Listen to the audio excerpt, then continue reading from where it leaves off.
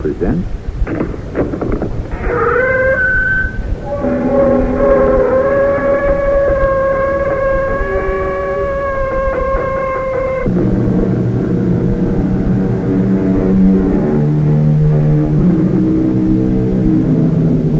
Come in. Welcome. I'm E.G. Marshall. The young soldiers fret and worry about the bullet that has their number on it. But it doesn't bother the old soldiers at all. They can feel fatalistic about and resigned to the bullet that has their number. The one that really worries them is the bullet that's labeled, "To whom it may concern." Don't come near me. Rebecca, what are you saying? Keep away. But I love you. Leave here. No. But we're going to get married. Go away before I cause something terrible to happen. Oh, darling, how can you cause something terrible? Believe me, it will be horrible. A fire. Rebecca. A flood. What do you say? An earthquake. Listen.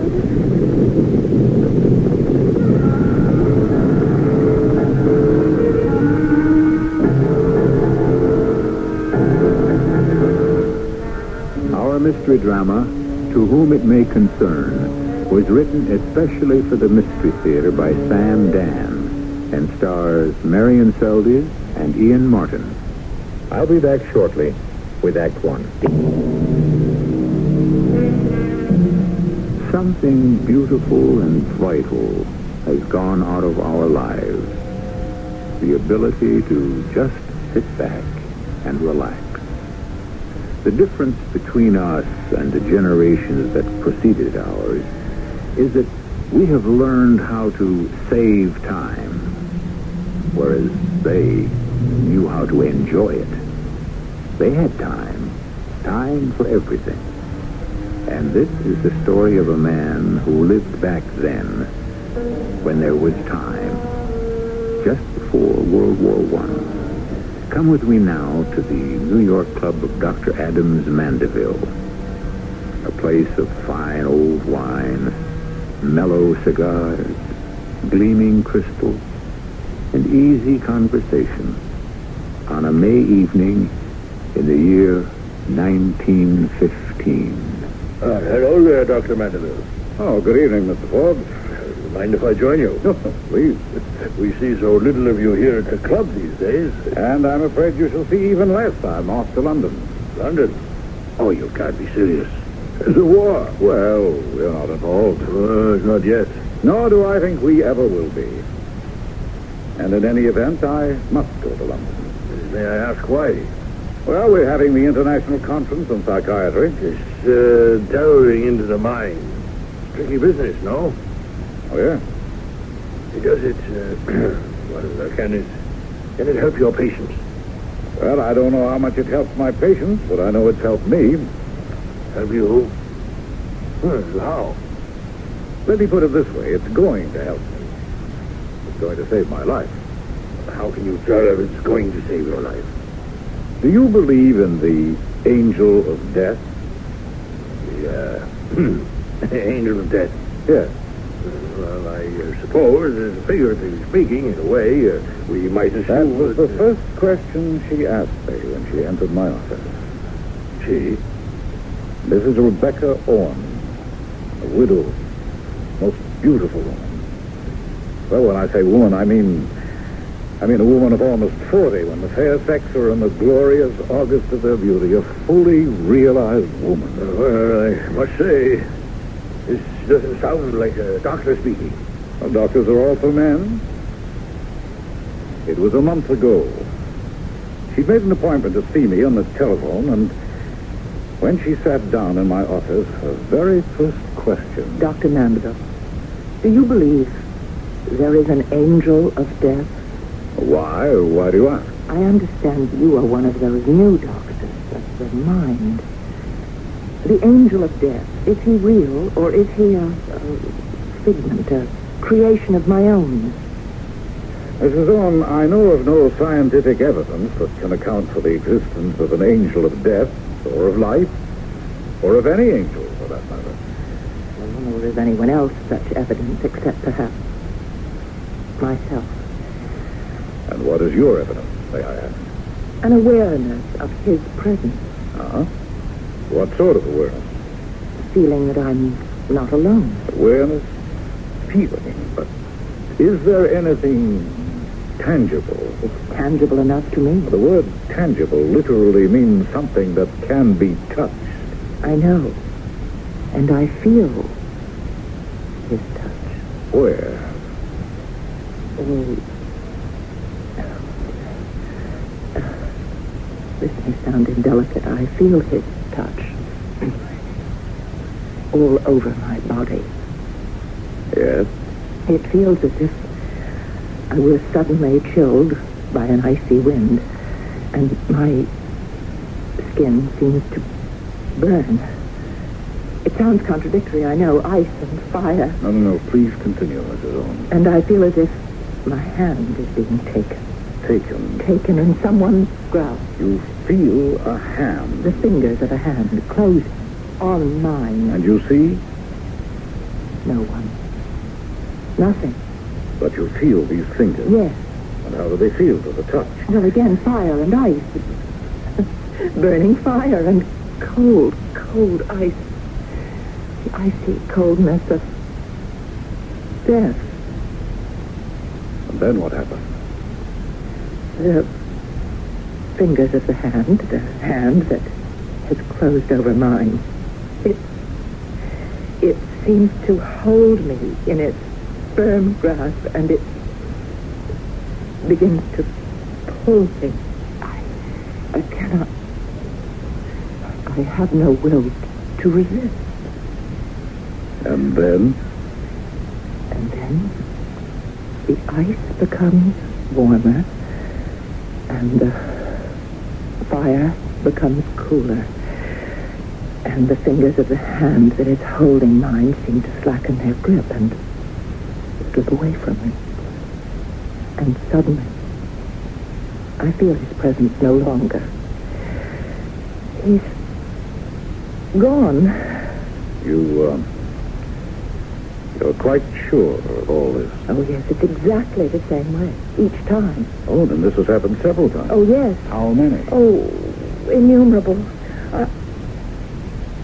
I have a theory. Would you like to hear it? Oh, yes, please. He wants me. Well, you might say if he exists, he wants all of us. When our time comes. But I think my time has already come.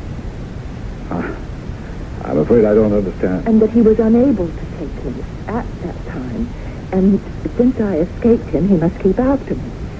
And it becomes more and more difficult for him each time. And so he tries harder and harder. And yes, Mrs. Holmes. I've never been able to say so much to any doctor. Most of them would give me pills for my nerves long, long before I could get this far. Well, I promise to hear you out. Well, it's about all. Except that they keep getting worse and worse. What keeps getting worse and worse? The disasters. So many people die. And it's because of me. He doesn't really want them. He wants me. And the reason they die is because they just happen to be there. Yes? Why do you say yes? Do you know what I'm talking about? Do you really understand what I'm saying? Mrs. Owen, did you have a happy childhood? Why do you ask? Well, in psychiatry, we begin with the child. Well, that makes sense. Yes. Well, it all began with my childhood. That was when he first came for me. When who came for you? Well, who have we been talking about? The angel of death. Oh, yes, of course. And that's when I felt his grasp for the first time. It happened when I was 5 years old. We were living in Johnstown, Pennsylvania. Johnstown, Pennsylvania. Now, that name seems familiar. I'll never forget. I was in the kitchen of our house, We had a farm, a big farm, about 500 acres. And I remember there was an argument. Mama and Papa were having a fight. It was about the South Fork Fishing and Hunting Club. These were the very wealthy men who owned the property where the dam was located. Now, Mama, be reasonable. Be reasonable? Have you lost your mind? No, I haven't lost my mind. What's more, it's a found $100. Well, I don't want that money. You post the no hunting signs this year like every other year. Mama, it's just for 10 days, and the only ones who'll be allowed to hunt are members of the club. Look, I won't have people tramping all up and down the property, firing off guns every which way. Mama, these are all millionaires, rich men. They have a lot of respect for private property.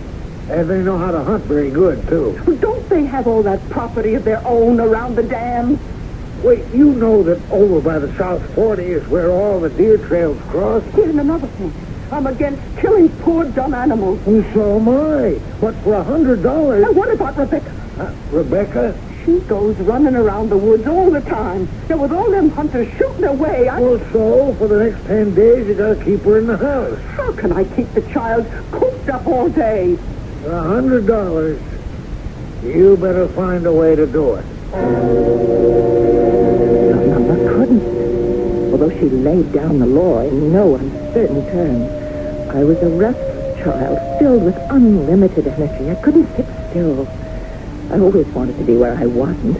And so, one afternoon, when Mama stretched out for her nap, I was just out the door, running through the woods, happy the way only a child can be.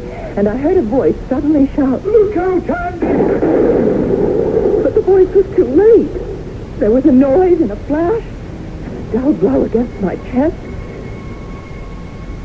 That was the first time I felt the icy cold and burning hot fingers close about my hand, and the gentle pull that urged me forward. And I heard a voice. Good Lord, Andy, you killed her. Look at the blood. The bullet went right through her chest, through her heart. Oh, she must be dead.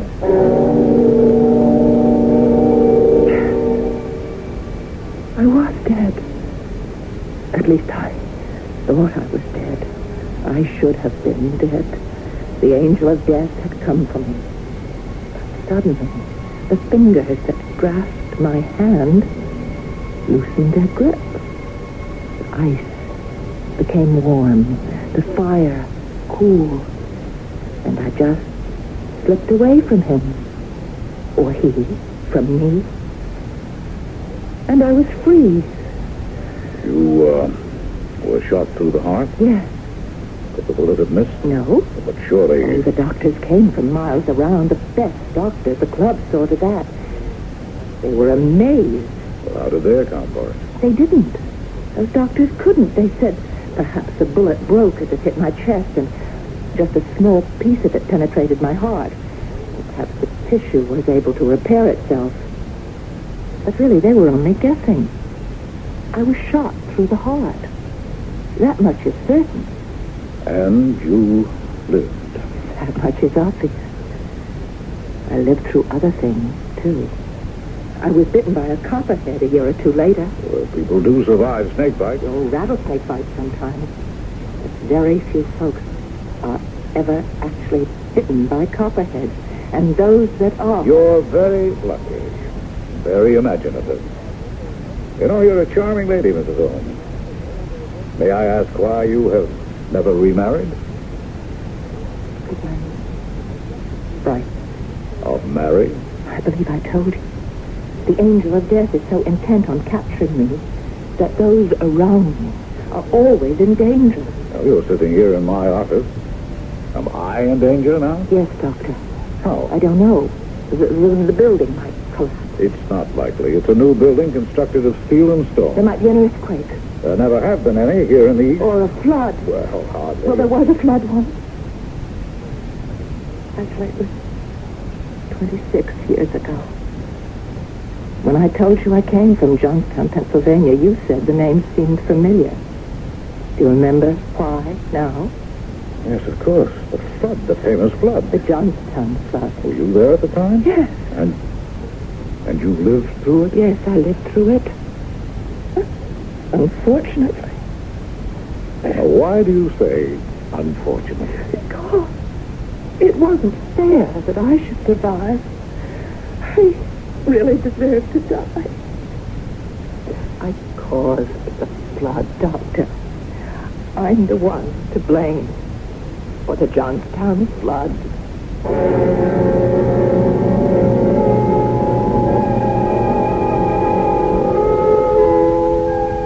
The Johnstown flood, May 31st, 1889. The dam across the Connemore River had become obsolete and inadequate.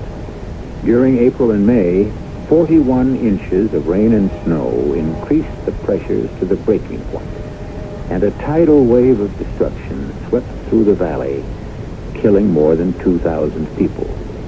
This is the historical fact. Now, if Mrs. Rebecca Owens has other information, we owe her the courtesy of a hearing in Act 2.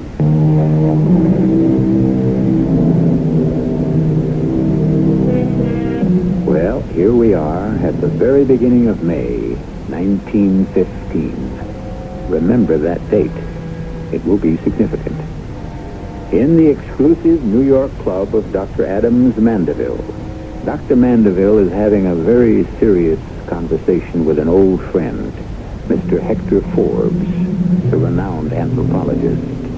Mr. Forbes is having difficulty believing what Dr. Mandeville is telling him. Yes, my dear Mandeville, I remember the Johnstown flood. There are people who can be held responsible. But surely your patient, this Mrs. Rebecca Owen, no, she couldn't be one of them. But according to her story, She mentions the South Fork Fishing and Hunting Club. Now, it was a group of millionaires who had bought the land from the state. The dam was located on their property. They refused to spend money for any repairs, and the people of Johnstown didn't believe that there was any real danger either. So there's blame enough and to spare for everyone. And yet, when she talks, you can believe anything she tells you. You can believe anything she says. You haven't fallen for this lady, have you? As a matter of fact, I'll get to that. I tell you this story because I have a very important question I want to ask you. Fire away. Oh, you'll have to hear the rest of the story. Oh, yes. Especially why she thinks she's to blame for the Johnstown flood. That's what I asked her. The flood was on my account. But why? It was the only way the angel of death could get me. A bullet failed. The bite of a poisonous snake failed. And here was a way that couldn't fail. Or so it seemed. Oh, poor Philip Dumont, my first beau. I was 15 and I was in love. The way you can be in love when you're 15. We were out walking. It was the last day of May. Beautiful afternoon. What time is it, Phil? 10 minutes after 4. Why? I would like this moment to last forever. This is the supreme moment. This is the happiest moment of my life. Of mine, too. Everything's so perfect. What's that? Thunder, most likely. Thunder doesn't sound like that. Sure it does. No, it doesn't. You hear a loud peal of thunder, and then it fades, and then you hear another. It's getting louder. Rebecca, look. No! It's a wave. It's water. It's high as a house. There's a mountain. It's coming at us. Run, Phil, run! Run, where? It's going to drown us. It's burning his hand, his icy hand. The angel of death is holding me. He's holding me. He's holding me, Phil! No escape. An enormous mountain of water traveling at breakneck speed was sweeping everything in its path. Rocks, trees, animals, houses. Nothing could live that stood in its path. But somehow, I lived. I don't know why. don't know how. I was surrounded by hundreds of the dead. But I survived. Once again, the fire became cold and the ice warm. And his fingers fell away. Why? I don't know. Poor Phil. He was with me. And more than 2,000 of us. Was it my fault? No, of course not. And how do you explain the fire? The fire? The fire in Chicago. That was only 12 years ago. That dreadful conflagration in the Iroquois Theater. Oh, yes, of course I remember that. We'd moved to Chicago. Mom and Papa had survived the flood only because they'd gone to Pittsburgh to visit my grandmother. So there was nothing left for us in Johnstown, and Papa was offered a job at Chicago. Didn't matter to me. After the flood, I was like one in a dream. I just stayed in the house, in my room. I went nowhere. I saw no one. Oh, Papa, you must do something about that girl. Me? Well, she won't listen to me. Well, then take her to a doctor. Oh, hasn't she seen enough doctors? Well, what do you want? She'll be 28 years old. Make it 30. It's even worse. She'll spend the rest of her life this way, an old maid. Some girls, they don't get married. It's their fate. Well, it's not going to be her fate. You have to fight it. Get your coat and hat, young lady. Papa, You can't shut out the world forever. We're going to the theater. I don't want to. You know why? Because it's medicine. The pills you get from the doctors don't help, so I know another kind of doctor. His name is Eddie Foy, and his cure is a good laugh. But I'm not in the mood. You're going to turn down a chance to see Eddie Foy and Mr. Bluebeard? You know how hard it was to get tickets? Please, Papa, No. Up, out. He was right. The minute I stepped into that theater, a great weight seemed to disappear from my heart. I felt youthful and carefree. The music, the dances, the jokes. I was laughing and applauding, and then suddenly, in the very midst of it, at the very height of it, I felt the fingers of my arms, the icy fingers, the burning fingers. And I said, no, what do you want with me now? What will you do to me here? Please. And then I heard the most dreadful cry in the world in the theater. Fire! Almost a second. There was a deathly stillness. And then there was a panic. More than 2,000 well-dressed, civilized people were transformed into raging, mindless, stampeding animals. And when it was over, finally, almost 600 were dead. Yes, I read about it. The fire actually did very little damage, I recall. Most people were trampled to death. Papa died to save me. He saw we couldn't make it to the exit, and so he protected me with his body. I'm sorry. Papa left the world, but I came back to it. Mama became ill, and it was up to me to support us. I learned how to use a typewriter and to write in shorthand, and soon I secured a position as a secretary to a Mr. Walter Owen, who was middle-aged, very proper, but kind, most generous employer. Mama became better, but she was quite sad. I'll have some soup now. Mama, you're crying. No, I'm not. Rebecca, I do want you to have a life of your own. I'm content. But you'll never have a husband. You'll never have children. I don't want anybody close to me. Rebecca, that's not natural. Please, let's not talk about it. But a husband, children, they would make you happy. Yes, Mom. Very happy. But I couldn't make them happy. Why not? Because They die. They die young before their time. What are you saying? Nothing. I don't want to talk about it anymore. We plan our lives, but it isn't we who decide our destiny. The ordinary give and take of daily living wears us, shapes us, changes us, and we may not even be aware of it. One morning, Mr. Owen asked me to come into his private office. Miss Randolph, you have been my secretary for 5 years now. Yes, sir. I have never seen a more devoted, conscientious, and efficient person. Thank you, sir. I find, Miss Randolph, that I would be lost without you. You are a treasure. Oh, really, Mr. Owen? No. A treasure is something that a man must guard securely. If you were a stock or a bond or a bill or a jewel, I would shut you up in a vault, lest you be lost or stolen. I'm not sure I understand. Miss Randolph, will you marry me? Marry? Yes. We could be quite happy together. Oh, but Mr. Owen, I'm not in love with you. Oh, no, we are not children. Love to us is not a sudden, intoxicating adventure. We can marry without it. Marry without love? Yes. Marry without love at first.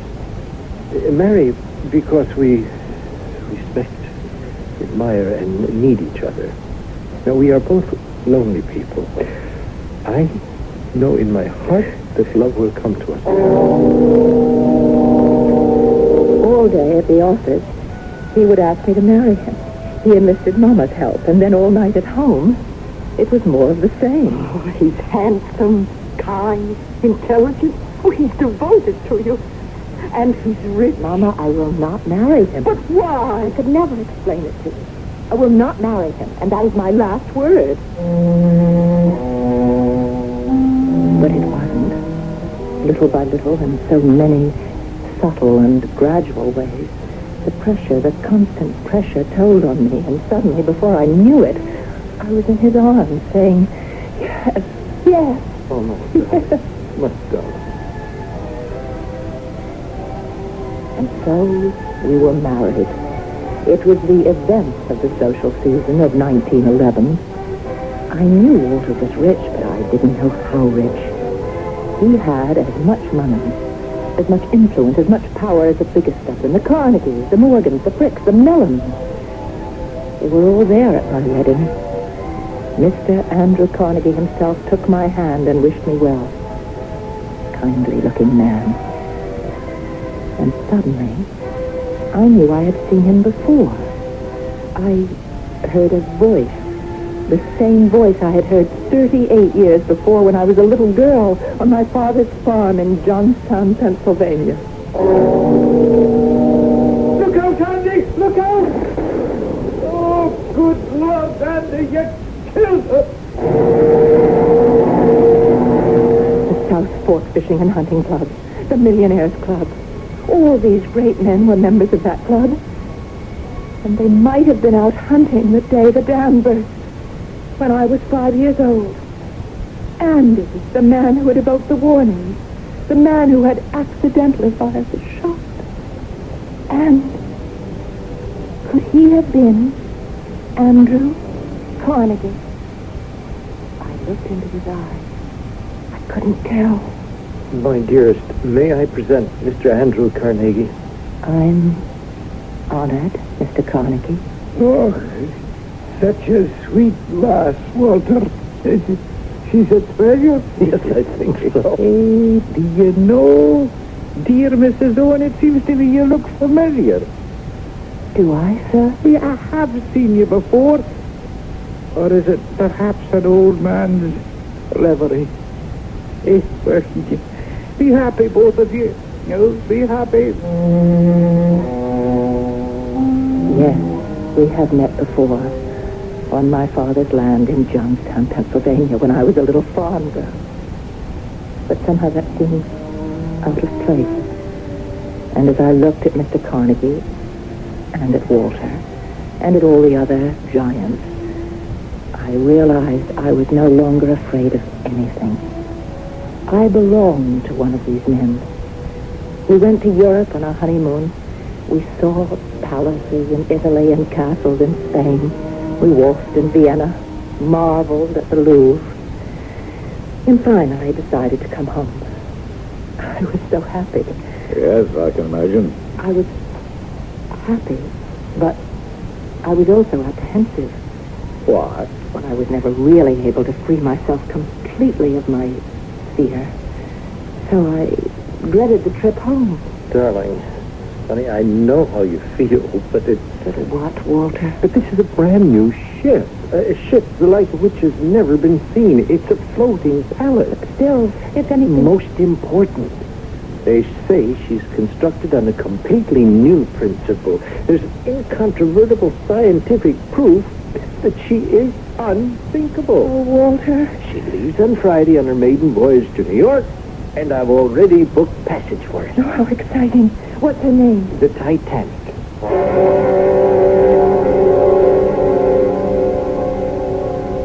On April 15th, 1912, a minute before midnight, the Titanic struck a killer iceberg some 2,000 miles from New York, with the loss of some 1,500 lives. Among the casualties, now I shall have to stop this business of anticipating the story. We still have a third act.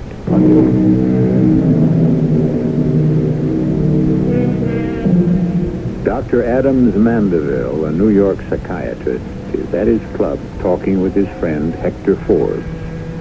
The subject of the discussion is, as you know, his patient, a woman named Mrs. Owen. And what can we say about Mrs. Owen other than she must be the victim of the most extraordinary string of coincidences in history? Are we perhaps, Doctor, in some psychic area? Is it possible she is not a human being? No, she's human, completely human. Human and lovely. She continued to see me over a several-week period.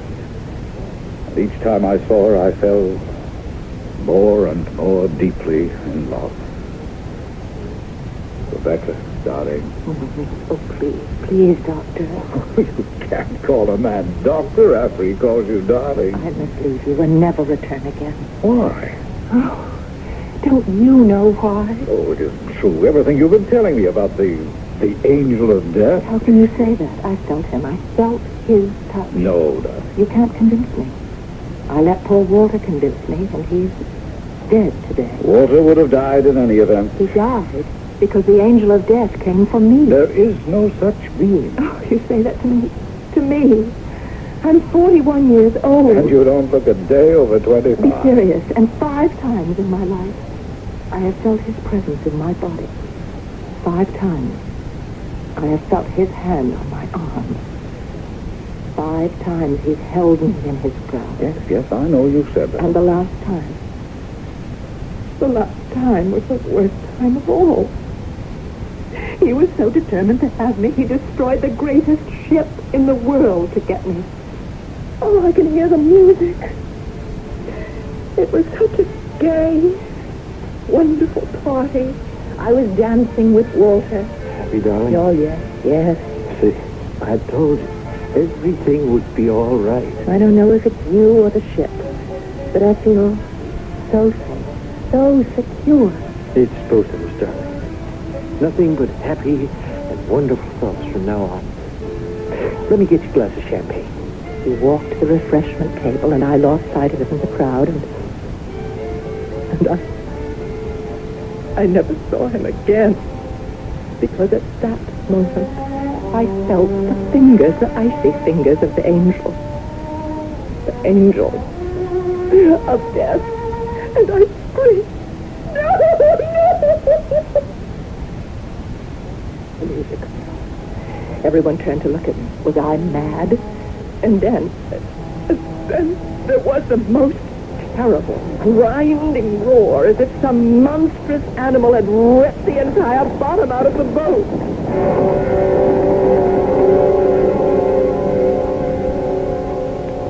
The next thing I remember, I I was on board the rescue ship, Carpathia. But 1,500 others had died. And Walter. And Walter had perished. And now you tell me it isn't my fault. Yes. How? All the evidence proves nothing. Oh, listen to me, my darling. Let me tell you what this is. It's the law of averages. Oh, that's not good enough. The touch of the angel of death. It was real. Well, of course it was real. Then you agree. It was real to you. Oh, my darling Rebecca, we're only now beginning to understand the mind, to comprehend its fantastic complexity. Then why was it real? Because you wanted to be punished. Punished for what? For disobeying your mother.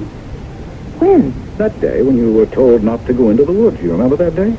That day when you were 5 years old and your mother took you aside and... What was it she said to you over and over again? She said... You are not to go into the woods. You are not to leave the house. If you disobey, you will be punished. Severely punished. Punished. Punished. That's right. Punished. Punished. Punished. But you did disobey, didn't you? Yes. And Rebecca, you were not punished. And then, because you were almost killed, you were rewarded. You were fussed over and coddled and spoiled. Yes. And all the time you knew that you were to blame. You remember the face of the man who'd shot you. You could see his agony and his anguish. No. This is necessary, dear. You look for death. You seek him out. You court him. You spin fantasies about him. Oh, darling, there is no angel of death except in romantic mystery. But I... Face it, your whole world will be changed. I never looked at it that way. Oh, my darling. We'll go to England on our honeymoon. I'd like you to meet Mama. Oh, well, of course. Could you leave now? I bought Mama a house in Ossining. It's up on the Hudson River. Oh, let's tell her. Today. Well, certainly.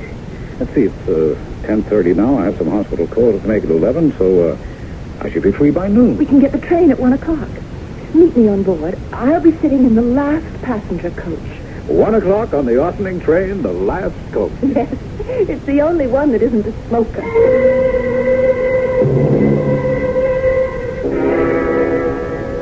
That was 2 weeks ago, Forbes. Well, evidently you made the trip in good shape. I see you're here and none the worse. You don't know what happened 2 weeks ago on the railroad. You see, I was delayed at the hospital, and when I arrived at the station, the train had already pulled out. You missed it, yes. Yes, and the train had traveled some 25 miles to a place called Tarrytown when there was an accident. No, don't tell me. Yes, some switching instructions had gone wrong, and an express train plunged into the rear of the Ossining local. The rear car? It was completely demolished. There were 5 passengers, 4 were killed immediately. But the 5th, Rebecca, suffered only from shock and a very few superficial bruises. He exists. He is real. He came to me again. He came looking for me aboard that train. He came for me. I felt his hands, his fingers. The fire, the ice. You mustn't make fun of me. What I say is true. Of course it's true. Don't humor me. It is true. Do you mean that? Yes. And the angel of death exists. I'm very much afraid he does. Then it's over.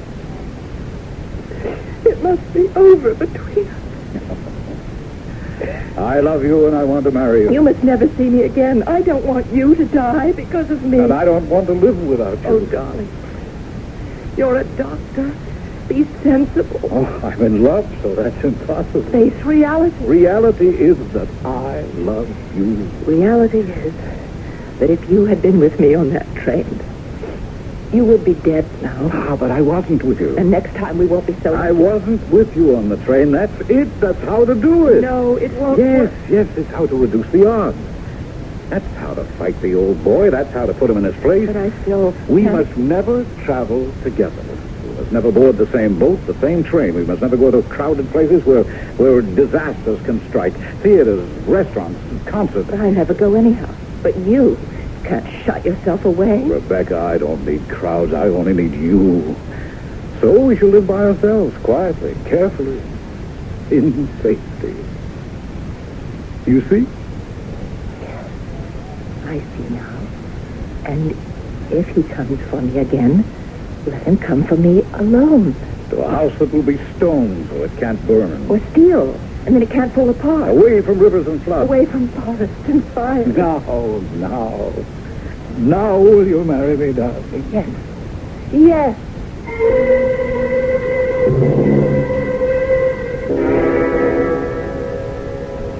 Rebecca and I were married the day before yesterday. Well, congratulations. Well, how does it happen you're not off on your honeymoon? Oh, we're going to London, where we shall also take in the conference.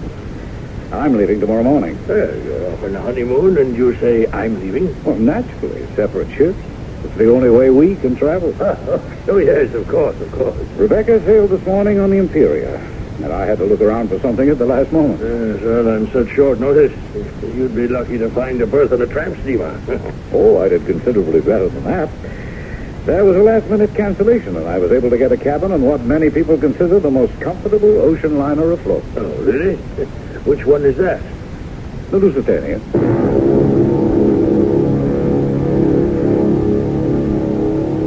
The Lusitania, on May 7th, 1915, at approximately 2 p.m., the German killer submarine, the U-20, fired its torpedoes into the Cunard liner Lusitania. The ship blew up and sank almost immediately.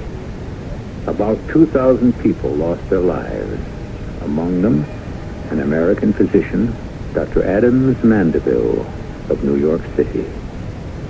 I shall return in just a few moments.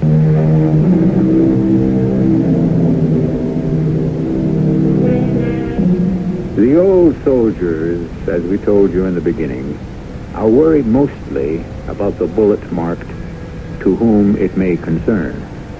That's because they know something few of us pause to consider. They realize how unpredictable is fate, how random is chance, how impersonal is providence, how hard it is to live, and how easy to die. And if life perplexes and puzzles you, take comfort. No one has been able to figure it out yet. Our cast included Marion Seldes, Ian Martin, Bryna Rayburn, Bob Dryden, and Earl Hammond. The entire production was under the direction of Hyman Brown. This is E.G. Marshall inviting you to return to our Mystery Theater for another adventure in the macabre. Until next time. It's coming up to 11 o'clock on KOIN in Portland. CBS News is next, and then, of course, the Radio Mystery Theater. CBS News. President and Mrs. Ford are preparing to leave Washington for a 10-day trip to Europe. This is Doug Poling reporting on the CBS Radio Network. While in Helsinki, Finland, Mr. Ford will sign the treaty that came out of the 35-nation European Security Conference. Critics claim the agreement gives tacit recognition to Soviet domination of Eastern Europe. But the president insists America is giving away nothing and is getting Soviet pledges of more freedom for the nations of Eastern Europe. President Ford has another serious foreign policy matter on his hands right now. Turkey has ordered suspension of operations at U.S. bases in that country. The Turks are angry because the U.S. House of Representatives turned down the administration's request to resume arms shipments to the Ankara government. The president has now asked the House to reconsider its action. He said closing American bases in Turkey will work to the detriment of critically important U.S. security interests. House Republican leader John Rhodes was critical of his colleagues who voted to continue the embargo against Turkey. This is about the result that one can expect when 435 members of the House of Representatives try to become Secretary of State. no legislative body in the world was ever designed which could conduct foreign policy. I think it's a shame and a tragedy that two nations which have been as close as ours, our nation and Turkey have been, should have a parting of the ways over a really collateral matter. House Republican leader John Rhodes. More news in a moment. Are you an unpublished author? Do you have a book-length manuscript ready or almost ready for publication? Or do you know of anyone else who is an unpublished author? If so, Vantage Press invites you to write to a leading New York publisher for a free illustrated brochure titled To the Author in Search of a Publisher. It explains how you may have your manuscript printed and published in a matter of months. Just write to GPO Box 1414, New York, New York. Whether your subject is fiction, non-fiction, poetry, or even scientific, specialized, or controversial, this 52-page brochure shows you how to arrange for prompt publication. To get your copy, write to GPO Box 1414, New York, New York. That's GPO Box 1414, New York, New York. If this is your first book, you'll find this free brochure especially valuable and informative. Write to GPO Box 1414, New York, New York. GPO Box 1414, New York, New York. The Apollo astronauts have had to delay their return to Houston. They're confined to sick bay in Honolulu. David Dow has a report. Doctors who have been treating the 3 Apollo astronauts for lung irritation say it will likely be Monday or Tuesday before the 3 can leave the Tripler Army Medical Center and fly home to Houston. Doctors emphasize that astronauts Stafford, Slayton, and Brand are in stable condition, in good spirits, and feeling well. But they said 3 days, sometimes less, was usually a minimum amount of time to observe their condition to ensure it did not progress. We're very optimistic, said Dr. Peter Bartoloni, Chief of Medicine at Tripler Hospital, adding that there's no indication so far that the mild lung irritation will lead to a chronic condition. The doctors suspect but aren't sure that the 3 men inhaled byproducts of combustion and some nitrogen tetroxide during the descent of their spacecraft Thursday. And they want to make sure that doesn't lead to pulmonary edema, fluid in the lungs, which could take several days to develop. The physicians have ordered the astronauts to remain in bed much of the time while under observation, allowing calls to their families. David Dow, CBS News, Honolulu. 22-year-old Stephen Smith has been released unharmed after being held for 67 days by rebels in East Africa. Officials at Stanford University, where Smith is a student, announced he's been freed by rebels in Zaire. Smith and 3 other students were abducted May 19th at a camp in Tanzania. The others had already been freed. A Stanford professor involved in the negotiations for the release of the students said it was mutually agreed upon that the terms of the release remain secret. In Portugal, the armed forces rulers have announced creation of a 3-man panel to run that nation. The Troika will be made up of the nation's security chief, its premier, and president. Inclusion of communist-oriented Prime Minister Vasco Gonçalves is seen as a serious setback for the moderate forces in Portugal. Now this message. I'm standing at a drug counter looking at hemorrhoid medication labels. This one contains only petroleum jelly, a lubricant that soothes. This one, Preparation H, has more and does more. Preparation H not only brings prompt temporary relief in many cases from occasional pain and itch, but very importantly, Preparation H actually helps shrink swelling of hemorrhoidal tissues caused by inflammation. Yes, Preparation H goes beyond soothing, has more, and does more. Ointment or suppositories, use only as directed. Hearts wants to round up every roundworm in town and run them out before they run your dog down. Roundworms can strike your dog or cat. Get rid of them safely with the Hearts once-a-month wormer. Add it to your pet's dinner every 30 days, and then it'll round up those roundworms and keep them away for good. Get Hearts once-a-month wormer at your favorite store and help your dog to be roundworm-free evermore. The Hearts once-a-month wormer for dogs and cats. In Raleigh, North Carolina, jury selection has been completed in the murder trial of Joanne Little, a black woman accused of murdering a white jailer in her cell. The judge also refused a request by the defendant to act as her own co-counsel. Testimony in the case is to begin Monday. This is Doug Poling, CBS News. The president of the Oregon Board of Higher Education, John Moser, said today he will resign next month. The Forest Service says the Lost Lake fire south of Hood River has been contained at about 110 acres. The fire broke out yesterday near Tye Valley. Some 300 men fought the blaze. Former Oregon Governor Tom McCall says he might take the job of Secretary of the Interior if it is offered to him, but that he doesn't expect it will be. The incumbent, former Wyoming Governor Stanley Hathaway, has resigned for health reasons. A self-contained water purification plant has been purchased by Crater Lake National Park. The plant can purify 80,000 gallons of water a day. It is needed because of severe pollution in the park's main water supply. Hundreds have become ill as a result. The park has been closed, and there is no word on when it will be reopened. Oregon Attorney General Lee Johnson says nativity scenes cannot be displayed in public schools at Christmas time. He says the display and the required school attendance is a violation of the doctrine of separation of church and state. 30 off-duty prison guards were called up today after reports of unrest at the Oregon State Prison. The guards were sent home after the 2 men believed responsible for the problem were isolated. Warden Hoyt Cupp said he called the extra men as a precautionary measure. The body of a 16-year-old Warm Springs youth was found today on the Oregon State University campus. He died of head injuries after falling from a 12-foot-high concrete wall. He was identified as Bruce Berry, a participant in the school's Upward Bound program. The Legislative Emergency Board has approved a University of Oregon proposal to add 1,400 seats to MacArthur Court on the university campus. The $250,000 project will be paid for by private funds. Donors of $250 will be guaranteed the right to buy a coveted season ticket. Most University of Oregon basketball games are sellouts. Donors would get 1,000 of the seats, while 400 would be reserved for students. The weather for Portland, Vancouver: fair tonight, sunny and hot Saturday and Sunday. Lows in the upper 50s, highs 90 to 95 degrees. Northwest winds at 10 to 20 miles per hour, decreasing at night. Chance of measurable rainfall 0 through Saturday. The temperature right now in downtown Portland stands at 70 degrees. That's KOIN News to 11:08. I'm Bill Garrity. The CBS Radio Mystery Theater presents...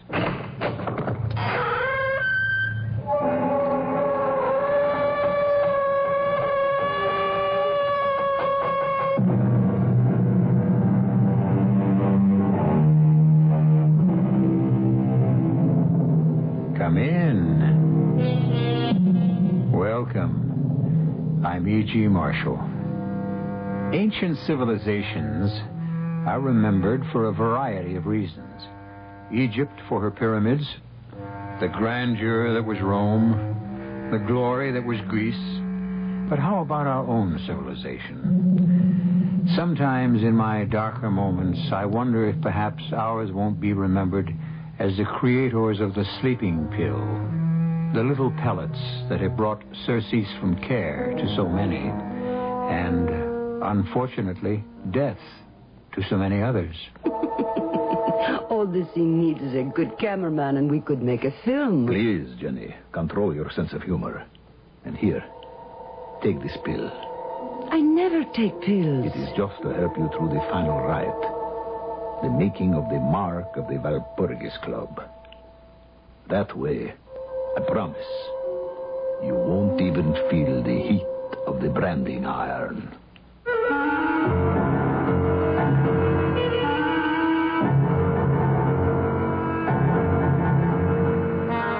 Our mystery drama, Woman from Hell, was written especially for the Mystery Theater by Murray Burnett and stars Joan Lovejoy.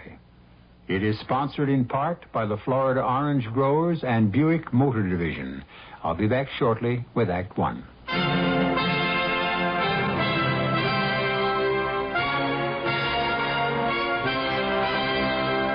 In God we trust.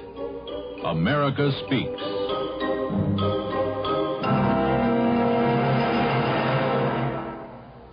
Thoughts from Helen Keller. I have 4 things to learn in life. To think clearly without hurry or confusion. To love everybody sincerely. To act in everything with the highest motives. to trust in God unhesitatingly. I long to accomplish a great and noble task, but it is my chief duty to accomplish humble tasks, as though they were great and noble. The world has moved along not only by the mighty shoves of its heroes, but also by the aggregate of the tiny pushes of each honest worker. Presented by the Catholic Communications Foundation. Do you think a computer programmer needs the use of his legs? New York University doesn't. They hired a man who's almost totally paralyzed.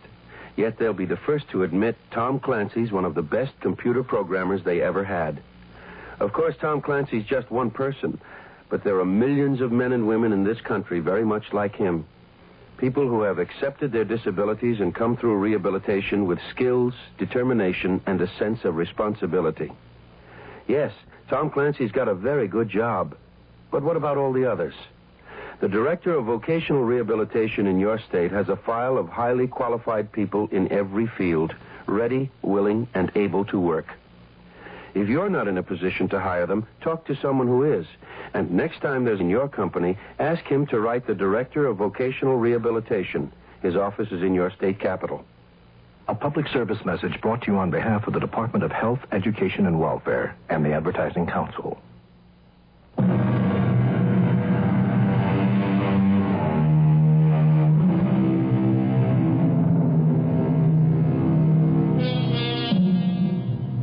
Suicides always rate a few lines of newsprint. But every newspaper headlined the shocking and totally unexpected death of the legendary superstar Jennifer Grinnell from an overdose of sleeping pills. The question on everyone's mind was, had this fantastic woman taken her own life?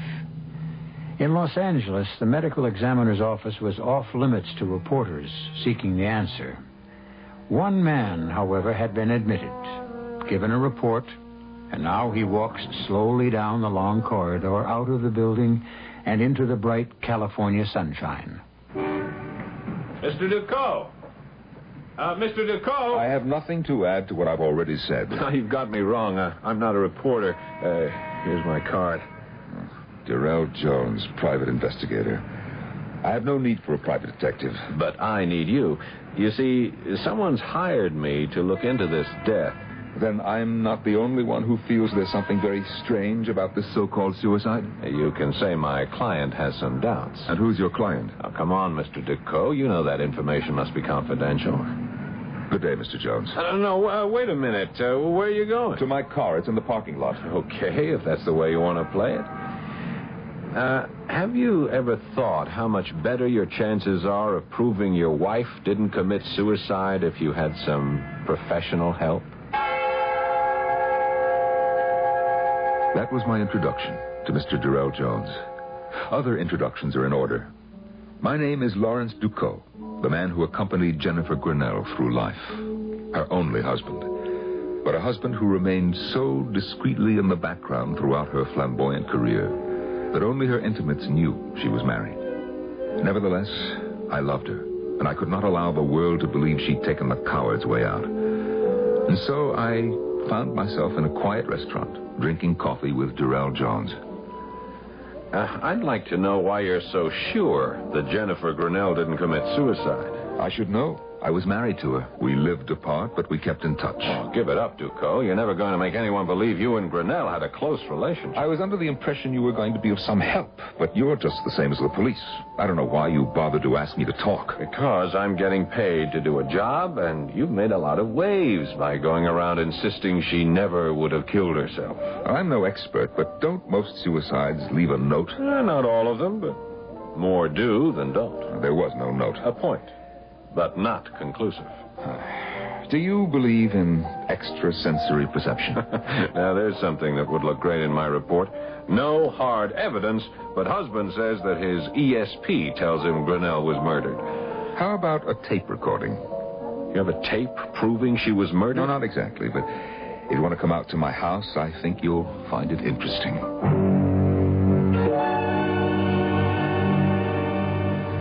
Okay, where's the tape? Let me explain. I can't afford servants, so I had this telephone answering tape installed. And since Jenny and I spoke frequently, I've kept a tape recording of every phone call. Very clear. 10 days ago, I called her. Here's the call. Here are her words.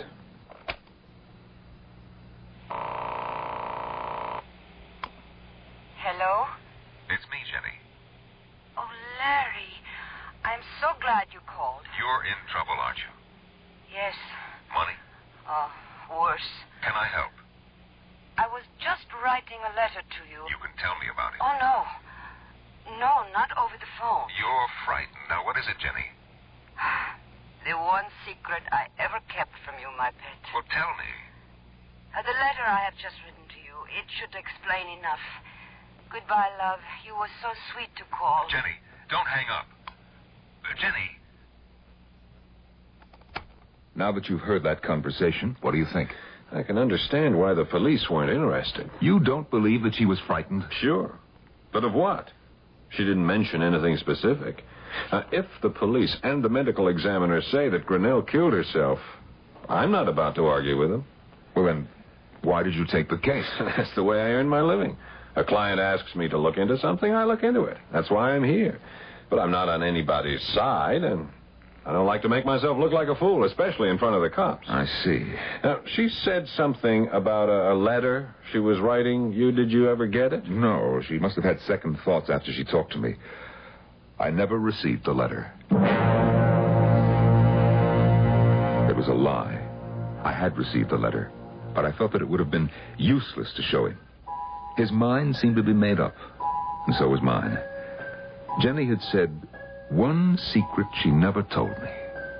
Because I felt that Jenny's secret lay in her past, I went to the man with whom she'd had her longest and closest relationship, the spectacularly successful novelist, Bruce Brown. He was working at his latest retreat, a remotely situated house on the Greek island of Samos. You're here about our girl. How can I help? Well, first by telling me whether you think she committed suicide. Hell no. That's why I hired a private detective. By the name of Durrell Jones? That's my boy. Has he been in touch? Yes, he has. And? He thinks she did it. Does that make you change your mind? Well, it bothers me. Jones is good. Who would want Jenny dead? Bruce, she was scared. Scared? Our Jenny scared? Our Jenny. Hey, look, do I catch a whiff of jealousy after all these years? Come on, shall we stick to the subject? Right after I tell you something. If you don't mind, Bruce, I think It'll only take a minute. Now, you know when I first met Jenny, and you know how I fell for her. But what you don't know is that I proposed to her. You know what she said? Not only what she said, but how she said it. She told you? She didn't have to. I know the routine. She opened those violet eyes wide, and in her best ingenue voice said, "But I am married." Yeah, well, what you don't know is that I asked her to get a divorce. She refused. Welcome to the club. You say she was scared. What was scaring her? I received this letter, postmarked the day of her death. Shall I read it to you? No. Yeah, let me. Dear heart, there is no way you will make any sense out of this letter. But I do not see any other way. If 1 week after you receive this craziness I am still alive, you will destroy it and forget it. If something should happen to me, then you will make your own decision. Yes, I am afraid. Of what? Of a mistake I made back in the days of innocence. I never told you, but now it has come back to haunt me. But I also have another secret. I kept a diary. A diary? Jenny, a diary like any schoolgirl. I don't believe that. She's putting you on. Now, finish the letter and then we'll talk. I have written both too much and not enough. But for your own dear sake, I warn you, trust no one. No one. Adieu, Jenny. Well, what do you think? I think if this letter had been written by anyone but Jenny, I'd say it was a woman who was going insane. But with Jenny, Well, there's no question she was scared. And fear... Well, fear is just the wrong emotion to associate with Jenny. If we think that way, we're not going to get anywhere. Well, where do we want to get? I want to get whoever killed her. You think we can? She has the answer in her diary. Do you know where it is? I have an idea. Excuse me a moment. Yeah? Bruce, this is Jones. Yes, Jones. You got something on the Grinnell case? Look, I'm calling to tell you that there is no case. The dame took an overdose of sleeping pills, period. There wouldn't have been any talk at all if it weren't for her husband. He made news just by turning up. Very few people knew that she was still married to him. Well, did you talk to him? Oh, sure. I even listened to a tape of a phone conversation he had with her, but that just proved she was upset. Larry, did you show Jones the letter? No. Hello? Hello, you still there, Bruce? Yes, I'm still here. Oh, look, I haven't got a single clue that points anywhere except to suicide. Okay, you've made your report. I want you to stay on the case. For how long? Until I tell you to quit, or until you tell me you're quitting. Okay. You're paying a hell of a price for what I think is plenty of nothing. I understand. You keep pitching, and I'll keep the money coming. Bye. Well, you heard, Larry. Yeah, I heard. He's convinced it's suicide. I'm glad you didn't tell him about Jenny's note. Well, I didn't because you didn't, and come to think of it, why didn't you? Because Jenny specifically wrote for me not to trust anyone. But you've already disregarded that bit of advice by telling me. What Bruce Brown said was true. But I hadn't told him everything. I hadn't told him that Jenny's favorite song was La Vie en Rose. Or that I felt Jenny was trying to tell me something about the diary and how to locate it. That's why I stood on the cobblestones outside Rene Pergamo's florist shop on the Rue Clichy just 2 days after I talked with Brown. Rene's window, with its usual bounteous and beautiful display, brought back memories. And as I stood there, Rene himself came rushing out. Monsieur Ducot, monsieur, may I express my condolences and shock at this sad news. When I heard, I could not believe. I know, Rene, thank you. Come inside. You're most welcome, mon ami, and expected. Expected? But of course. A few days ago, this little package arrived from Madame, addressed to you and marked, hold for arrival.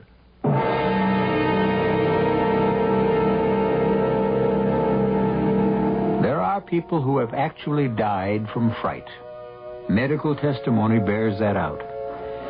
The question in our tale seems to be, can fear actually drive a person to take his own life? A logical answer would be, some people. But would a woman like Jennifer Grinnell be driven to this act of desperation?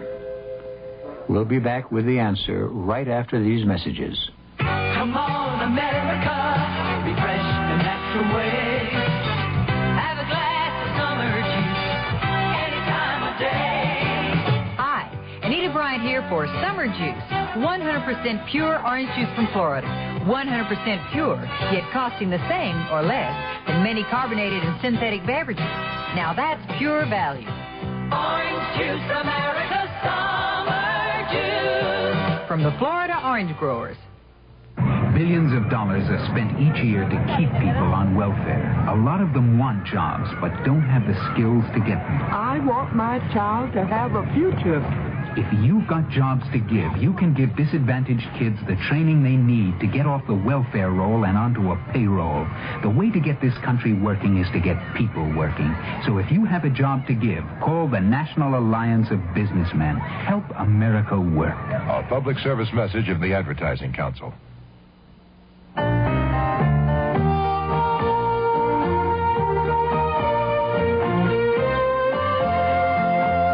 I think it was the first time I can remember really going fishing with my dad. I'm sure I'd been with him before, but the first time I really remember it was wading downstream with him in an extra big pair of wading boots as he felt his way very surely along the stream bed, and I shakily held onto the willows, and we found a spot where my dad lifted his finger to his lips and said, "Shh, we don't want to scare the fish away." And then I remember that fish, the biggest fish I'd ever seen in my life, and it was on the end of my line. And my dad, boy, was he proud. I'll never forget that as long as I live. Give your children everything. Give them your time. A thought from the Church of Jesus Christ of Latter-day Saints, the Mormons.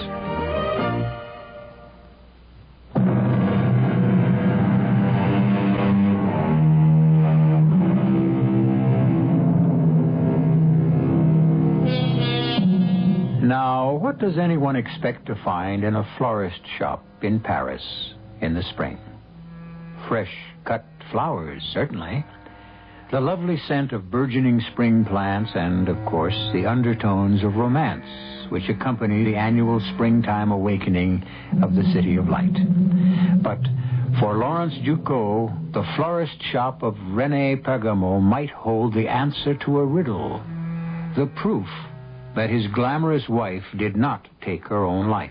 How long are you staying in Paris, Monsieur Ducot? Well, that depends, René, on what is in this package. Monsieur, let me assure you, if there is any way I can be of help. Well, that's very fine of you, René. Let me get the door for you.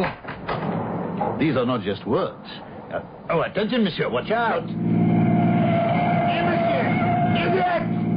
Oh, well, let him go, René. But I won't forget that I'm even further in your debt. You know, he really might have hit me. It was almost as if he were trying. That is our Parisian drivers for you. Hop in, Ducot, quick. Jones, what are you... Come on, or we're going to lose that car that almost got you. You know, you're talking like a man who believes that car really tried to run me over. It's a lot easier to believe that than your story that your wife didn't kill herself. Still, why would anyone want to rub you out? Because, perhaps, of this package. Ah, damn. Lost him. Now, what's such a big deal about that package? It's my wife's diary, complete up until the day of her death.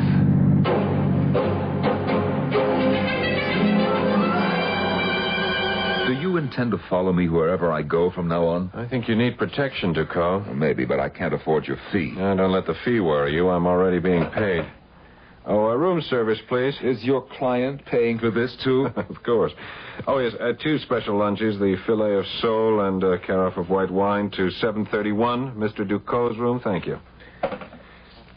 If you've really got your hands on her diary, it might change a lot of things, but somehow I never thought of Grinnell as the type who'd keep a diary. Yeah, well, for once we're in agreement, but...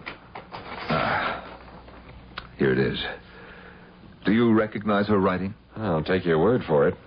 But before you start to read it, think. No one, not even you, suspected she kept a diary. Maybe there are some things she didn't want anyone, I mean anyone, to know. Jones, you're a fool. I was married to Jennifer Grinnell for 23 years, and I knew her a lot better than anyone guessed. We're not going to find anything in this diary she'd be ashamed of.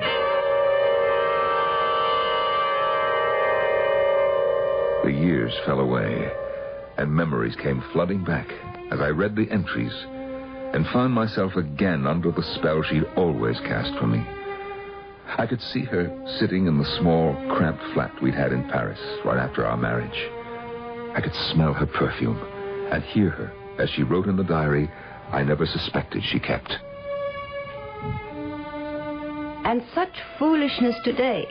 Mutsi, my agent who adores me, has made an appointment for me with Anton Krasuski for the lead in Woman from Hell.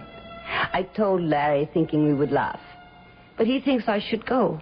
I told him I would, but I refused to make a fool of myself. Jenny, are you home? Larry! I will give you only one guess what we have for dinner. Did you go to see... But a small clue. It is heaven. Well, what about Krasuski? Did you like him? What did he say? Oh, he said I was a fat cow who would be fine as a milkmaid, but to play the lead in a picture as big as Woman from Hell... Oh, you're lying. Of course. I did not go. It would have only been a great waste of time. Yes? May I speak with Jennifer Grinnell? Who's calling? Who is it? Krasuski. Your waste of time, Anton Krasuski.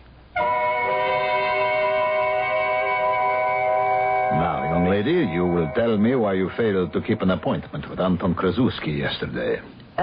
May I have a light, please? Do you want the part? Are you offering it to me? Here is your light. The part can be yours, depending. Depending? On how much you really want it. Why do you choose me, an unknown actress dreaming of a career, for the lead in the most important film of the year? Because I have seen your nightclub act. Because your insolence and your beauty are perfect for the part. Well, pardon me for being slow, but I thought there were other considerations. Only one. Join the Walpurgis Club. The Walpurgis Club. And what is that? A club of witches? Exactly. It was a desolate house in the country, lit only by firelight and candles, with weird music, and people drunk, not with liquor, but with some kind of frenzied belief in the magical power of the devil. As Krasuski took me through the various rooms, he watched, and then asked perceptively, You find this amusing? That disappoints you? Not at all. But I must warn you that this is literally playing with fire. With hellfire? A most exact description. And now I would like you to see the altar. The altar is impressive. But I was more impressed with the worshippers. They believed. And people who believe as deeply as they did can be dangerous. Krasuski was most cordial today when I again visited his office. It is my belief that you were born a witch. I only wish to reawaken your slumbering destiny, as I'm sure I can make the hidden fire in your eyes burst into flame with the proper caresses. No doubt. But just what plans do you have for me in the Walpurgis Club, if I should join? You will be a star. Believe me. The club has helped me in my career, and I know we can help you. I will do as I always have, help myself. What I was asking was, what does the club expect of me? Only to recruit members. And suppose I should fail? You fail? Unthinkable. But we are not monsters. As long as you sign the membership papers and are bound by our rules, you will find us most agreeable. Oh, you know enough about me to know that I like to make my own rules. Not in this game, Sherry. Not in this game. Ever. How can I tell Larry the truth? He smugly keeps reminding me that he was right about me getting the part in Woman from Hell. How I ache to tell him about the Walpurgis Club. But I cannot. And even if I did, he would just laugh and dismiss it as a silly joke on Krasuski's part. I must admit I felt the same, but there are certain things that worry me. As, for example, today, when we were rehearsing privately the scene where I show Karyu the tortures he will suffer in hell if he allows me to seduce him. No, it is all wrong. And how many men have you seduced, Anton? You will listen to me, because when this man takes you in his arms, he is doomed for all time. If you do not believe, how do you expect the audience to believe? This is your picture. And you are the woman I chose. A woman from hell would know. She would see immediately that this is a man who likes to suffer, who enjoys being tortured, so that he will have the best of both worlds. You in this, and eternal punishment in the next. You know this, and you are amused. I am not confused. Tell me, Anton, how do you know all this? Don't you know? I have a hotline directly to hell. I do not like it. I do not like it at all.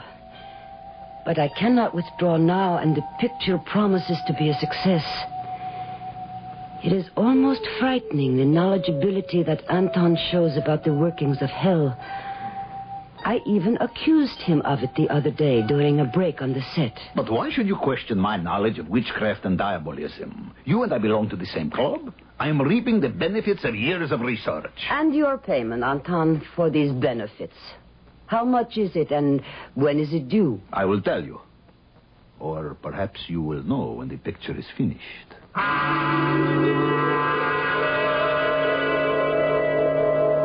I loathe fidgety men, and Anton has become extraordinarily fidgety. He has also become a bore about other men. He blames everything upon Hollywood and the Klieg-lit frenetic quality of our success. But this is nonsense, and he knows it. When are you seeing him again? You mean Bruce? You are forgetting an obligation to the club to which we both belong.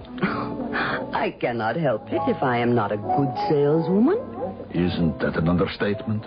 Your record is immaculate. Not one convert to the Walpurgis Club since you became a member. Remember, I warned you about the possibility of my failing. I remember. And now it is I who have to warn you. Either Bruce Brown becomes a member, or you will suffer severe consequences. They overestimate my influence on Bruce. They know just how infatuated with you Bruce is, and you have never really believed, have you, Jenny?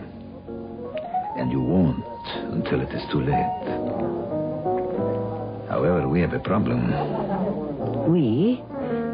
Do you mean you, the club, or me? All of us. You remember Jacqueline Fournier? Of course. Then you may also remember that she was announced for the part that I gave you in Woman from Hell. Must we go through this ancient history? I am afraid we must. You see, she has heard rumors about the Walpurgis Club. And she threatens to do a whole expose, claiming you got the part through witchcraft. Let her. The club does not think that would be wise. Then let the club stop her. That is just what they intend to do. Fournier can be appeased. With your influence, you could get her a part in a picture and she would be happy. I do not pay blackmail. I told them what your answer would be. But, Jenny, for your own sake, get Bruce Brown to join the coven.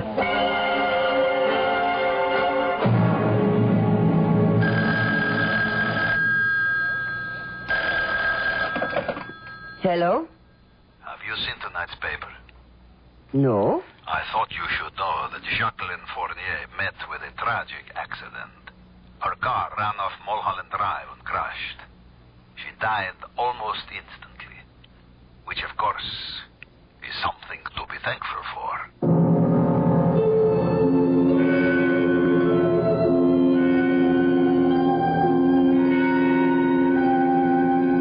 Accidents can happen anytime, anywhere. And today, everyone knows what you mean when you designate a person as accident-prone. On the other hand, would we be so willing to say someone was accident-prone if we knew that a coven of modern witches wanted that person dead? That knowledge bothered even the strong-minded Jennifer Grinnell. I'll be back shortly with Act 3. The following fable is presented to make you want to buy a Buick. As a girl, I had certain aspirations for myself that were not quite the same as the aspirations that others had for me. Daddy, when I grow up, I want to be president. That's nice, honey. Of what? The United States. Don't be ridiculous, dear. The best you can hope for is First Lady. Even when I got older, things weren't much better. Dad, I want to go to law school and have my own practice. But, dear, wouldn't you rather go to charm school and have a big wedding? But today, a woman can do anything a man can. Take the car I just bought, a Buick Century. Not cute, but sporty and good-looking. The kind of car only men are supposed to know about. When I told my father the Century was the only American-made mid-size car with a V6 engine, he was surprised. When I told him about the great deal I got on the Century, he was impressed and said I would make somebody a good wife. Then when I told him I was running for Congress, he bit off the arm of his chair. Buick, dedicated to the free spirit in just about everyone. Radio. It's been doing nice things for you for years. It wakes you up. It keeps you company in your car. It fills your life with music. It fills your mind with ideas. It informs, entertains. And radio does something else. It sells. Quickly, easily, creatively, efficiently. Consider that last word, efficiently. As a businessman, you know how all costs, including advertising, have been skyrocketing. You know what adflation means. A major advertising agency has just reported that line rates for the largest metropolitan dailies in the top 50 markets rose 12% over the past year. But what about radio? The same study revealed the cost for buying radio in the top 50 markets increased only 3%. What else can you buy today that only costs 3% more than it did a year ago? Get radio selling for you. Call this station. We'll suggest ways radio can help you fight adflation. Furnished by Radio Advertising Bureau.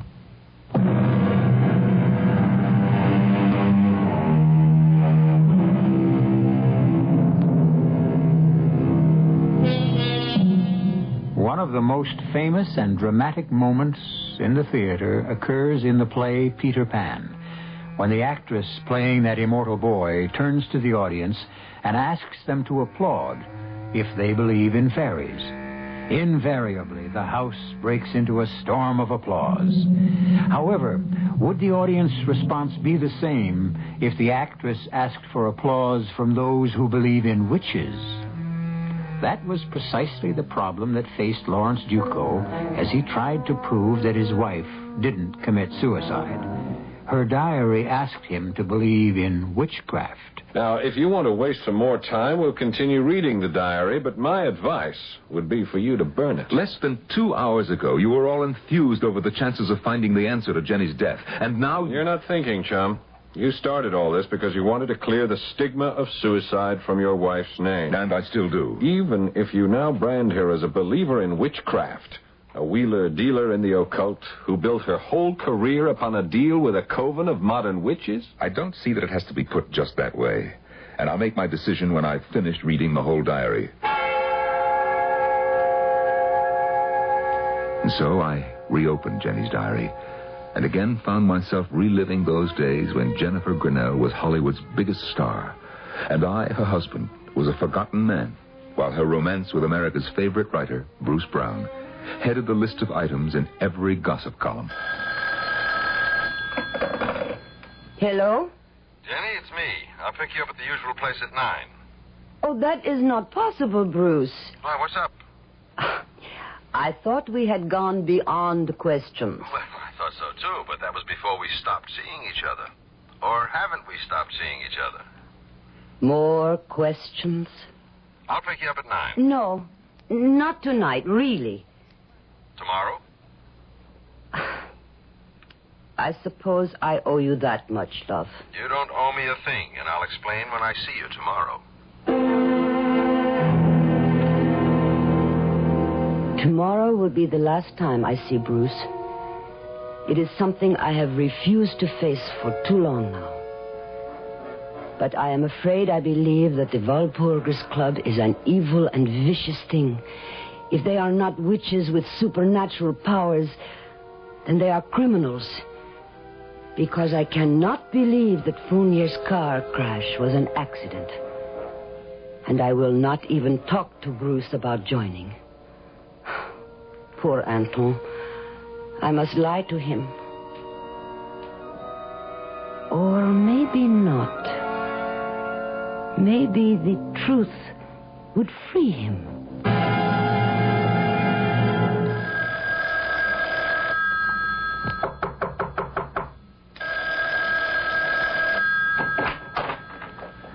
Come in, Anton. Isn't that your phone I hear ringing? Yes? Why don't you answer it?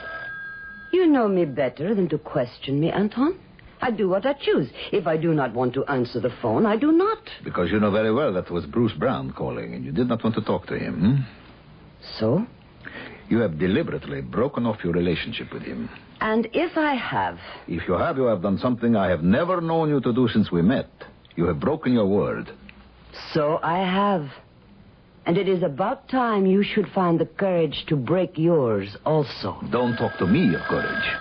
You could continue to see Bruce Brown and never bring up the question that he's joining the club. But that way you might get him into trouble if the club members are really witches and warlocks. So you take this coward's way out, and it ruins me.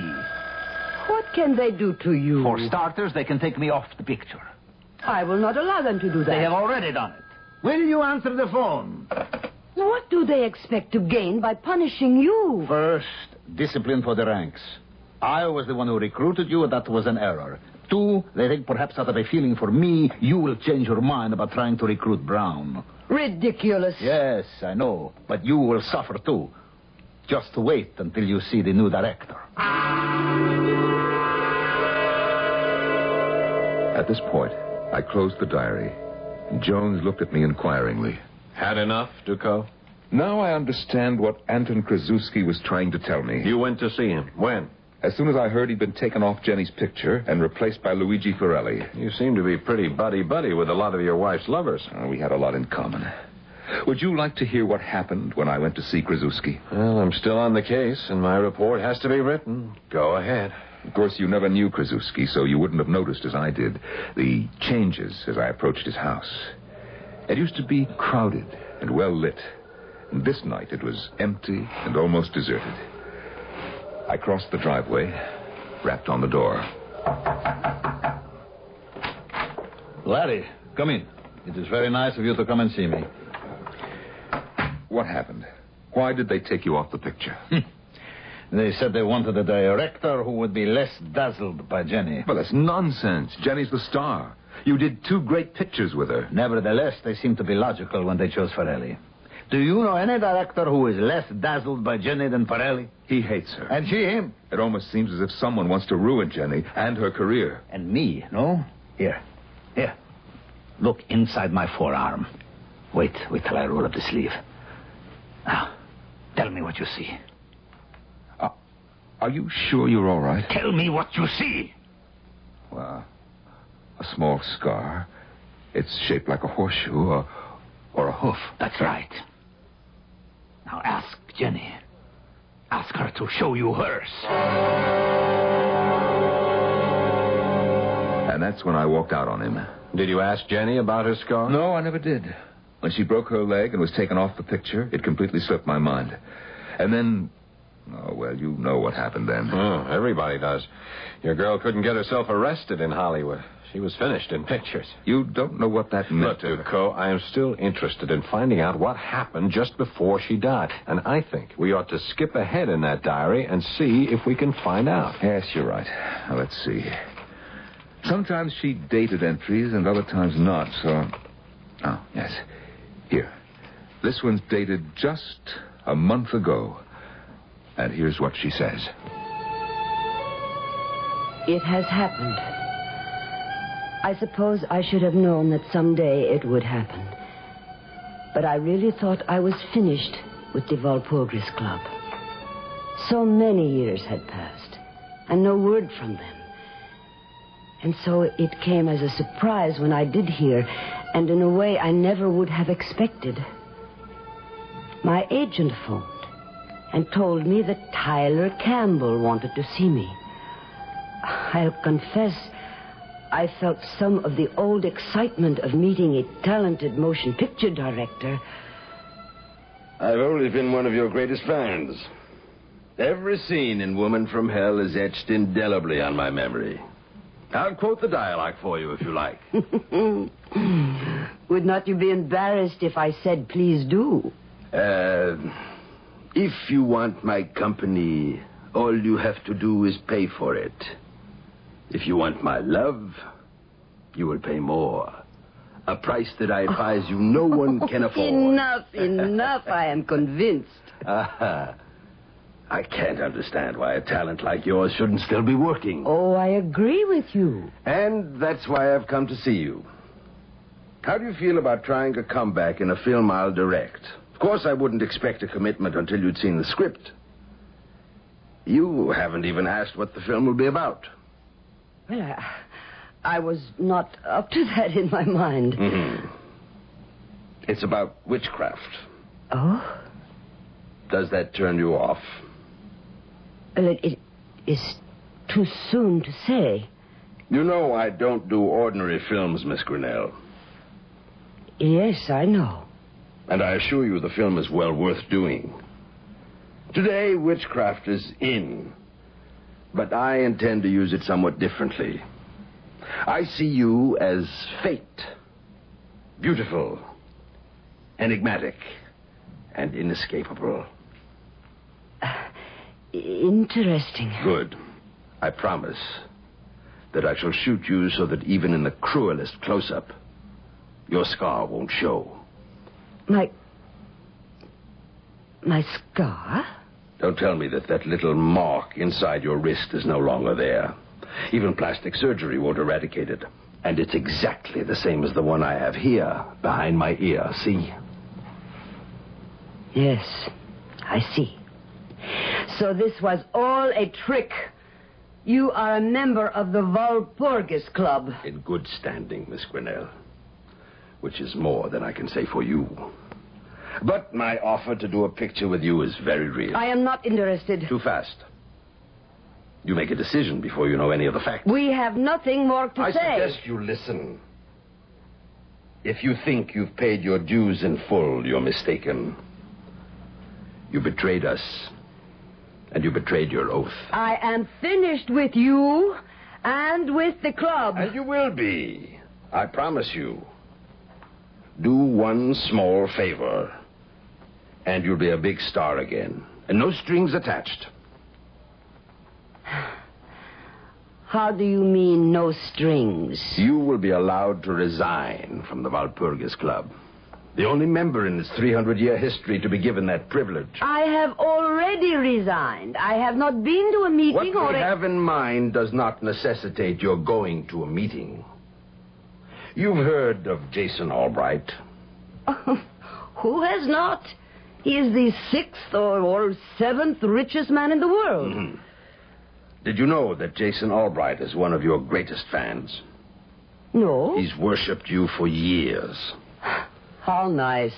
Jason Albright is very ill. In fact, he's terminal. Well, that is too bad. My fan club will be reduced by 1. True enough. But you can make a dying man very happy. Simply by talking with him, visiting, spending a little time with him. Are you out of your mind? Why would Albright has no heirs. His will leaves all his money to various charities. But wills can be changed. I see. Of course. Simplicity itself. Nothing for you to do except spend a little time with Albright. Be your charming self and persuade the old man that the Walpurgis Club is worthier than all of his other charities put together. Precisely. Couldn't have put it better myself. Before you answer that, I have a feeling it will be Jason Albright. What? We managed to get word to him that you'd be receptive to a call. I see. Hello. Who is this? No, this is not Miss Grinnell. She is not at home. She will not be in for some time. No, I do not know. Goodbye. That, Miss Grinnell, was very foolish. I want you to think carefully. Think what a small thing we're asking of you. And then consider the alternative. We can make things very definitely unpleasant for you, Miss Grinnell. Think it over. How long do I have to think? We can give you only 12 hours. And then we'll be here for your answer.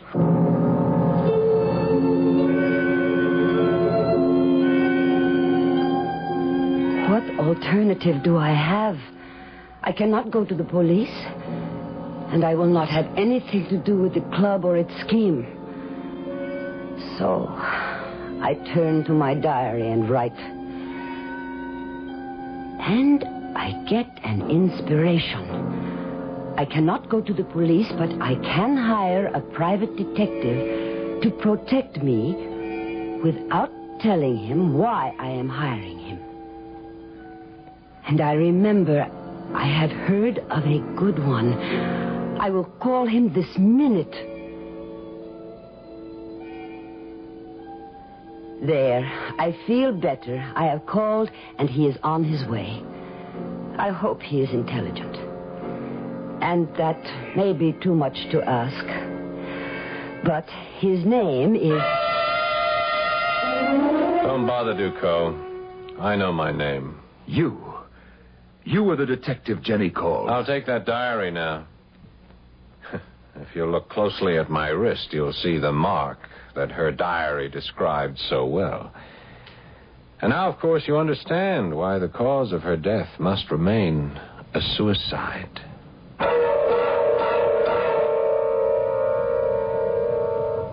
Now, I know there are some scholars in the audience who will say that Walpurgisnacht, the witches' Sabbath night, named after St. Walpurgis, is a fake.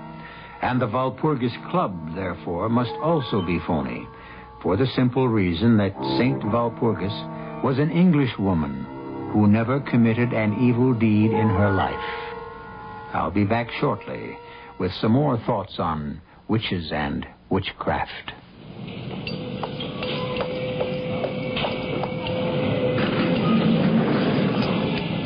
Welcome to Gurney's Department Store. What? Please announce your floor. This elevator is activated by your voice. I want the maternity shop. A 12th floor wants the door. Are you pregnant? Yes. Are you sure you're a recording? I am a recording. Have you seen a doctor? Yes, at the beginning of my pregnancy, and I'll see him often during it. Do you plan to follow his advice? Of course.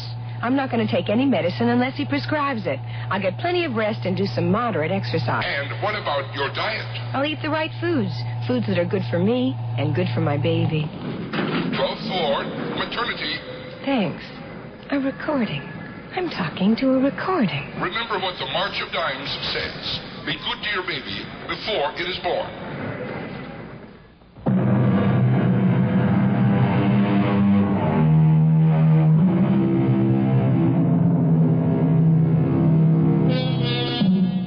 Witches and warlocks have been part of man's history and development since the beginning of time. And frightening demons and demonology abound in the history of civilization.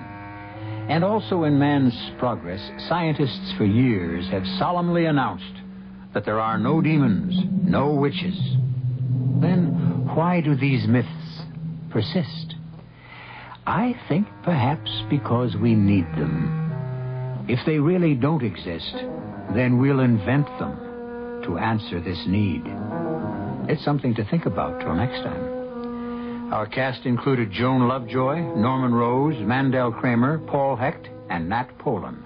The entire production was under the direction of Hyman Brown. And now, a preview of our next tale. How long does murder keep fresh? Forever. Even 20 years? Whose murder? He killed a priest. A priest? Father Jim Morgan, what have you got? What do you got? You got my word that your sentence will be cut. I made deals while you was in diapers. Now, we'll do it this way. My mouthpiece has to meet with a DA. Get dotted, and all the T's get crossed. How do I know you got anything? Only 3 guys know about something that could sit Mike Perry down in a chair. Mike, me, and Pop Morrison. I like you, copper. But first, my mouthpiece has to tell me we got a deal. Radio Mystery Theater was sponsored in part by Buick Motor Division and by the Florida Orange Growers. This is E.G. Marshall inviting you to return to our Mystery Theater for another adventure in the macabre. Until next time, pleasant dreams.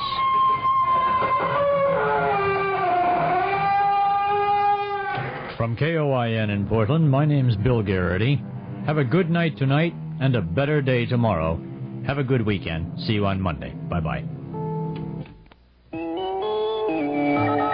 CBS News. Space Agency doctors are optimistic the Apollo astronauts will recover from breathing possibly poisonous gas during re-entry. Probably will have no lasting lung damage. Good morning. I'm Mike Stanley reporting on the CBS Radio Network. Thomas Stafford, Vance Brand, and Deke Slayton probably will spend at least 3 days as patients at Tripler Army Hospital in Honolulu as doctors watch for the possible development of pulmonary edema, accumulation of fluid in the lungs. First x-rays, it was reported, showed lesions in Slayton's lungs. Condition appears to have stabilized. The astronauts, described as in good spirits and eating well, are receiving oral steroid drugs to reduce lung irritation. They're generally confined to bed, but were allowed up to telephone their wives. CBS News continues following this message. Are you an unpublished author? Do you have a book-length manuscript ready or almost ready for publication? Or do you know of anyone else who is an unpublished author? If so, Vantage Press invites you to write to a leading New York publisher for a free illustrated brochure titled To the Author in Search of a Publisher. It explains how you may have your manuscript printed and published in a matter of months. Just write to GPO Box 1414, New York, New York. Whether your subject is fiction, non-fiction, poetry, or even scientific, specialized, or controversial, this 52-page brochure shows you how to arrange for prompt publication. To get your copy, write to GPO Box 1414, New York, New York. That's GPO Box 1414, New York, New York. If this is your first book, you'll find this free brochure especially valuable and informative. Write to GPO Box 1414, New York, New York. GPO Box 1414, New York, New York. The Pentagon is withholding orders to some 7,000 U.S. servicemen in Turkey, pending clarification of just how severely American use of some 24 bases will be limited. Turkey, angered by congressional refusal to okay resumption of American arms shipments, ordered all activity to stop today by 5 p.m. Eastern Time. The situation is being watched carefully from Brussels, as we hear in this report from Michael Landers. NATO is waiting for clarification of just what the Ankara government has in mind. And alliance diplomats say what happens to the bases now is a matter for the United States and Turkey to work out, because the agreements covering the bases are between Washington and Ankara and do not involve NATO directly. There is no question that the American bases in Turkey are vital to the Atlantic Alliance along its strategic southern flank. They guard a common border between Turkey and the Soviet Union, and they provide NATO with extremely valuable intelligence about Russian military maneuvers several hundred miles inside the Soviet Union and in the Black Sea. And the loss of those bases, if they should be lost, would be a very serious blow to the alliance. Michael Landers for CBS News, Brussels. President Ford asked Congress to reconsider lifting the arms embargo to Turkey, saying at the same time he deeply regretted Turkey's decision to suspend American activities at the joint U.S.-Turkish military bases. The president, delivering his 35th veto, rejected the $7.9 billion Education Appropriation Act of 1976. Noting it increased his budget proposal by $1.5 billion, Mr. Ford said neither the federal budget nor the economy could afford it. The president has a request for Capitol Hill, as outlined by CBS News correspondent Connie Chung. President Ford reluctantly asked Congress for an additional $3 billion to continue funding the food stamp program for the remainder of this fiscal year. In a message to Congress, the president said he is forced to ask for the money over the $3.8 billion he requested in his budget because the existing law, quote, invited almost unlimited expansion of the program. The cost of the food stamp program, he said, has doubled in the past 6 months. He reminded members of Congress that they had rejected his proposal submitted earlier this year, which would have required all participants in the program to pay a proportionate share of their total income for food stamps. He noted that his proposal would have saved $1 billion in fiscal year 1976. The president said now he must request the additional $3 billion, but he also asked the legislators to change the Food Stamp Act by focusing more assistance to those in need and by tightening eligibility and participation requirements. Connie Chung, CBS News, Washington. More news in a moment. If you ever use a hemorrhoid preparation, you should know this. Vaseline Brands has news. It's Hemorrhoid Ointment. Hemorrhoid works fast, helps protect with a proven medical ingredient for soothing occlusion. And Hemorrhoid gives you only this key ingredient, so it gives you more than the leading preparation. Now, at your first sign of pain, burning, and itching, turn to soothing Hemorrhoid. Hemorrhoid from Vaseline Brands. Use only as directed. It doesn't seem like it, but it's been 25 years since Yul Brynner debuted as the King of Siam in The King and I on Broadway. Well, the King is back, shaved head and all, in a musical tale of Homer's classic Odyssey.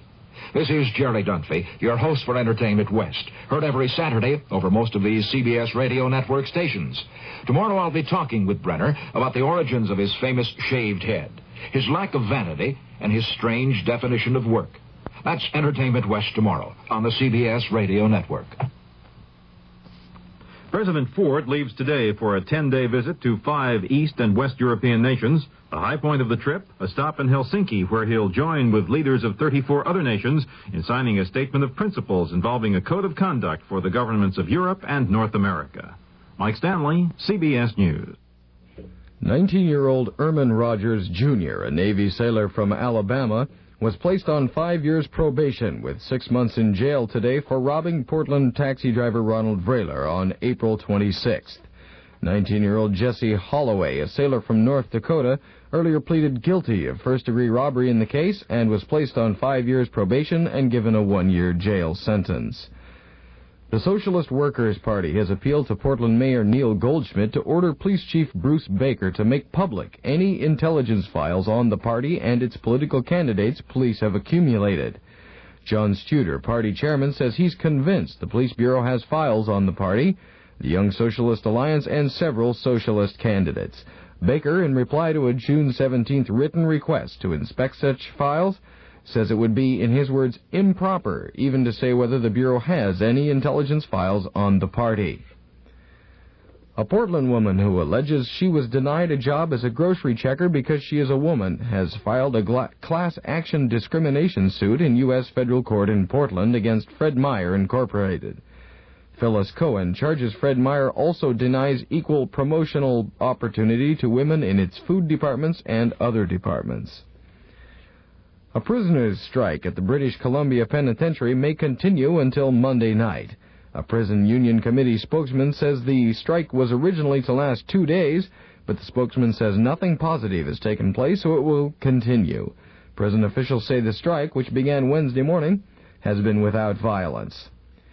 The differences between the Spokane School District and its 1,500 teachers will be examined by an impasse committee next week. The state superintendent of schools has appointed the committee to work with the negotiators in the state's second-largest school district. A Northwest climbing team is on its way home after failing to scale the world's second-highest peak in Pakistan. The team, headed by Jim Whitaker of Seattle, had attempted to climb the 28,700-foot mountain known as K2, but 20 days of severe storms stopped the climbers from reaching the top. At last report, the team is waiting at Skardu, about 200 miles north of Rawalpindi, for transportation home. Another cover-up is going on, and this time it's the tavern and bar owners who aren't happy about it. A Washington Liquor Control Board ban on topless table dancing has gone into effect. Although one court has already upheld the regulation, the tavern owners are preparing to appeal the ruling. The weather for Portland, Vancouver, and vicinity, sunny and hot today and Sunday. Highs both days 90 to 95. The lows at night will be 55 to 60. Winds northwest 10 to 20 miles per hour today. The chance of measurable rain is near zero today and tonight. I'm Pat Callahan. That's the news. Now more bright and beautiful music on KOIN and KOIN FM stereo in Portland. The CBS Radio Mystery Theater presents...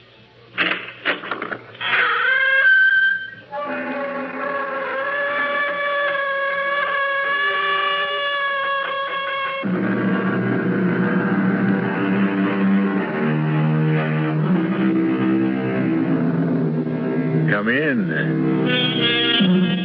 Welcome. I'm E.G. Marshall. Once again, be my guest on a strange journey. A weird, wild trip through a mysterious, uncharted terrain. Bounded only by your imagination. There's an expression, the night of the long knives. And it has come to mean an orgy of murder. And it usually follows a rebellion or a civil war.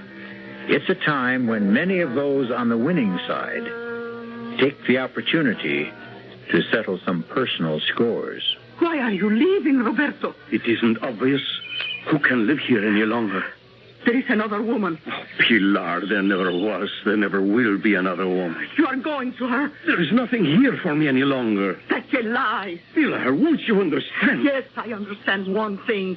You are tired of me. Pilar, one day, as soon as... If I cannot have you, No one will. But I tell you, there is no one else. Oh, Roberto, don't leave me. Goodbye, Pilar. Oh. Patriot! Patriot! After him! That man running down the street, after him! He is a traitor!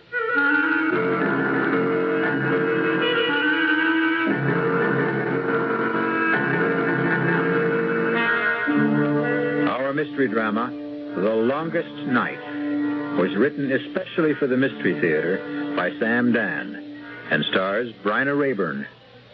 It is sponsored in part by the Kellogg Company, makers of Kellogg's Special K cereal and new sugar-free diet 7-Up. I'll be back shortly with Act 1.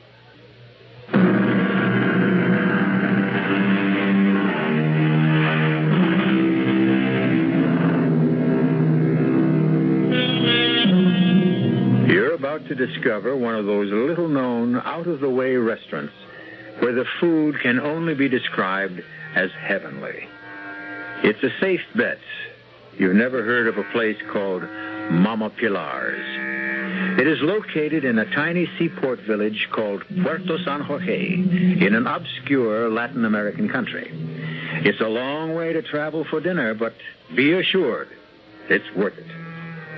Mama Pilar's doesn't look like very much. It's small, dark, narrow, but don't let that put you off. Seated at his usual table near the door is a chubby, pleasant-looking middle-aged man named Ciriaco. Ciriaco is unable to talk, but his guitar speaks for him. Tonight, the only customers in the place are Pete and Marge Miller, and they are obviously young, North American, and newly married. This is the finest restaurant in the entire world? Darling, taste is the test. Now, come on, bear with me. Me? Whose picture is that on the wall? He's just like one of those funny admirals in a Gilbert and Sullivan operetta. Marge, come on, don't talk like that, as if... As if what? Well, as if you're back home in a free country. Well, you see that picture everywhere. Is he some local wheel? Angel, he is the wheel. No kidding. He is the generalissimo, numero uno, our maximum leader. Even so, he looks like a pig. Marge, now you can't talk like that in public. Besides, he's the client. He's the man I was sent here to sell, and you'd better pray for him. How can I pray for him? Instinctively, I hate him. You can see evil all over his face. Well, he's a very sick man. Oh, really? I understand he has severe ulcers, yet eats like a pig. Ah, now you said the word. Here she comes. Who? The great lady, Mama Pilar herself. Welcome to this house. You don't remember me, Mama Pilar? Oh, of course I remember you, Senor Miller, but, well, I thought it best not to say so. Oh, why? Well, I see this charming young lady as your wife. Perhaps she is not supposed to know you were here before. Now, what would you like for your dinner? Mama Pilar, we are in your hands. Good. I hope you are hungry. He's quite a character. It's amazing. This dictator, what's his name? Oh, General Zorilla. Zorilla. He actually does look like a pig. Now, Marge, you simply cannot. Darling, I come from Iowa. I know a hog when I see one. You are a guest in a foreign country, and you should have enough good sense You're always so afraid I'll say something to embarrass you. We will have to socialize with this Will man. you be proud of me? I'll chatter so charmingly no one ever will suspect that I've got a brain in my head. Oh. What is that? Oh, divine aroma. Uh-huh. Well, you taste it. Now, good friends, your dinner. Oh, what is that? Food, that is all. That's all. What's a song? Notes. But it's how these things are put together. Oh, thank you, Senora. You have been married long? Well, this is our honeymoon. And also a business trip. Oh, well, can the two be combined? You will be here a while? My company is working on a development plan with General Zorilla. Ah, yes. The leader will make us into a great nation. One day we will all be rich. Oh, sure. He promised. Well, don't bet on it. You think he lies?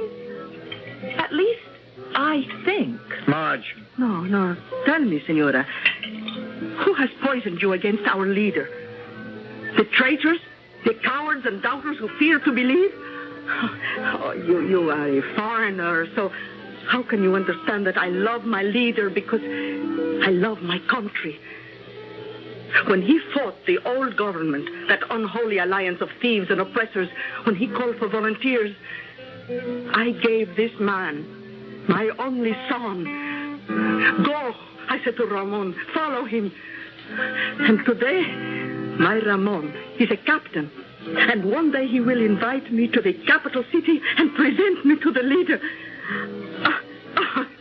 Forgive me, I talk too much. Well, see what the wind blew in. A beggar. Mama Pilar. Yes, old woman. You found me. If you are Mama Pilar, I have a letter for you. A letter? For me? From your son. From Ramon? How is he? When did you last see Ramon? I have no time here. Take your letter. But I want to talk to you.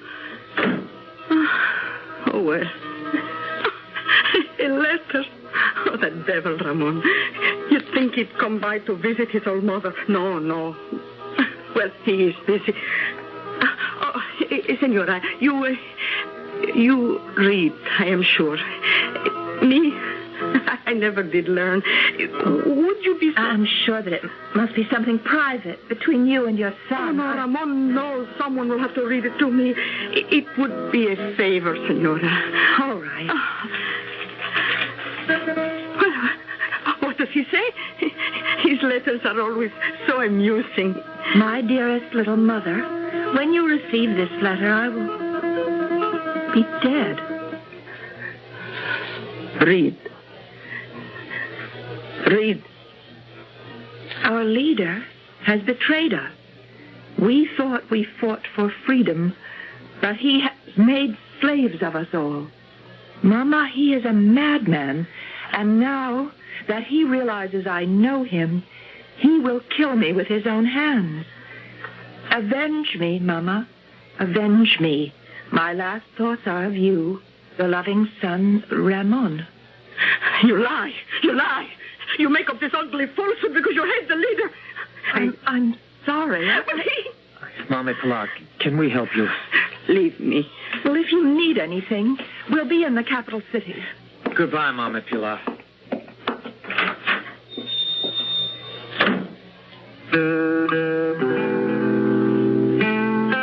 Siriaco, you see that face? The face that looks down upon us from the wall? I will kill him, Siriaco. I will kill him with my own hands. And after I have killed him, I will weep for Ramon.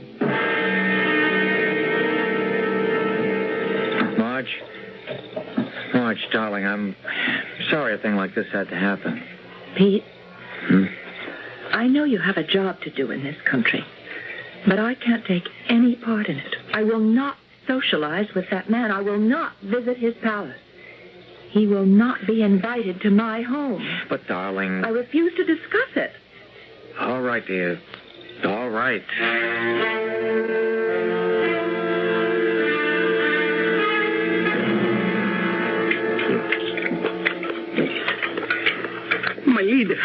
My leader, you are breaking your diet. Oh, shut up.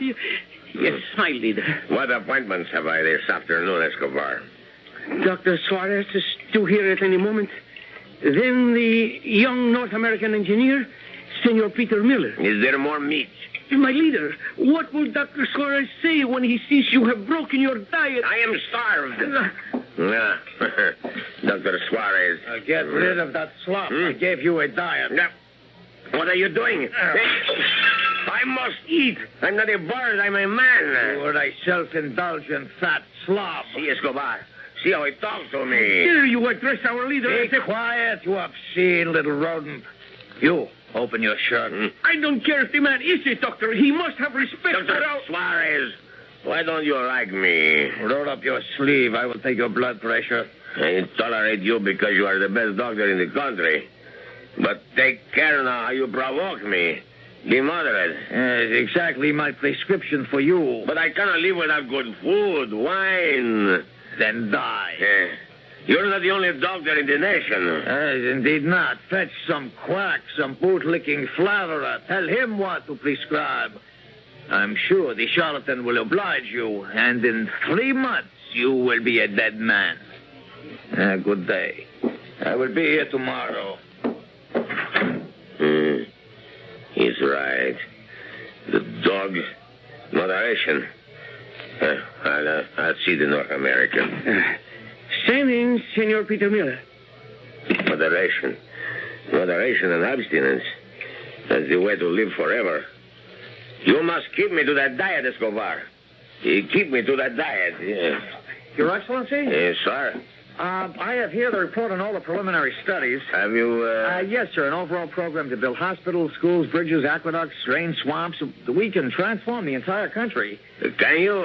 Now, if you'll examine these papers. Enough. Sir? Be silent. Mr. Miller, do you know what you are? You, sir, are a barbarian. You enter a man's office, and with absolutely no regard for the amenities, you start slapping your business documents all over his desk. 1,000 pardons, Your Excellency. Is it your impression that you will have me sign these documents and be on an aircraft bound for the United States within the hour? No, sir. I'm completely at your disposal, sir. I understand your lovely wife is with you. How is she? Fine. We shall hold a reception in her honor tonight at the palace. I'm afraid she's not feeling well. It's been a long trip. She's not a good traveler. Oh, I am sorry. Perhaps tomorrow. Yes, sir. Or the day after. Now, be sure to convey my warmest personal regards to your lovely bride and let us know when she will find it convenient to honor us with her presence. Yes, sir. Good day. Good day, sir. Now, what remains to be done today, Escobar? Ramon. Ah, yes. Ramon. He waits in his cell. We shall miss Ramon.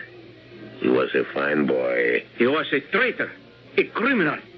Is there a family? He never spoke of anyone. These ambitious country boys. They get big ideas. And soon they grow ashamed of the old peasant mama back on the farm. While whoever she is, wherever she may be, let her believe her boy died a hero. To say something nice on the radio, Escobar.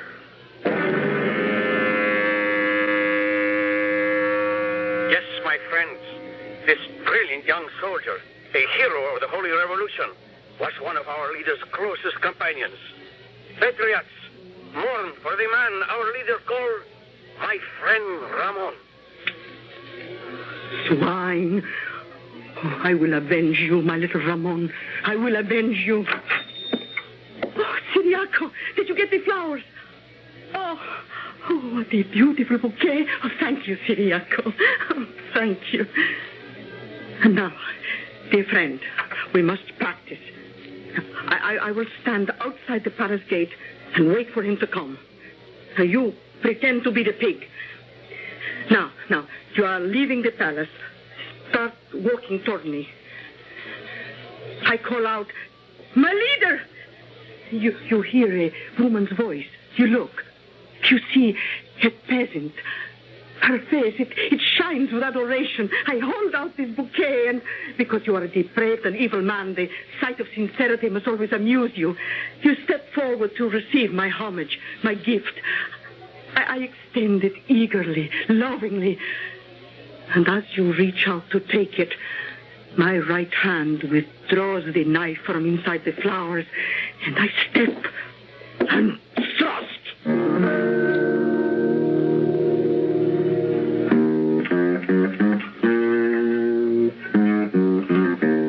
Mama Pilar has prepared many a peppery plate in her lifetime. But now she is assembling the ingredients for the most pungent dish of all, revenge. The recipe will come to a boil when I return shortly with Act Two.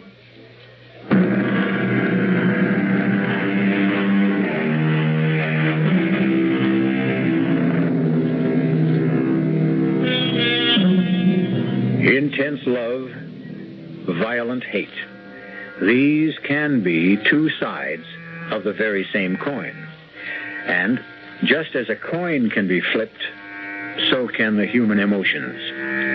Mama Pilar worshipped General Zaria, the dictator of her country, until he murdered her only son. Now she regards him as a pig to be slaughtered. And with this object in mind, she approaches the presidential palace. In her hand is a beautiful bouquet of flowers. Hidden among the stems is a knife. Clutching the bouquet, Mama Pilar addresses the soldier who stands guard at the gate. Senor, I beg your pardon. Can you tell me if our leader will be leaving the palace today? Why do you want to know? Well, I want to give him this lovely bouquet of flowers. How do I know there is not a bomb hidden inside those rose buds? I know. You better beat it. But why? He's going to get very rough around here. Sweetheart, go home. Take your hands off me. You can't get near him. He's surrounded by his personal bodyguard. I want to give him Nobody ever gets within 50 yards of him. Move back. Move back, sweetheart. I have a gift for my leader. I have a gift. Run, sweetheart. They love to hit.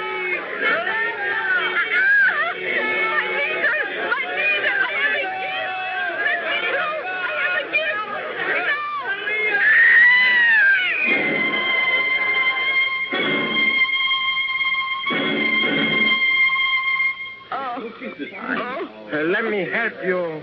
Don't touch me. You'll be okay. You just fainted. No.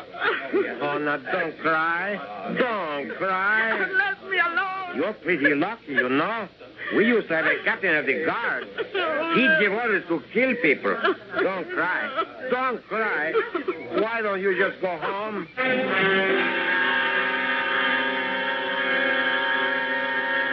You must sign these death sentences, my leader. How much longer must I wait for food? Till 2:30. It's 3/4 of an hour. What can I have, eh? A carrot. A carrot. Don't let me cheat. I warn you. Don't let me cheat. Yes? It's Senor Peter Miller. Admit him.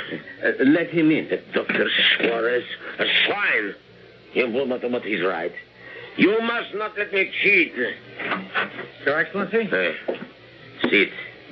Thank you. I hear the reports of a field. Tell me, Mr. Miller, why doesn't your wife like me? Oh, sir. Now, you may ask, why should it matter to me if the spouse of some machinery peddler, which is all you really are, dislikes me? Oh, but sir... I have feelings. I dislike being snubbed. I am entitled to courtesy. I deserve consideration. I have the right to be taken seriously as a human being. Who is your wife, anyhow? Now, sir... Now, sir. Boss, sir. It won't do. For 2 weeks now, you have refused all my invitations. My wife is still somewhat indisposed. May I send her our own physician, a man of international repute? Well, I think it's just a matter of getting, used to the climate and yeah, of course. You must remember to give her my regards. Yes, sir. I have some reports here. Reports? Business? On such a glorious day? Well, Your Excellency, the time grows short. Time, my dear boy, grows neither short nor long. She maintains her own steady rhythm despite all our futile efforts to hurry or delay her. Until tomorrow.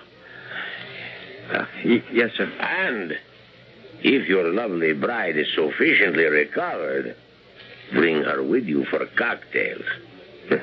I mean tea. Good day. Good day, sir. How much longer, Escobar? Exactly 37 minutes. See to it. It must be a very large carrot.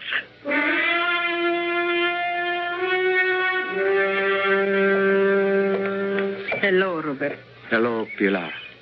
Human beings. What an astonishing lot we are.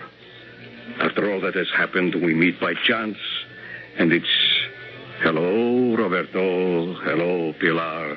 We have not met by chance, Roberto. I have come here to talk to you. Oh?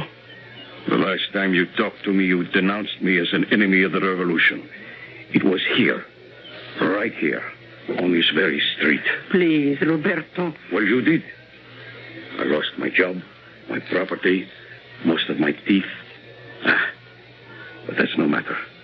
There's not much to eat nowadays, anyhow. Roberto. Are you going to denounce me again, Pilar? You have every right to make this difficult for me.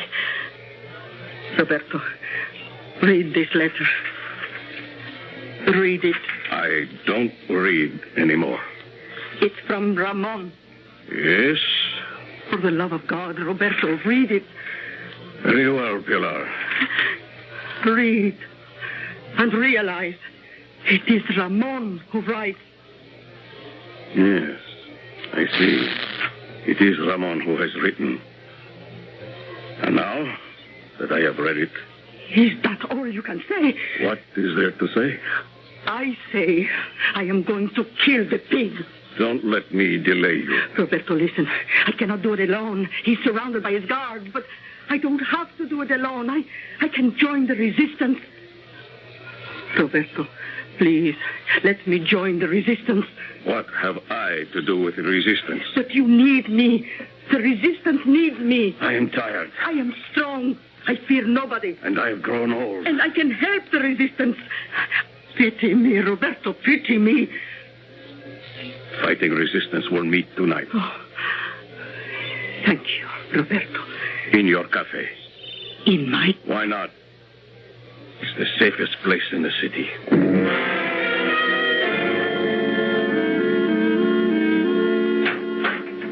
Is that you, Pete? Yeah, Marge, it's me.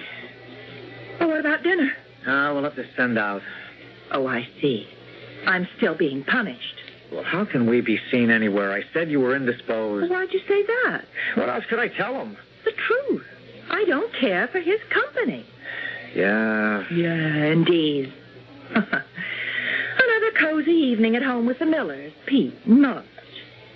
Oh, you got a call from New York. Mr. Lowry. Oh, they're getting nervous. I don't have result number 1 as yet.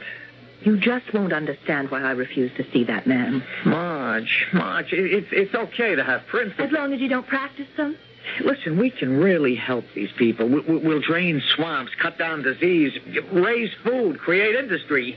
Give them the strength to rise up and fight him. That's how to destroy Zaria. Well, Honey, I'm right. You know I'm right. Okay. Now you're finally doing the right thing. You really do believe that my only mission is to keep you happy. I'm not a human being in my own right. Oh, for crying out loud, there you go again. What do you mean? There I go again. Marge. I have no thoughts, no feelings of my own. I'm even required to give up my own honeymoon because you don't have the backbone to stand up to a two-bit would-be Hitler who needs your machinery more than you need his business. I didn't say I would. You said enough. Where are you going? I'm indisposed.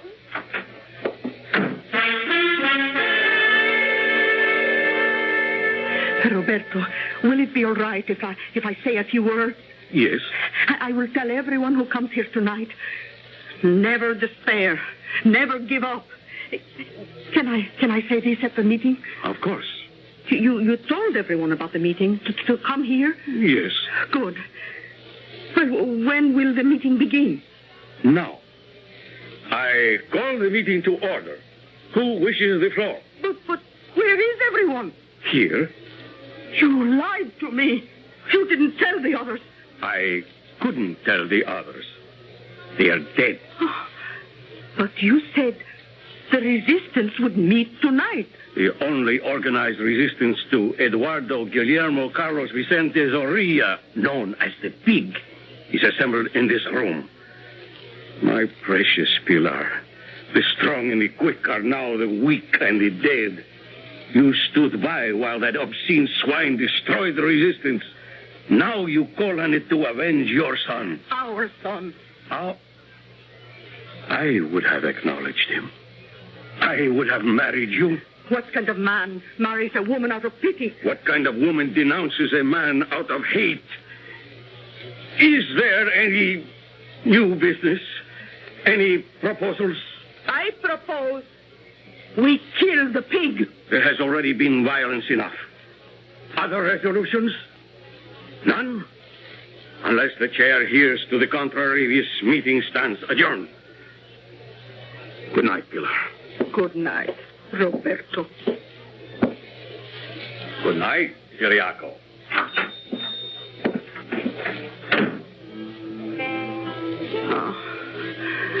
Remember, Ciriaco, the little American girl who read me the letter? He looks like a pig, she said. Just like that. A skinny little girl looks at his picture and says, pig. You know what makes her so wise, Ciriaco? She thinks. Oh, there you have it. She and Roberto, thinkers. They would say, we have a problem. What is the most effective way to kill a pig? But what do they know about killing pigs? They are thinkers, philosophers, aristocrats. Oh, no, I know how to kill a pig. Tell me, Ciriaco, tell me, do I know how to kill a pig?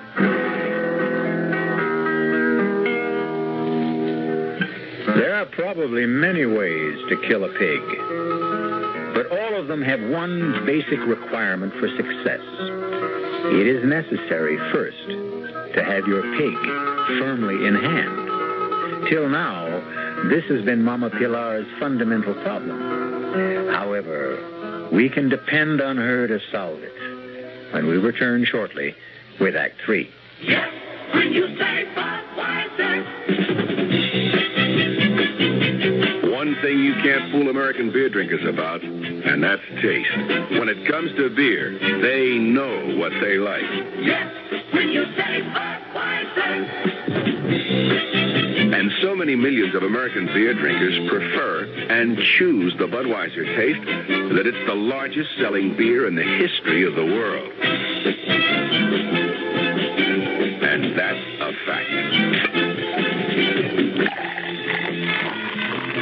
Pick up a six-pack of Bud and taste why. You'll see that brewing beer right does make a difference. And that when you say Budweiser, you said it all. Yes, when you say Budweiser, you said it all. Yes. Anheuser-Busch, St. Louis.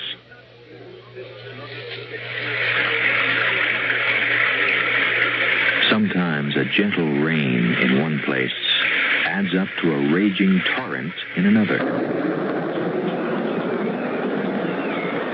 A torrent that can uproot lives as well as trees. To remedy the things that can be remedied in a disaster, America has a unique emergency force, the American Red Cross, America's good neighbor. Red Cross is on call 24 hours a day, every day, to cope with emergencies, whether they're on the next block or a continent away. Most of the help that's given is from volunteers. The money's from volunteers, too. Volunteers like you. If you need help, join us. If you can give help, join us. The American Red Cross. Help us help people just like you.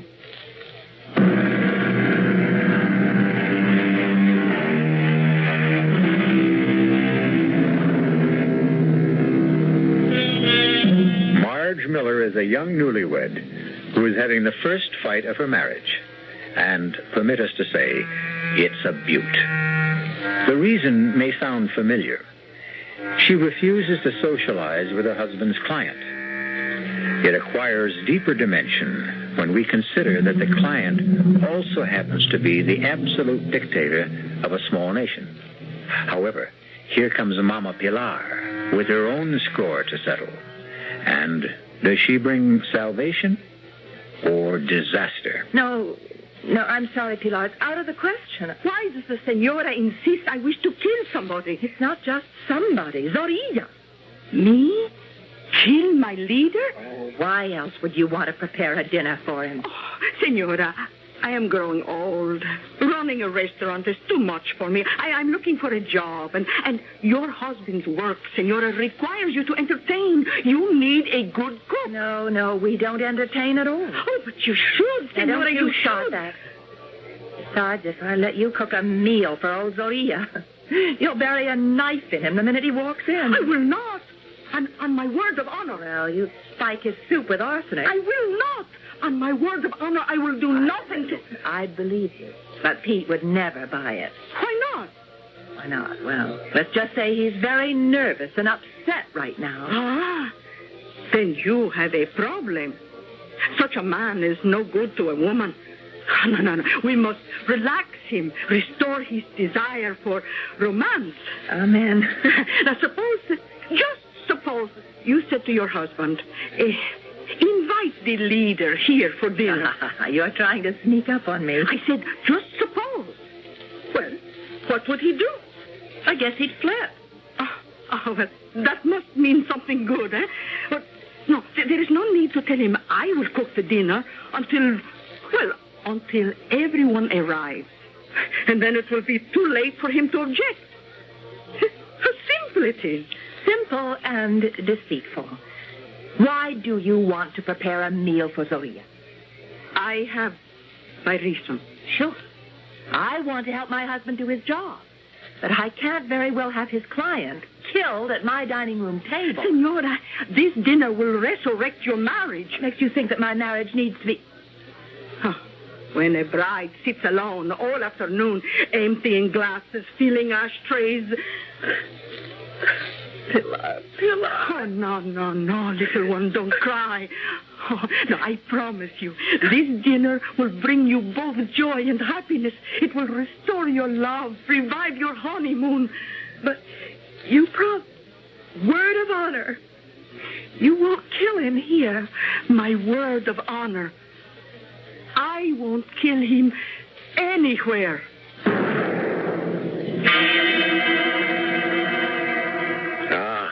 Mr. Miller, now I understand. If my wife were as charming as yours, I would also keep her hidden. Oh, thank you, Your Excellency. Well, we want you to share an important event with us, Your Excellency. This is to be Marge's first home-cooked meal. Oh, now, dear, I didn't say I would cook the dinner myself. I hired some help. We even have music. Siriaco, play for us, please. Excellency, your eating schedule. Oh, yes. Yes, Escobar. Thank you. My dearest Mrs. Miller, someone to cook. Oh, certainly. Pilar! Marge, what are you doing? Relax. No matter what happens, remember, I love you. Your Excellency. Your name is Pilar? Yes, my leader. You are not from this city. I would know that hill country accent anywhere. Now, don't tell me. Puerto San Jorge. I was born there, my leader. That's the real country. Those are the real people. Now, my good Pilar, prepare for me 2 boiled eggs, 3 minutes. You tell the time? Oh, yes, my leader. 3 minutes, no more, no less. Tea with 1 teaspoon of skim milk. Toast. 1 dry slice thin. But, Your Excellency, I am on the strictest diet, my dear. Oh, forgive me. Please, forgive me. I didn't know. Pilar, you'll serve all of us eggs, tea, and toast. I forbid it. No, you are so sweet, sympathetic, sensitive, my dear, but I must forbid it. Pilar, you will serve your master, mistress, and Captain Escobar the prepared meal. Yes, my leader. But, Your Excellency, we have no right to enjoy something I must learn to live with. It's for the best. What is food? Merely a fuel.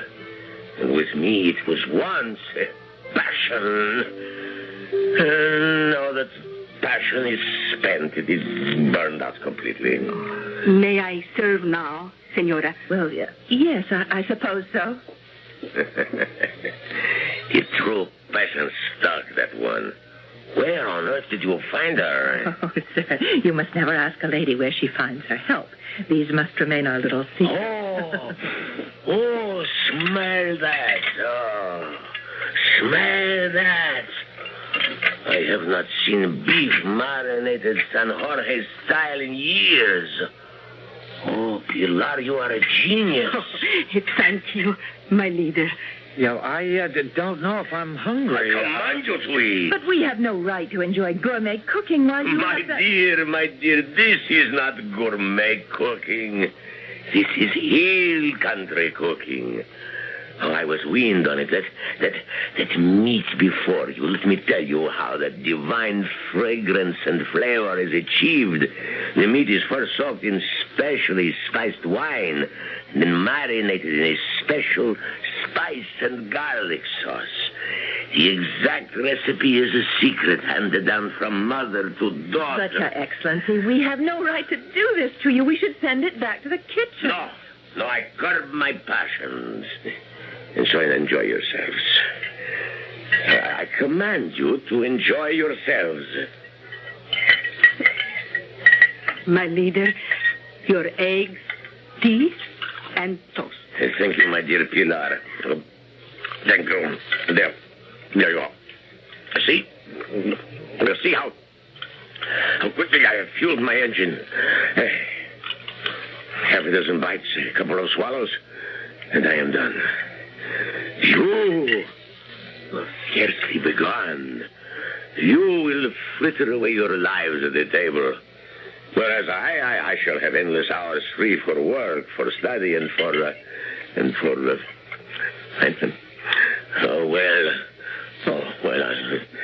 I don't see how just perhaps the tiniest piece of that meat could do me any real harm. Pilar. Yes, my leader. Let go of her arm, Escobar. My leader, I am only doing my duty. You deserve a decoration. Make note of it. Now, Pilar, that piece, and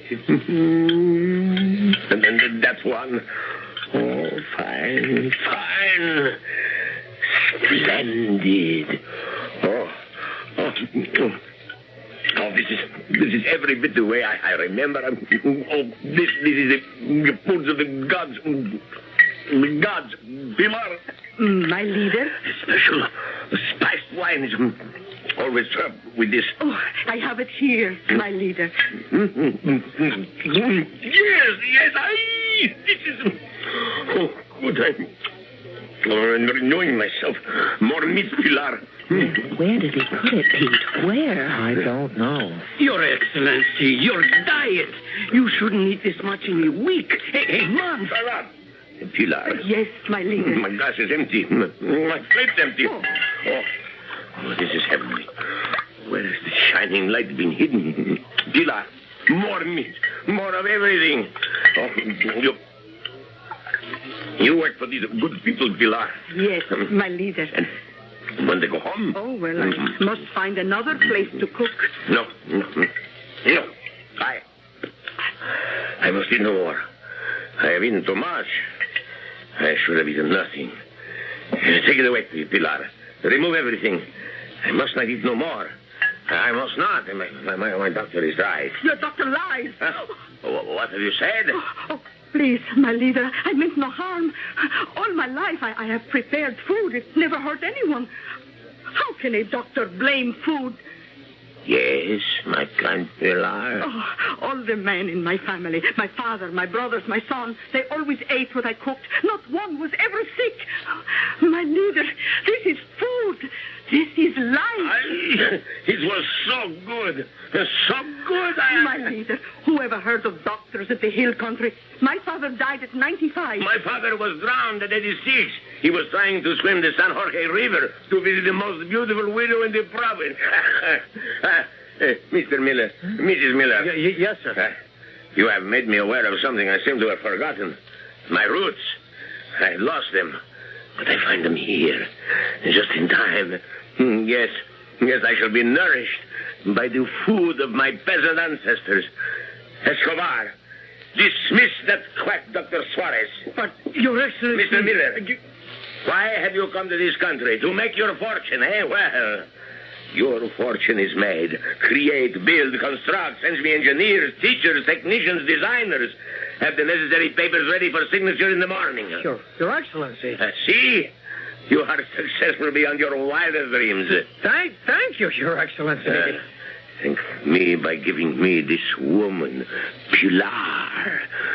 Would you like to live in the palace? Oh, my leader, what does a peasant woman know of a palace? The kitchen. You shall rule over the kitchen. I? Yes. Me? To cook for my leader? Oh, but I am only a plain peasant woman. Escobar, it was a plot. A plot, Excellency? A clever plan to kill me. How? They would starve me to death. Oh. Pilar, is there more meat? Oh, yes, my leader. Of course, I've learned a lesson, even from my enemies. Moderation. I shall enjoy good food, but in moderation. And what does my leader desire for his breakfast? Woman, do I solicit your advice on the training of troops, the administration of justice? Do not consult me. Prepare what you choose. Is there dessert? Oh, of course, my leader. I'll go and help Pilar serve. Pilar, see? I gave you my word of honor. But you are going to kill him. You see that man? He can't help himself. Neither can a pig. It's the nature of the animal. But Pilar, look at him. A knife, a bullet, a few grains of poison. Much too swift, much too merciful. No, this is better. I have seen swine stuffed like him. They die slowly, badly, in agony. Much better. Oh, be happy, Senora. I have kept my word, and you have won your husband again. Pilar, the dessert. Oh, time once again to stuff the pig. Coming, my leader. We have a simple sweet. A simple sweet? Yes, senor. We call it the Mountain of San Jorge. Whipped cream, ice cream, chocolate, preserves, nuts, fruit. Oh, Pilar. Dear good friends, you have renewed my life. Your slave, my leader. Escobar, have Dr. Suarez shot at once. There is plenty more in the kitchen, my leader. I can hardly wait for breakfast. What shall we have, Pilar? Oh, you said for me to surprise you. Oh, you will serve me always, Pilar. Say you will serve me always. You are my leader. I will serve you to the death.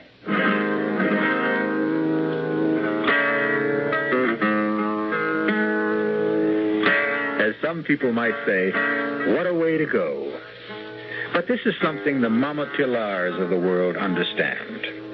If you can't get to a man's heart with a knife, another way, and a better way, is to get there through his stomach. I shall return shortly.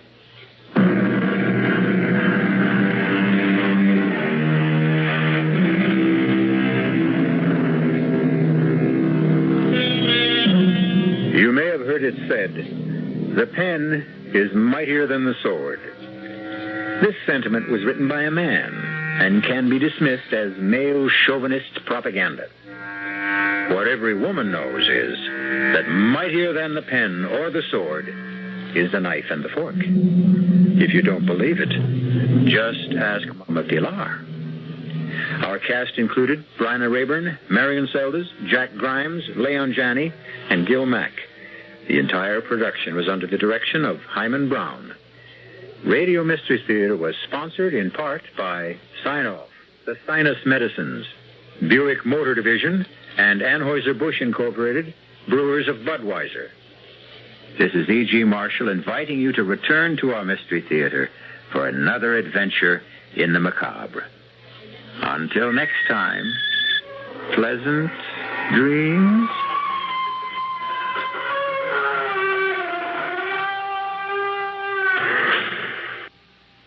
And it's time for the WIP Mystery Theater. Why don't you join us? Just sit back and relax, if you can.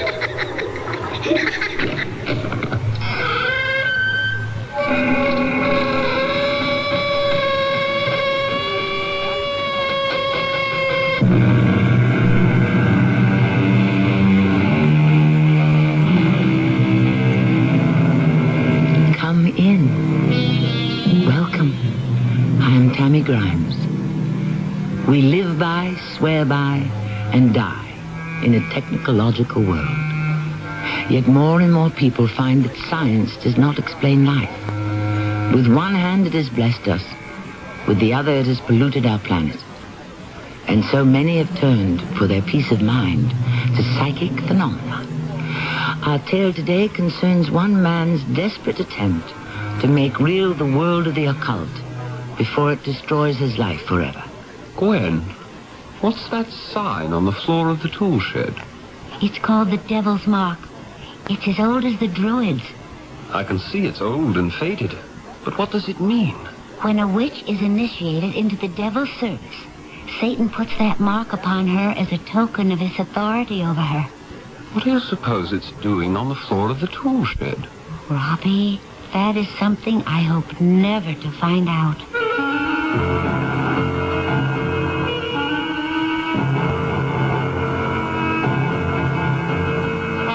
Our mystery drama, The Tool Shed, was adapted from a story by Henry James, especially for the Mystery Theater by G. Frederick Lewis, and stars John Vickery. I shall return shortly with Act 1. What do doctors recommend to avoid constipation? These days, doctors stress the importance of dietary fiber to help the system regulate itself naturally. Metamucil is the laxative made from natural fiber. No chemical stimulants. That's why doctors recommend Metamucil more often than any other laxative. Try Metamucil powder or pre-measured packets of Metamucil instant mix in regular or orange flavor and save 50 cents. Look for the coupon in June's Reader's Digest. Read label and follow directions. Master Mechanic tools sold exclusively by True Value hardware stores are an unbeatable combination of quality and value. Hi, Pat Summerall to tell you the Master Mechanic 6-gallon wet-dry vacuum is designed for heavy-duty cleanups in your garage or workshop. It picks up water as well as nails, ashes, and other debris, and comes complete with accessories, all for just $52.28. Plus, it's backed by the Master Mechanic promise of satisfaction or free replacement at participating True Value hardware stores and home centers. It's athletes versus MS, multiple sclerosis. This is Frank Gifford spreading the word about a dynamic new team which is banding together to help stop MS, the terrible crippler of young adults. Multiple sclerosis is a crippling disease of the central nervous system, which generally strikes in the prime of one's life, from 20 to 40. But the sports world is fighting back against MS. People like Hank Aaron, Tom Seaver, John Havlicek, and Joe DiMaggio, Frank. That's me. Baseball has always been a big part of my life. It's a game where you learn quickly about the MS, multiple sclerosis. Athletes like Billie Jean King, Hank Aaron, Muhammad Ali, Lee Trevino, and so many others all are spreading the word that MS is their cause and asking everyone to join the fight against MS. There's no cure yet, but there's hope through research. Join us. Support your local chapter of the National Multiple Sclerosis Society.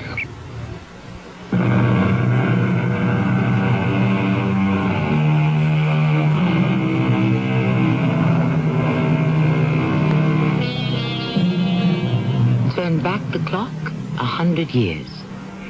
Even then, the secret art of the metaphysical was already centuries old. The leading exponent of that esoteric science is the British author Martin Haseltine, who has just published a book that has raised Victorian hackles, eyebrows, and fears, which is why our curtain rises on the sanctum sanctorum of the London Times, the office of its distinguished editor, T.R. Purcell.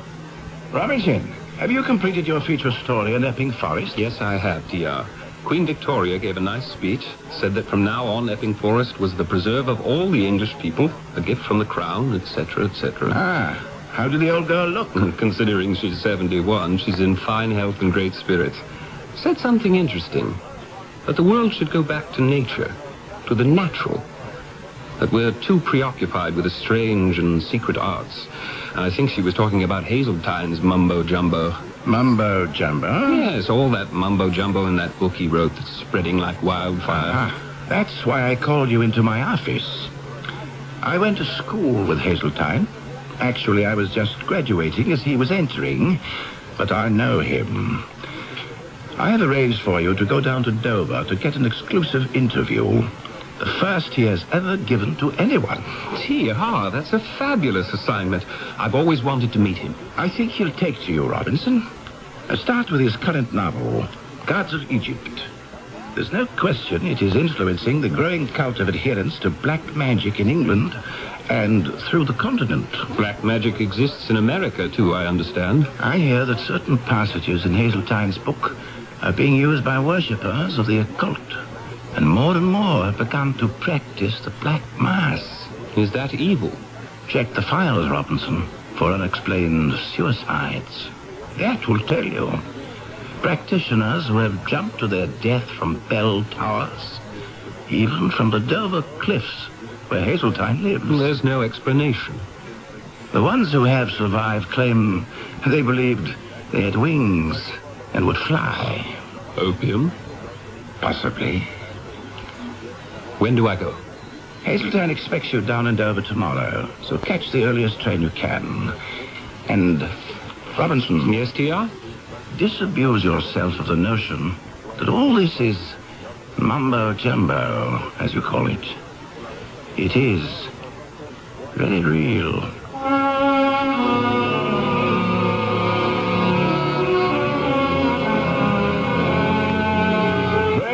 Robinson Crane, is that you? Mr. Hazeltine, sir. I didn't expect you to meet me at the station. Why not? The morning trains are always on time. Good trip? I was reading Gods of Egypt. Time went very quickly. Ah, good man, good man. Doing your homework? No, for pleasure. It's the third time. You don't say so. How's Purcell? Oh, T.R. Just fine, and he sends you his regards, and he's grateful you're giving the Times this interview. I can't think why he didn't ask me before this. I've been in print for 20 years. Come along, we'll walk it. Can you manage that bag? Oh, yes, sir. And you'll have to stop calling me sir. Call me Martin. I gather quite a tornado has blown over Gods of Egypt. It's all history. I set the novel against what happened, what people used to believe in. Don't know why they make such a fuss over it today. Actually, what I'd like to do is a kind of short biography, a profile of you. Not full face. The author at work, I know that kind of thing. Now, my door is open to you. You will meet my wife, my secretary. I have a little boy, marvelous child. He's 7 and... well, write whatever you wish to write. You said too much attention was being paid to the Gods of Egypt. Misdirected attention. That's why I agreed to have you come by. I want to set the record straight. I don't believe in witchcraft. Once scrap never did. Never will. But there is a purely historical background to my novels. I'll certainly be glad to help you, as you say, set the record straight. Oh, no. This is our house. One thing more, Robinson.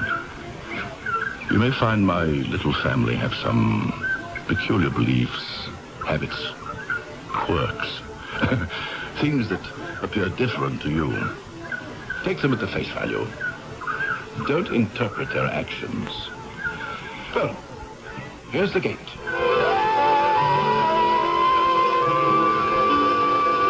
What a view. The channel's very calm today, isn't it? Uncommonly so.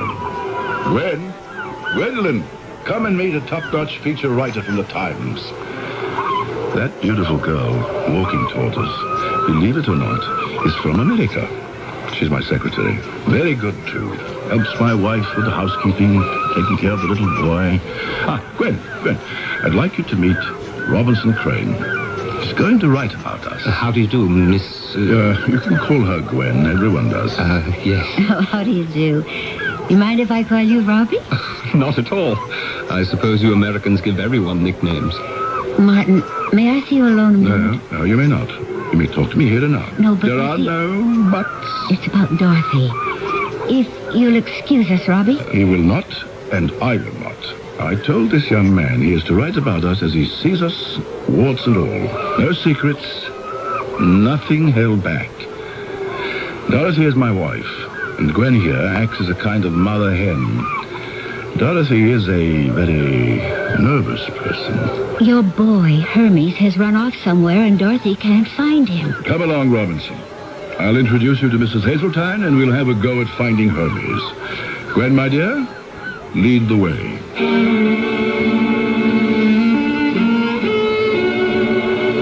I'm beside myself with worry, Martin. Hermes has disappeared. Well, Gwen will find him. If I can't find him, she can't. We'll see. Remember, Dorothy, my telling you about T.R. Purcell? We shared Cambridge briefly. He left as I entered. The editor of the London Times. Well, he has sent this young man to observe us in our native habitat and write a feature. His name is Robinson Crane. How do you do, Mr. Crane? As you can see, Robinson, Dorothy is the most formal member of our little tribe. Now, Gwen, where shall we look for our little truant? Dorothy, what about the tool shed? The tool shed? I looked in there. Besides, Hermes has been warned not to go in. He wouldn't. It's worth another try. Let me go. I'll do it. I'm the boy's mother, thank you. If I find him in there, I'll give him what for. Of course, she won't do anything like that. She won't even scold him. She'll kiss him and make a great fuss. My wife is devoted to our son, and I don't take that lightly. You see, our boy was born mute. Mute? That is sad. Yes. We've taken him to every specialist in England and Europe. They can't find anything wrong, organically. It's a puzzle. But they don't even hold out any hope for Hermes. His name is Hermes. Hermes. Actually, the name was Gwen's idea. It's the Greek for the Egyptian god Thoth. You might say Hermes was the very first god of the occult. It's a very pretty name. Let us get into the house. And I'll show you your room where you can unpack, and I will open a bottle. What's your preference? The grain or the grape? The Scotch will be fine. But I wasn't planning on staying. I thought we'd talk all day, and then I'd take the evening train back to London. Oh, don't be ridiculous. What kind of a profile do you think you could do on Martin Hazeltine in a few hours? Matter of fact, I did come prepared for the weekend.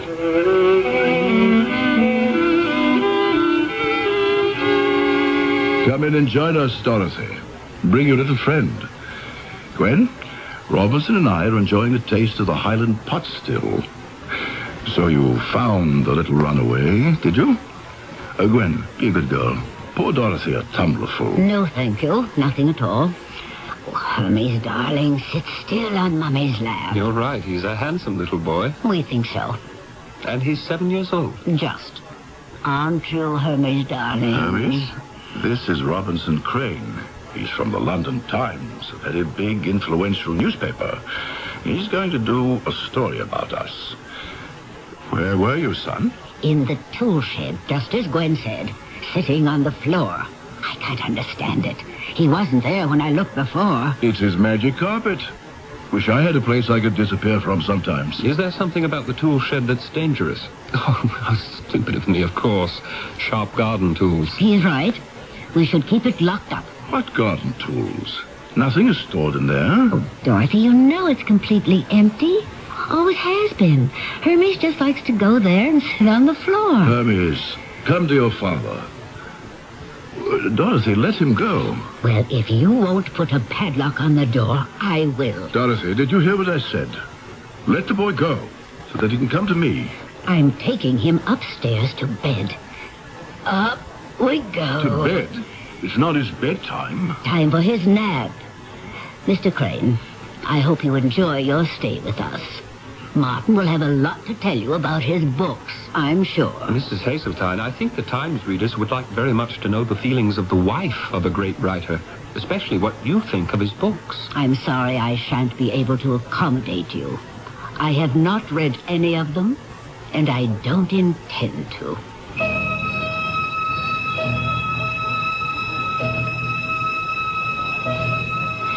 Well, Robbie, What do you think? You've been here most of the day, had dinner with us, and observed the Hazeltine family at home. I don't know what to think, Gwen. Martin said you'd been working for him for 7 years. Mm-hmm. Since I was 18. I came as a replacement typist and stayed on. Gwen, while it's still light, I'm fascinated by the tool shed. Could you take me to see it? Certainly. We better take a lantern. There are no windows and it's dark in there. Interesting you should want to see it. Do you know why you do? Curiosity, I guess. It's as though something inside me tells me the story on Martin Hazeltine begins in the tool shed. Don't ask me why. I couldn't tell you. I'll get the lantern and we'll go see for ourselves.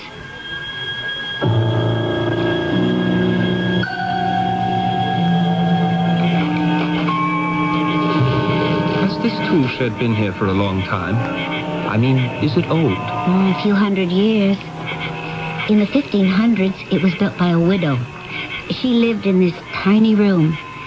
She was accused of being a witch and was stoned to death. And then, a few hundred years later, it was repaired and became a dairy for the people who owned the house. A dairy? Mm-hmm. Where the milk was separated and they made butter. The local farmers will tell you every time the milk was brought here, a cow died. And finally, the family who lived here gave up and, well, it became a tool shed. Smells musty in here. I shouldn't wonder. No, not musty. More like incense. Something was burned here. Who knows? There are those in the village who won't visit Martin because of this little building. We're still associated with cows dying. Oh, you know how country people are. They say the vicar should come and exorcise the devil here. It's haunted. Cast the spell. Does Mrs. Hazeltine believe that? I don't know what she believes. Gwen, would you shine your lantern on the floor over there? I thought I saw... Gwen, what's that? That design on the floor. Oh, it has some Kabbalistic meaning, but there's not a book I can find written about it. I can barely make out an 8-pointed red star in 3 circles of black. Quite faded. It must have been here a long time. And you haven't any idea what that sign represents. Oh, I didn't say that. I said there's no book on it. I do know it's as old as the Druids. It's called the Devil's Mark. Never heard of it. The Devil's Mark was acquired by a witch at her initiation into the Devil's service. It's the mark that Satan places on a witch as a token of his authority over her. And what do you suppose it's doing in this tool shed? To coin a bad pun, I'd say, mystery loves company. A young English newspaper writer has stumbled upon what may be the heart of a mystery. A tool shed containing a satanic sign. Does it dominate an author, his wife, their mute child? The only way to find out is to stay with us until the curtain rises again on Act 2. Hello, my name's Victor Kaya. I was a dedicated blade shaver until my wife bought me a Remington microscreen shaver. They told her it shaved as close to the blade or she could return it with the sales slip within 30 days and get her money back. Remington has 2 microscreens. The first microscreen shaves incredibly close. The second microscreen shaves even closer. I was so impressed, I bought the company. The Remington microscreen shaves as close as the blade, or I'll give you your money back. Available at all Kmart stores. For over 3/4 of a century, Buick has enjoyed a reputation for having fine, luxurious cars. We're very proud of that. It's a reputation that grows every year. 1982 was no exception. There was the introduction of the new Century and the small Buick Skyhawk. And while each Buick lives up to the name, there are refinements and improvements on everything from the full-size Electra down the line. You see, the Buick reputation isn't just something we ride on. It's something we build on. I'm lost and lonely, scared and sad, trembling at the thought of making you mad. My love is yours, but at times you're so cold. If life's like this, take me before I grow. This song about child abuse was written by a man who has served time in a state prison. It tells how he felt growing up as an abused child. Many of the social problems in America today spring directly from child abuse. Yet, with enough knowledge and enough money, child abuse can be prevented. Help us get to the heart of the problem. Write Prevent Child Abuse, Box 2866, Chicago, Illinois, 60690.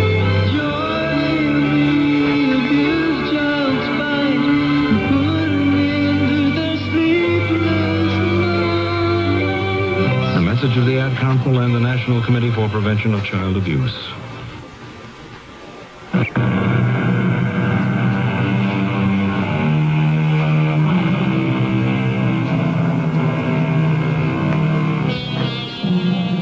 It's a good question to ask oneself.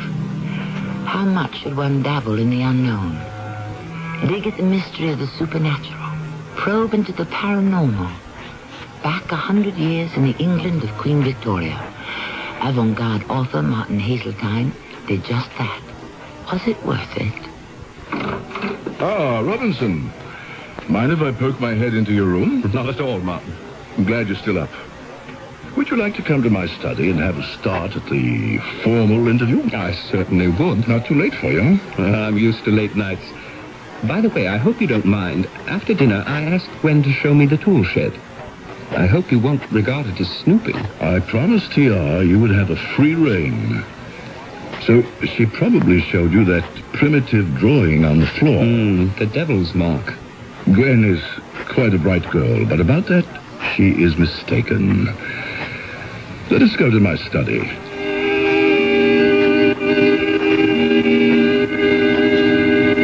So it's not the devil's mark, as Gwen said. Similar, yes. The star and circles. But the real devil's mark was always found on a person's body.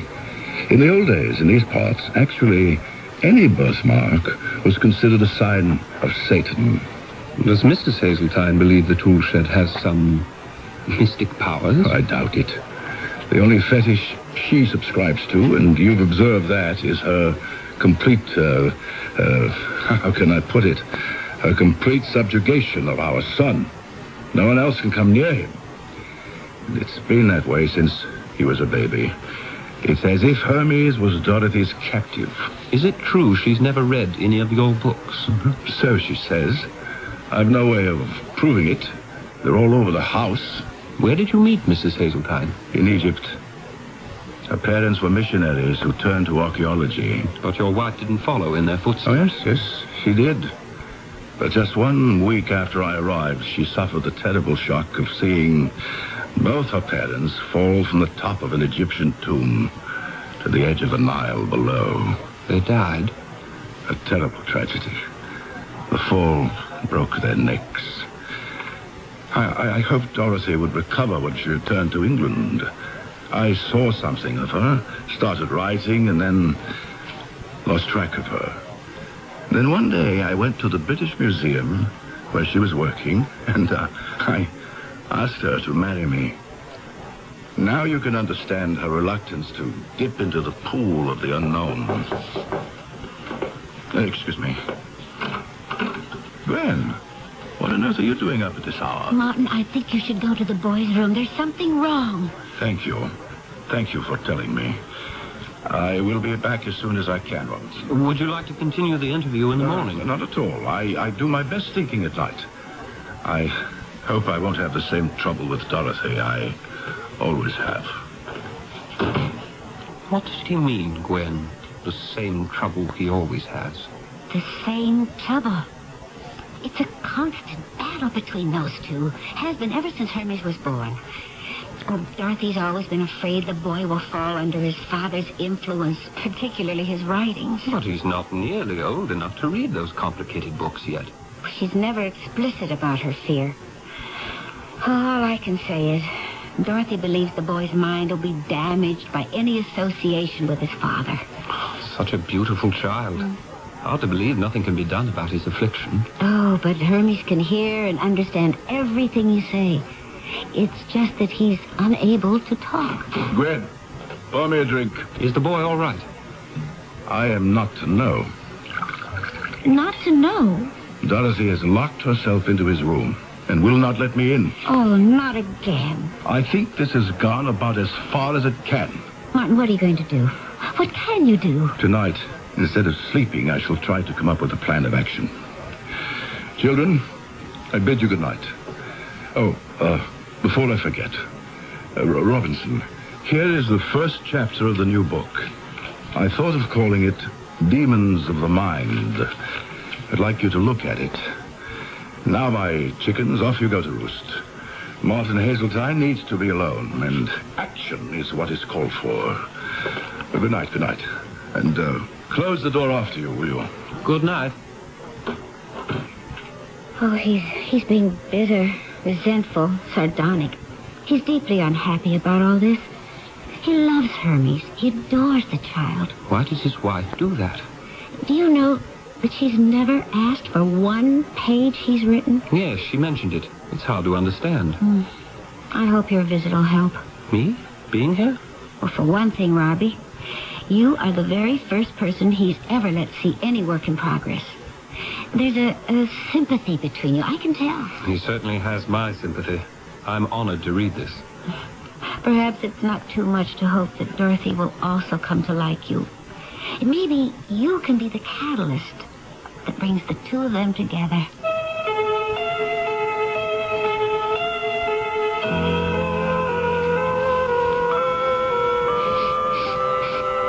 What's that? I smell smoke. Smoke? Where's my other slipper?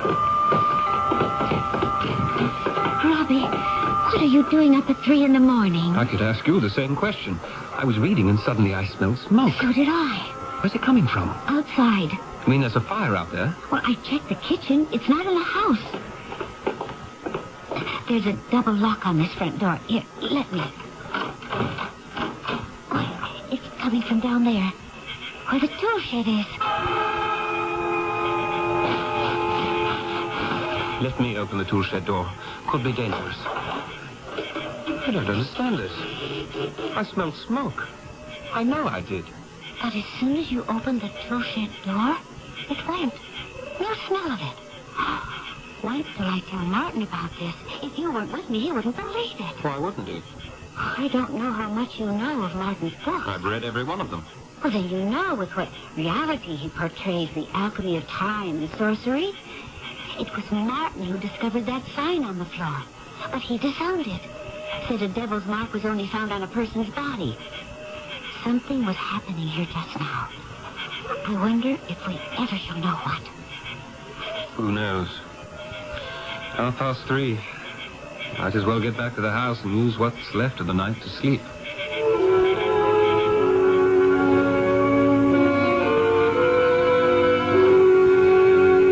Good morning, Mr. Crane. You're up earlier than I am. I'm always the first to come down to breakfast. Good morning, Mrs. Hazeltine. I just made myself some tea. Did you sleep well? Oh, yes. Right through the night. Like a top. What is that you're reading? Mr. Hazeltine gave me the great privilege of the first chapter of Demons of the Mind, his new book. It's the most beautifully written introduction to life after death I've ever read. He introduces his characters from two worlds. He believes there's another world existing at the same time as ours, and we don't die. It's to that world that we depart. The same with birth. Mr. Crane, I want you to stop. I don't wish to hear, I don't wish to know. You told me that yesterday, and I told you I'd like to ask whether the wife of a great author accepts or rejects his work, and why. I can tell you categorically, this wife does not accept. But you've never read one word he's written. Never. Nor shall I. What is it you're afraid of? Penetrating question. My parents were greatly interested in the occult of Egypt. They died strangely, unaccountably, fell to their death as if they were pushed by an invisible hand. And since that time, yes, I have feared the unknown.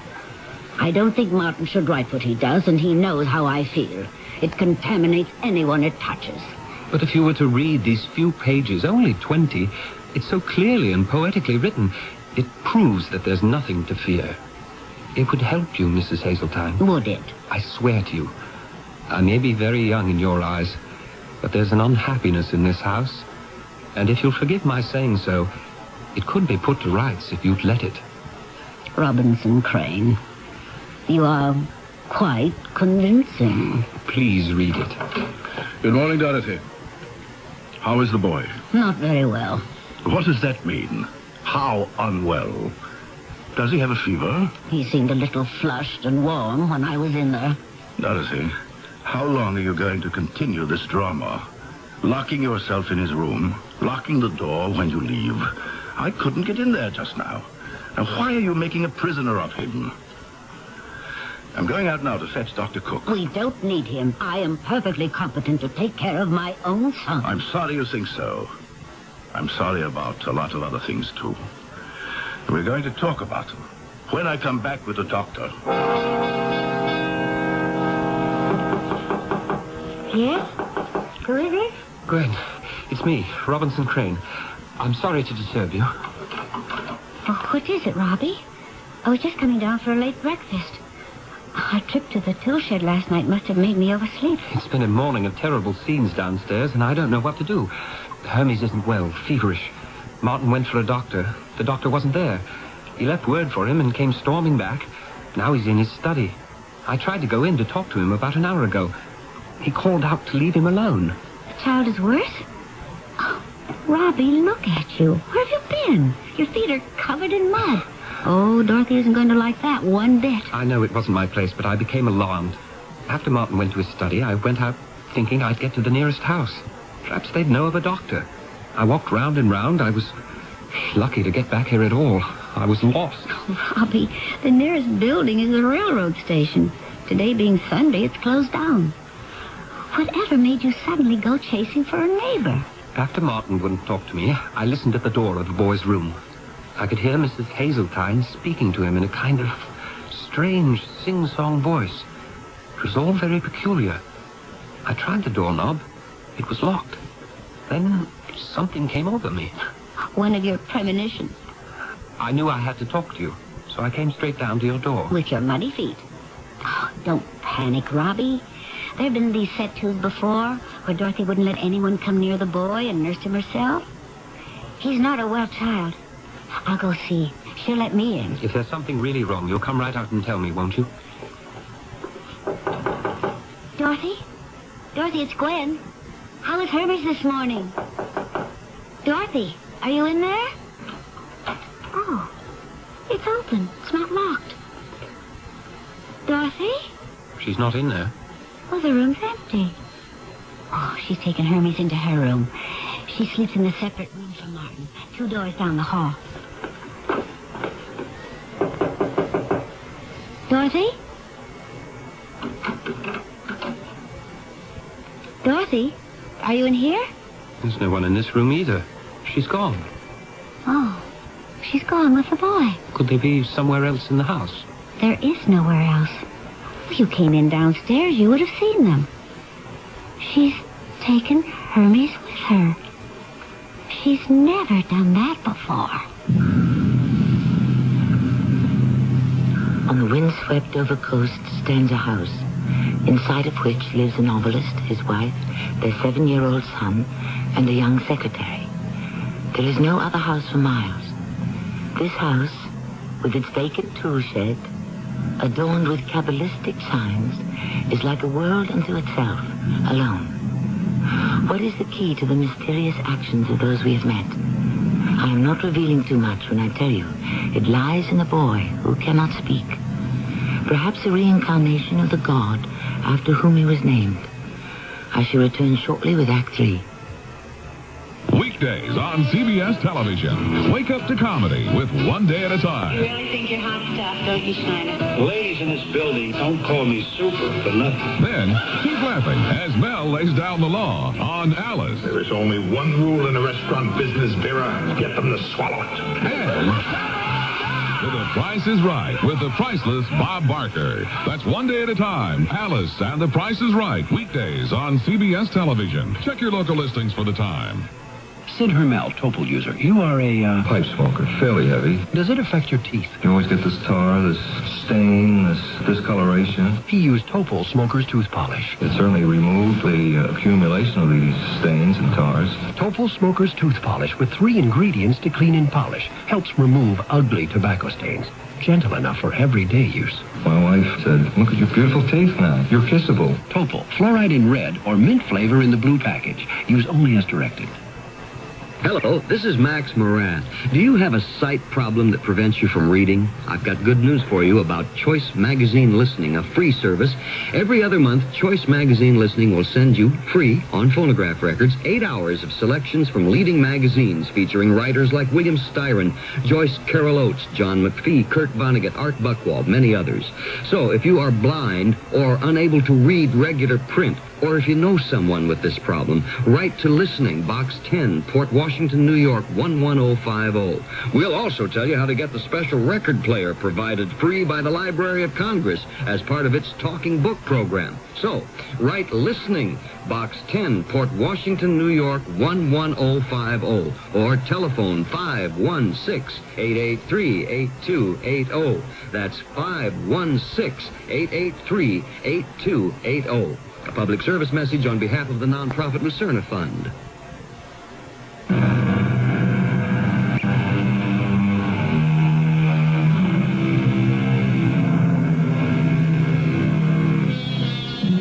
The mystery of the boy and his mother who disappeared from the house on the coast of Devon has not been solved. The police are called in, Scotland Yard is asked to help, and finally, Robinson Crane, feature writer for the London Times, unable to complete his assignment, returns to the city. Weeks pass. Robinson. Yes, T.R. I called you in this morning because there's been a development in the Hazeltine affair. I just got word the boy was found, but the mother is still missing. Fantastic. How is he? That's one of the things I want you to find out. Take the first train out of Victoria. Get yourself over there. Have you read what I wrote on him and his family? I did the best I could to give it an ending. Yes, I went over it last night. The only trouble is it ends with a question mark. After I get down there, maybe I can change that question mark. I'm hopeful. It needs an exclamation point at the end. Why did she keep her son from his father? I touched on that. Oh, barely. You never explain what's behind her fear. And finally, now that the boy has been returned or found or whatever, where was he? And who kidnapped him? T.R., the child is mute. He can't talk. Tragedy. But he can hear. Oh, yes. Nothing's wrong with his hearing. Is he old enough to write out answers to questions? I don't know. Maybe. Simple answers. I only saw him once. You will be seeing him again in a matter of hours. I wish you well. It's a strange house filled with strange people in a very superstitious part of England. Just wish me safety.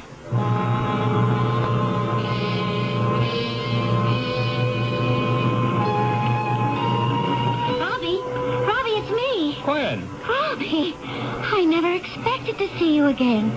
What are you doing in Devon? What are you doing at the station? You didn't know I was coming down here, did you? This is unbelievable. Martin sent me. Martin said go to the noon train. Someone's arriving and I want you to meet him. It doesn't make sense. Oh, yes, it does. He's psychic. He knew. Is it true Hermes was found? How is he? I'm not going to tell you. You'll see for yourself when you get to the house. Come on, let's walk. Gwen, you can at least tell me, is the boy in good health? He was sick when he disappeared with Mrs. Hazeltine. It's as if nothing happened to him. He's bright and cheerful. It makes such a difference. What does? You did know they haven't found Dorothy. She's still missing. How did they find Hermes? They didn't. The police were amazed. I'll show you where it happened. And Martin, how's he? A changed man. His son is with him all the time. And you, Gwen? How are you? I'm not sure, Robbie. It's a little like living on a tightrope. Why do you do it? You're a sensible girl. Could get any kind of work anywhere. Nice of you, Robbie, to care about my future. But I couldn't leave here. You're going to spend a lifetime being Martin's right-hand man? I mean woman. If you'll let me. But he's married. You'll never mean that much to him. I know that. Are you hoping she'll never come back? For now, I can take very good care of both the men in the Hazeltine family. The little one and the big one. Robbie, before we go into the gate, I want you to know that I love Martin. Well, maybe he's much older than I am, but that doesn't matter to me. So long as I can be near him, that's all I want. I respect that, Gwen. Sorry if I talked out of turn. This isn't the way to the house. Why are we turning off? You asked me where Hermes was found. That's where I'm taking you. He was found right here, on your property. Hmm? Down there. He wasn't. No, he wasn't. Yes. In the tool shed. Sitting in the middle of the floor as if nothing had ever happened. As if weeks hadn't passed. As if the tool shed hadn't been combed through a dozen times. As if the whole countryside hadn't been searched. There he was. Incredible. When did you say the police looked there last? Exactly what Martin wanted to know. You know what the constable told him? Haven't a clue. The day before, the very day before we found him, they even placed a tape across the door, which we pulled off. Unbelievable. But I do believe you. That beautiful little boy was sitting right in the center of that star and the circles. Oh, I needn't tell you, Martin still won't acknowledge it's a devil's mark. I'm anxious to talk to him. Let's go into the house.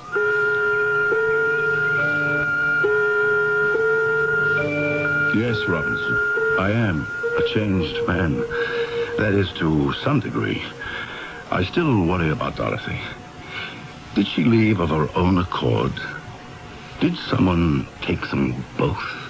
Can't you get an answer from Hermes in some way? It's hopeless. He actually knows nothing. It's as if that little boy's mind went blank for all those weeks he was missing. By the way, where is Hermes? I was hoping he'd be right here in your study, sitting on your lap, Martin. That's where he generally is, on the lap of his papa. I put him to bed for his new nap. But I think he'd like to wake up and greet his Uncle Robinson. I told Uncle Robinson where we found him. In the tool shed, as if by miracle. You're right. It was definitely a miracle. That must be the workman. I'll go. If Robbie's staying and hasn't eaten, will you do something about that, Gwen? Yes, I will. Go along. I have eaten, and as for staying, I plan to until I can wind up this story. I know that between the two of you, there are a dozen things left unsaid. Oh, don't fret, Robbie. You know enough about the great Hazeltine to write 3 stories. But not what my editor wants to know. By the way, that manuscript chapter you read of Demons of the Mind, he tore it up and started all over again. It's much less fearful and more hopeful. Do you mean he now feels that one can make contact with that other world? Yes. And all those people in the darker ages of man who were persecuted for being sorcerers and witches actually did step into our world from another. Gwen, is that the secret? Are you saying that that's where Dorothy and Hermes disappeared to? They stepped into another world? It would explain a lot, wouldn't it? Why the boy's mind is a total blank. Does Martin believe it? That's what he's been comforting himself with all these weeks. Oh, Martin, what is it? You look white. They found Dorothy. She's dead. Oh, where? I'm not in the tool shed. At the foot of the cliff.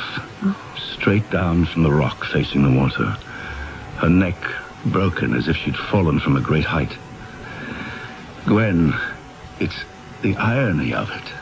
You mean because that's the way her mother and father died in Egypt? Maybe it's not a joke of fate at all, Martin. Maybe it was preordained. I knew there was a reason we hit it off so well, Robinson. He sounds like one of us, doesn't he, Gwen? He's got that intuitive reasoning. May I see Hermes? Gwen, our roving reporter is in for a surprise, isn't he? Give me 2 minutes to wake him and wash his face. Didn't I tell you he was a magnificent father? And I want to tell the boy he's about to be interviewed by the London Times. 2 minutes, and then you two come in. All right? My notebook and pencil will be ready. You can come closer, Robinson. You've met my son Hermes before. I certainly have. I heard you were away, Hermes. I'm glad you're back. Thank you. Did he speak? I mean, did he actually say thank you? I have an exceedingly polite son. Oh, yes. Hermes can speak, and speak he does very well. Don't you, my angel? Oh, no. Wayne, he knows my name. This is fantastic. Papa? Papa? Yes, my boy. Papa is here. He will always be here. Martin and I were the ones who found him. Suddenly we were sitting here, and we had this feeling, right here in this room. It came over us so strongly. And without saying a word, we found our... That's what he said. His first words. Of course, he'd been hearing them for years, but he never said them. Have you told any doctors about this miraculous... Not yet, not yet. Gwen and I have been too busy enjoying his new ability to speak. Now I shall dress our little friend, and we shall meet you outside in, say, 10 minutes. And the four of us will take a walk. Hermes, it was a great pleasure for me to see you so well. I'm going to have to go back to London now, but I look forward to my next visit.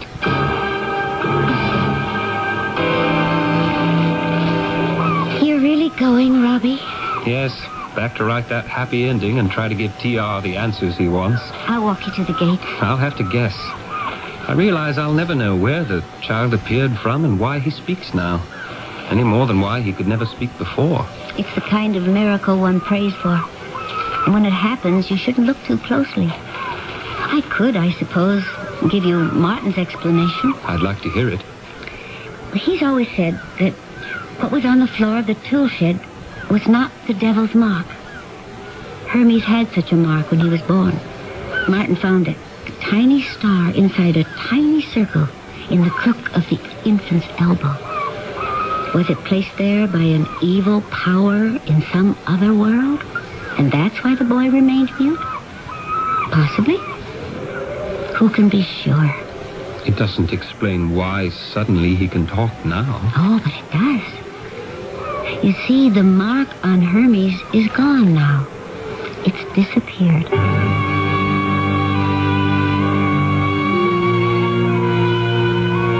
So it'll be a new chapter, TR. For Martin Hazeltine. In fact, a whole new book. That's the way I'm going to finish off the profile. You know that manuscript of the beginning of the book he was writing? The one he gave me to read, called Demons of the Mind. It was a personal statement. Huh? Who was he writing about? My guess is it was his wife, Dorothy.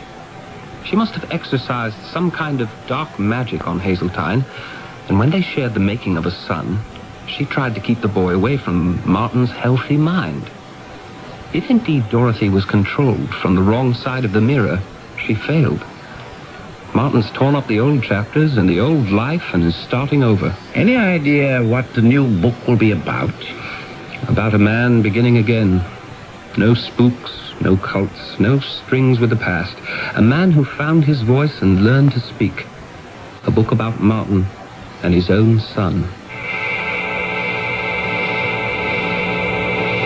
A strange story, and yet one full of directional signs to follow. You wonder, at least I do, how many of these marks of the devil are meaningful, or how many are just plain superstition. After all, in Russia, in Turgenev's day, a little mole on the left cheek was regarded as an evil omen, and we know man has been persecuted for less than that. In other words, conclusions are something which, even today, we shouldn't jump to. I shall return shortly.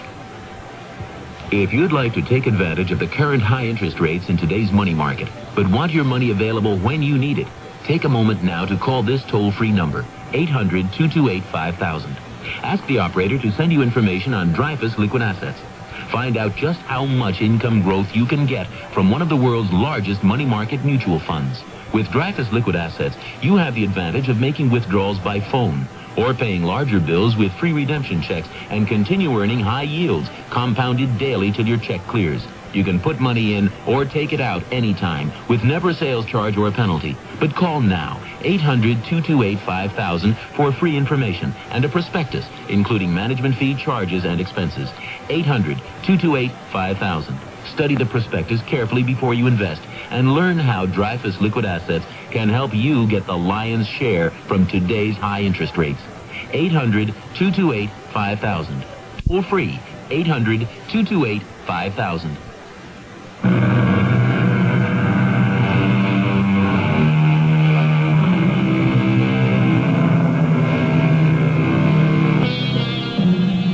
James, whose story we have paraphrased on today's Mystery Theater, once advised the Martin Hazeltines of this world to, quote, live all you can.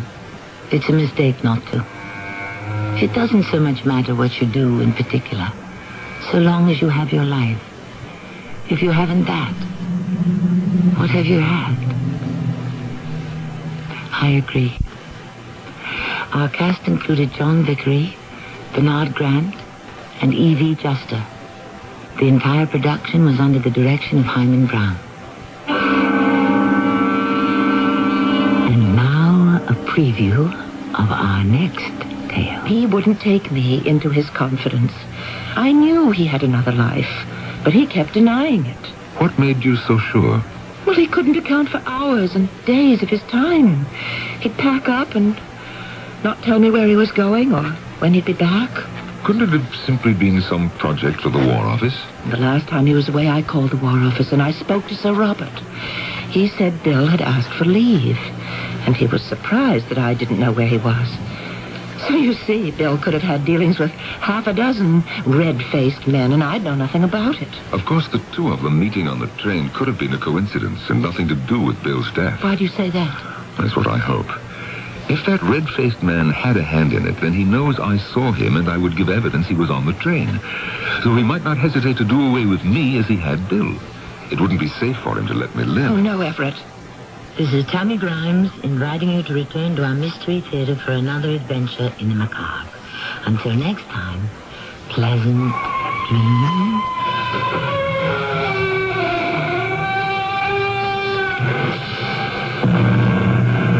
This is Nat Wright. Stay tuned for the Dawn Patrol flight, where we'll be playing your songs all night long after the news. It's midnight. This is WIP, Metro Media Radio, in Philadelphia. It's just past 11 o'clock, and it's time for the WIP Mystery Theater. Why don't you join us? Just sit back and relax, if you can.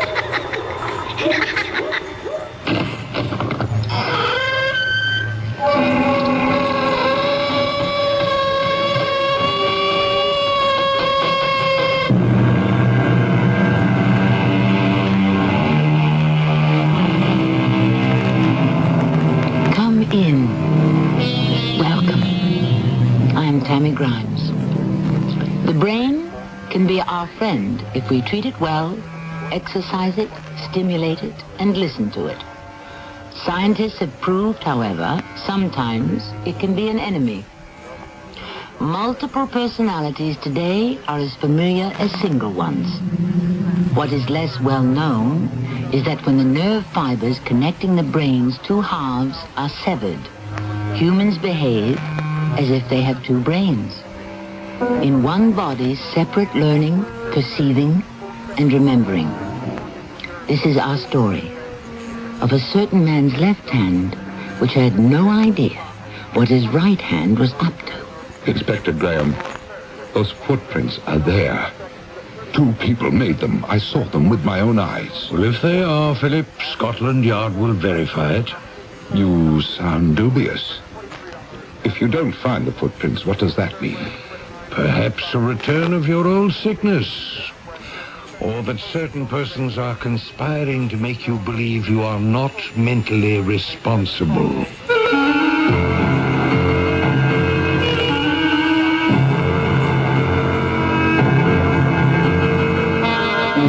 Mystery drama, The Visions of Sir Philip Sidney, was adapted from a story by M.R. James for the Mystery Theater by G. Frederick Lewis. It stars Lee Richardson. I shall return in a moment with Act One. Avoid paying outrageous prices for out-of-season produce next winter by preserving fresh summer fruits and vegetables now with canning supplies from True Value hardware stores. Hi, Pat Summerall to say the Nesco electric cannery for just $24.99 automatically maintains the right temperature for steaming and canning. Or freeze foods in convenient boilable bags with the Daisy Seal-A-Meal 2, now just $18.99. And get a box of replacement bags for just $3.29 at participating True Value hardware stores and home centers. What's red and gold and tastes like summer? Nectarines. Summer fruits, it wouldn't be summer without them. It's peak of the season for fresh nectarines. Fresh from the tree, taste them and see. Juicy and sweet, California nectarines are beautiful right now. Nature's way of smiling, sunshine on the tree, delicious naturally. Nectarines, sponsored by the growers of California summer fruits. This is Gene King for your Better Business Bureau. If your idea of summer fun is camping out, whether you sleep in the luxury of a recreational vehicle or rough it on the ground with only the stars above you, there's one piece of gear that's a must, and that's a good sleeping bag. A well-made, lightweight summer bag is a good first choice for novices and for those who aren't planning to do too much cool weather camping. But if you're heading for the mountains or planning to take a trip in the spring or fall, a three-season bag will be a better choice. Now, these bags are warmer and more expensive, but they'll keep you comfortable at near freezing temperatures. But when you go out to shop, compare bags carefully. Make sure to check the quality of the zipper to find out if the bag is easy to roll up and store, if it's the right size for comfort, and if it's constructed so that the filler won't come out. A tip from your Better Business Bureau.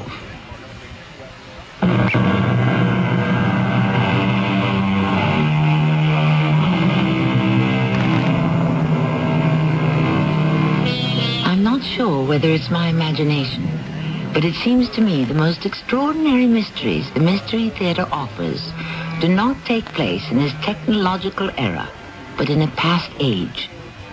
So I need not apologize when I invite you to aboard the 8 a.m. London Express some 99 years ago as it clips along from Aldershot to London. In the first-class carriage, a man distinguished by exceedingly large white mustaches, and a florid face sits, puffing at a pipe. I beg your pardon, sir. Mind if I join you in this compartment? Not at all. Not at all. I don't know what's the matter with people these days. I was seated 2 coaches back, peacefully smoking my Havana, when a chap and a lady entered my compartment, requested I either stop smoking or leave. Incredible. And I was there first. Oh, people have no manners nowadays. Good smell, that pipe. Like it? Mixture 88 Freiburg and Thomas Piccadilly. So it is. Used to smoke it myself. Uncanny. A lot of people do. Did you get on at Aldershot? Yes, I live there. I got on at Aldershot also. I'm staying with friends. Actually, I was very friendly with this chap's wife at one time, but I'm a friend of both of them now. Paddington Station! Paddington! On time again. Looks like we're here. The run to London is always punctual. I'm going to go up ahead. Avoid getting trampled on that way. You ought to try Freiburg's 44. Less latakia than the 88. Delighted to have met you. Oh, good Lord. I don't believe it. It couldn't be. I must have a closer look. Great Scott, it is.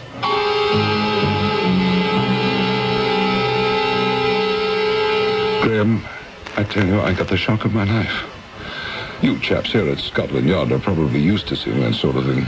Sir Philip, do you want to begin at the beginning? Since when do you call me Sir Philip? This is an unofficial visit.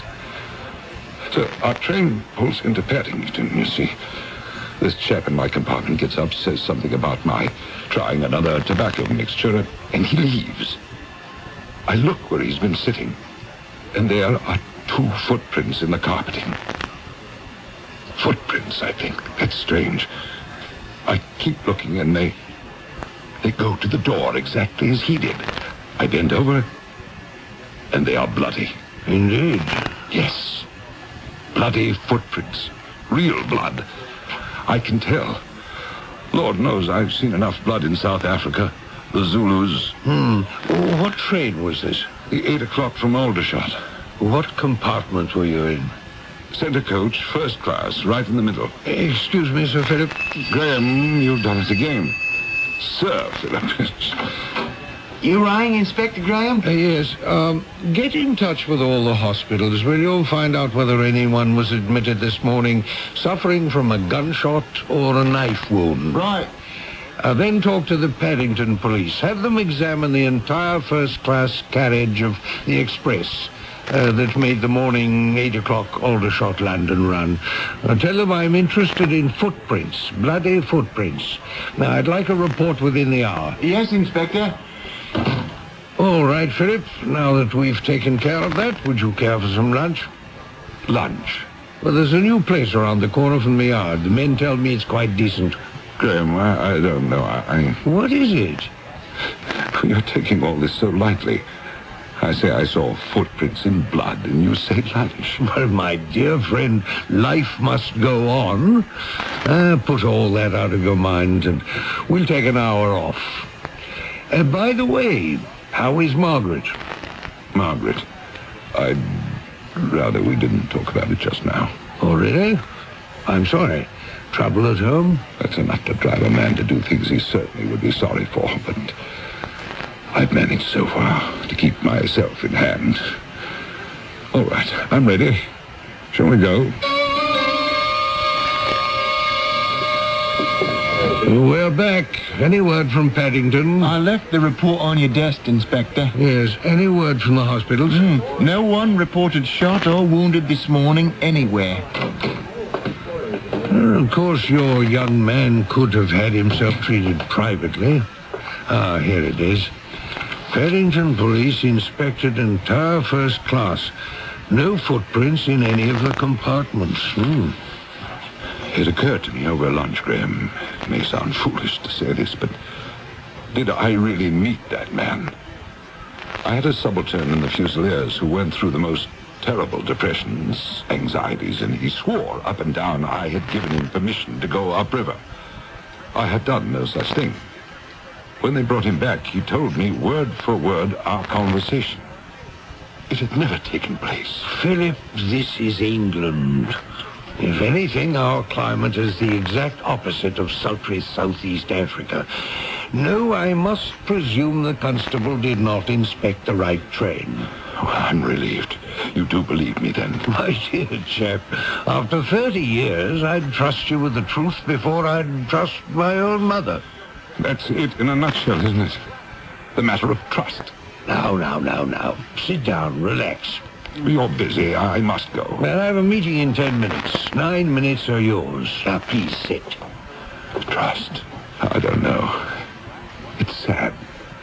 After one's been married as long as I have, one spends a good bit of time closing one's eyes. I suppose you have to.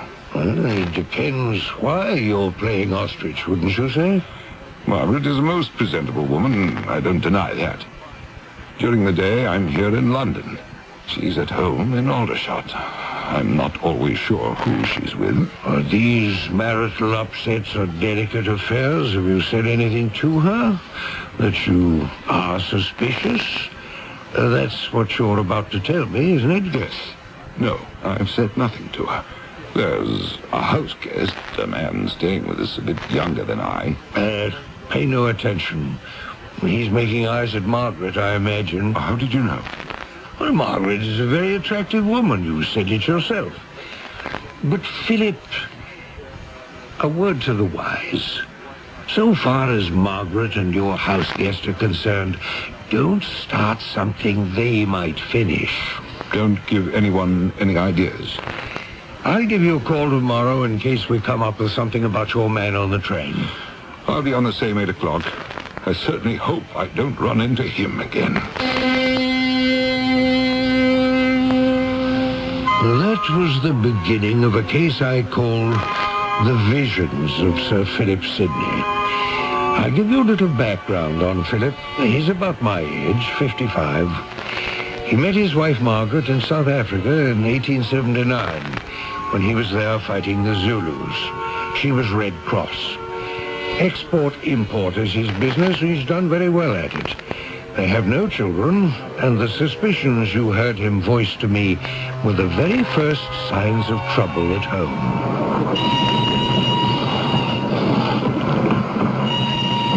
I beg your pardon. pardon.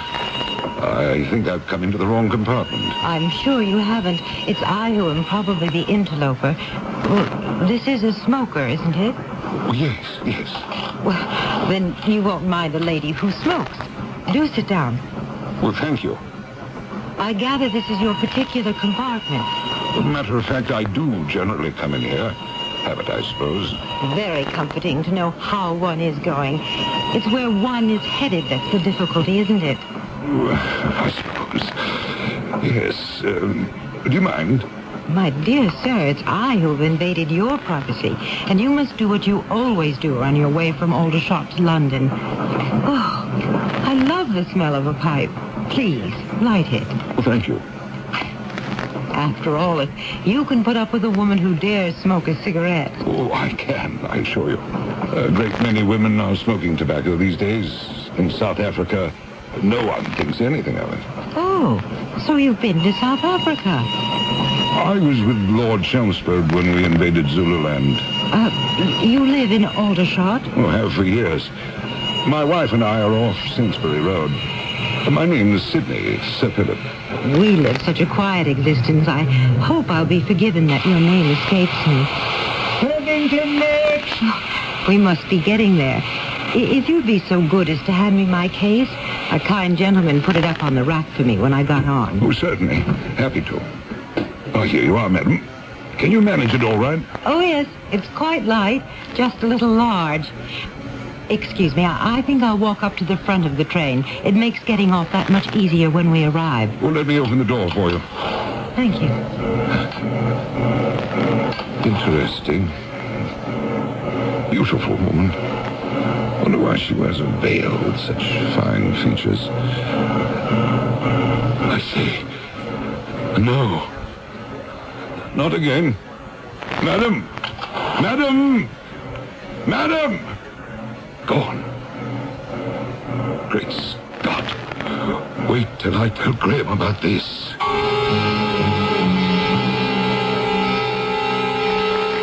Yes. Beautiful, Graham. That is as much as I could see of her face. Wearing a black veil. Quite a stunning woman. Young?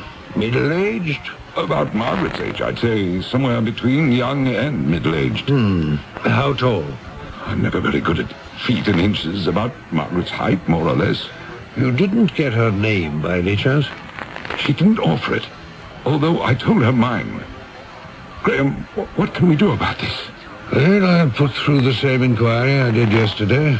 Check hospitals and examine the floor of the compartment. I'll have a look at the morning 8 o'clock train myself. I'll feel more secure if I searched for the footprints myself. Sometimes, you know, the pattern of a carpet can obscure certain marks. I think it's important I find them. And if you don't? My dear friend, don't even consider that. If you don't find the bloody footprints, I'm imagining things. It could be a touch of your old sickness, Philip. Or there may be two people who have conspired to make you believe you're not quite mentally responsible. And I will not accept that. Oh, you're a good friend. Well, I'll get cracking on this right now. I'll call your office before you leave for the day. Well, I'll stay right there until I hear from you. The news was not good. No wounded, veiled lady was reported by any hospital in London. I myself examined the very compartment Philip had ridden in. Not a trace of blood anywhere. I called him at his office. He took it very badly.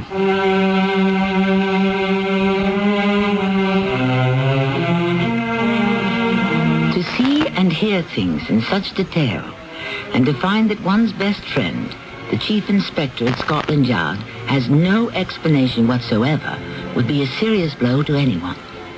When Sir Philip Sidney returned home, he refused dinner and shut himself up alone in his rooms, not to emerge before the following morning, Friday the 13th. I shall return shortly with Act 2. Hey, everybody, how can you top an Armour hot dog? Hot dogs, Armour hot dogs. What do kids put on Armour hot dogs?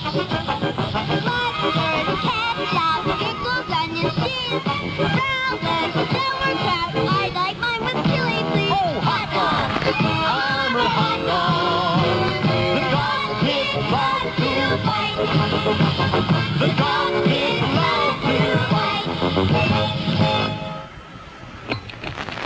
Countdown to cure. Hi, this is Henry Winkler with a message from the Leukemia Society of America. Leukemia treatment and research has advanced encouragingly during the last 10 years. We are now able to stop the progress of this disease in many cases, especially children. But more than half of all leukemia occurs in persons over 60 years of age. Each year there are 23,000 new cases. So please support the Leukemia Society's countdown to a cure. It's a matter of time. Thank you. Edna? Do you have the key? Oh, never mind. We forgot to lock the door. I'll hang up the coats, Melvin. Good girl. Oop. Melvin. Take a look in the closet. Edna, Yes, Melvin. there's a dog in the closet. Hiya. Don't worry, it's me, McGruff, the crime dog. Oh, he talks? Of course. How else could I tell you not to leave your door unlocked? Oh, you're McGruff, the crime dog. Edna, you're talking to a dog. I'll say it again. Lock your windows and doors. Use a timer to turn lights on and off. Oh. And tell your neighbors to keep an eye on your house. Good idea. By the way, you got a neighborhood watch program? Neighborhood watch? What's that? That's where you and your neighbors learn how to protect each other and your neighborhood. Oh. But find out more. Write to McGruff, Box 6600, Rockville, Maryland, and help take a bite out of crime. Edna, lock the door. Gotcha. A message from the Crime Prevention Coalition and the Ad Council.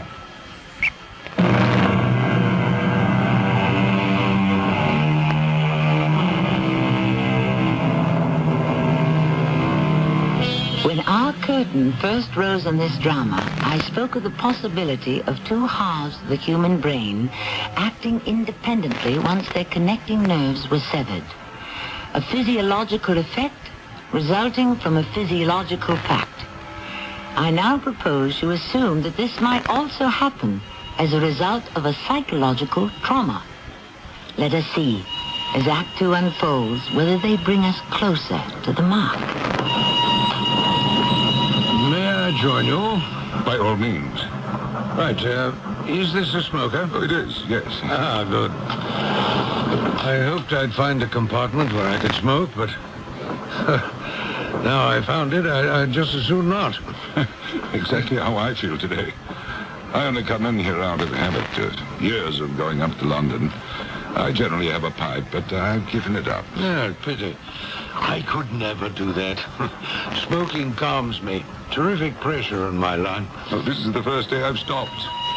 Woke up this morning with a terrible premonition, as though I were reliving the whole raid at Rorke's Drift. Oh, don't tell me you saw action in Zululand. I lost 2 brothers there. No wonder. 10,000 Zulus coming at you out of nowhere. You fought with Colonel Dunford? I was at the colonel's side all through it, until he was killed. Ah, and you escaped with your life. Fortunate man. I escaped, I suppose because they saw me lying there and took me for dead. But I just as soon not talk about it. Can't say I blame you. I say, is today some kind of a holiday? Not to my knowledge. Perfectly ordinary Friday the 13th. I ask if it's a holiday because there's nothing but ladies on the train. It's absolutely full up with females. I say, has the train stopped? So it has. We shall never reach London at this rate. Tickets, please. Good morning, Sir Philip. Oh, here you are. Thank you. Here's mine.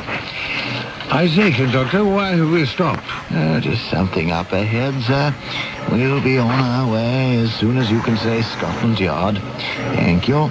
Shall I leave this door open or closed? Leave it open, conductor. Did you hear what he said? Yes. Shall I leave the door open or closed? No, before that. Before that? Tickets, please. No, something about Scotland Yard. Very strange. Oh, never mind. It's peculiar. There it is again.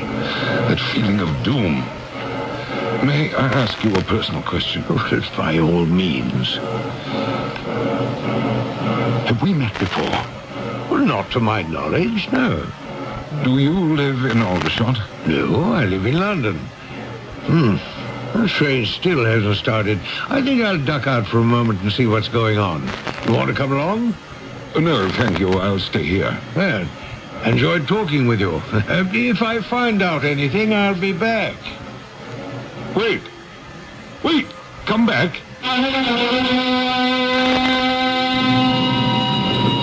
Oh, conductor. I was looking for you. Anything I can do for you, Sir Philip? That gentleman who just left my compartment. Did you see which way he went? Forward or toward the rear of the train? What gentleman in your compartment? The one with white hair. I'm afraid I didn't see any gentleman, sir. What do you mean? You took his ticket along with mine. Are you sure it was today? The train has been very crowded this past week. This is the first day we're traveling practically empty. Are you saying there are not dozens of ladies aboard and the train's not full up? Heavens, no, hardly anyone's traveling. I haven't had one lady, sir. And you didn't take a ticket from a white-haired gentleman sitting with me in the center compartment? Oh, no, sir. I only took yours, Sir Philip.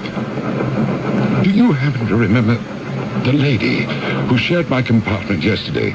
Fine features, wore a black veil. Let me think. The day before that, a younger gentleman. I make so many runs, it's a little hard to remember any but the faithful regulars like yourself, Sir Philip. We should be arriving any moment. Good thing. We got for lost time. Lost time, sir? Back a bit when we stopped. Oh, begging your pardon, sir. This train hasn't lost 1 minute since we began this morning's run. It hasn't stopped at all, Sir Philip.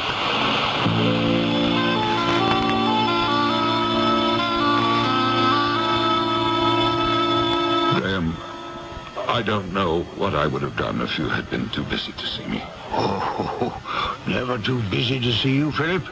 Besides, I do enjoy lunch at your Marco Polo Club. Waiter. Scotch? No, a little sherry before lunch suits me. Yes, Sir Philip? One sherry, one scotch. Yes, sir.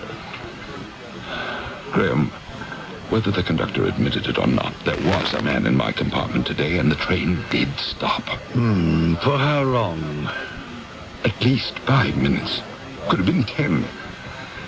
Well, I'll send someone down this afternoon to grill the conductor and the dispatcher and the records. But why? Why am I being put through this? I'll see if I have this correct. You notice the train has stopped.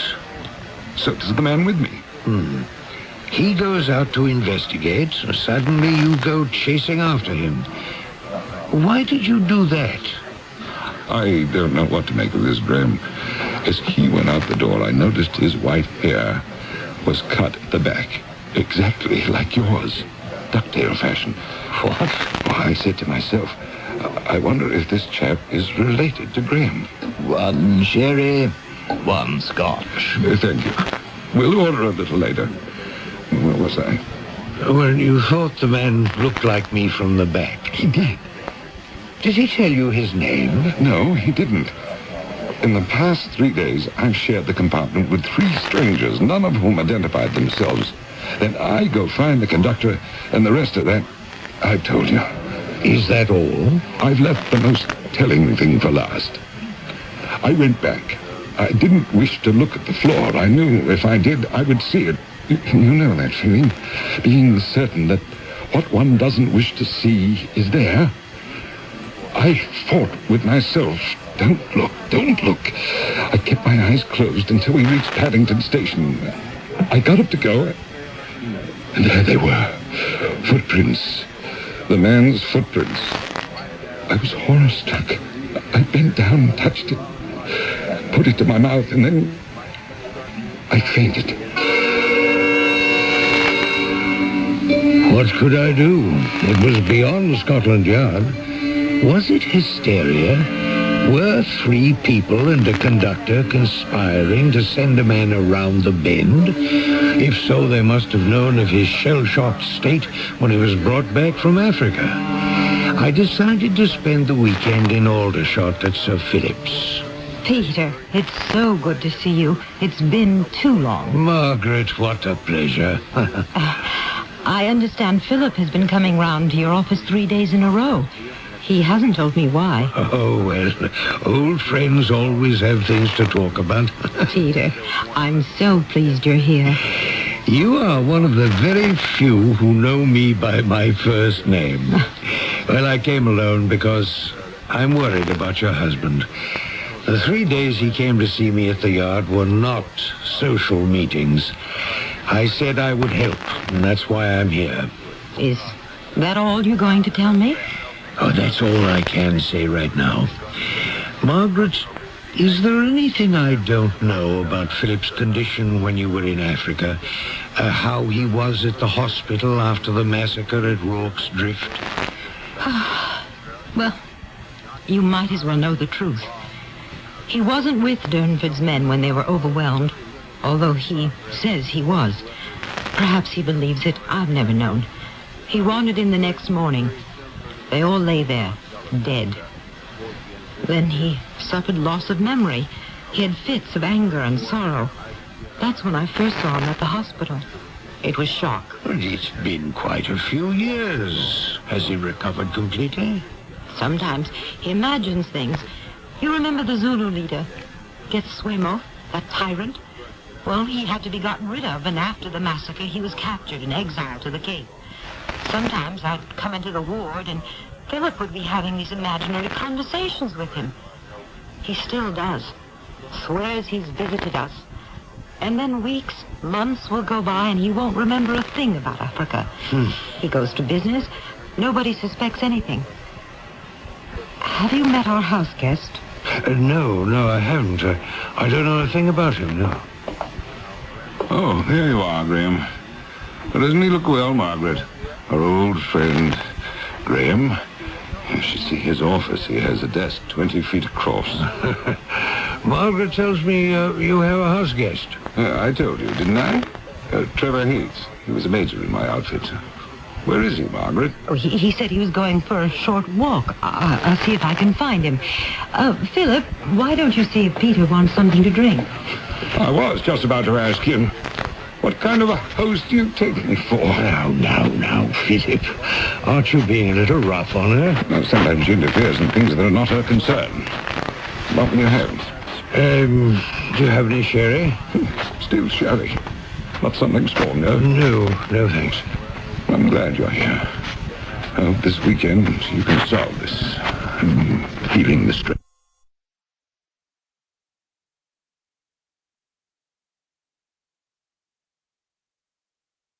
Short with strangers, as you were with Margaret, there are those who wouldn't understand. It's only Margaret. I'll be frank. Her actions in the past month have been getting under my skin. I think I've been more than tolerant. Tolerant about what? When Trevor Hayes arrived in England a few weeks ago, he wanted to know, could he stay here? And Margaret said, please, yes, be our guest. He's the one you're accusing of coming between you and Margaret? He knew her when she was a nurse in Africa, before I knew her. I don't know what their friendship consisted of, and I don't want to. Can you blame me? Well, surely there isn't anything to it. Isn't there? I didn't know then what I know now. Philip, are you sure? Tell me, is it possible to put something into someone's mind if they don't wish it to be there? Well, I really can't answer that. Where's my sherry? Sorry. Forgot. That's what happens when I get roiled up. I forget everything. Here. Darling, I found Trevor. She found Trevor. Peter, I'd like you to meet Trevor Hayes. How do you do? I've already told him what an old friend you are of the family. How do you do? I understand you were in the Zulu War with Sir Philip here. I suppose you could say that. We were certainly on the same side. What do you mean by that? No more than you heard. I don't care for that remark, not one bit. That's a shame, Sir Philip, but I'm not in the habit of watching every word I say. Trevor, please. If the shoe fits, wear it, I say. Get that man out of my house. Do you hear me? Margaret, out! Philip, what's happened to you? Out. I want him out by tomorrow morning. Delighted. Philip, please. There's nothing for you to be upset about. Darling, I beg you, don't do anything you'll be sorry for. Suddenly, the air was filled with sparks of anger, jealousy, and hatred. Margaret thrust herself between the visitor and her husband. One couldn't help noticing the man she called darling was not her husband. It became apparent I was being placed in the middle of a domestic quarrel, not a position I could particularly enjoy, since I knew both men had been in the army and had no hesitation about using guns.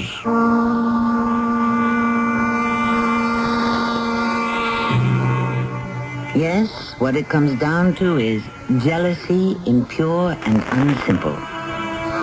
Beware, my lord of jealousy, said the bard, the green-eyed monster, which doth mock the meat it feeds on. I shall return shortly with Act 3. Weekdays on CBS television. Wake up to comedy with One Day at a Time. You really think you're hot stuff, don't you, Schneider? Ladies in this building, don't call me super for nothing. Then, keep laughing as Mel lays down the law on Alice. There is only one rule in the restaurant business, Vera. Get them to swallow it. And The Price is Right with the priceless Bob Barker. That's One Day at a Time. Alice and The Price is Right. Weekdays on CBS television. Check your local listings for the time. When you get it, Itchy red skin. get Kool-Aid. When you get it, darn bug. Get Kool-Aid.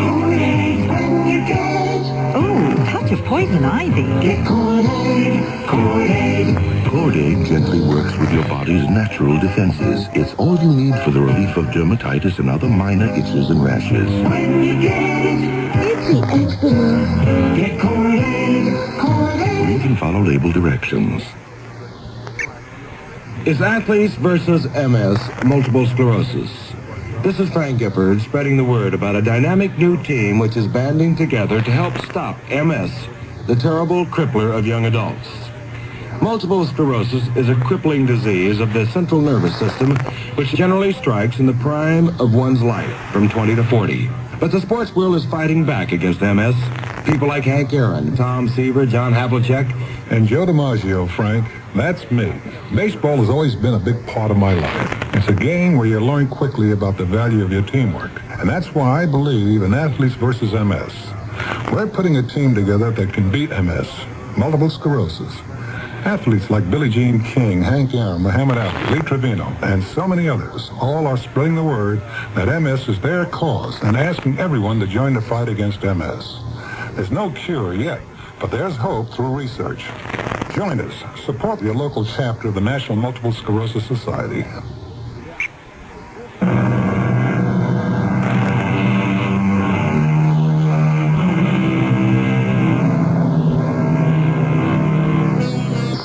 Sydney has shared a compartment with 3 strangers on the train from Aldershot to London on 3 successive days. Each time, the unknown traveling companion has disappeared, leaving behind a bloodied footprint, which nobody but Sir Philip has seen. Spending the weekend with him and his wife Margaret, and Trevor Haight, a house guest, is an old family friend, Inspector P.G. Graham of Scotland Yard. May I come in, Mr. Graham? Oh, yes, certainly, Mr. Haight. They've given you the nicest guest room in the house. Oh, it pays to be the oldest. Your door was open, otherwise I wouldn't have disturbed you. Oh, just sitting here making notes. Do sit down. Are you staying with the Sydneys for long? That's an amusing question.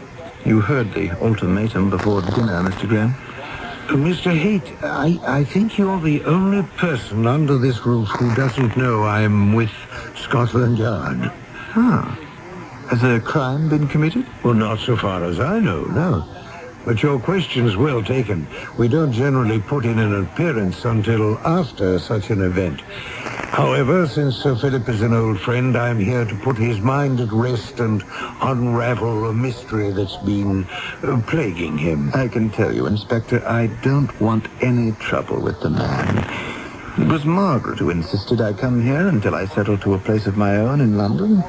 I have a post with the War Department. No, Sir Philip has never been very friendly. He says it's because you've been more than friendly with his wife. With Margaret? Nothing could be further from the truth. Well, then why do you suppose he ordered you out of the house? I was a major in the same outfit. Sir Philip is not the first man whose battle fatigue takes the form of unreasonable suspicion. Were you familiar with Sir Philip's condition when he was brought to the hospital at the Cape? Yes, I was. The shock he underwent at Rorke's Drift, did he leave the hospital cured? Philip Sidney wasn't with Jernford's men. I was. I was the only officer who remained alive. When Sir Philip found me, he thought I was dead. I came to when he was searching my pockets. When he heard the rescue party arrive, he lay down and pretended he'd been knocked unconscious. Why was he away from his regiment, wandering into your care? I have no idea. He was awarded military honors, and I kept silent. I put all his actions down to battle fatigue. That's a very sad story you tell me. Something must have snapped. You asked me if he was cured. He appeared so. Normal, but abnormally jealous. Margaret was the head Red Cross nurse. Every time I'd have a few words with her, Sir Philip would have a fit. Could it be because you were younger? Not by that much. At any rate, I was finally transferred and only recently learned that Margaret had married him. When I arrived back in England, I spoke to her parents, and they told me where to find her. And I still don't understand why he fears you. Perhaps because I'm the only living witness who could testify he doesn't deserve his medals. I'm sorry to hear all that. Now, what was it you came to talk to me about? About Margaret. Do you think, Inspector, you could persuade her it's unsafe for her to remain under this roof? Well, assuming that there's some foundation for your fears, isn't it just as important to have Sir Philip placed under some hospital restraint so he can be helped? I see I've won round one. You believe me? Not so much because of your analysis, that it's so convincing, but because Sir Philip claims to have undergone strange events in the past 3 days. Well, perhaps I can help. Can you tell me what they were? He met 3 people on the train. He recognized none of them. Yet the first, as he describes him, fits you perfectly. Fits me? What day was that? Wednesday. I never left this house Wednesday. Margaret will confirm that. The second person he met on the train was a veiled lady. She resembled Margaret, yet he didn't recognize her. Well, if that was Thursday, it was not Margaret. And the last person he met was yesterday, Friday the 13th. A man who resembled me. So you see, Margaret is not the only one to fear for. Philip is also in danger. Do you know from whom? Possibly himself.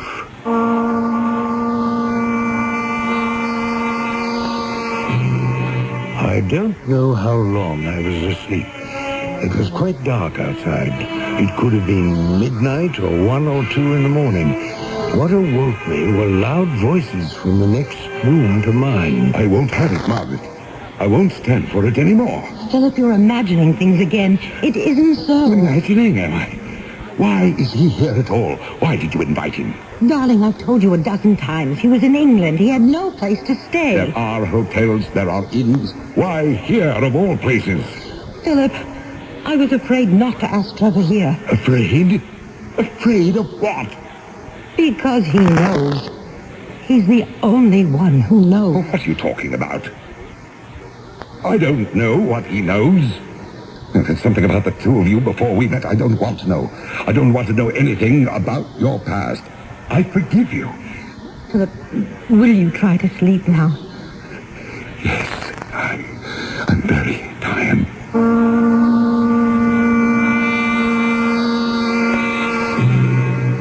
I didn't like being party to that conversation, but there was no way of not overhearing. And then I must have fallen asleep. I woke with a start. A scream outside. I dashed out the door. The new moon shone a half-light over the garden. By a huge oak tree, there was Trevor Haight, trying to shield Margaret, who stood behind him. Philip was brandishing a revolver. I've known it all along, Major Haight. I knew it then, and I know it now. Philip, put that revolver down. Now, don't do anything that you'd regret for the rest of your life. What kind of a fool do you take me for? I wake up. I look for Margaret. She's not in her bed. I ask myself, why isn't she here? Where would she be at this hour? I say to myself, she is meeting her lover.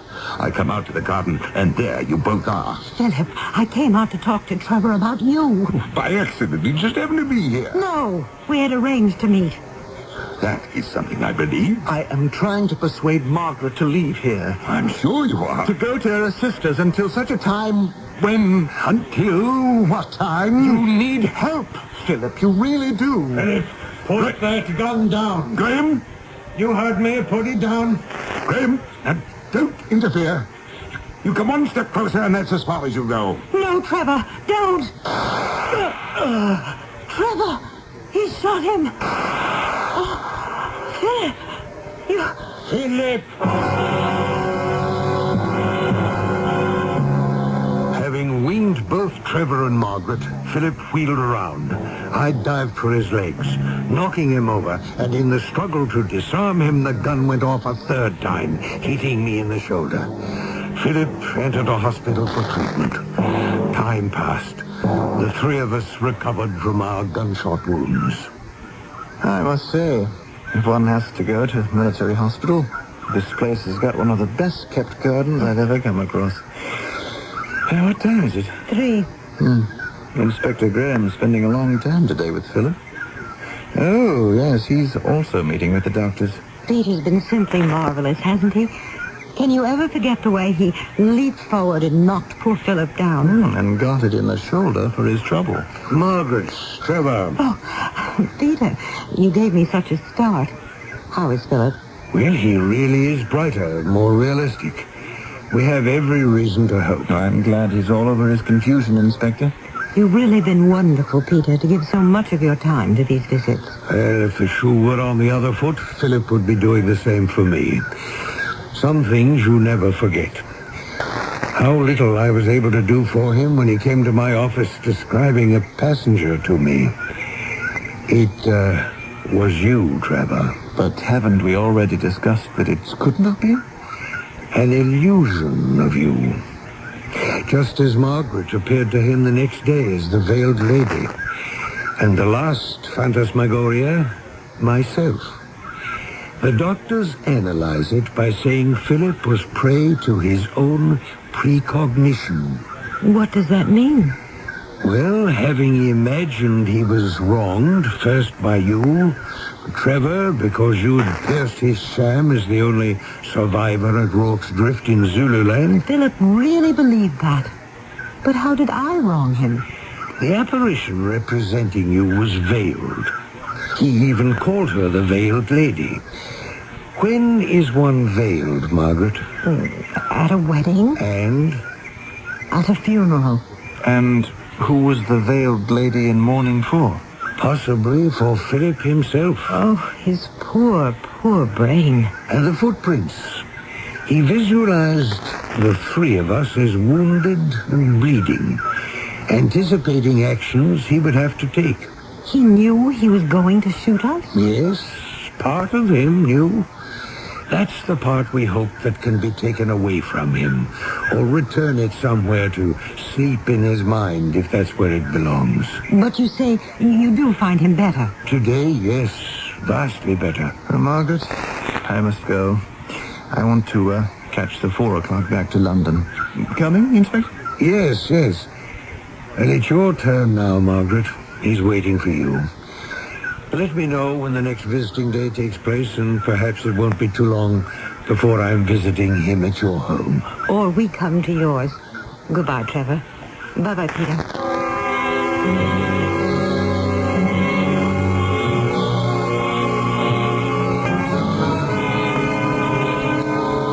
Have they left, Margaret?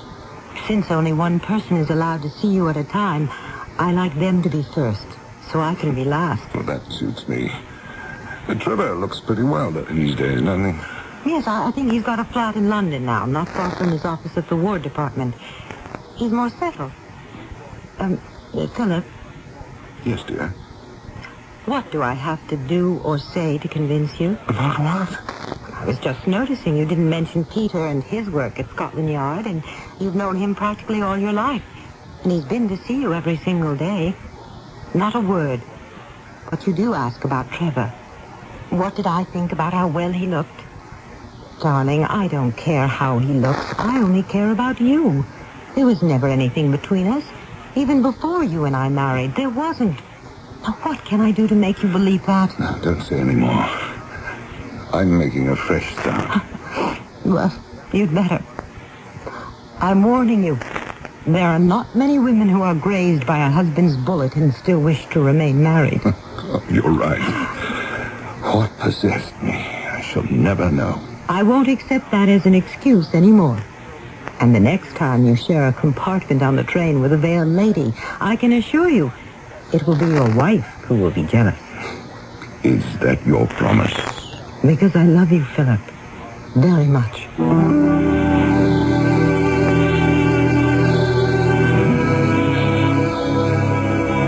Sir Philip Sidney made a complete recovery, and never once during his long ensuing life was he plagued by guilt or visions. In those days, a century ago, psychoanalytical treatment was in its infancy. Still, the afflicted could regain mental health. Inner conflicts did not require analysis. Love and life were most effective therapy, and in some cases still are. I shall return shortly. Beth, what size does this dress come in? I think only up to 12. Wish I could get down to 12. Well, try a diet. With those diet pills? Something else. AIDS. AIDS? The AIDS diet plan with appetite-suppressant candy cubes. Both AIDS cubes and diet pills help curb hunger, but AIDS do more. Help satisfy your need to taste, chew, and enjoy. Cheesecake, Mary? No, thanks. These days you have willpower. I have AIDS. AIDS help curb hunger and satisfy taste. Use only as directed. 2 packs, please. You spend that much for cigarettes every day? Yeah, I'm a smoker. So stop. Easy to say. Get help with Bantron. Bantron smoking deterrent tablets help you break the cigarette habit because they help ease your craving for nicotine. The more you want to stop smoking, the more Bantron helps. What's that? My piggy bank to hold the money I save every day since I started Bantron and stopped smoking. Bantron helps you break the cigarette habit. Use only as directed. If you've been reading about wise money management in your favorite publications, you've undoubtedly heard about Dreyfus Liquid Assets, one of the world's largest money market funds, and about the big yields you can get on your money right now. Start with as little as $2,500. Make added investments as low as $100. With Dreyfus Liquid Assets, your money is yours whenever you need it. Phone for it, have it sent to your bank, or write a redemption check for cash or to pay your larger bills. You keep right on earning that high yield, compounded daily until your check clears. No penalties on interest, no sales charge, no charge for the checks. It's so simple, sensible, convenient. But find out for yourself. Call toll-free 800-228-5000 for free information and a prospectus, including management fee, charges, and expenses. Read the prospectus carefully before investing or sending money. Discover how Dreyfus Liquid Assets can help you get the lion's share of today's high money market rates. 800-228-5000. Toll-free 800-228-5000.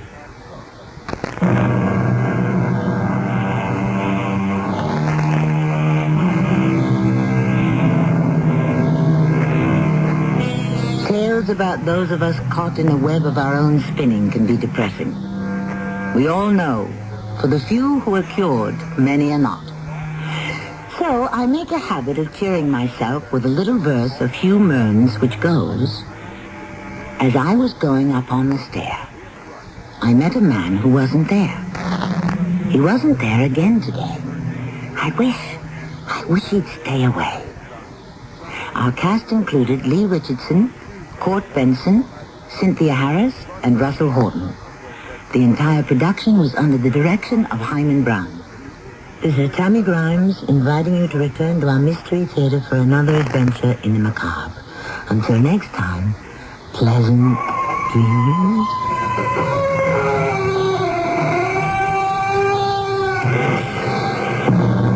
This is Nat Wright. Stay tuned to the Dawn Patrol flight, where we'll be playing your songs all night long after the news. It's midnight. This is WIP, Metro Media Radio in Philadelphia.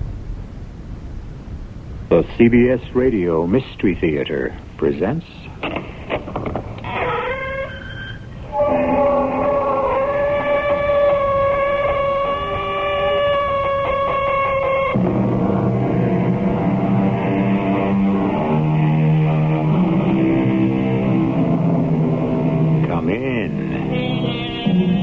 Welcome. I'm E.G. Marshall. Is there any one of us who does not long time and time again to get away from it all, to find a Shangri-La or a Bali High, some mystic island?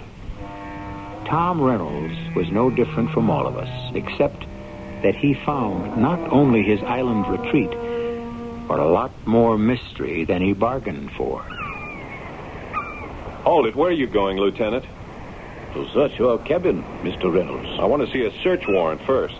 In this area, a search warrant is not mandatory. The island is owned by an American. Correction, leased for 99 years. But it belongs to my government. In any case, might makes right, does it not? So you will not. You have no right to. And you cannot stop me.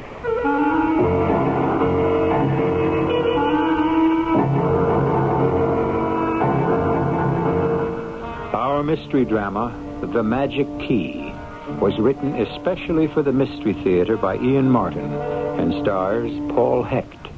It is sponsored in part by Contact, the 12-hour cold capsule, and Buick Motor Division. I'll be back shortly with Act One.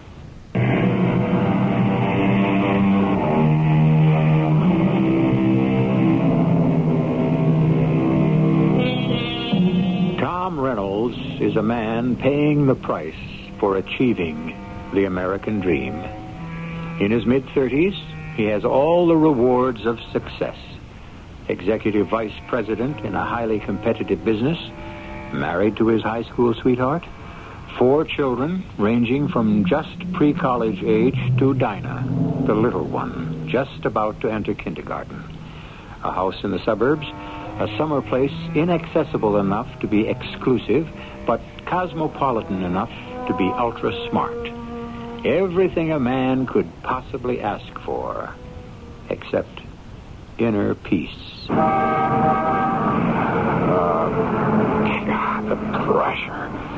The pressure of every day. Isn't it enough? All that noise and the long, rickety train ride before I can make it home and try to relax if the kids are quiet.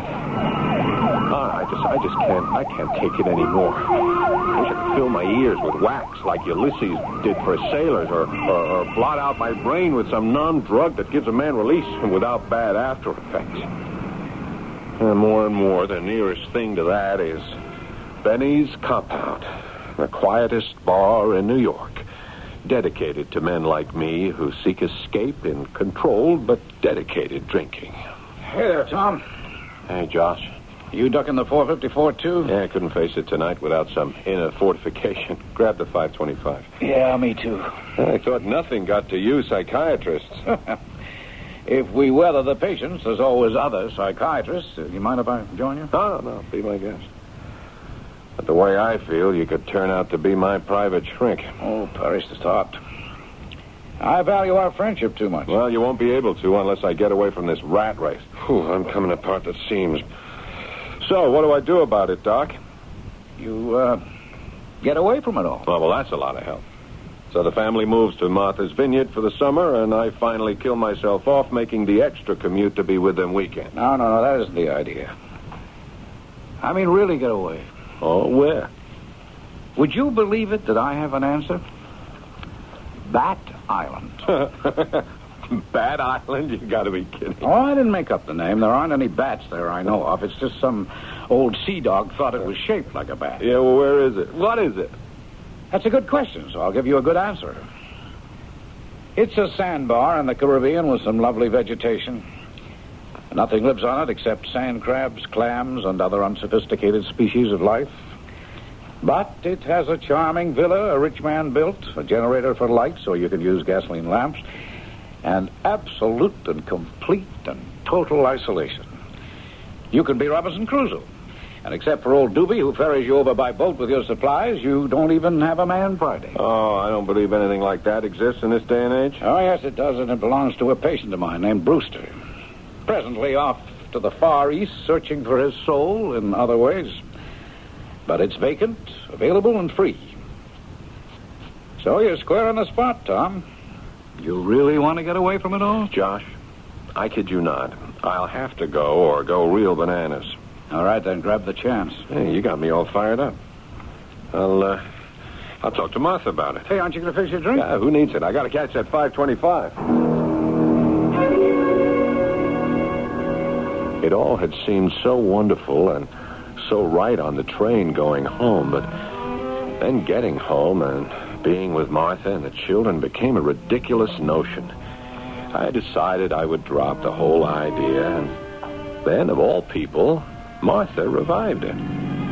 We were on the way back from dinner with the Coltons. You all right, Tom? Oh, I'm just terribly tired, Martha, that's all. You want me to drive? Oh, we were any further away from home, yeah, but not this close. Tom, you worry me. Huh? You work too hard. And the children and I make too many demands on you. I wish you'd take some time off, have a rest. Hey, that's funny. What? That's just what I've been thinking of. Only I didn't know just how to broach the subject to you. Well, do you have somewhere to go? Yeah, an island, sand, sea, nobody else on it. We could maybe just go native. Oh, no. What do you mean, no? Well, first, because I can't. And the boys don't need me anymore, but this summer the girls do. It's a social time for Lisa. And believe it or not, a mother is of some use getting her off the ground. Yeah. Yeah, I'd only go for 2 weeks. No, you should take the whole month. Well, we'll see. But you're going. We've settled on that. Well, I guess you have. Oh, Tom, don't try to con me. You know you had to go to begin with. All I'm trying to do is to tell you I'm with you. Or, I mean, you're doing the right thing. The right thing. Go away without Martha. I tried to imagine the two of us running naked on a forgotten beach. I keep in pretty good shape at the health club and with tennis, and Martha's incredible. 4 children. She still wears the same size dress she wore in high school. But the thrill is gone. Somehow I don't care. I don't care about anything. Just wheeling and dealing. Even that is beginning to fail.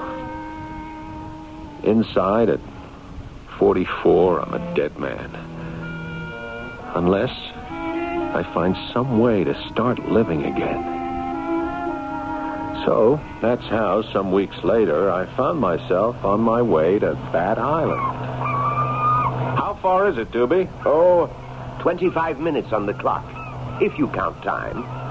Or maybe better say beyond the horizon, the other side of the world. Oh, it's nice, huh?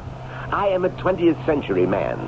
But if I listen to my blood, my ancestors will tell me I have forgotten how to live. I should go find my own Bat Island. Hey, you're quite a philosopher. No. I only envy you, Mr. Reynolds. A man needs peace to find himself. You are going to have that chance. You are one lucky man. All right, thanks, Doobie. But maybe I'm not as tough as you. What do I do if the solitude scares me to death? There is a shortwave radio, but I don't know how well it works. Perhaps it is best if it does not. Why? If you want to find yourself, you must take some risks. Maybe I don't want to find myself, really. Why not? I might not like what I find. Man loses so much with the years. He can also gain wisdom. I wonder.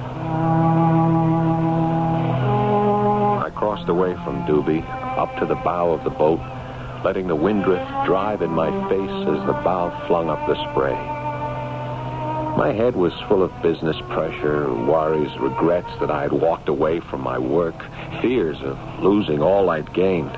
Like a giant pressure cooker, everything pressing out against my skull as though it would blow it apart. Where had all the real things gone? Love, youth, laughter, just the sheer zest to be alive.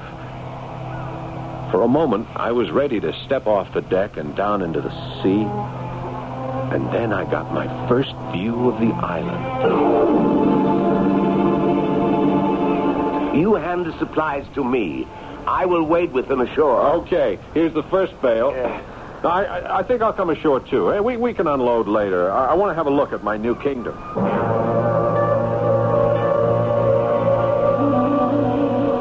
The house was small.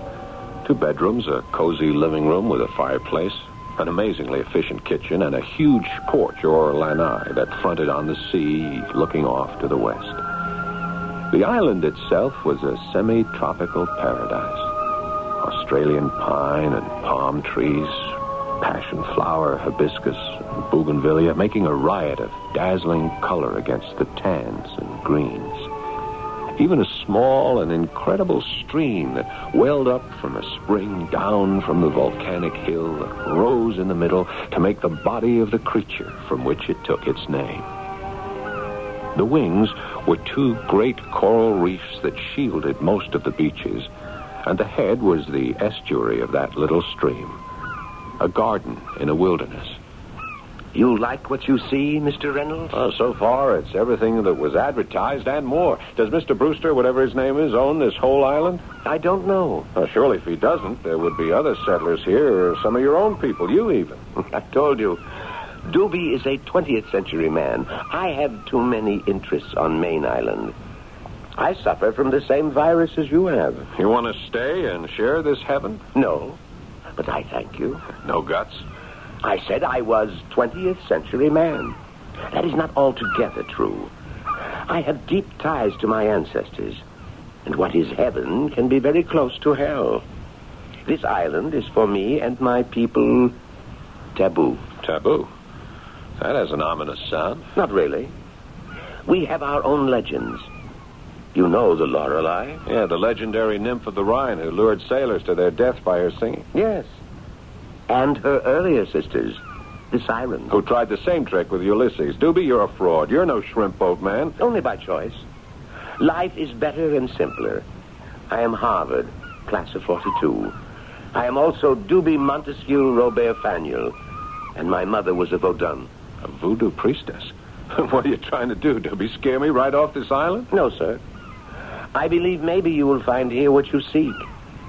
I will make it my own desire to have you find what you desire. But do not be surprised at anything which might happen here. This key is an island of powerful magic. And now I must go before the dark comes. Doobie. Incredibly tall and straight. The color of mocha. Not a hair grows on his head. I watch him stride away toward the setting sun, lifting the anchor from the sand. He wades to his boat, and in one easy, graceful movement, pulls himself aboard. He starts the engine, and incredibly quickly, the boat has melted into the twilight, and I'm alone. Suddenly, it's very cold, and I go to bed.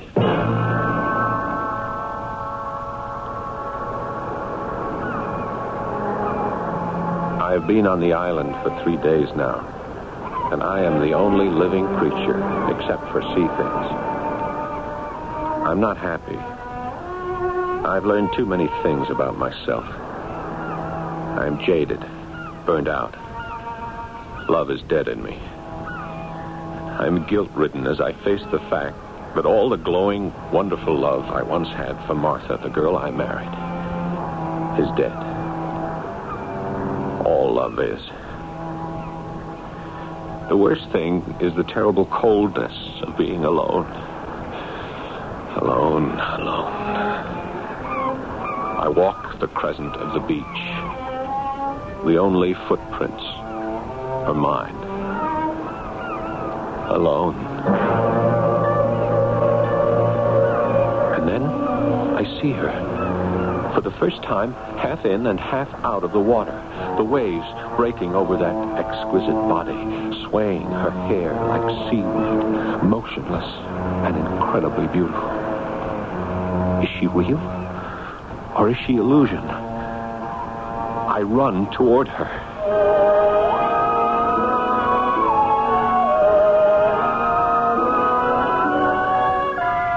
So, there is a stranger in paradise.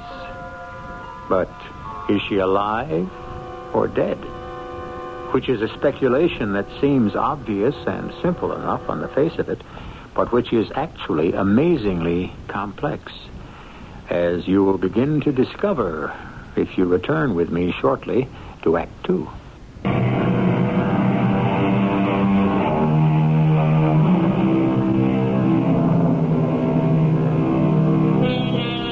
The air is balmy and the water gently warm, but the castaway lady from the sea, for all her beauty, is cold to the touch. Her lips are slightly parted, showing the gleam of perfect white teeth. But if she breathes, it is imperceptible. There is no mark of violence on her flawless body, and not one stitch of clothing. Tom tries to revive her with artificial respiration, then mouth-to-mouth resuscitation, then finally picks her up and carries her to the cabin, wrapping her warmly in blankets and trying to make use of the shortwave radio. This is call letter XLB 59er Bat Island on emergency frequency 268. Do you read me? I need medical help. I need help. Asking for help for me. I don't need it or want it. Hey, you mean you're all right? I'm fine. I thought you were... Hey, let me shut this off. Is there anything I can get you? There's something to drink, please. Some water, please. Oh, sure. Here we are. Oh, thanks.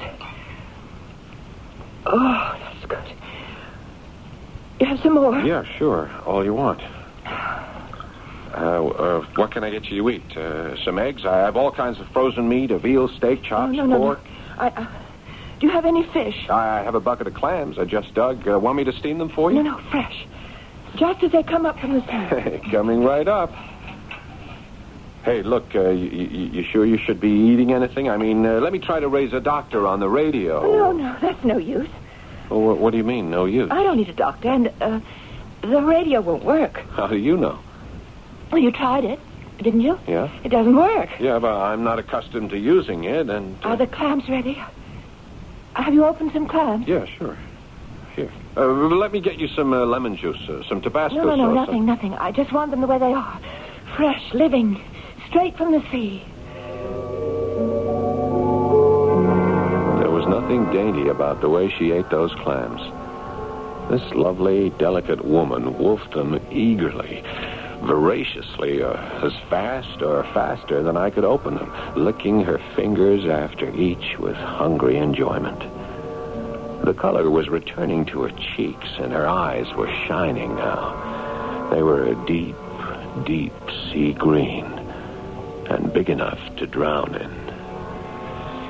Well, that's the last clam in the batch, lady. You want some more? No, thanks. But you saved my life. I was ravenous.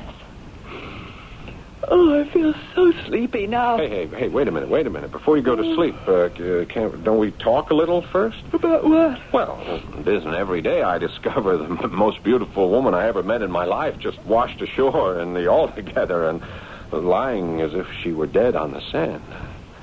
Where did you come from? I don't want to answer that. Why not? Oh, for sufficient reasons. You called me and I came. I called you? What does that mean?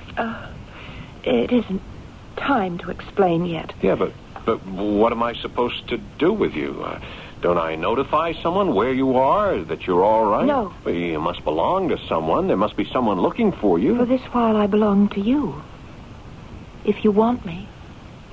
Well, I don't know. I've got this crazy notion I must be losing my mind. Maybe I have already lost it. Are you really here? I'm here till it's time. Time? Time for you to go. No, I must sleep. I must rest. But look, can't we at least exchange names? I'm Tom Reynolds. Well, don't you have a name? I want you to give me one.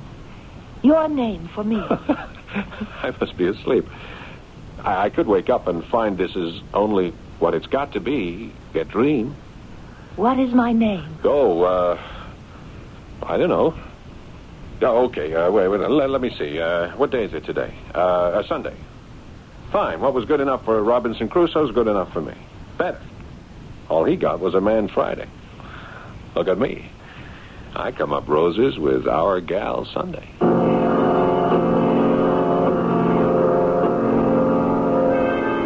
She was asleep before I remembered faintly that somewhere, once, there was a radio program called Our Gal Sunday. I'd have taken the name back, but it was too late. So, Sunday she became. And like the day itself, the Sabbath. It became a sort of gateway to heaven. The next few days, how many? Gee, I don't remember, were peace and joy, and I was in the Garden of Eden. As long as I didn't ask questions. We'd walk and wade and swim, and she'd tell me things about sea creatures. Her knowledge was encyclopedic. This time of year, the tides are particularly low and high because the moon and the sun are directly in line with the earth. So at low tide like this, you can see a lot extra. What's that seaweed on the rocks? Well, this is rockweed, Uh-huh.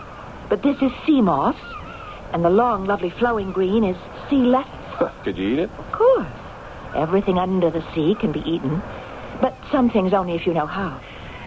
Oh, come on. Let's swim. Then we'll lie on the beach. She swam like a fish. I never could keep up with her.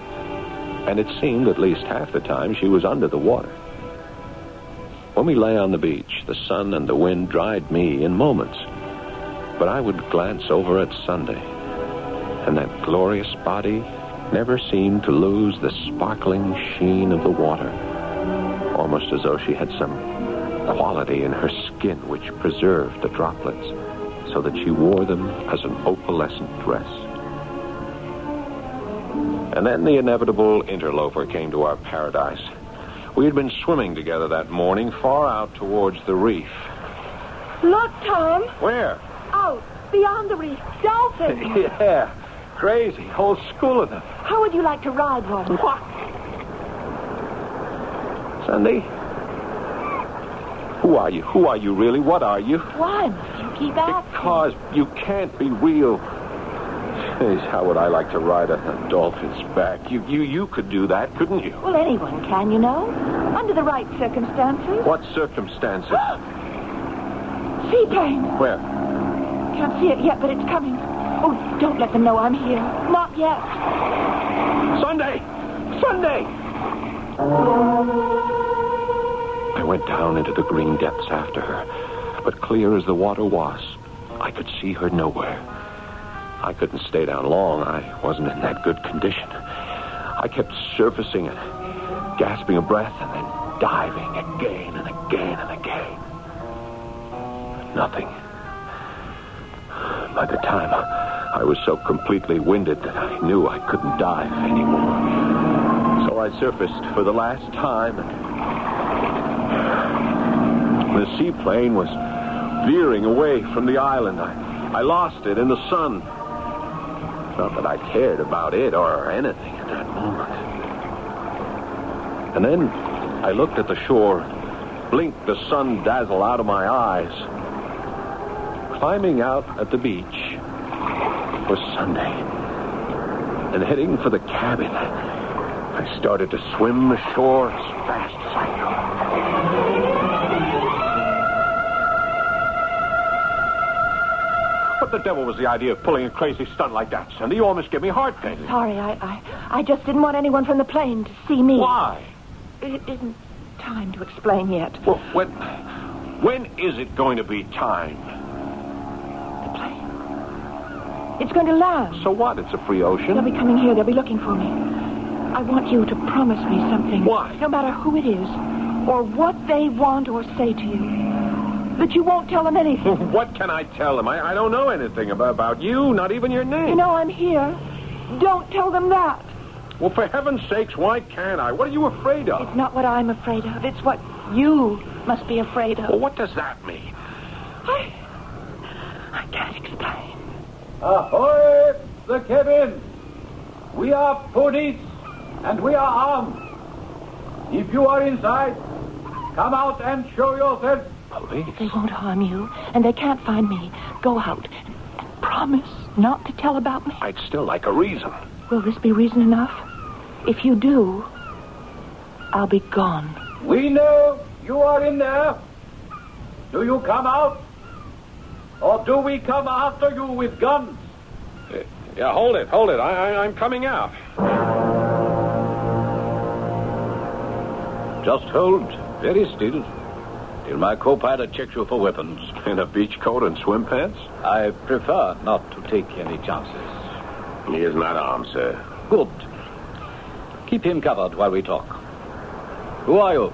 And what are you doing here? I'm a guest. I'm on vacation. A guest of Mr. Brewster's? I believe that's the name of the owner, yeah. And you also have a guest? No, I'm alone here. I do not think that is the truth, Mr. Reynolds. Tom Reynolds. Well, who are you to come here throwing your weight around? Lieutenant Jeffrey Tarrant, area police. We're looking for someone. A Barbara Cody. You know her? No. Perhaps under one of the other names. Smith? Harrington?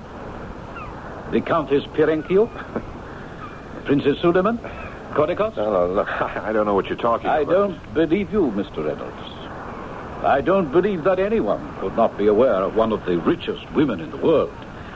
Or that she has been abducted and disappeared into thin air with every available ship, plane, yacht, both civilian and police or army, searching for her. I think I am the lucky man who has found her. Watch him, Sims. Hey, hold it. Where are you going? To search your cabin. I'd like to see a search warrant first. Mr. Reynolds, in the area, a search warrant is not mandatory. This island is owned by an American. Correction, it is leased for 99 years.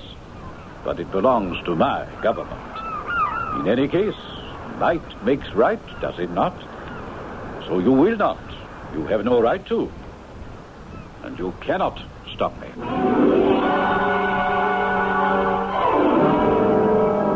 Under the circumstances, Tom Reynolds is powerless to interfere. And all the warm glow of happiness and freedom and peace that has been banishing his shattered nerves, and the feeling that he had died inside, turns cold with fear. One way or another, it looks as if he is to lose this woman who has become all his life. This woman who either has no name or far too many. I shall return shortly with Act 3.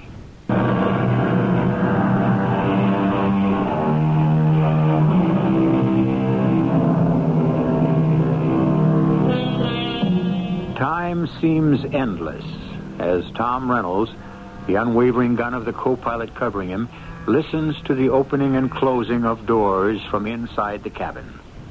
Any moment, Sunday will be discovered, and some instinct deep inside him spells a warning that when she is, he will have lost his battle and will to live. Then suddenly, as the lieutenant returns, he can feel his heart lift with a wild hope. Oh, she is not in there. Where is she, Mr. Reynolds? I don't know who you're talking about. It is quite Eustace. We know you are not alone. How? When you were swimming a short while ago, from the air, my co-pilot saw another head beside you in the water. Right, Sims? You are right, Lieutenant Tarrant. I would swear I did. You're not sure. Yeah, you know you're not. Hell, you came and buzzed me, didn't you? I wonder if we could have been mistaken. We will search the island, of course, but... But what? You can't put your gun away, Sims. Mr. Reynolds, you said you did not know the woman we are looking for. Yeah, well, when you asked me, I honestly didn't, nor did I want to.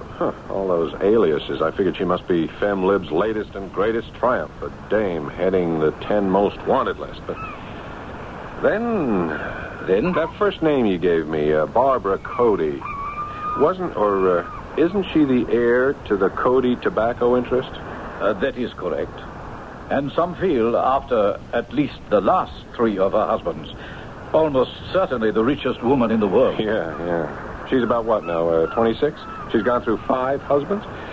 She doesn't seem to have much luck with her men. There are many who say they are the ones without the luck.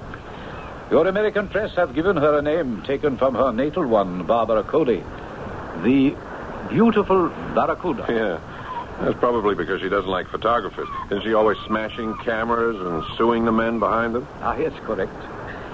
That's why when she was abducted, many people were not surprised that no ransom note followed her disappearance.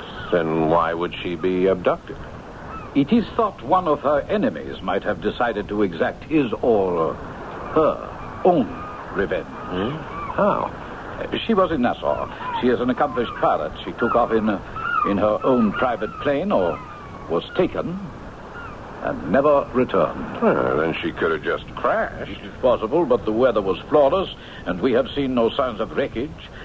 And even if she had to ditch and was alone, she was a strong swimmer. How about sharks? Anything is possible. Even that you still have her hidden on this island, Yes, we shall have to search. I spent the rest of the day chewing my thumbs, and whenever I was out of sight of the police, doing my own searching. We both came up empty-handed. And finally, with many apologies, the lieutenant was gone. I was alone again in paradise, which, all of a sudden, was a tomb in which a dead man lived, the promise of joy snatched away from him by unlucky coincidence. Or was it coincidence? The sun was settling lower and lower as disconsolately but compulsively I roamed the curve of the beaches, calling her name, and answered only by the mocking seabirds. And then, suddenly and incredibly, walking out of the sun, and as if on top of the surf itself, was Sunday. Sunday! Sunday! Mom! Oh, I thought I'd lost you. I don't know what I thought. That you'd carried out your threat. My threat? If I told about you, you'd be gone. But you didn't. No, of course not. But they searched, and you were gone, and I couldn't. Oh, how did you get away? Oh, my darling, learn to accept what is. Forget the past and the future. There's still time for us. Do not do anything to lose a minute of it. For the moment, having found her again, I could promise anything. But with morning, lying together in each other's arms, the sun drenching the world with light, the questions came back. I told Sunday all about the lieutenant's visit, what he had told me, and I tried to face her with the need to end all the secrecy. Do you really see me as a spoiled heiress, gobbling up men like small fish, slashing and wounding with my teeth like your Lady Barbara? The Barracuda. No, but come on, face it. It is quite a coincidence. You think that I plummeted into the sea, either pushed out of a plane or because I decided to end it all, and by chance got washed up on your island? Well, where else did you come from? Maybe from sea chambers, buried in the ocean's depths. My hair spun from glittering rock spume where the waves break. My sisters, Sylvans and Sylphs. And perhaps I am the one called Undine. Did you check me very carefully to make sure that, like the sailor's mermaid, I was not half fish? Well, I know that isn't true. But how can you be sure that I'm not Undine? Wouldn't it be really terrifying? Why? Because I could be that most terrifying creature spawned by the sea, the woman temptress with no soul, who could only find one by stealing it from a man. You want me to be Undine? No, but... Then ask no further questions. Let us make the most of the time we have left.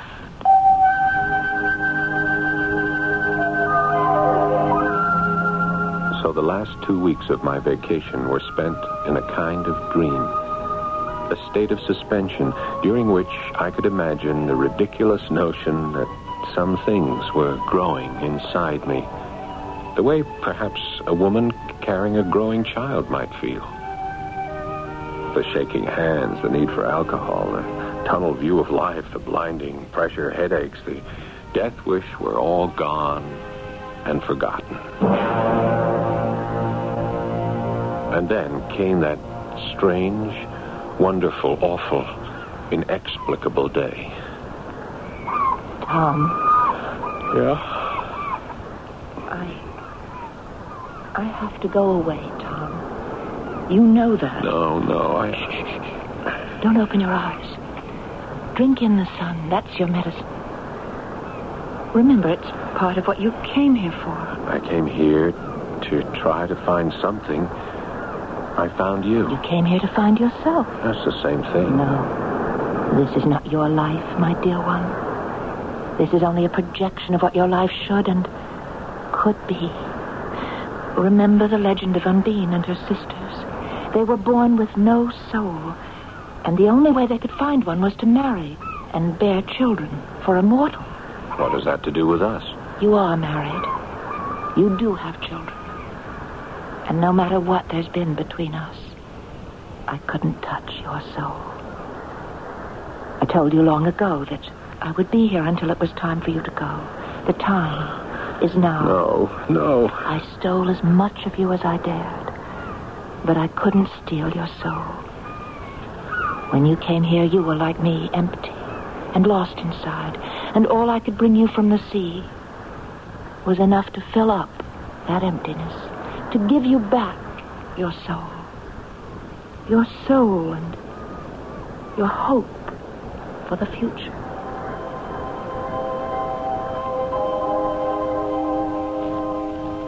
Did I fall asleep in the sun? Or was I lulled to sleep?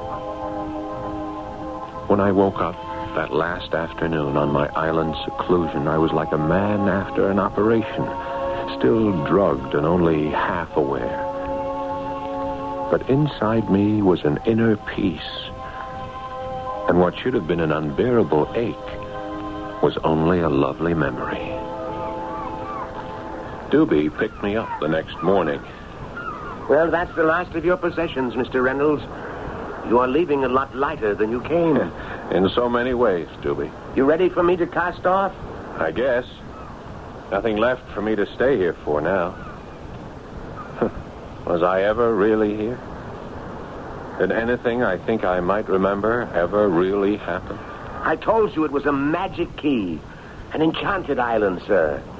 And it is dangerous to sleep as I found you in the full sun. Yeah. My brains are a little addled. Maybe too much sun. Does it matter what is illusion and what is real? What is important is, did you find what you came for? I don't think I found it. Somebody gave it to me. You look like a man at peace with the world. Are you ready now to return to it? I guess I am. Yes, Doobie. I know I am.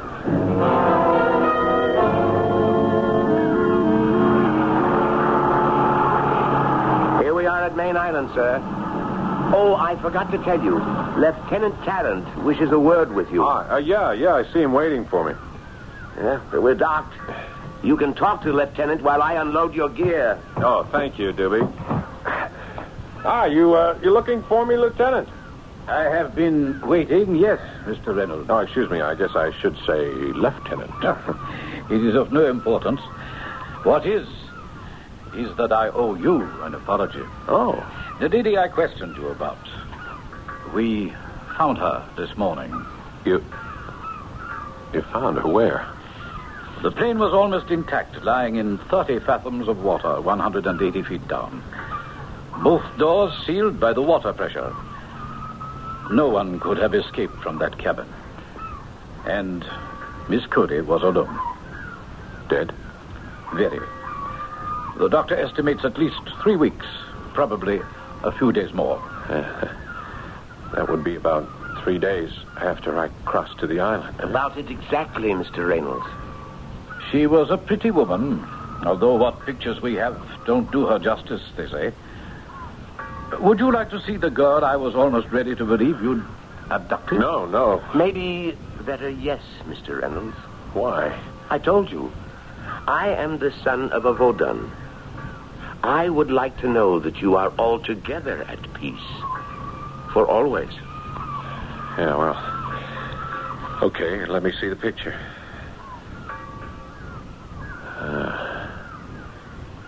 Yeah, she must have been a very pretty woman when she was alive.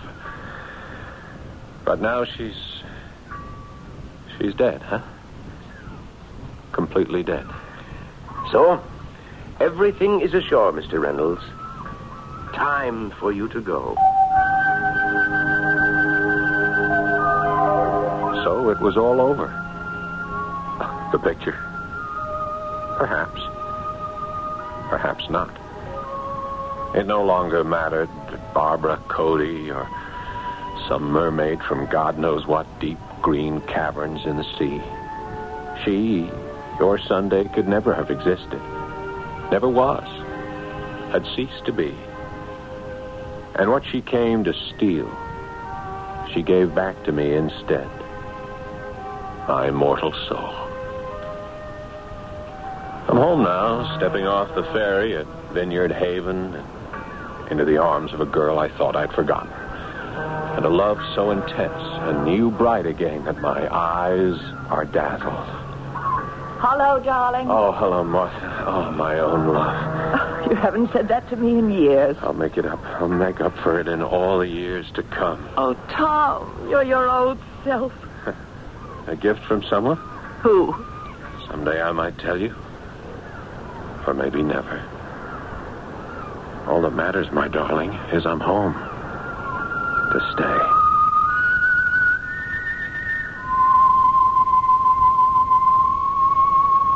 A strange, complex, tender story with no answers except the last. Who stops to question miracles? And who really wants to know how an illusion is achieved? Once you know the mechanics, the magic is gone. I'll be back shortly.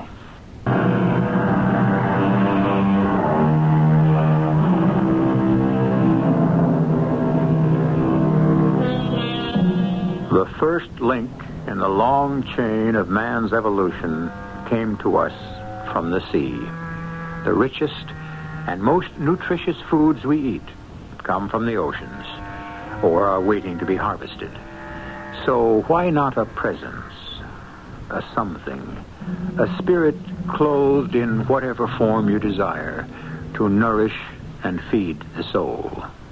The eternal sea, coming and going with the tides in an everlasting cycle.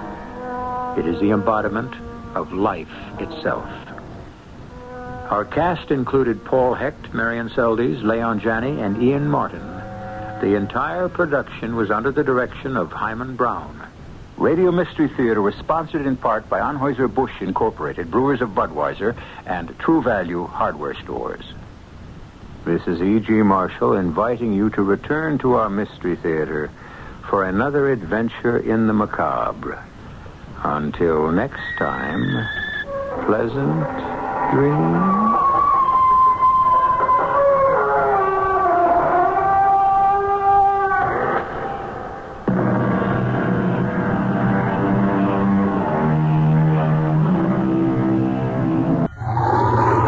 It's just past 11 o'clock, and it's time for the WIP Mystery Theater. Why don't you join us? Just sit back and relax, if you can.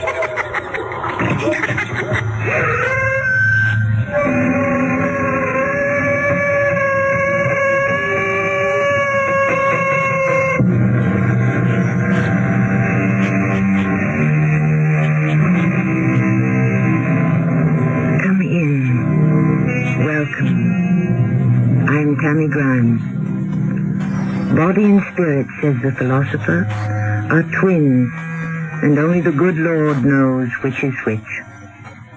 This leads us to the great and as yet unanswered question. What are we? That which the body announces, or that which the spirit suggests? Is man a perpetual puzzle, an eternal enigma, a monumental mystery? Or can it safely be said of most people, what you see is what there is? My dear Samantha, why are you angry? Because you're up to your old trick. Which ones? Well, once again, you're out to take what's mine. What is it this time? James. James? Yes, James, but you won't get away with it. You shall not take James away from me. I'll do whatever I have to stop you, even if I have to kill you.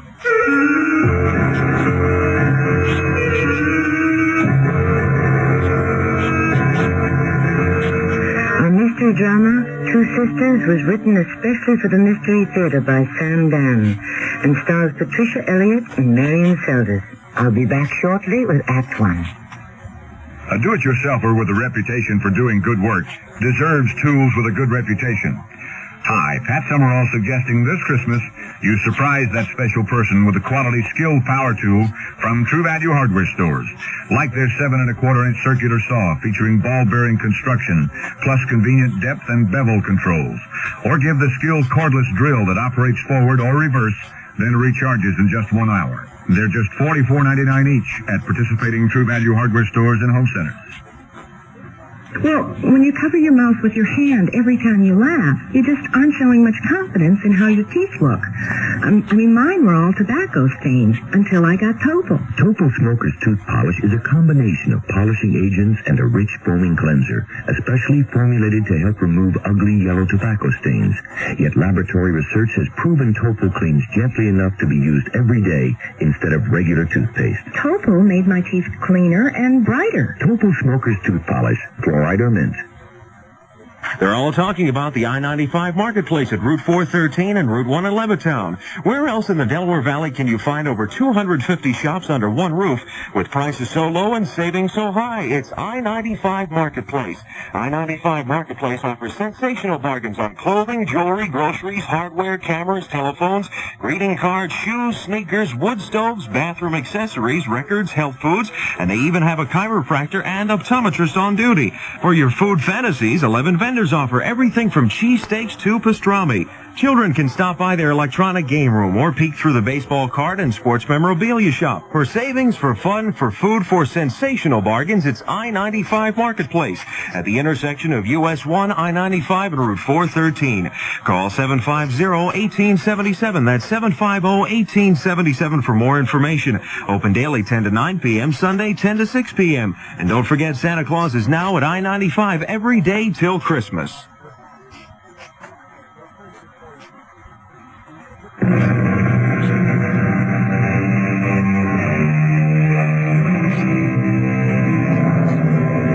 For there is no friend like a sister, in calm or stormy weather, to cheer one on the tedious way, to fetch one up if one goes astray, to lift one if one totters down, and strengthen while one stands.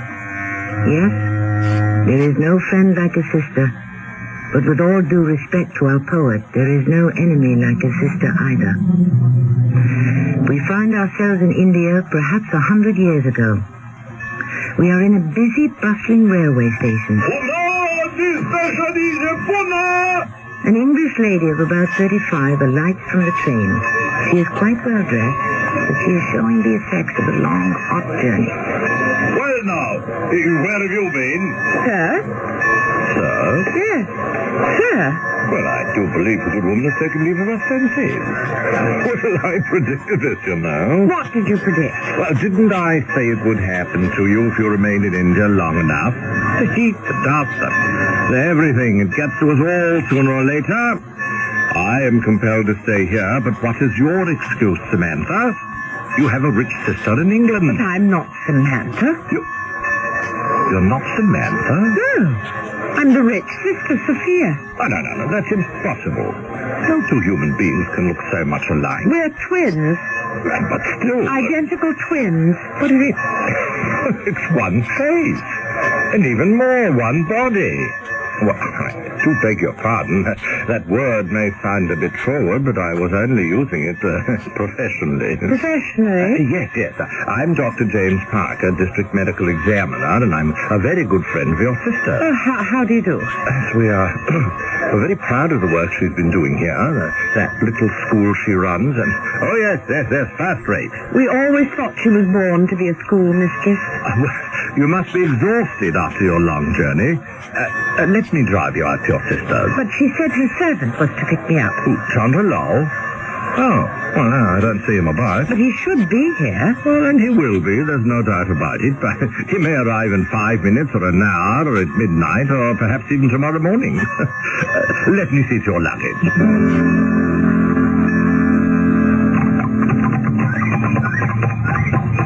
And shall you be with us long? I'm not sure of my plans, Dr. Parker. Oh, no, you must call me James. Must I? Well, of course. Because I intend to call you Sophia. To answer your question, it all depends. On what? On my mood of the moment. Oh, you're a person of moods, are you? No end of them. Suddenly I may find myself in the mood to listen to some Strauss waltzes, and then I'm off to Vienna, or to gaze upon the magnificent statue of David, and I'm off to Florence. You're so different from... Well, I must call her methodical cement. Oh, yes, she was always quite the planner. And you're not? Why bother to make plans? They always go awry, don't they? One never really knows what's going to happen. My poor husband, he was the most methodical man I knew. He was convinced he would live to be 80, and yet one night he had a sudden heart attack. He was dead by morning. He was only 42. Oh, well, I am sorry to hear that. And so I'm a widow. Did I plan on that? Poor darling. He'd planned to amass a fortune of £10 million, but I suppose I shall have to settle for the $5 million he did manage to make before his untimely demise. Well, even the most delightful of journeys must come to an end. Delightful? The heat, the insects, the dust. What a company. Well, I must confess, I did enjoy the company, too. Your sister's house. Oh, and there's your sister. Sophia! Hello, Samantha, darling. Well, let me have a look at you, dear. But what happened to Chandra Lowell? Dr. Parker. Didn't we agree my name's James? Oh, of course. James was kind enough to give me a lift. Oh, that was good of you, James, dear. Now I'll have the servants bring in your luggage, Sophia. Tipper, Cara Singh, Julie. Oh, James, won't you join us for tiffin? Oh, no, thank you. I'm sure you two have so much to catch up with. Dinner, then? Yes, of course. Goodbye, Sophia. Au revoir, James. Till dinner, James. Yes. Bye, Samantha.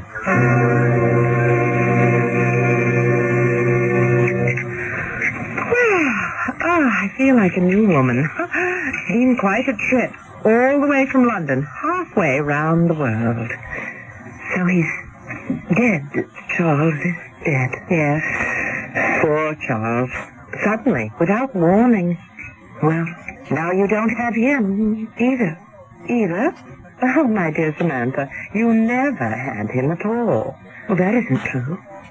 You took him away from me. How could I take what never belonged to you? You stole him from me. Why would I steal him? Because you'd always steal anything that was mine, anything and everyone. You really and truly believe that, don't you? Why did you come here? Why did you come here? Well, shall I tell you? It was your great, dramatic gesture, your tragic renunciation of the world, your farewell to all earthly pleasure. Oh, that's nonsense. I'm doing good work. Good work. Oh, yes. Spelled with a capital G and a capital W. It isn't often that one can combine virtue with vanity. You were always far too cynical, my dear Sister Sophia. Now, why have you come here? Perhaps to let you know that there's no point in continuing this charade any longer. What charade? This conspicuous performance of good works. I've come this long way to tell you that you can stop pouting and return home. Home? Yes. Home to London, to parties, balls, the theater, the ballet, to civilized people. After all, I have £5 million, you know. £5 million? And a conscience. Yes. I do have a guilty conscience. Then you admit you stole Charles away from me? No. Stop that nonsense. I have a guilty conscience because before each of them died, I promised first Mother and then Father that I would always take care of you. It's time for you to go home. But I'm home now, Sophia. This is my home. This is my work. My life is here. And my love is here. Ah, love. And who is he? And when may I meet him? But you've already met him. James Parker. You're in love with James Parker? Yes. And is he in love with you? I think so. What does that mean? Well, sometimes he appears to be. And at other times? Stop cross-examining me as if I were a prisoner in the dark. The fact is, my dear Sister Samantha, you are a prisoner every time you fall in love. You become a prisoner of all sorts of fantasies. I don't think James Parker is in love with you. And how do you know? Well, I saw the two of you together for exactly 1 minute. That minute told me everything. How could that minute tell you anything? The look in his eyes was not the look of a man in love. His smile was not the smile of a man in love. And the tone in his voice. Perhaps he's not in love with me just yet. But yes, but in time. How long have you known him? Well, we met when I first arrived here 5 years ago. 5 years. Well, I know that sounds like a long time. But out here, life pursues a different pace. I dare say. Well, I wish you luck.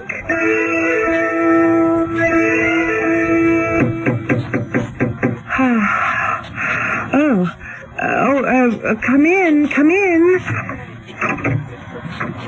Awake, O heaven born, awake. Who are you? I am only Chandralal by the favor of the Sahiba. Is that a fact? Yes, I am the hit. And what is the hit?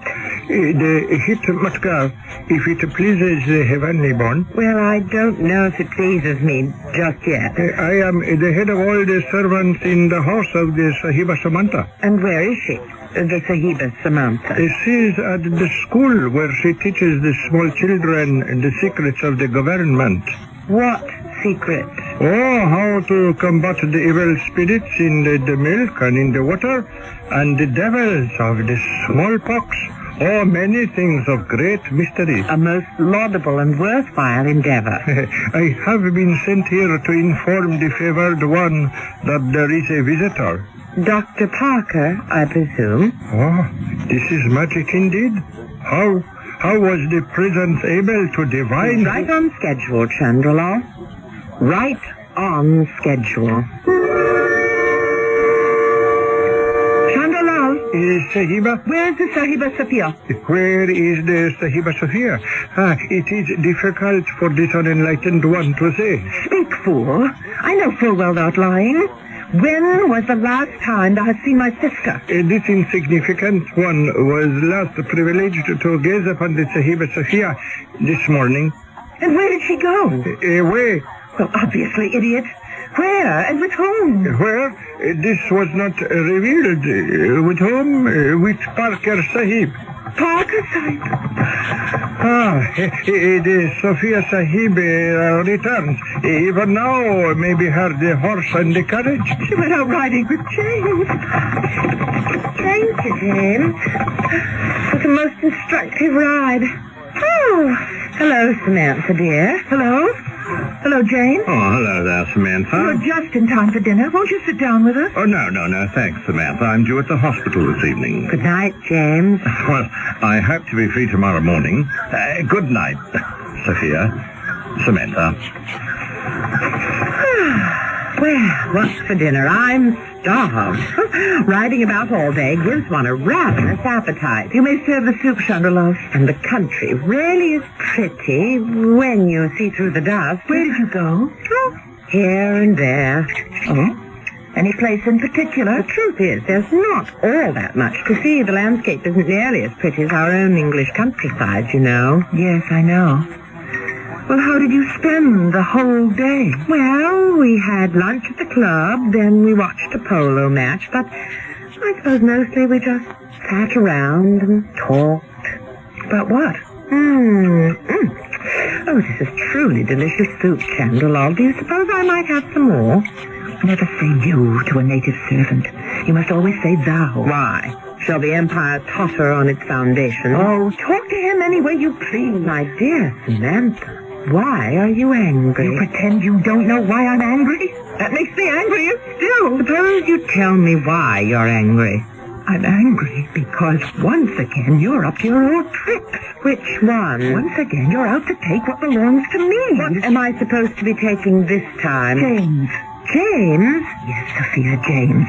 But you won't get away with it, I'm warning you. You will not take James away from me. I'll do whatever I have to stop you, even if I have to kill you.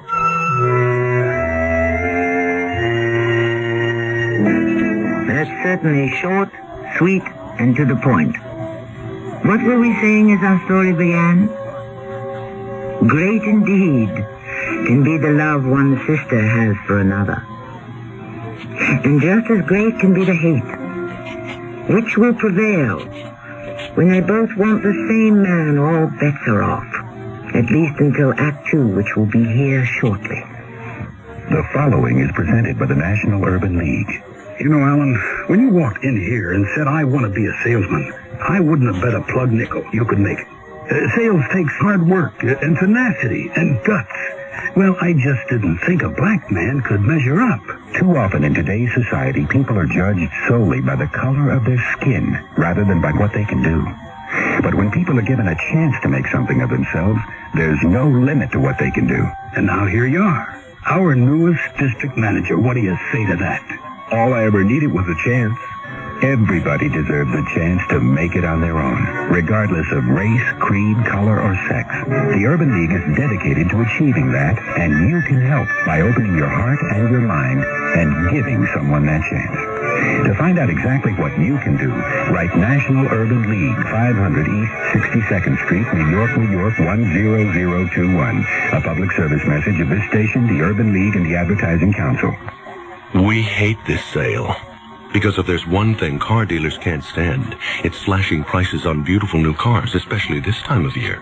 But that's exactly what we're doing at McGowan's West Town. That's why we hate this sale. But you're going to love it.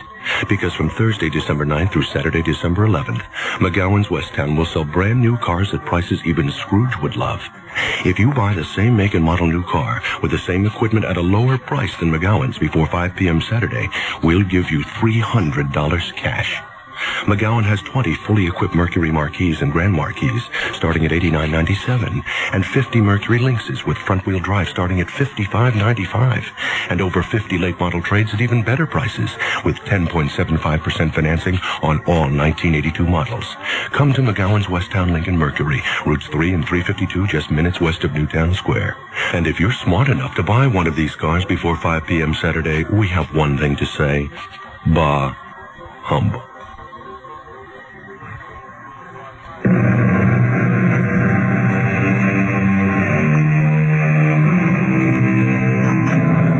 Love comes in many guises.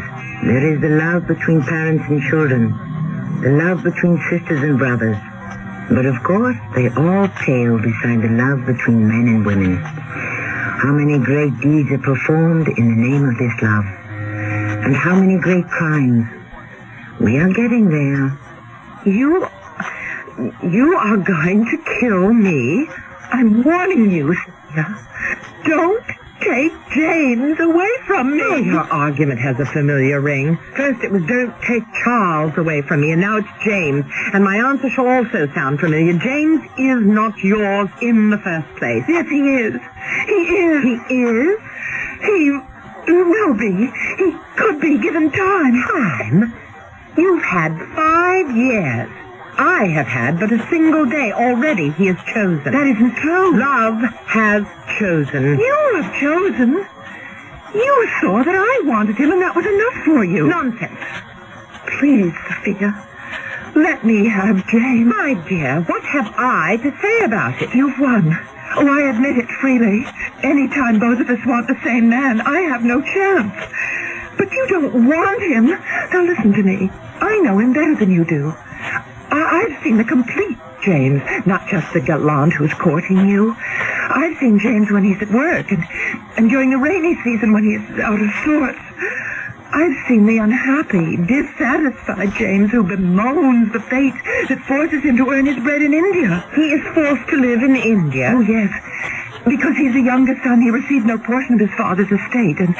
And because he's not really a very good doctor, he found it hard going at home. As my husband, he can afford to live quite happily in London. But don't you see? That's why he's after you. Because you're rich. I think that's rather sensible on his part. Yes, but it's also dishonest. It shows a lack of character. If he has no character, why do you want him? Because, well, he isn't nearly good enough for you. He's more than good enough for me. Now. It's true. You can have anyone you want. I have to settle for anyone I can get. Oh, please let me have him. Let me have James, Sophia, please. That decision is not mine, Samantha. Why can't you see it? But you could refuse him. Oh. Sophia, do this one thing for me, and I shall never ask you for anything again for as long as I live. I told you, my dear, nature will take its course. Sophia, please save me. This life I'm leading, you're right, it's just a conceit. It's because I have nothing else. You have everything else. You can come home with me and live like a lady of means. But those means will not be mine. They'll be yours. I need something of my own. I need James. And I need James, too. No, not as much as I do. Oh, my dearest Samantha, why do we sit here and argue about it? James is the one who will choose.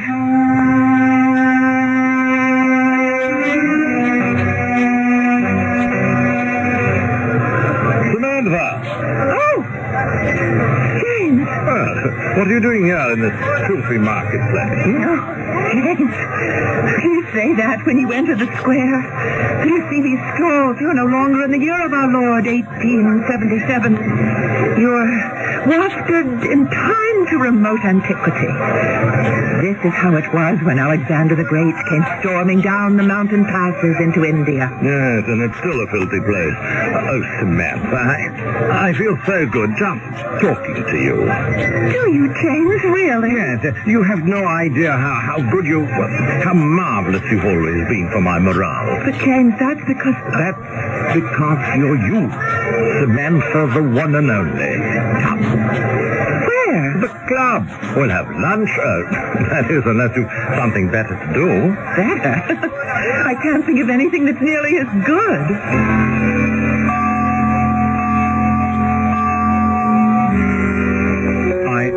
So happy I ran into you, dearest Samantha. You're the one person in this world I'm looking for. Am I? Yes, we've known each other for so long.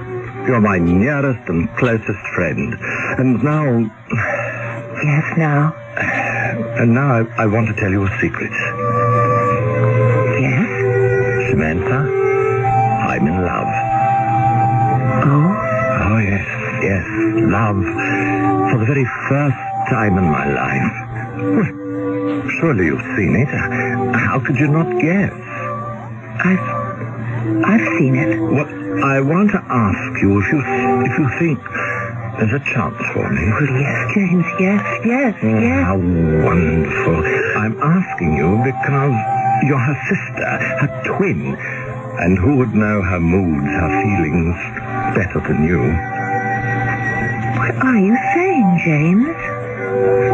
Do you think she'll have me? Who? Sophia. Sophia? You want to marry Sophia? I'm in love with Sophia. Isn't it obvious? Doesn't everything about me proclaim it? But I know what you're going to say. You're my true friend and her loving sister. Your concern is for the happiness of us both. You're going to say, but you two have known each other scarcely a week. But it's a week that's been an eternity spent in heaven. And we didn't need a week. We fell in love at first sight, which is the sweetest love there is. James, I want...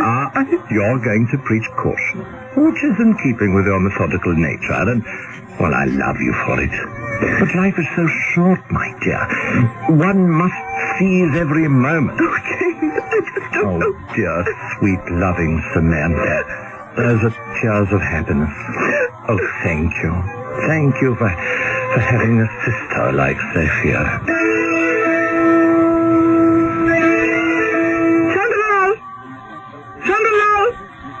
Where art thou, lady scoundrel?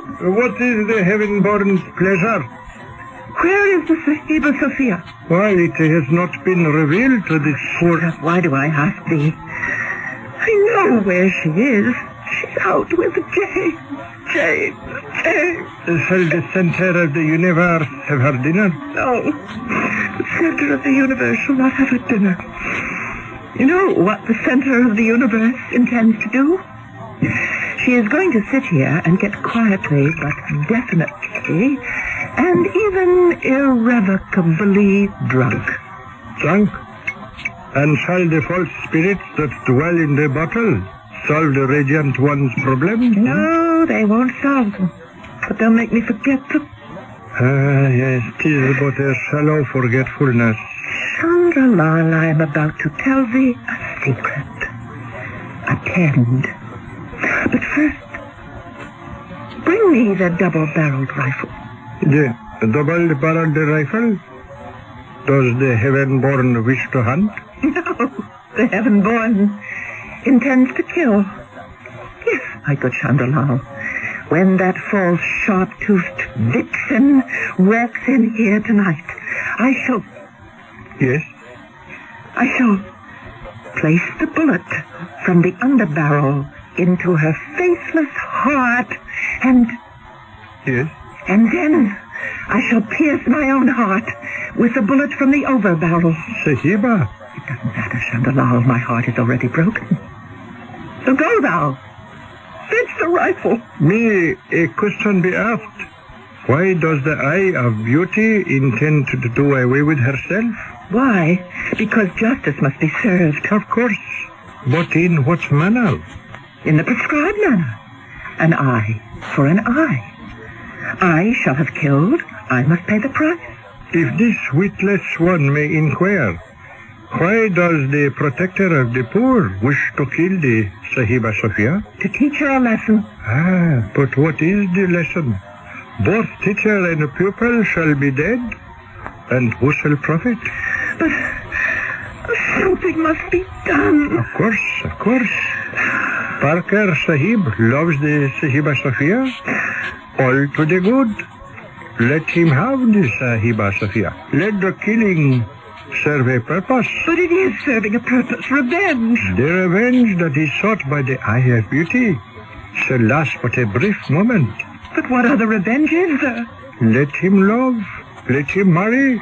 Let him return to England with the Sahiba Sophia and help her spend her millions of pounds on all the delights the foolish world has to offer. This is revenge? This is revenge. Because thou art the Sahiba Sophia. No. Now which of us is drunk, me or thee? No, I am the Sahiba Samantha, thy mistress. The heaven-born can also be the Sahiba Sophia, if she so chooses. What? What sayest thou? In the eyes of the world, who is to say which is the Sahiba Samantha and which is the Sahiba Sophia? They have one face, one form. But Parker Sahib, he knows the difference. All men know the difference. Then how could this deception be maintained? The difference is one of manner. It is in the smile, the bold and confident smile, the lightness of the step. And the voice. Anyone could tell by the voice. With practice, the dispenser of delights could match the voice of the Sahiba Sophia. The difference is slight. Yes, I see what you mean. It is truly a plan for the greatest revenge. Yes, I could do it. Thou art correct, Chandralal. I shall need the doubled barrel. But only one bullet, Chandralal. Slowly, the Blessed One must consider... Consider what? The voice of the inner spirit. The voice that chastises when one does wrong. You mean conscience? Will the chosen one be able to live Would they did? Absolutely. I've been awakened. I see the world in a new light. And the money, the $5 million, it's mine. Well, it's as much mine as hers. He loved me. I tell thee, Chandelal, he loved me, but he didn't know it. Oh, she comes. The Sahiba Sophia approaches. Yes. Let her come. Let her march in here, her face flushed with victory. Once again, she's cheated me, robbed me of what is mine. Enjoy your triumph, my darling sister. Luxuriate. Revel in it. And I shall wait for exactly the right moment. The right moment. To do what?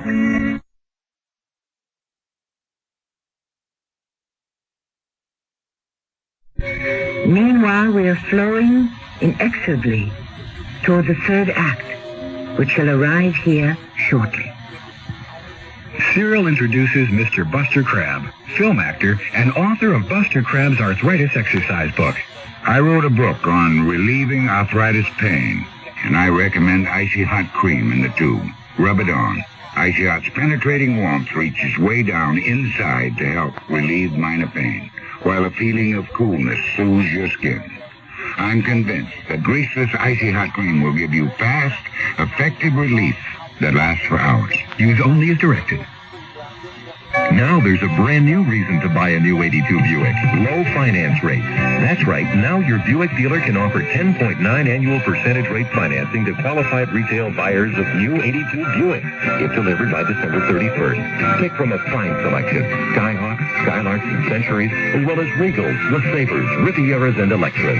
10.9 annual percentage rate financing. Now at your participating Buick dealer. Dealer contribution may affect consumer costs.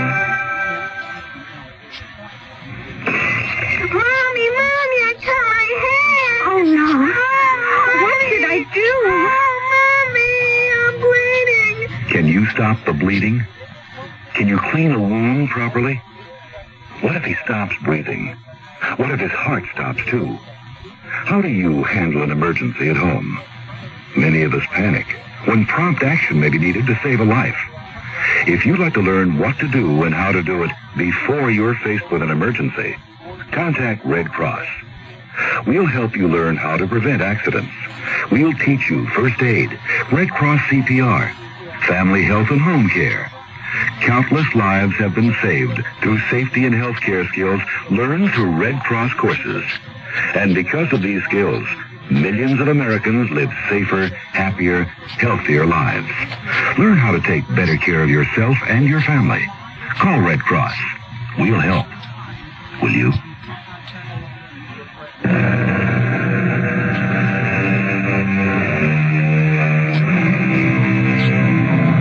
According to Pythagoras, the square of the hypotenuse of a right triangle is equal to the sum of the squares of the two sides. That, of course, holds only for geometric triangles. But what cannot be so neatly calculated nor finitely measured are the human triangles, which do not consist of area but which are constructed of emotion. And where is the instrument or the formula sensitive enough to give us a reading on that? Hello, Sophia, darling. Samantha, dear, you're not angry. Why should I be angry? Well, we did have words. Ah, yes, about James. Well, I was foolish. What? Do you mean that? Well, of course. After all, as you said, nature must take its course. Oh, I'm glad, Samantha. Oh, I'm so happy. Could you do something for me tomorrow? Well, of course. Could you lend me your blue dress? The blue? Well, yes, dear.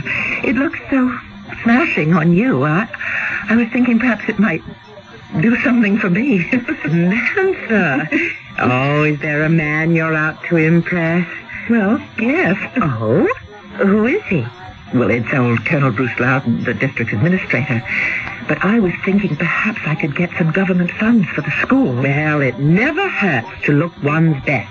And besides, he's an old roue who flatters himself he still has an eye for what he calls good stock. Well, you shall have my blue dress and a bonnet to match. Sophia! I say, Sophia, wait. Well, what are you doing here in town all alone? Hello, James. Oh, my goodness. Yes? But it's not Sophia, it's Samantha.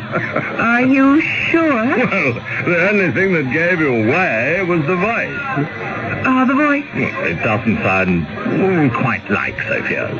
Oh, but perhaps with practice. Well, I must say, Samantha, something has come over you. There's a lightness in your step, a sparkle in your eye. I've never noticed it before. Well, perhaps it wasn't there before. Well, in that case, it's probably due to Sophia's good influence. Yes, Sophia, of course. Sophia.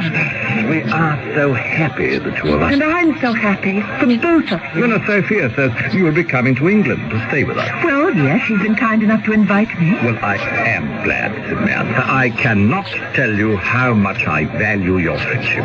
Friendship? Yes. I know we shall always be friends. Oh, yes, James, of course. And who knows, one day, perhaps, even more than friends.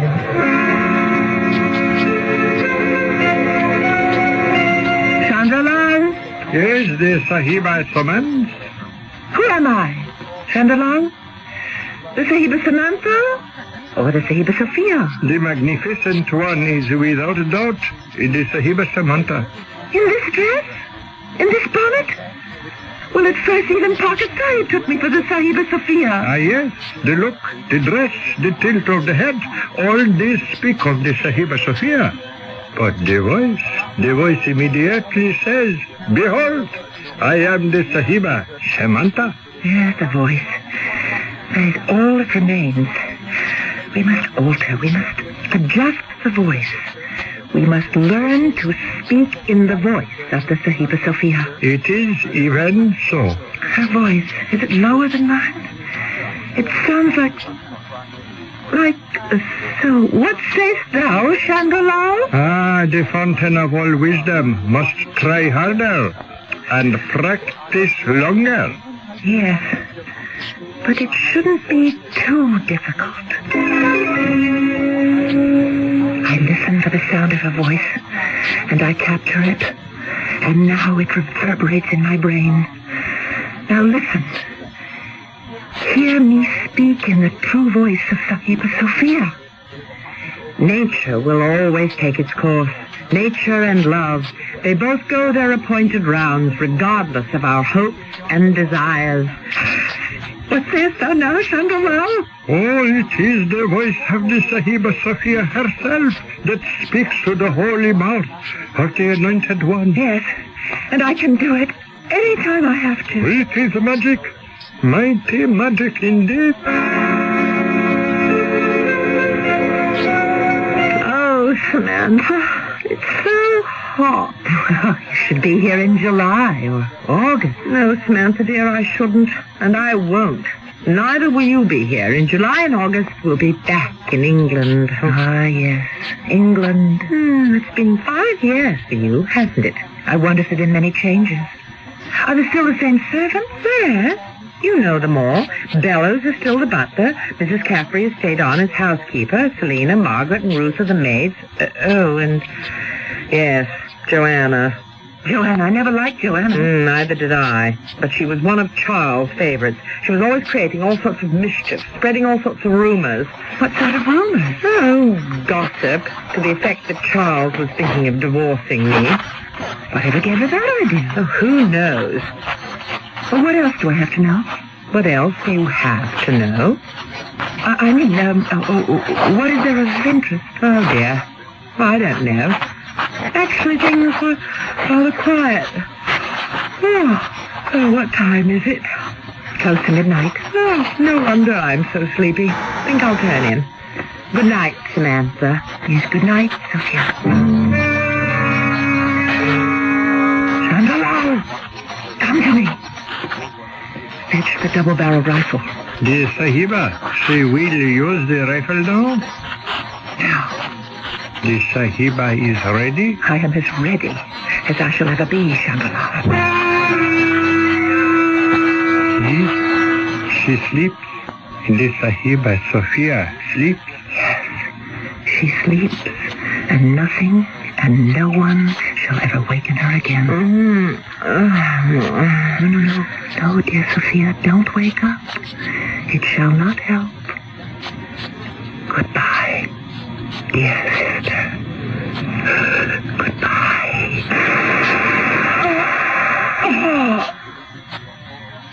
And now, I am free of you at last. The Sahiba Sophia is dead? No. The Sahiba Sophia has merely changed bodies. I am Sahiba Sophia. Thou dost not believe? Then listen. Listen to the voice of the Sahiba Sophia. I am the Sahiba Sophia. I was born Sophia Wallace. I became Mrs. Charles Burstow. I had a twin sister, Samantha. I went to visit her in India. One night, a marauding band of dacoits raided her house and killed her. Then they burned the place down. Now, isn't that what happened, Chandralal? Who am I to contradict the inspired words? The truth that has been revealed to the heaven-born. But, Yes, Chandralal? Chandralal is a poor, unworthy creature. He is dirt beneath the radiant one's feet. But he must live. And when the protector of the poor returns to England, who will feed Chandralal? Hungry men have been known to speak desperate words in their agony. Who knows what a tale may fall from the lips of Chandralal? I understand. And how much money shall be required to assuage the hunger of Chandralal and keep his tongue from wagging? A mere pittance. The unconsidered and unmissed drippings from the magnificent one's fortune. How much, Chandralal? 100,000 rupees. 100,000 rupees? To be paid each year. To be paid each year? Surely, as the protector of the poor can realize, it is a bargain. Not really. Thou art a greedy fool, Chandralal, and here is the only payment thou shalt ever receive.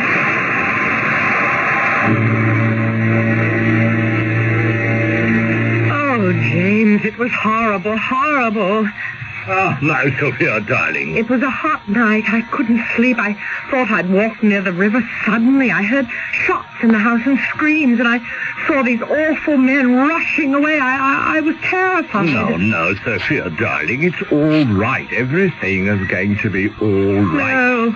No, nothing is ever going to be all right ever again. The police came, but it was too late to do anything. Samantha had a rifle. Yes, but she was asleep. They shot her in her bed. Chandralal. Oh, poor Chandralal, who never harmed anyone, and they burned the house down. And look, it's in ruins. Why could they have done this? Well, I don't know, but it was probably done by fanatics who objected to her teaching modern ways to the children. James, please, I want to go home. Please, take me home to London. Yes, my darling Sophia. Yes.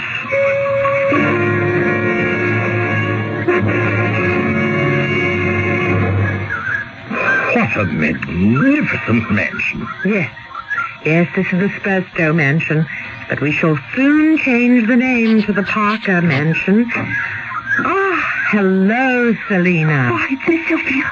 Welcome home, Mum. Thank you, Selina. Selina, this is Dr. Parker. He shall occupy Mr. Spurstow's old suite for the present. Very good, Mum. Have our luggage brought up to our rooms. Oh, but first, we simply must have a cup of tea. At once, Mum. Cook wasn't prepared at such short notice, so this cake is left over from last night. Oh, it's just fine, Selina. Oh, if I remember correctly, that's the front door. Now, who could be calling so soon? It's probably that police inspector. Police inspector? From Scotland Yard. He's been coming by every day. A police inspector? For what reason? Oh, I wouldn't know, Mum. He's been talking to Joanna. Joanna? About what? I can't say, Mum.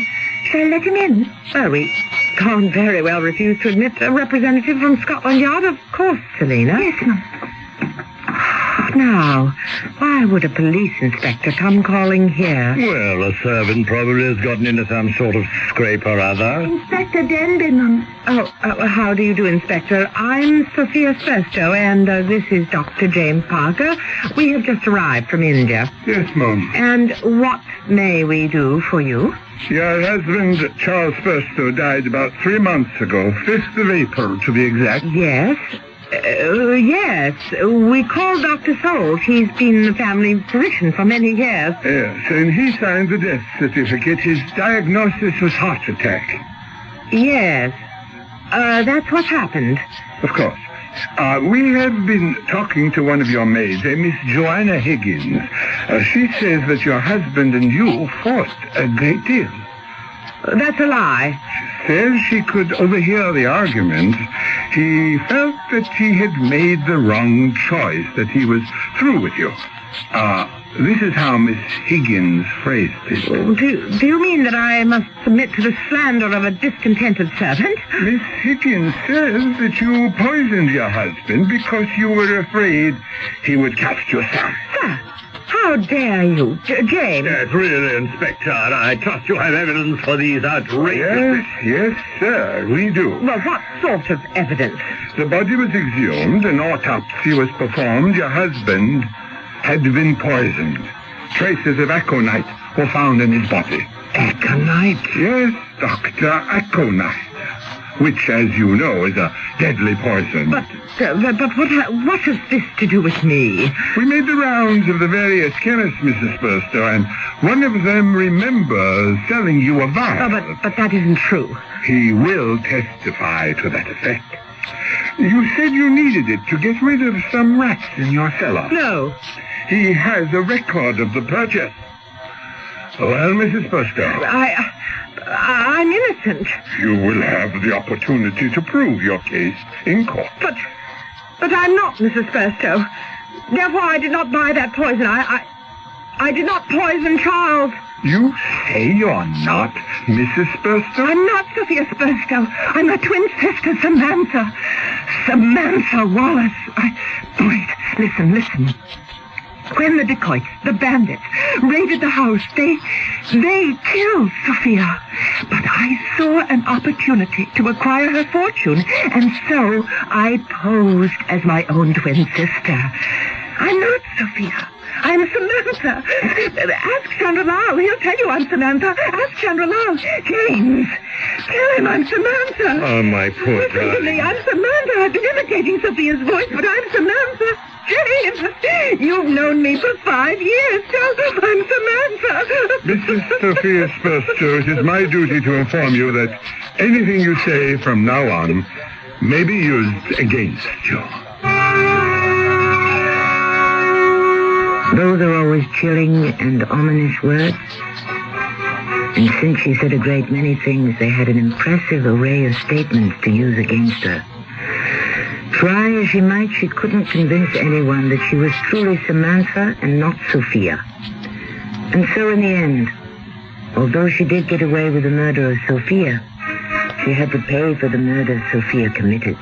Somehow that seems an equitable solution. Certainly justice of a sort was done. I shall return shortly. Hello, this is Max Moran. Do you have a sight problem that prevents you from reading? I've got good news for you about Choice Magazine Listening, a free service. Every other month, Choice Magazine Listening will send you, free, on phonograph records, 8 hours of selections from leading magazines featuring writers like William Styron, Joyce Carol Oates, John McPhee, Kurt Vonnegut, Art Buchwald, many others.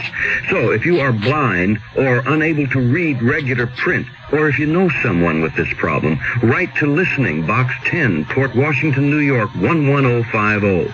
We'll also tell you how to get the special record player provided free by the Library of Congress as part of its Talking Book program. So, write Listening, Box 10, Port Washington, New York, 11050, or telephone 516-883-8280. That's 516-883-8280. A public service message on behalf of the nonprofit Lucerna Fund.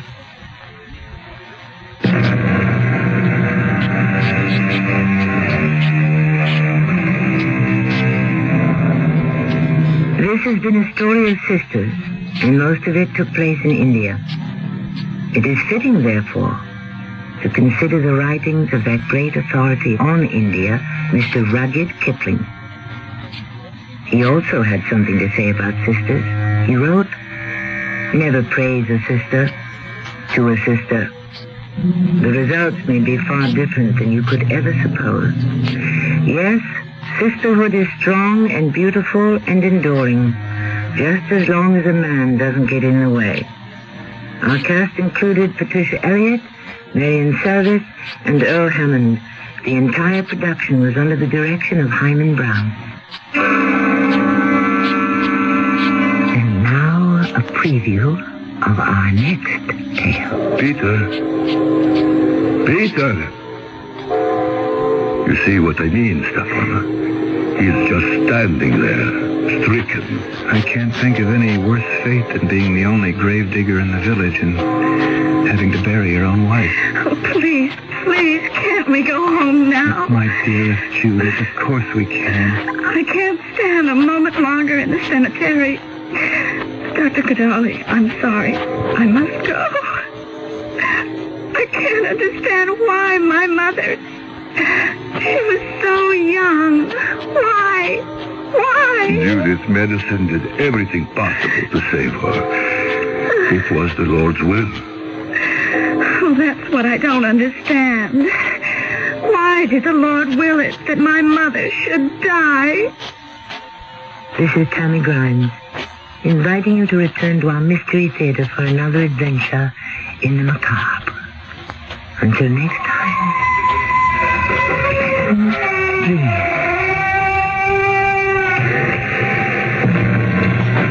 This is Nat Wright. Stay tuned for the Dawn Patrol flight, where we'll be playing your songs all night long after the news. It's midnight. This is WIP, Metro Media Radio in Philadelphia. Philadelphia Mayor...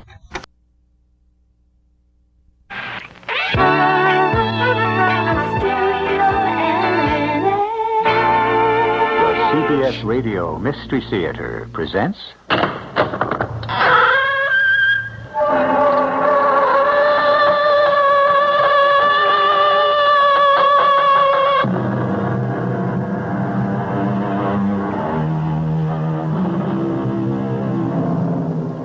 Come in. Welcome. I'm E.G. Marshall. What you see and what you believe are not always the same. Take the mysterious cults of mysticism, occultism, or spiritualism. Some people think such things are what they look like. Others say there is more to it. Some are drawn to it, others repulsed by it. The tale we're about to unfold concerns a man who thought belief in the unnatural showed a weakness of will, and it tells what happened to make him change his mind. Charlie, my boy, there is no such thing as a house that is haunted. I have stood at night below the cliffs on the beach, and I've seen all the windows suddenly light up, as though a ghost had lit a candle in each room. Well, Charlie, maybe someday I'll go have a look at it. Well, why not now? You're not afraid, are you?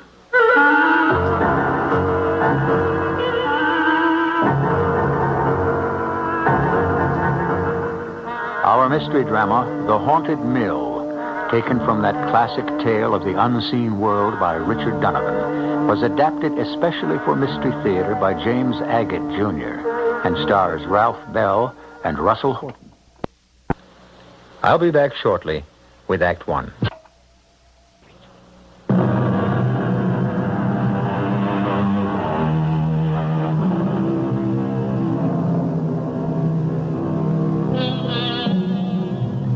Doctors by nature are careful, cautious, scientific, and have inquiring minds. Alexis Carrel, the Nobel Prize doctor, once said, "A few observations and much reasoning leads to error. Many observations and a little reasoning leads to truth. Meet Dr. James Patmore, a man of reason who could not believe his senses when faced with the truth. What I am about to relate is so weird and startling, especially for a man trained in science as I am, that I can only let the facts speak for themselves and have you who hear my voice reject my tale or accept it. I am a member of the Royal College of Physicians, author of a number of medical books, but it was my decision to take up practice in the small town of Brinton that changed my life and almost everything I believed in. One night at exactly midnight, there was a knock at my cottage door. Come in, come in. Oh, good Lord, man. You're bleeding. Here, let me help you to a chair. I don't know what happened. I saw your light. I just managed to crawl here. You're the doctor, aren't you? Now, don't talk. Yes, I'm the doctor. Here, now, press this against your forehead. Just a second now. I want to move this kerosene lamp a little closer to see. That doesn't look too bad. You were fortunate, young man. I'm Charles Royce. We haven't met. Well, just swabbing the cut, cleaning it out.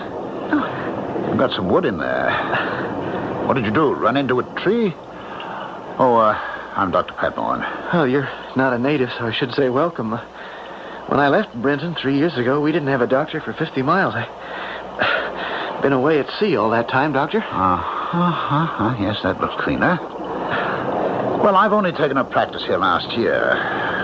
Charles Royce. Yes, sir. Are you is that your father and mother on Gorse Hill Farm, about 2 miles south of town? Oh, do you know? Oh, yes, very well. I've been treating your father's lumbago and your mother's arthritis.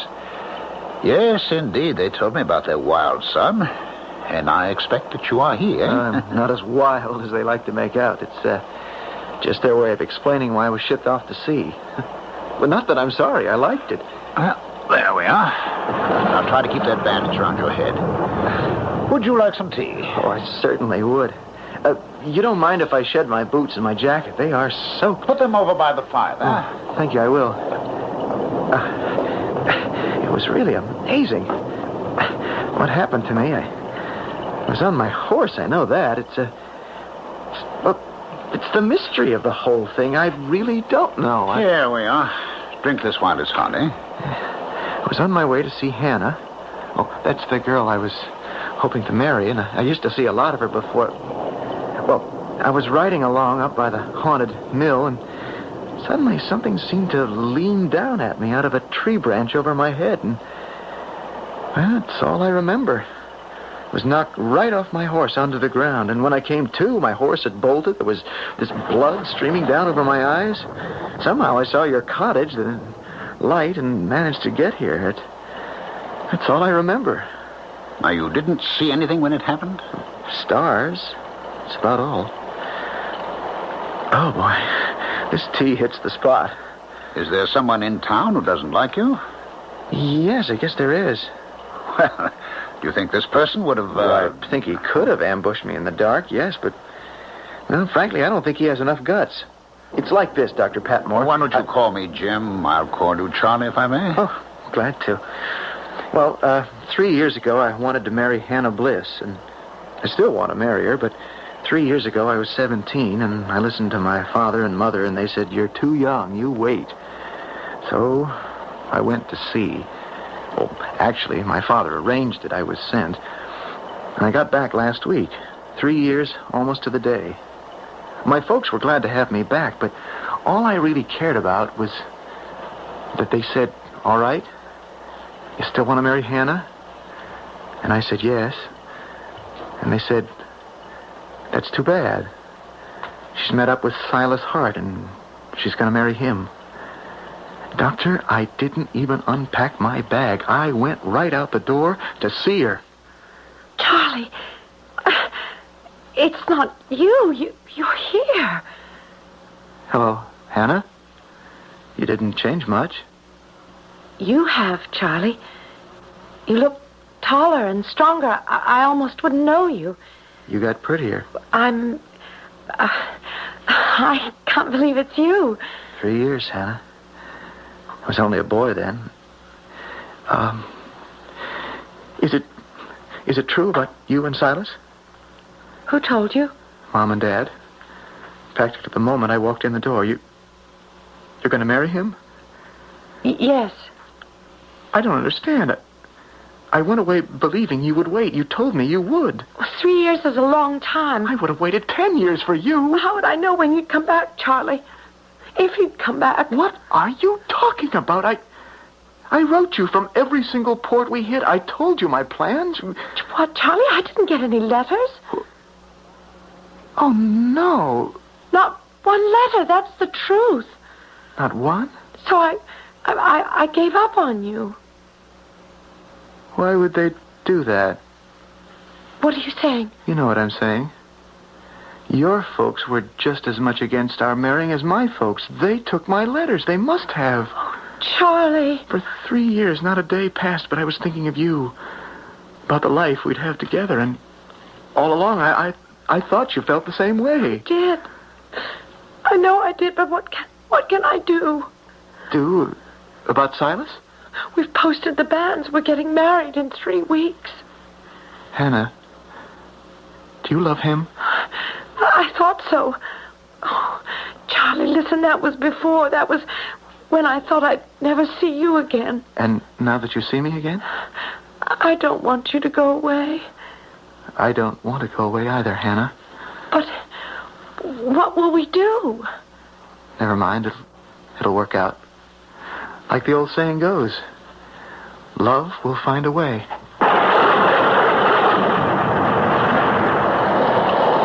And did love find a way, Charles? Well, I guess it did, Doctor. Jim. Hannah and I have been seeing each other every day, every evening, that is, for the whole week. And tonight she was going to tell Silas she couldn't go through with the wedding. So now Silas knows, eh? Well, I think so, if he showed up there. He was supposed to see her at 8. I was on my way over about 10 to find out what happened, and that's when I got hit by whatever it was. You know, that's right. It was just as I was passing the haunted mill. I wonder... What is it? You wonder what? Maybe because I was so near the haunted mill, maybe that had something to do with it. How could it? You're new in town, Jim. That mill. Everyone here, we all know that place is haunted. Charlie, you were knocked down by something solid, something made of wood. Not by a ghost. Shouldn't have taken that mill road. Oh, come now, come. There's no such thing as a house that is haunted. Have you ever been there, Doctor? Hardly. I wouldn't waste my time. I don't know. Sometimes I've seen... Well, not lately, but when I was a boy... What have you seen? Oh, I have stood at night on the beach below the cliffs, and I have seen the windows suddenly all light up like a ghost had lit a candle in each room. All right. Well, maybe someday I'll have a look at it. Well, why not now? Now, it's past midnight. You're not afraid, are you?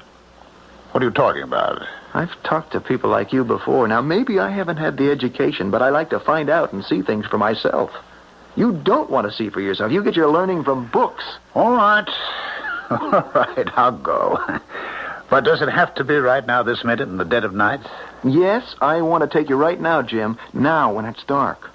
Now, when there's been a storm. Now, when all the elements have been riled up. And I think maybe there's some learning you have in store.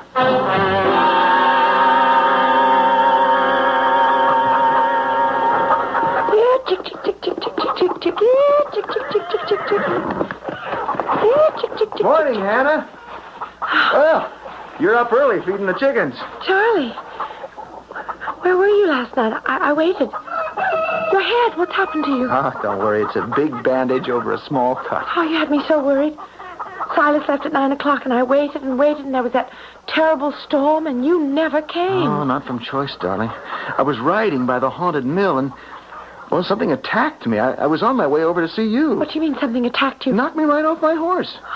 This is Dr. Patmore's sorrel. He has two. I borrowed it till he could round up mine. It bolted and ran away. Are you all right? Well, of course I am. It's just a big bruise. Charlie, it's Silas.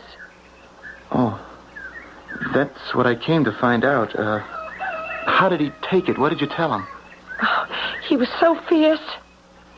I told him it was all a mistake, that I'd become engaged to him because I thought you were never coming back. He was like a hunted animal, backing away. I said that you and I were going to get married. And he cursed you and said how he wished you'd never come back, how he wished your ship had been sunk at sea. I made him stop. I couldn't listen anymore. No, don't worry. Silas won't do anything. Oh, it's not me I'm worried about. His eyes went so funny. And I remember when he said goodbye, he said, if I can't marry you, Hannah, nobody else will.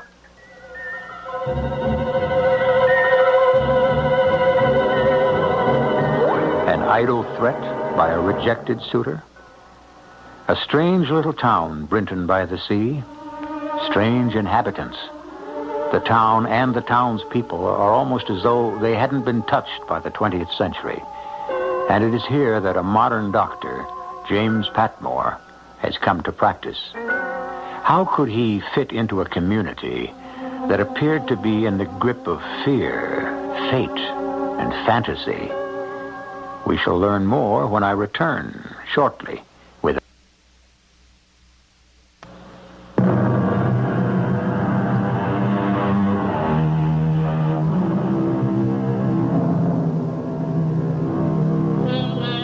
For centuries, astrologists, psychics, numerologists, and others have tried to probe into the unexplainable mysteries.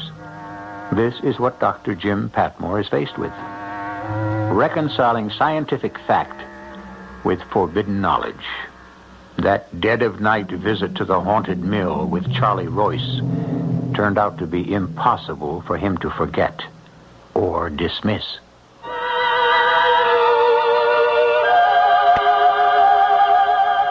The haunted mill was forlorn and mournful looking, and in the clearing skies and moonlight, singularly weird. But I could see it for what it was, and I knew it was merely a disused, abandoned building. What I did not know was that this would be the last time I would see Charlie Royce alive. How about we go inside? I'm just standing here waiting for the windows to light up. You are a disbelieving, stubborn man, aren't you? Now, come on, I'll push open this wooden bolt that fastens the door.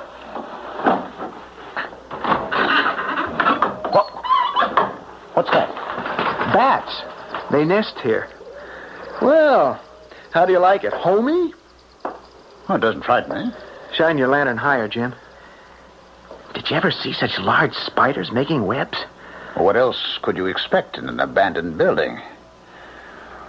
All right, Charlie, where's your ghost? I'm here. I'm waiting for some manifestation. Just settle down. Wait and see. Look up there. Well, all I can see is flying bats. No, I mean the roof has fallen in. I can see the moon. Charlie, I have seen roofs fallen in before. What I came here for are your apparitions. If there is nothing to see but bats and spiders... What was that? Something closed the front door. It's stuck. I can't get it open. Let me bring the lantern over. You see, there's no knob on this side. Jim, hold it a little lower. I want to take a look through the crack between the jamb and the door. Jim, the bolt is closed. The wooden bolt has been drawn across the door, locking us in here. See for yourself. Oh, great heavens, you're right. It's been bolted shut. Oh, someone's playing games with us. Or something. Oh, this is ridiculous. All right, whoever is out there, open up this door. Open it up, I say, at once. What's... Is that somebody? It isn't a person, Jim. I've heard that crazy laughter since the first time I came up here when I was 10.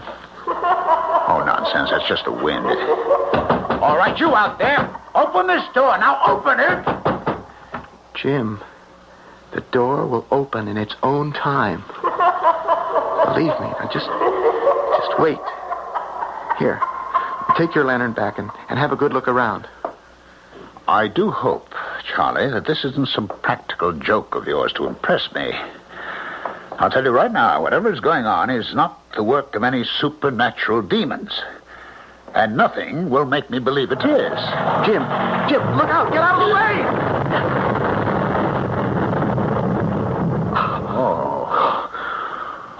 Oh, that was a close call. Oh, it's a miracle you weren't crushed. It just missed you by a hair. All right, I've had enough. I think it's time to go. Do you hear that?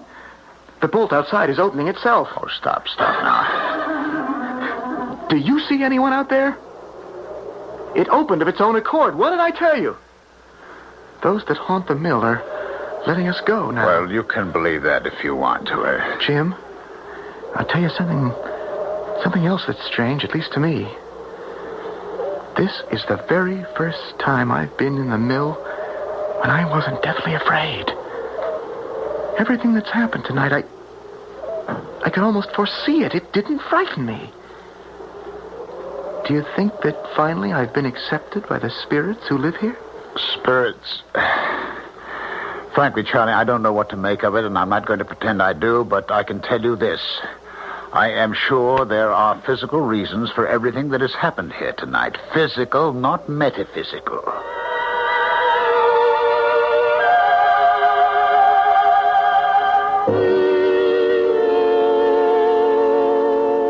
A few days went by, and I heard no more from Charlie Royce. I was a little concerned over his head injury, so one night after office hours, I went over to Gorse Hill Farm. It was about 9 o'clock after dinner. Oh, glad you stopped by, Doctor. Mr. Royce, good evening. I was going to come see you about my back. How is that muscle tenderness? Yeah. On the whole, you've improved a great deal since last year, you know. I have still. I'll prescribe some new exercises for you to do. How's your son, Charlie, and Mrs. Royce? We haven't seen Charlie since the night before last. Or was it the night before that? I don't know what that boy is up to. I really came by to see how that cut was mending. I'll tell you this. His mother's taking it pretty hard. He's away 3 years, back one day, and then out every day with that girl. I'll bet she knows where he is. You haven't seen him? He hasn't been here for 2 nights? 3. And his mother's crying her eyes out. You know what I think? Of course, I haven't been over to Hannah's folks to ask them. But I think those 2 young'uns ran away. I haven't mentioned that to Mrs. Royce, but that's what I think. But why would Charlie do a thing like that? Well, lots of reasons. Maybe Mr. and Mrs. Bliss weren't, so all-fired happy about Charlie showing up. They were kind of keen on her marrying Silas, you know. The Harts have got more money than the rest of the town put together. His brother Ezra has the Brinton Inn, one in Axminster. He runs a fleet of fishing boats. And Silas's mother and father, well, I'd say they own half the town. He'd be a darn good catch. What sort of work does Silas do? He does nothing. He doesn't have to. If you were going to come into property stretching from the seacoast clear over to the mill and back, you wouldn't have to work either. Well, I'm sorry Charlie is not here. I'd better start for home or I'll get blown off the road. You tell Charlie I stopped by, and I'll be seeing you, Mr. Royce, with those exercises for your back. Now, don't worry about Charlie. He'll be back. Goodbye now. Doctor, will you close that front door? It's blown out every candle in the room. Either go out and close the door or come back in. I can't budge this door. It won't move. It's stuck open. Doctor? Doctor, well, I can't see a darn thing in the dark. Doctor, are you still there? I'm still here, Mr. Royce. Can you strike a match? A match? Say, what happened to the fire? There was a fire in that fireplace. Why didn't you close that door? I couldn't, Mr. Royce. I pushed it with all my might. It wouldn't give. Here, maybe I've got a match. What's that, Doctor? Isn't there someone standing at the door? There is someone. Charlie, Charlie, is that you? Charlie, it is you. You still got that bandage on. Here, let me have a look. I'm not ready yet.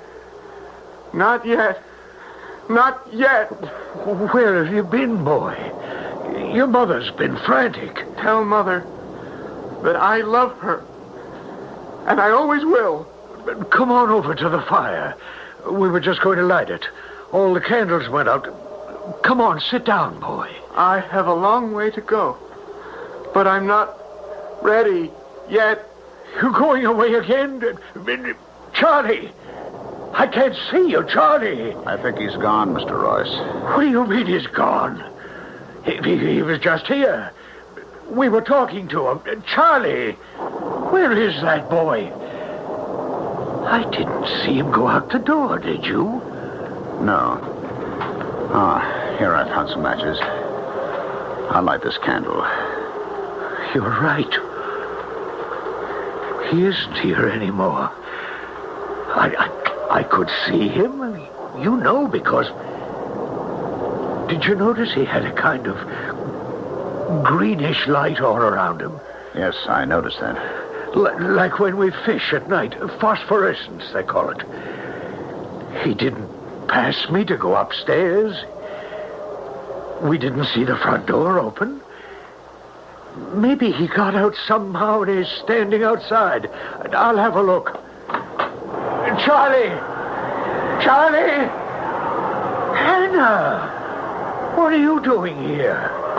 Come inside, child. Hannah, did you see Charlie out there? No, I didn't, Mr. Royce. It's Charlie that I've come here about. Here, take off your wet things, dear. I can't stay. I promised Mother I'd be back as soon as I could. Oh, Dr. Patmore, this is Hannah Bliss. How do you do? What is it, Hannah? What about Charlie? Did you two decide to come back? I don't know what you're talking about, Mr. Royce. Charlie and I didn't go anywhere. Is he here? Can I talk to him, please? Charlie's not here. I mean, I thought he was just now. It's so hard to explain. I thought he was with you. Hannah, these past few days, you mean to say that you have not seen Charlie? No, not for 3 days. What's the matter? What do you mean he was here just now? Why won't he come to see me? What have I done, Mr. Are you Royce? saying that you haven't seen him for 3 days? I haven't, no. The last time was the morning after I told Silas we couldn't get married. Charlie had an accident, his head. That afternoon we were going to the church, change the old banns and ask the priest to post new ones. I've been waiting and nearly going crazy. And then I thought maybe he'd decided he didn't want to marry me after all, so... I put my pride in my pocket and came over here to find out, but you say he's not here. When will he be back? We don't know. Hannah, it's all right. I'm sure it's just a misunderstanding. He'll show up. Do you think he's all right? Oh, well, of course he is. Now, you trot back home, dear, before more parents get worried about their children. All right? Yes, sir, I will. And thank you, Dr. Patmore. And you, Mr. Royce. I'm sorry if I caused any trouble. I didn't mean to. I'll make Charlie a really good wife. I promise I will. Oh, of course you will. Now, go on home. Good night, Mr. Royce. Good night, Dr. Patmore. Good night. Hannah hasn't seen my boy in all these days either. But we saw him, Doctor, didn't we? I mean, I'm not going crazy. We saw him and we heard him. One possibility, a blow like he'd received could have caused temporary amnesia. Charlie may be wandering around not knowing who he is or where he is. Well, if that's really him we saw, what did he mean he wasn't ready yet? Oh, Lord. What am I going to tell his mother? That you saw him and he's all right, and he'll be back. Do you honestly believe that, Doctor? It just isn't ordinary what happened. Do you know what I think, Doctor? No. I think Charlie is dead. And that wasn't Charlie who came here. It was his spirit. Oh, now, nonsense. You can't believe that. Oh, yes, I do. I feel it in my bones. I know it. Maybe we'll find Charlie somewhere. His body. But we'll never find him alive.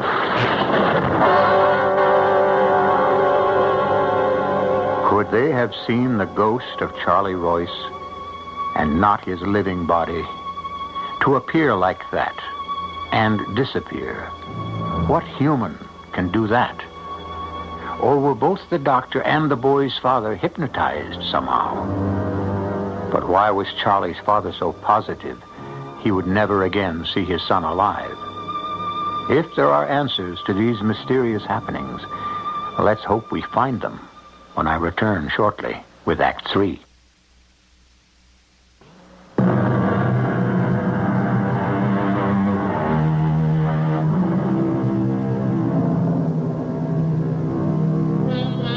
The world of James Patmore, M.D., was being shaken. The science of cause and effect seemed no explanation of the mysterious occurrences in the little town of Brinton by the Sea. And if scientific deduction failed Dr. Patmore, his destiny was somewhat less than controllable. That concerned him deeply. He knew he could not let himself be frightened or feel fated. He had to find out.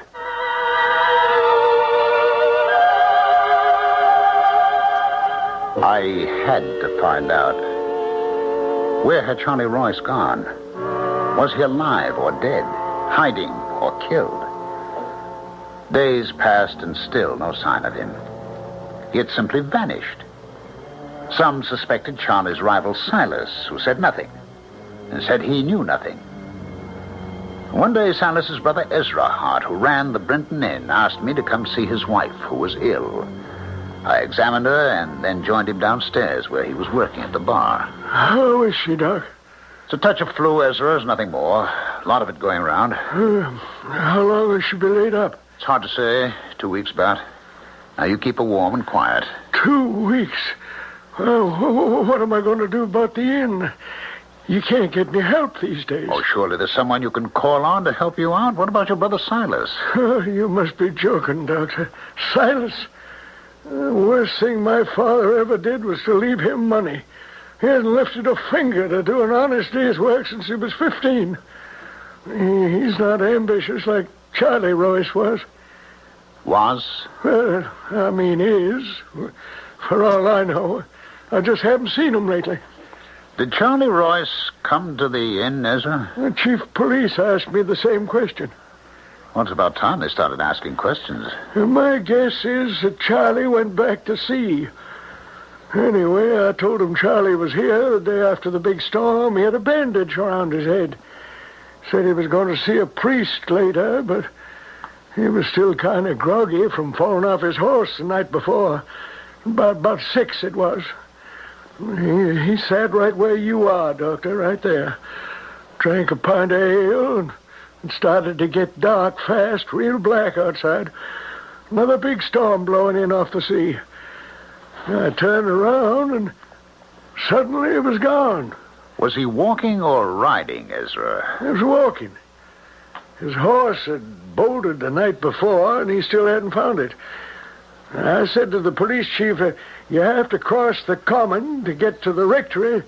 There are several pools and treacherous hollows on the common. You ought to search there.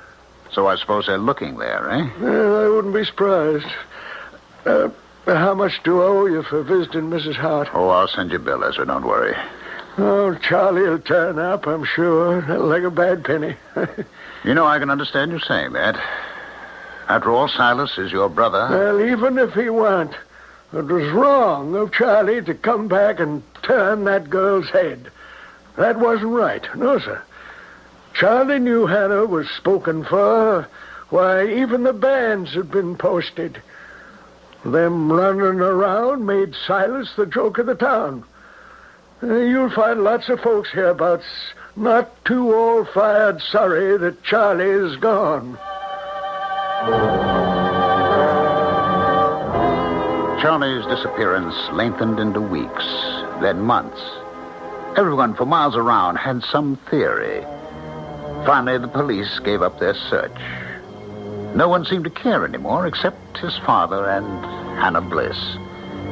Winter was upon us, roads almost impassable, but I had one patient I always managed to see, sick from disappointment and anxiety. A rather difficult illness to cure. The 4th time this week, Doctor. You're spoiling me. Oh, I had to pass this way anyway, Hannah. I had a visitor this morning. Someone I hadn't seen in a long time. Do you remember Silas Hart? Oh, yes, I certainly do. Where was your mother? She was out at the market, and Silas walked in the door. I hope he didn't upset you. I'm afraid he did. I've never seen him looking like that. Rings around his eyes, as if he hadn't slept for weeks. He said, "I've kept from seeing you as long as I could. I know you aren't well." What did he want, Hannah? He said, "Charlie's been gone a long time now. What about us?" And I said, "Charlie was gone for 3 years, and I didn't wait for him. This time I'm going to." And how long did he stay? About an hour. He said, "Couldn't we try to make it like it was before Charlie came back?" And I said to him, "No, Silas, I'm going to wait for him." And then he got up and went to the door and said, "Well, that may be, Hannah, but if it's Charlie you want, I think you're going to have to wait a long, long time."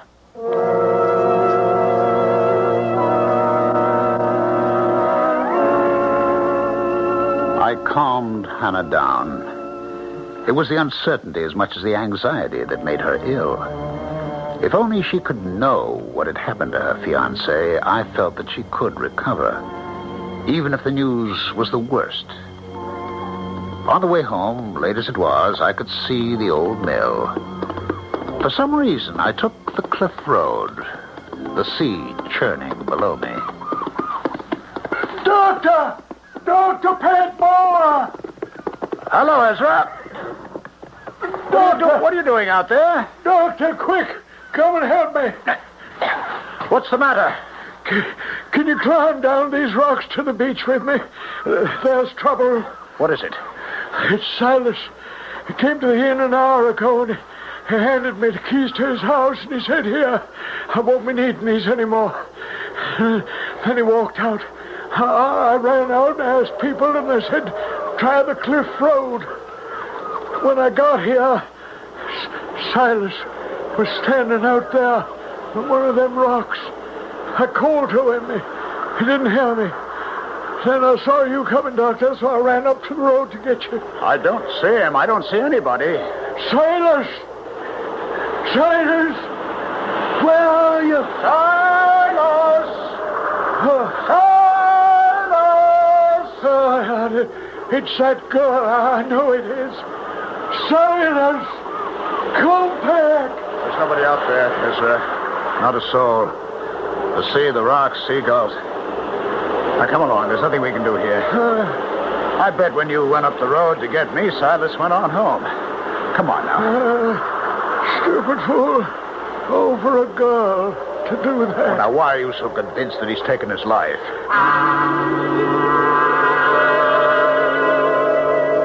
There was something very wrong, but I could not believe, as did Ezra, that it was Hannah's doing. If Silas had drowned himself, only a very guilty conscience could have driven him to it. We climbed back up the cliff road, and as I mounted my horse, it suddenly reared and almost threw me. For up on the hill stood the old mill, every single window ablaze with light. It was there, I felt, that the key to unlock this mystery lay. The only one person I could trust was Charlie Royce's father, John.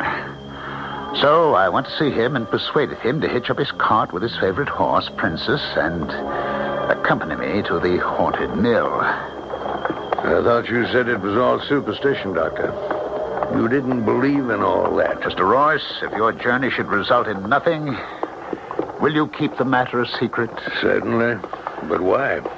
All my adult life, I have taken with a great grain of salt the possibility of anything unnatural happening in our very natural world.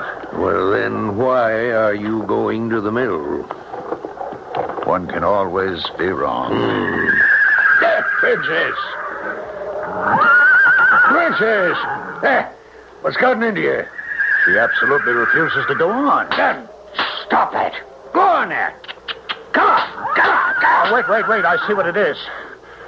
Up in the road ahead. You see it, Mr. Royce? Good Lord. A body. A corpse.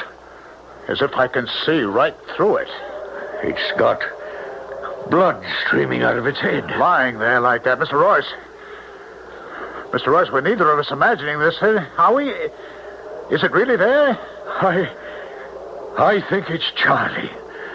It glows, that greenish light, the same way Charlie was when he came to see us.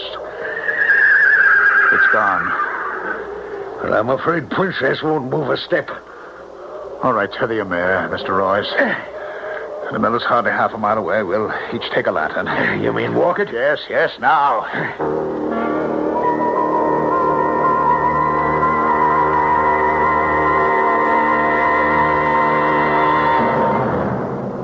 That door is bolted shut. All I have to do is pull the wooden bolt back, and the door will open. How did you know it could be opened? I've been here before with Charlie. Now, don't be frightened. The bats won't harm you. What's that? It's only this old mill laughing at us. Where do those steps lead? I've got to go up there.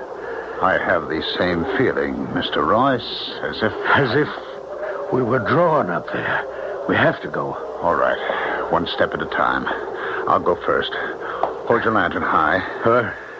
You see, there's a closed trap door at the top there. I can't explain it, but I can't wait to get up these steps. John Royce was one step right behind me. I reached the top and slowly pushed open a trap door.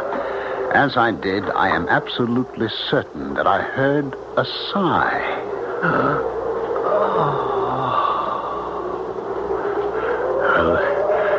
They must have kept the grain for thrashing up here. There's still a sack of it over there in the corner. Yes.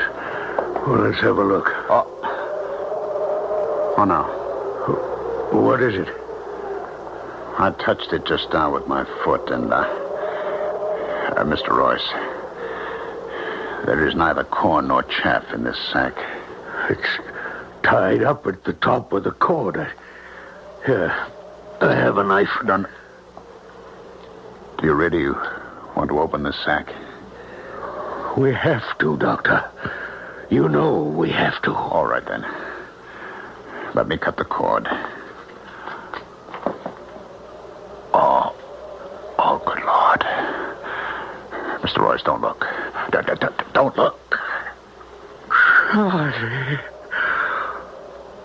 Oh, my Charlie.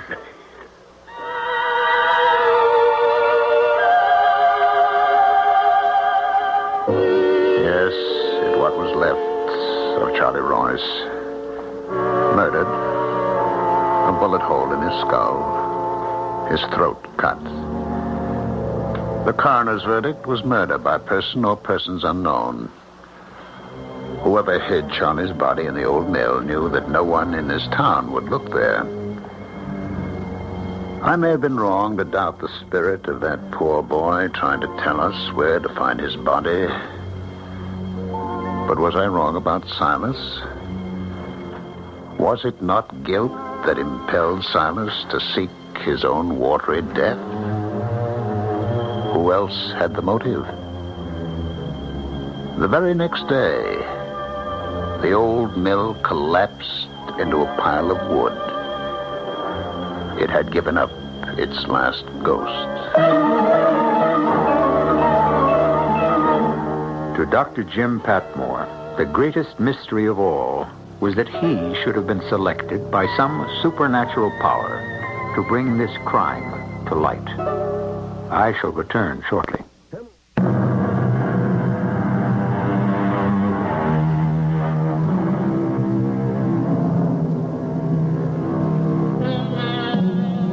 who make a study of the occult believe that anyone who has suffered a violent death cannot rest until that death has been avenged. That the spirit will keep reliving its final agony like a phonograph needle stuck in the last groove of a record. We trust fate will be kinder to you, and that you may never meet up with a homeless, tortured, wandering spirit. Our cast included Ralph Bell, Russell Horton, Patricia Elliott, and Court Benson. The entire production was under the direction of Hyman Brown. This is E.G. Marshall inviting you to return to our Mystery Theater for another adventure in the macabre. Until next time, pleasant dreams.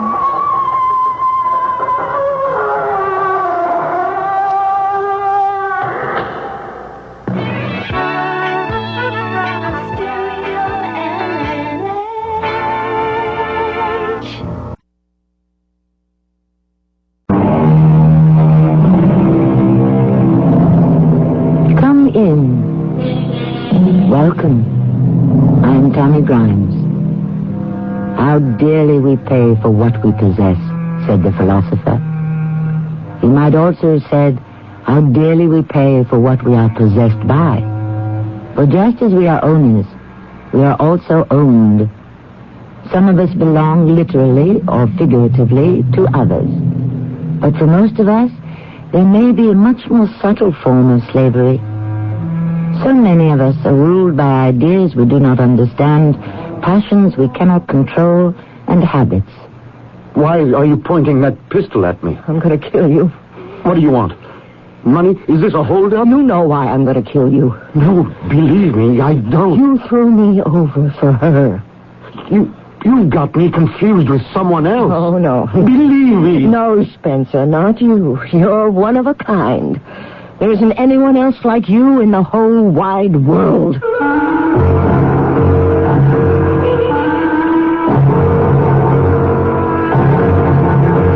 Our mystery drama, Bring Back My Body, was written especially for the Mystery Theater by Sam Dan and stars Kim Hunter. I'll be back shortly with Act One. Taking a laxative? Yeah, traveling throws my system off. But so can a laxative. Not Metamucil. That's Metamucil? Metamucil Instant Mix in little packets. Oh. Easy to take along. And easy on your system. Because Metamucil is made from natural fiber with no chemical stimulants. More doctors recommend Metamucil for really gentle relief. I like that orange flavor. Me too. Easy to take. If not nature, Metamucil. Read label and follow directions. Lots of friends are dropping by, summer fun's in store. For picnic time and camping time, it's country time for sure. Before you all get thirsty, here's a tip that should be made. Get the drink that tastes like good old-fashioned lemonade. Country time, country time. With lots of hot weather, barbecues, and picnics ahead, get down to your store for plenty of country time lemonade-flavored drinks. Tastes like good old-fashioned lemonade. I'm lost and lonely, scared and sad, trembling at the thought of making you mad. Love is yours, but at times you're so cold. If nights like this take me before I go. This song about child abuse was written by a man who has served time in a state prison. It tells how he felt growing up as an abused child. Many of the social problems in America today spring directly from child abuse. Yet, with enough knowledge and enough money, child abuse can be prevented. Help us get to the heart of the problem. Write Prevent Child Abuse, Box 2866, Chicago, Illinois, 60690.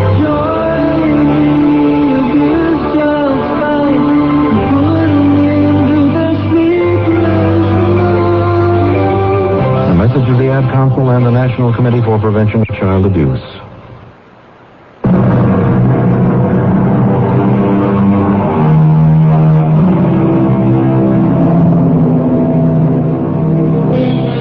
According to Miss Willa Cather, who in her day wrote quite a few good ones, there are really only 2 or 3 human stories.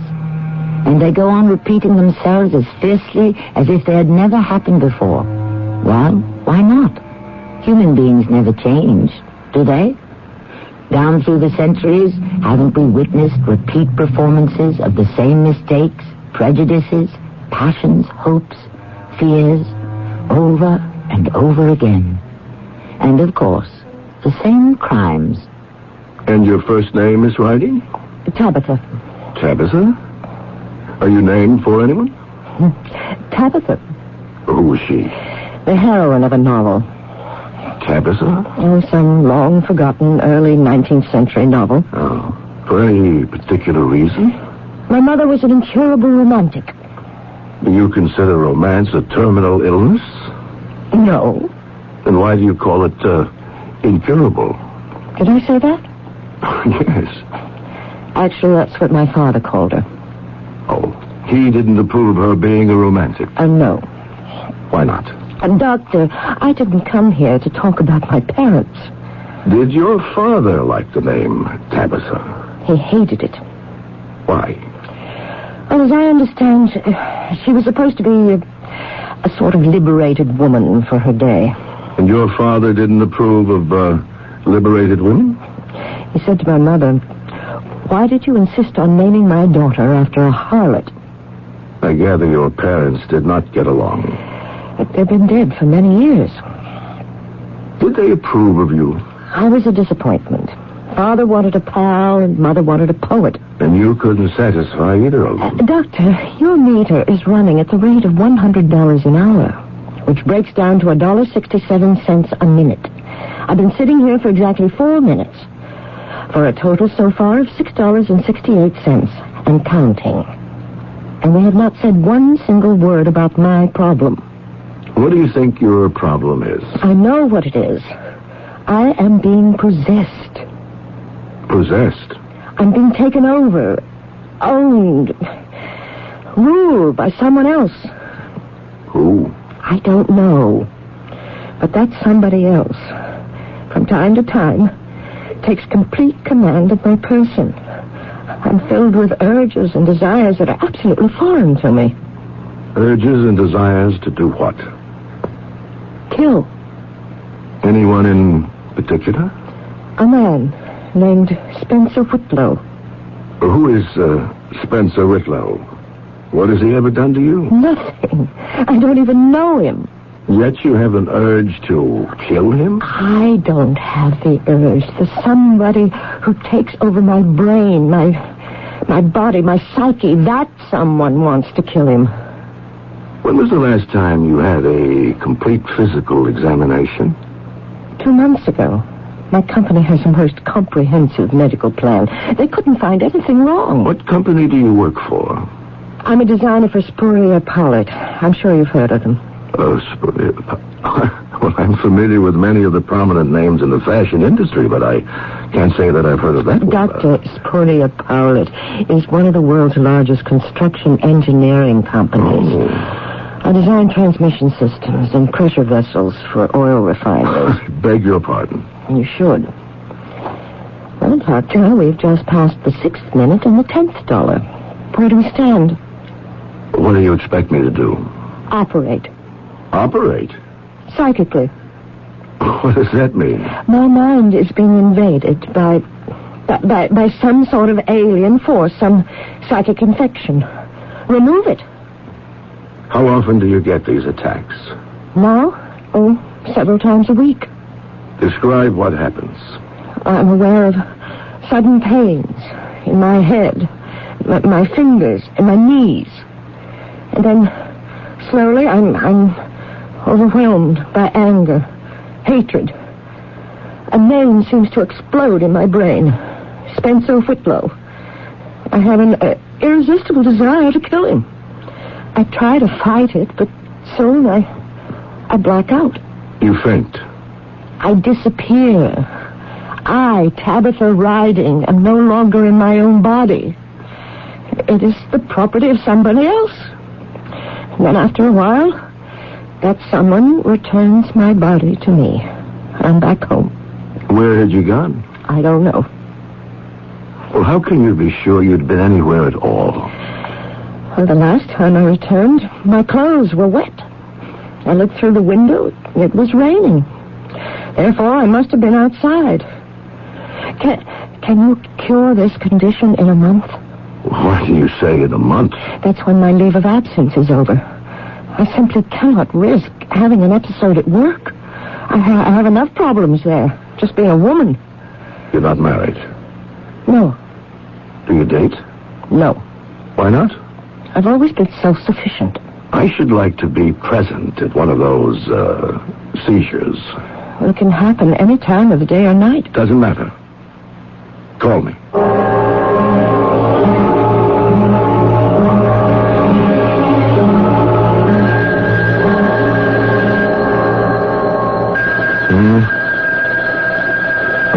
Oh, it's the phone.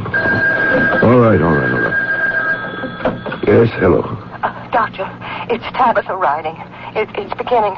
Tell me exactly what's happening. I hurt my head, my fingers. I'm cold. I'm freezing.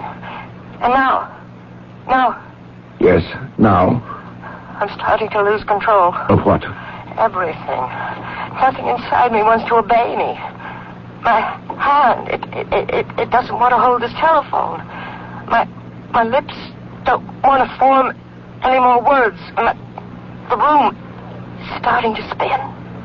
Around and around. Hold on, Miss Riding. Try to hold on. I'm losing control. Fight it. Try to fight it. I'm losing control. I'll be right over. Miss Riding. Miss Riding. Miss Riding, it's the doctor. Where are you? Miss Riding?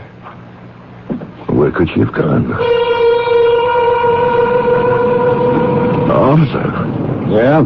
Officer, I'm looking for a woman. Aren't we all? Well, slender, dark-haired, about 40. Buddy, those are the best kind. Officer, I am a doctor. She's my patient. Have you seen her? What would she be doing out on the street at this hour? What was that? It came from around the corner. Sounds like glass being broken. I better have a look. You were right, officer. It's this shop window. Edwards and Sons. Antiques. I know the old guy. Now, look. Here's the brick somebody used to smash the glass. Why? There's nothing in here but odds and ends. Bric-a-brac. They do it for kicks. I don't even believe they took anything. Wait a minute. Look at this. It's blood. Yeah? Whoever broke the window must have put a hand through there and cut it on some of these jagged fragments. So something must have been taken. Yeah, I'll get on the horn and report it. It's Riding. It's you. What do you want, grandfather? Miss Riding. Don't you know me? I've never seen you before in my life. But Miss Riding... Why do you call me Miss Riding? I must talk to you. I think you have me mixed up with somebody else. Grandfather. It's important that we go somewhere and talk. Why don't you mind your own business? Listen to me, please. No, you listen. Just because I'm out on the street alone at night, it don't signify I'm looking for a man. What do you take me for? Miss Riding. And if I was, what would I do with a dried up... Miss Riding, this is the exact moment for us to talk. Get away from here. Let me try to rouse you from this... I'll holler for the watch. The watch? You heard what I said. Listen. Just listen. Don't move. Listen. Think. Concentrate. I don't need the watch. I can handle you myself. Stand absolutely still. You see this? It's a pistol. Now go. An old-fashioned pistol. No, it isn't. It's the latest kind there is. Miss Riding, try to think. It's got a percussion cap instead of a flint. Miss Riding. Start walking. You must try. Because I'll start counting. Think. Try to think. And when I reach 3, I'm going to fire. I'm only trying to help you. 1. All right. Just don't shoot. Start walking. 2, 3. And the next time I see your ugly face, I won't miss.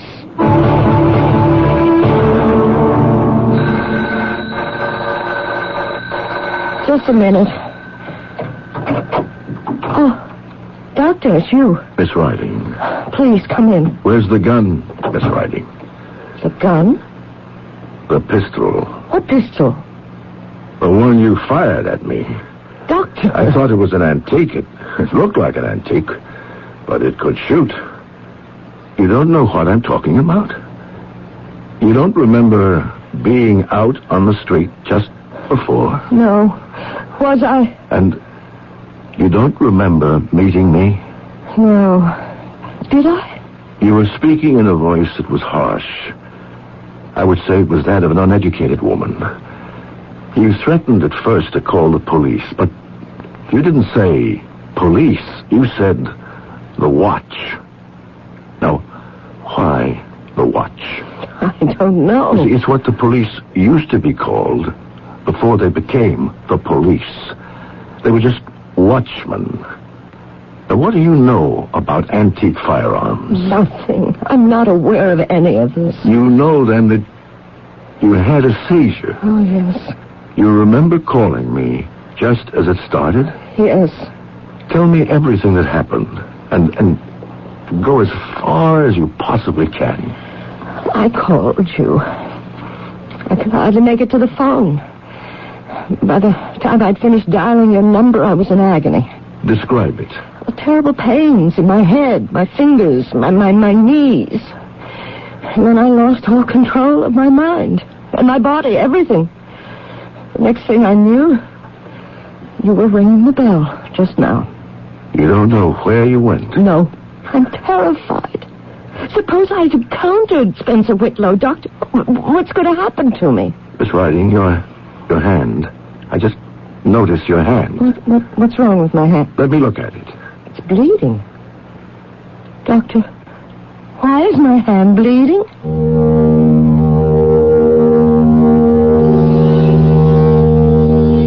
If she's the one who broke the antique shop window, that might account for it. But why should Miss Tabitha Riding, a most conservative construction engineer, employed by a most conservative construction company, go about smashing store windows in the dead of the night? Even if an eyewitness could testify seeing her commit the act, she could still swear it was somebody else. Perhaps we may meet that somebody in Act 2 once again.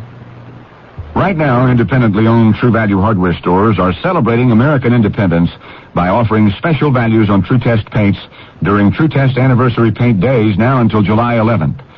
Hi, Pat Summerall to say Woodsman Solid Color Latex Stain for just $9.98 a gallon gives wood a solid coat of color without hiding rough-cut texture. And for a long-wearing economical house paint, choose True Test Select Latex. It's also just $9.98 a gallon until July the 11th, exclusively at participating True Value hardware stores. I am a smoker, and I smoke about a pack a day. Sue Lamar, Antioch, Illinois. And I thought, wow, my teeth are really getting yellow. She used Topol Smoker's tooth polish with fluoride. My teeth started getting whiter, and it gave like a shine to it that they hadn't had in a long time. I was very happy with it, and now I smile again all the time. Topol Smoker's tooth polish with 3 ingredients to clean and polish helps remove ugly tobacco stains. Topol is gentle enough so you can use it every day. Use only if directed.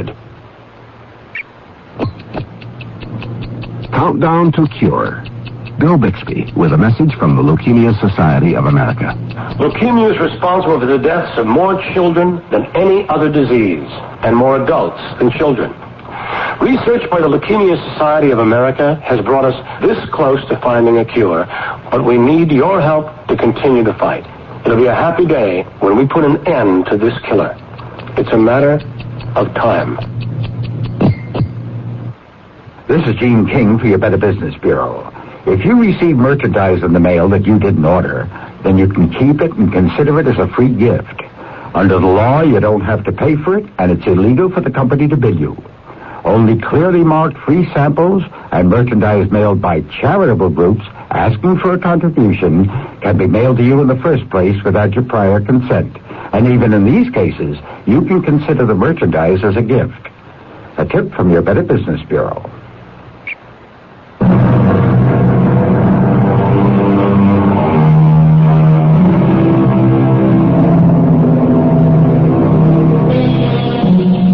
Tabitha Riding, and she is named for the heroine of a long-forgotten 19th century novel. And yet there is absolutely nothing romantic about her. She is a quiet, serious lady who has gone in for engineering. Indeed, she is what used to be known as a spinster, back in those days when there was a faint aura of derision associated with that condition. But there is another side to her, perhaps, even another life, of which no one, not even she herself, is aware. Does the hand bother you? It just stings a little, Doctor. You're quite good at dressing a wound. Well, it's hardly a wound, just a few deep scratches. Who or what could have wounded me?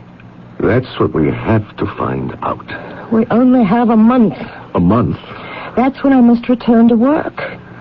If I display this kind of conduct in the office, I could lose my job. If I were you, Miss Riding, I wouldn't worry about my job. I'd be concerned for my life.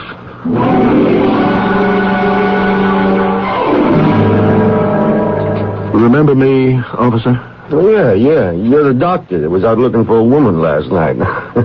Did you find her? Yes. And they told me at the precinct you'd be having coffee here at this time. That new sergeant, he knows every move you make. That smashed window of the antique shop. What about it? What was taken? Old man Edward, he sure came running down there that night. I thought he'd throw a fit. Did he have much of a loss? Only swiped one thing on him, a pistol. Pistol? Yeah, one of those old-time, what do they call them? Horse pistols. It was kind of valuable, though. It was? Yeah, the old guy was sounding off about it. The big deal was it was the first pistol that used a percussion cap, which had just been invented to replace the flint. Yes, the pistol. Now, was it in firing condition? The old guy said, yeah. Well, he keeps them all in A1 apple pie order. Enhances the worth. Although, if the thing is so valuable, why do you leave it laying in the window? Well, I gotta hit the street. Where is the pistol, Miss Riding? I told you I don't know. But you broke the window, and you stole it. Well, that may be true. It is true. I was not aware of what I was doing. Which places me in a rather awkward position. Why? You broke the law. I have a duty as a citizen. Well, you also have an obligation as a doctor. I'm not obligated to protect a criminal. Let's see how far we can go. Now, while you're having these incidents, we know you're aware that you must kill Spencer Whitlow. Now, are you aware of who you're supposed to be? For instance, what's your name? I think it's Tabitha. You mean you are still Tabitha Riding? No. I'm Tabitha somebody else. Tabitha who? Just Tabitha. Now, your mother named you after a heroine, Tabitha, of a 19th century novel. Yes. Was that also the name of the novel? I think so. What can you tell me about the book? I told you I never read it. Would you have a copy of it? Oh, no. Oh, no? Well, my parents are dead. And there was so much stuff, I couldn't keep everything. I gave it away. To whom? To one of the charities, I imagine. I can't even recall. Did your mother ever talk to you about the book? All the time. She loved it. She would tell me things. What things? I don't remember. Try. I told you, it was so long ago. Do the best you can. Do you know anything about Benjamin Franklin? Well, yes, sure. I remember reading something by him. It was a perfect description of the way things were between my mother and me. He said, silver-toed mothers have leaden-heeled daughters. Do you understand what that means? Oh, yes. It counts for a considerable percentage of my practice. All right, for now, go home and relax. How can I relax? And try to remember.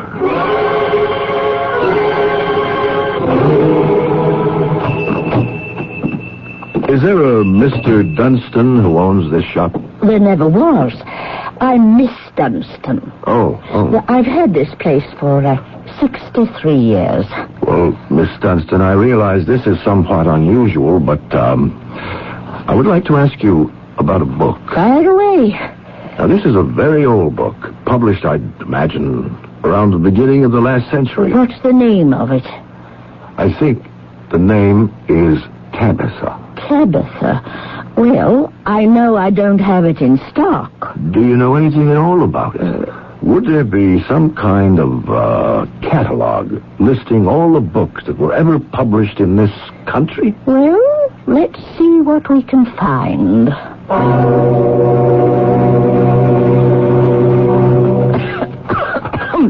Oh, you can tell I haven't opened this reference volume in years. Oh, stand back a little, or you will inhale some of this dust. Is there anything in it? S-T... Oh, and here it is. T-A... Tabitha.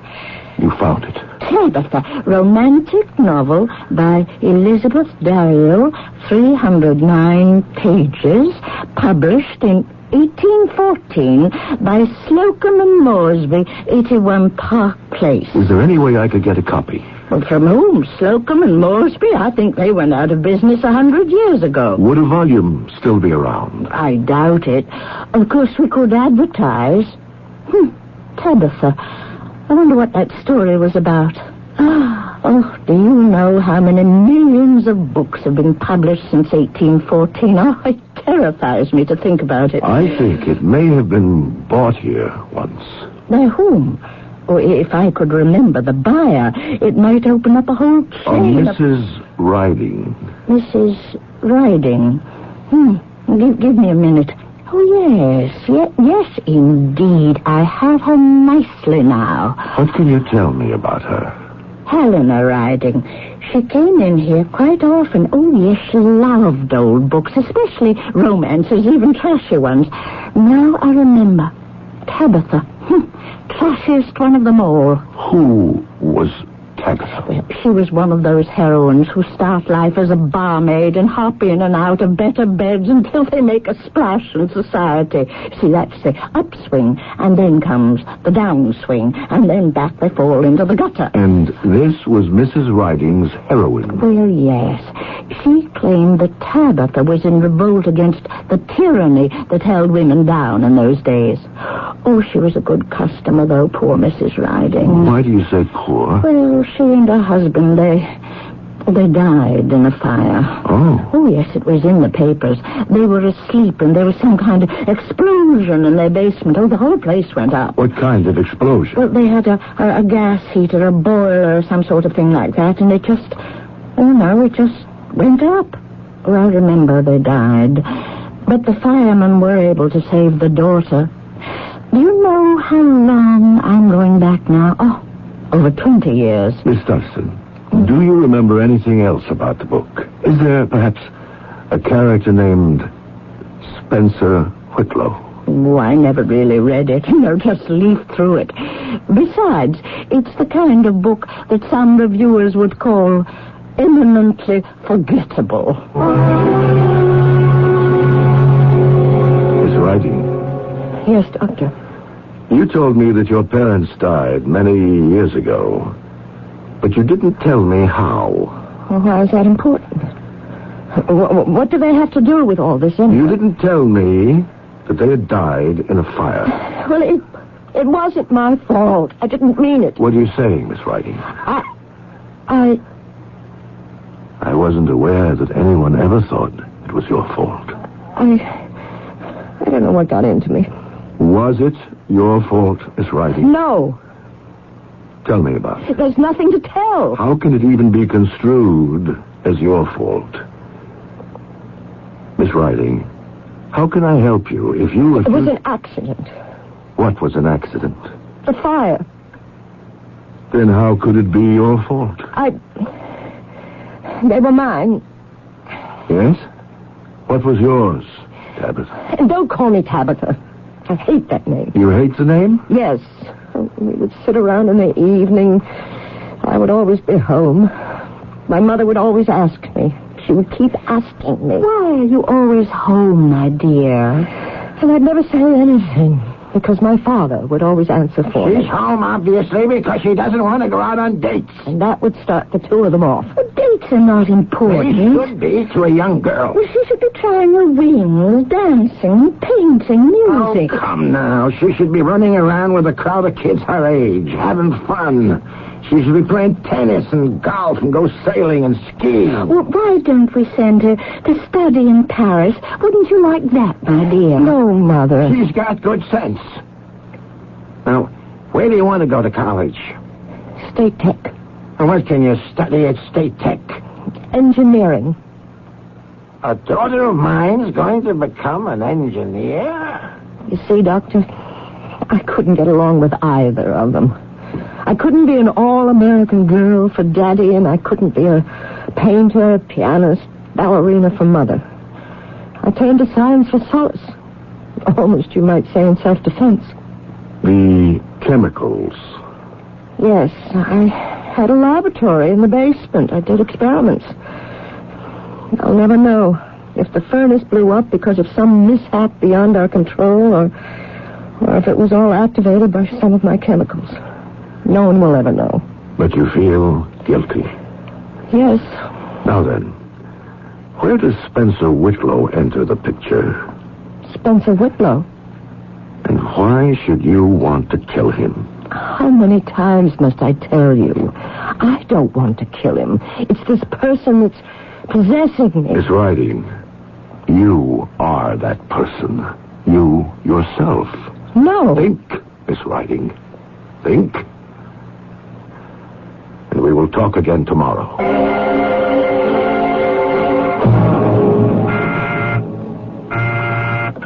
Yes? Miss Dunstan is on the phone. Miss Dunstan? Oh, yes. Put her on, please. Miss Dunstan?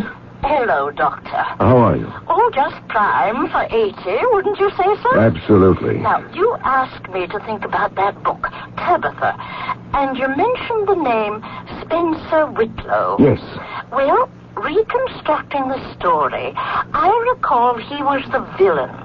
He's the one that kills Tabitha.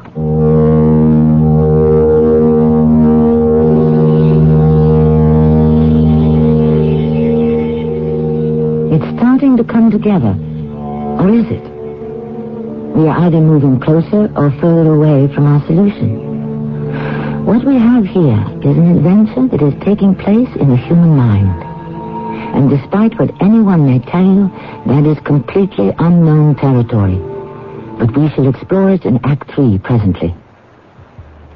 What's red and gold and tastes like summer? Nectarine. Summer fruit that wouldn't be summer without us. It's peak of the season for fresh nectarines. Fresh from the trees, taste them and see. Juicy and sweet. California nectarines are beautiful right now. Nature's way of smiling. Sunshine on the trees. Nectarines. Sponsored by the growers of California summer fruit. Weekdays, from the creators of The Young and the Restless, it's Capital, desire and passion set behind the marble curtain of power in Washington, D.C. Then, follow the lives of people searching for their place in the sun on Guiding Light. And stay tuned for glamour and laughs as Bert Convy brings you celebrity couples and their hilarious secrets on Tattletales. You never know what Tattletales will tell. That's Capital, Guiding Light, and Tattletales. Weekdays on CBS Television. Check your local listings for the time.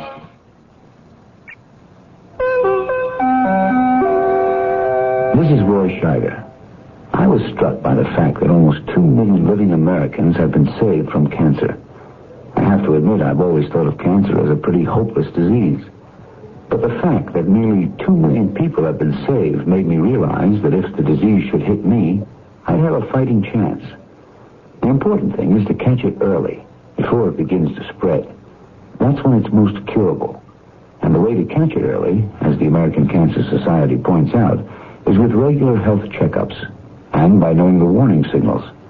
Consider that a reminder, okay? And those 2 million people saved from cancer are a reminder of something else, too. They're living proof that our contributions count. Help save more. Please give generously when your American Cancer Society volunteer calls. Remember, Cancer can be beat.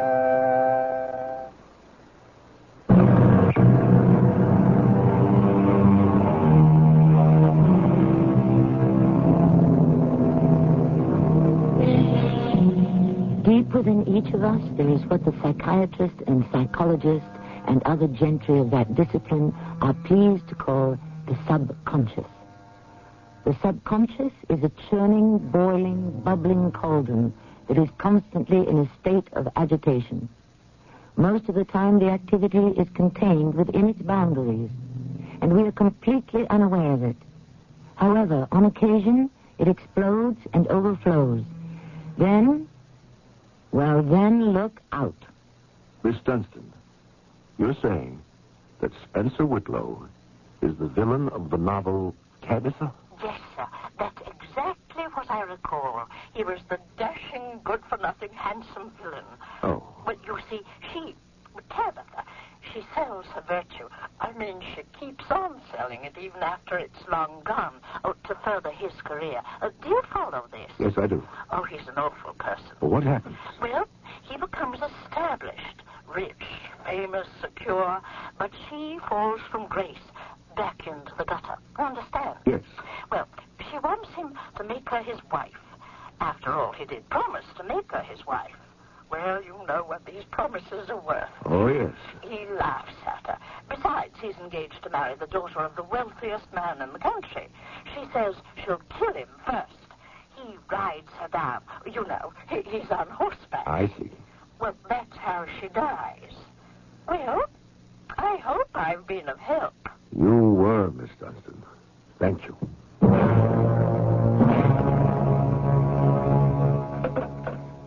Yes, Doctor? Miss Travers, I want you to stay with Miss Riding for a while. Live in her apartment. Keep an eye on her. It's very important. Yes, Doctor. Now, she's due here shortly. I'll explain it to her. Yes, sir. And, if she has a seizure, call me immediately. Yes, Doctor. I have no objection to your nurse staying with me. She'll be able to keep track of you. I'm terrified. I have a feeling I'm going to experience one of those things tonight.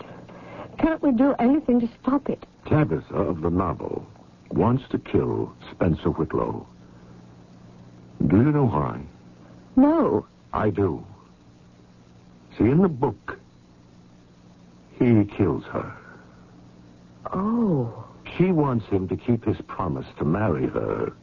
Instead, he simply rides her down with his horse. Yes, I remember. You remember? I remember now.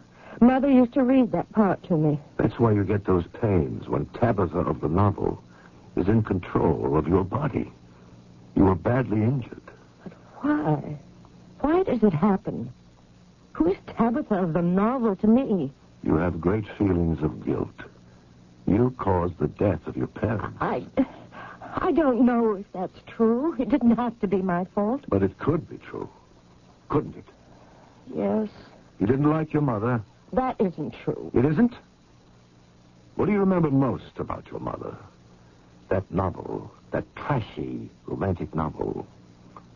Why did your mother name you Tabitha? She wanted me to be like that silly heroine. Perhaps she wanted to be the heroine. But why am I being possessed by Tabitha? That we may never know. Can it be that Tabitha of the novel is a living creature? Can it be? How? Well, suppose the author had created... Oh, no, I'd better not say it. But I will. Maybe her spirit lives and is searching for a body, and mine is vulnerable. You realize what you're saying? Yes. And you're an engineer, you're rational, practical. But I'm still my mother's daughter.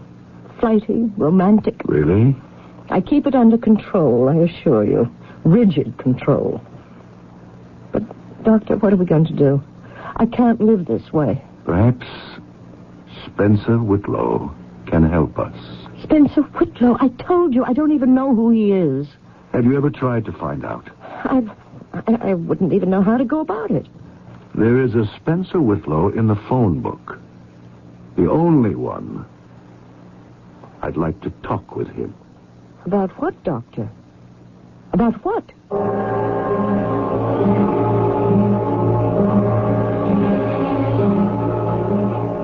Won't you have a chair, Doctor? Thank you.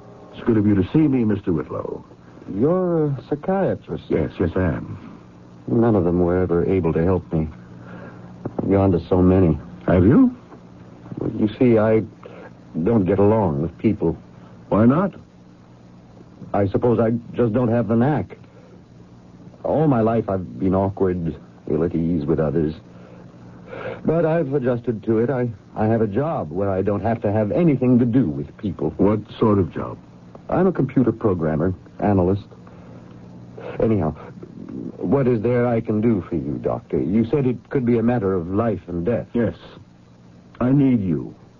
You, alone, of all the people in this city. And for one reason only. Your name happens to be Spencer Whitlow. What does that have to do with anything?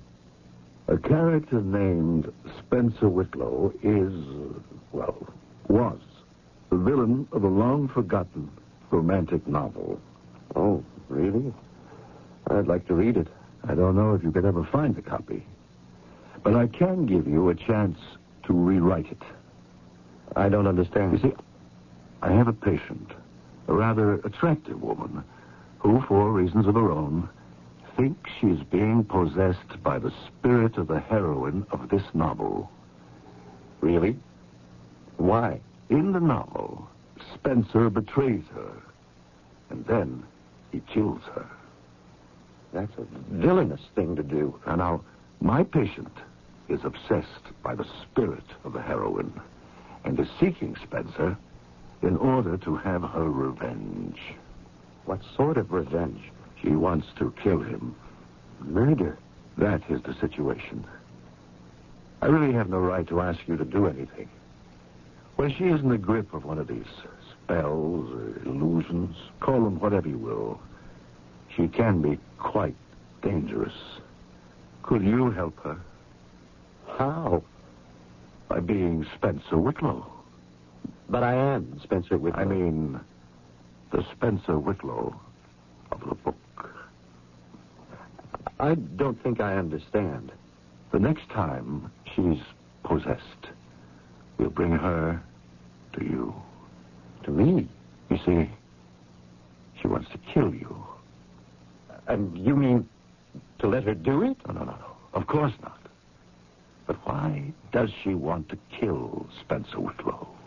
Well, as you told it, because he killed her. Why did he kill her? Because he had jilted her, he didn't want to marry her. But suppose he gives her no reason to kill him, no reason to hate him. Suppose he agrees to marry her. You want me to marry this lady? I'm not sure. Just agree to it. But isn't that the same as... Agree in the character of the Spencer Whitlow of the novel. Oh. And when she comes here, she will be the Tabitha of the novel. You will be the Spencer. And when she confronts you to demand that you keep your promise, just say, yes, Tabitha, yes, I will marry you. And then? Yes, Doctor. And then? That will break the spell. The demon that is destroying her will be exorcised, and she will resume her normal life, free of fear. Will you cooperate? I know I don't have the right to ask. Actually, I couldn't blame you if you were to say, Doctor, if this woman threatens my life regardless of her motives or her mental state, I'll have her arrested. You know what? This is an adventure. I never in my life ever had an adventure.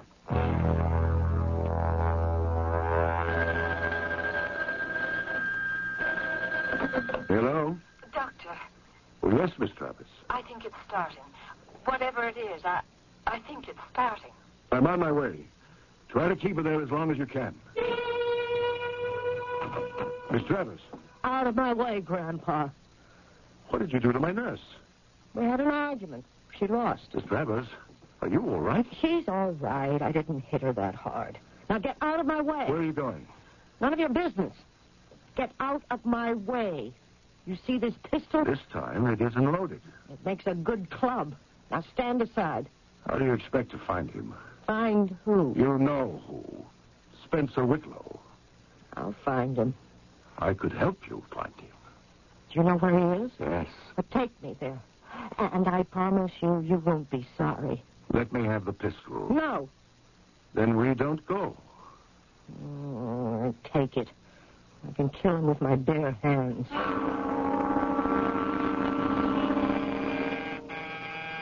You better be here. You will be. How do I know this isn't a trick on his part? He'll shoot me as I walk in. Trust me. My head hurts. I can't even think anymore. But I still know enough to kill him. Hello. Come in. Come in, you spy. Informer. I didn't do anything. You turned me over to the judge. No, I didn't. Why would I do that? So you could marry her. She's got all that money. Why is she better than me? She isn't. Believe me, she isn't. But you're going to marry her. No, I'm not. Don't lie to me. You've done nothing but lie to me since that cursed day we met. Well, you're not going to kill me. Not this time. Why I want to kill you? Because you know you can only marry her over my dead body. Tell her, Spencer. Tell her. Tell her. Oh, yes. Tabitha, I don't want to marry her. You're lying again. No, I want to marry you. I'll kill you first. What did you say? I want to marry you, Tabitha. I love you. You love me? Spencer. This is the first time you ever said you love me. Is it? Oh, Spencer, I never knew you loved me. I wanted you to say it. Oh, how I wanted you to say it. Say it again, Spencer. I love you. Doctor. Yes? What? Where are we? What are we doing here? Are you all right? Yes, of course. I'm perfectly all right. Good. As a matter of fact, I've never felt better in my life. Who is this gentleman? This is Mr. Spencer Whitlow. Oh. It seems that Mr. Spencer Whitlow and Miss Tabitha of the novel have straightened out their problems. Have they? And I believe this will be the last we will ever hear of them. Yes, good riddance. It was really a very silly book. I'm very glad to meet you, Miss Tabitha. How do you do? May I offer you a drink? Oh, I don't indulge in... No, neither do I. A soft drink, of course. Well, thank you. Doctor? Would you excuse me? I'm sure I have a waiting room filled with patients. At this hour of the night? Who knows when the telephone will ring? Yes, that's true. But I'm very sure that the next time it does, it won't be you at the other end. Good night. Good night. Yes, Doctor. Good night.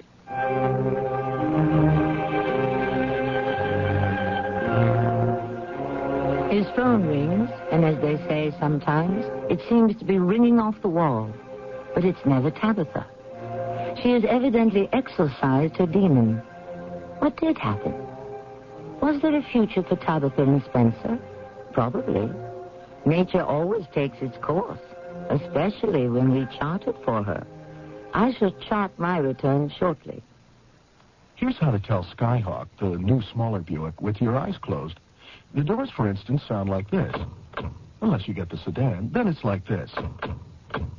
Similarly, the hood and the trunk shut with a satisfyingly solid The new Skyhawk, you see, is very precisely built and inspected hundreds of times in hundreds of places, so everything fits like, excepting, of course, where people sit. There, the fit is more like, The new Buick Skyhawk. Everything fits beautifully, including you. That's nice. Lots of friends are dropping by, summer fun's in store. With picnic time and camping time, it's country time for sure. Before you all get thirsty, here's a tip that should be made. Get a drink that tastes like good old-fashioned lemonade. Country time, country time. With lots of hot weather, barbecues, and picnics ahead. Get down to your store for plenty of country time lemonade-flavored drinks. Tastes like good old-fashioned lemonade.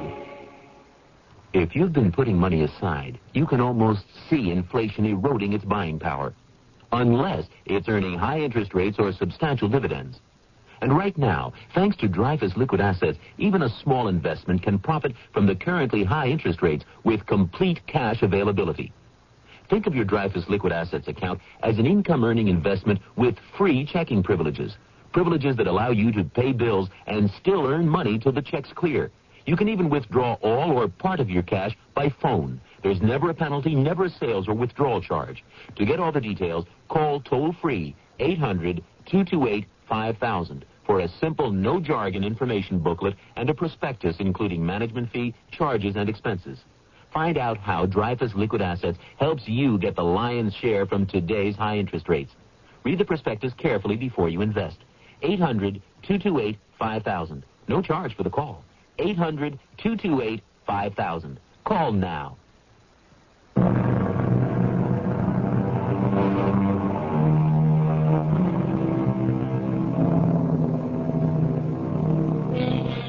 What happens to them? To all those characters from novels and plays? Do they live on past the last page, the final curtain? You know they do. Isn't Scrooge still alive? And Huck Finn? And Sherlock Holmes? Don't they have greater reality than people we see all around us on the street? Anyone we've encountered, whether it be in fiction or in life, has made an impact on our psyche, for better or for worse. But always, forever. Our cast included Kim Hunter, Bernard Grant, Carol Teitel, and Louis Turenne. The entire production was under the direction of Hyman Brown. This is Tammy Grimes inviting you to return to our Mystery Theater for another adventure in the macabre. Until next time, pleasant dreams. Of diseases. They say the region-by-region variations may offer important insights into the diseases. Now this. The CBS Radio Mystery Theater presents...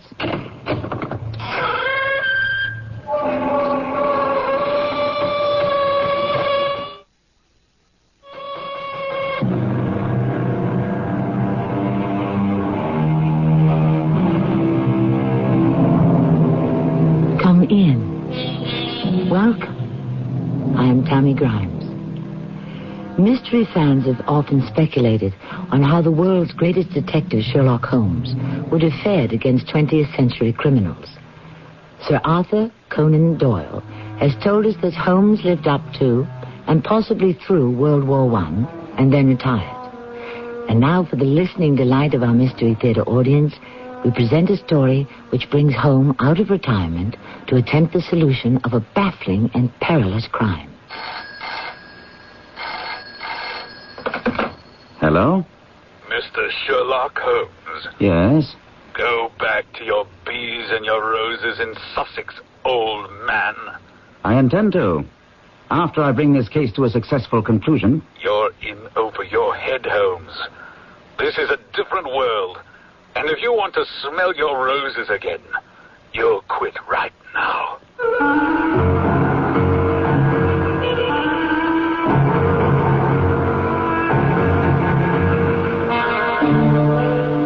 Our mystery drama, The Naval Treaty, was written especially for the Mystery Theater by Murray Burnett and stars Gordon Gould. I'll be back shortly with Act One. Wednesday on CBS television. For Annie Potts, it's in security. When her boss picks her to replace him, the rest of the security staff rallies around her. I'll kill if he picks you. So she throws a party to show her appreciation. But things don't work out quite as she planned. Well, he said he was sorry he couldn't make it. He's at home converting our den into a garage. It's a guaranteed good time when you tune in to the rollicking comedy In Security. Wednesday at 8:30, 7:30 Central and Mountain on CBS television. For over 3/4 of a century, Buick has enjoyed a reputation for having fine, luxurious cars. We're very proud of that. It's a reputation that grows every year. 1982 was no exception. There was the introduction of the new Century and the small Buick Skyhawk. And while each Buick lives up to the name, there are refinements and improvements on everything from the full-size Electra down the line. You see, the Buick reputation isn't just something we ride on. It's something we build on. They say their product is the highest quality. But how can I be sure? Well, they say it's a great value. Well, how will I know until I try it, and then it'll be too late? Well, there is another way. A way to stop buying blind and start buying smart. Read Consumer Reports. Consumer Reports tests and rates thousands of things you shop for. Foods, home care products, appliances, automobiles, and much more. Millions of Americans read Consumer Reports magazine every month for reliable brand name ratings. Oh, Consumer Reports, of course. My neighbor's been subscribing for years. Now you can, too. Just phone toll-free 1-800-528-6600 for 11 issues of Consumer Reports, plus the big 1982 buying guide, plus the 1983 buying guide when published, plus the 383-page health and drugs guidebook.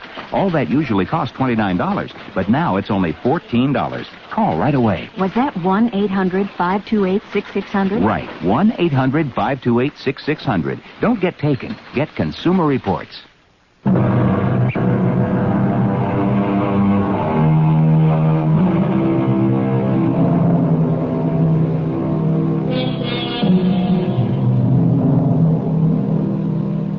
Retirement is a much discussed topic today.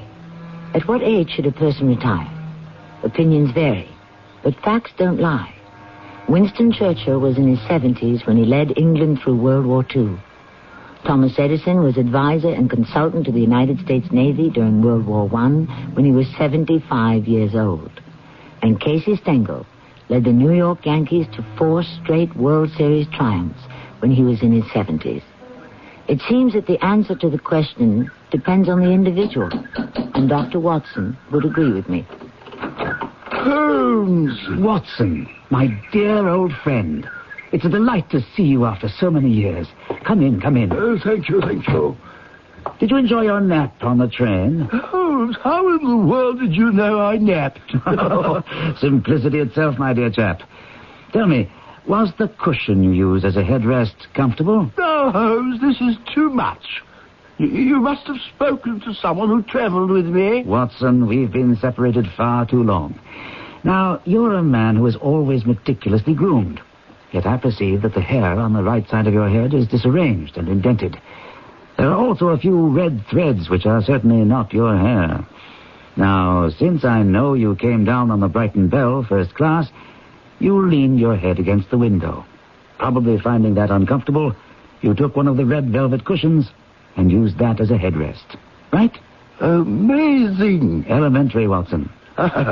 You know, Holmes, I'm very glad to see that you're the old Holmes, as brilliant and as alert as ever. You expected to find a doddering old man? Come now, Watson. All you had to do was look in the mirror. You're hale and hearty enough. Now, why the haste? You remember Sanford Phelps? Your old schoolmate, Sandy? Of course. Is he in some kind of trouble? No, not he. But his son is in a frightful mess. His whole career at the Foreign Office is going down the drain. Sandy is desperate. Scotland Yard and even MI5 are completely baffled. Sandy asked me to see you and ask you to give him a hand. I'm enjoying my retirement, Watson.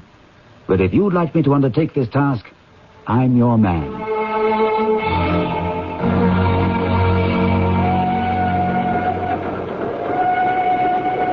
Now, Watson, you said something about a letter which you were going to show me. There may be no need for it now, Holmes. It was to be my last resort in the event that you refused to help me. Nevertheless, I'd like to look at it. Well, it's very pathetic, Holmes. You read how the young man asks over and over for your help. It's only a brief note from your old school chum, but a whole long epistle from young Percy Phelps. It doesn't tell us very much, does it? Hardly anything. As I give it back to you, you might note the handwriting. It holds some interest. The writing isn't his. Excellent, Watson. It is a woman's. No, Holmes, this hand is surely that of a man. No, a woman's. And a woman of rare character. Watson, my interest is already sharpened in the case. I'm looking forward to seeing this young diplomat who's in such devilish straits, and the lady to whom he dictates his letters.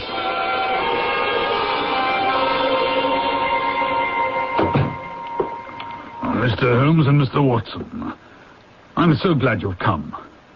Percy has been asking for you all morning. A poor chap clings to any straw.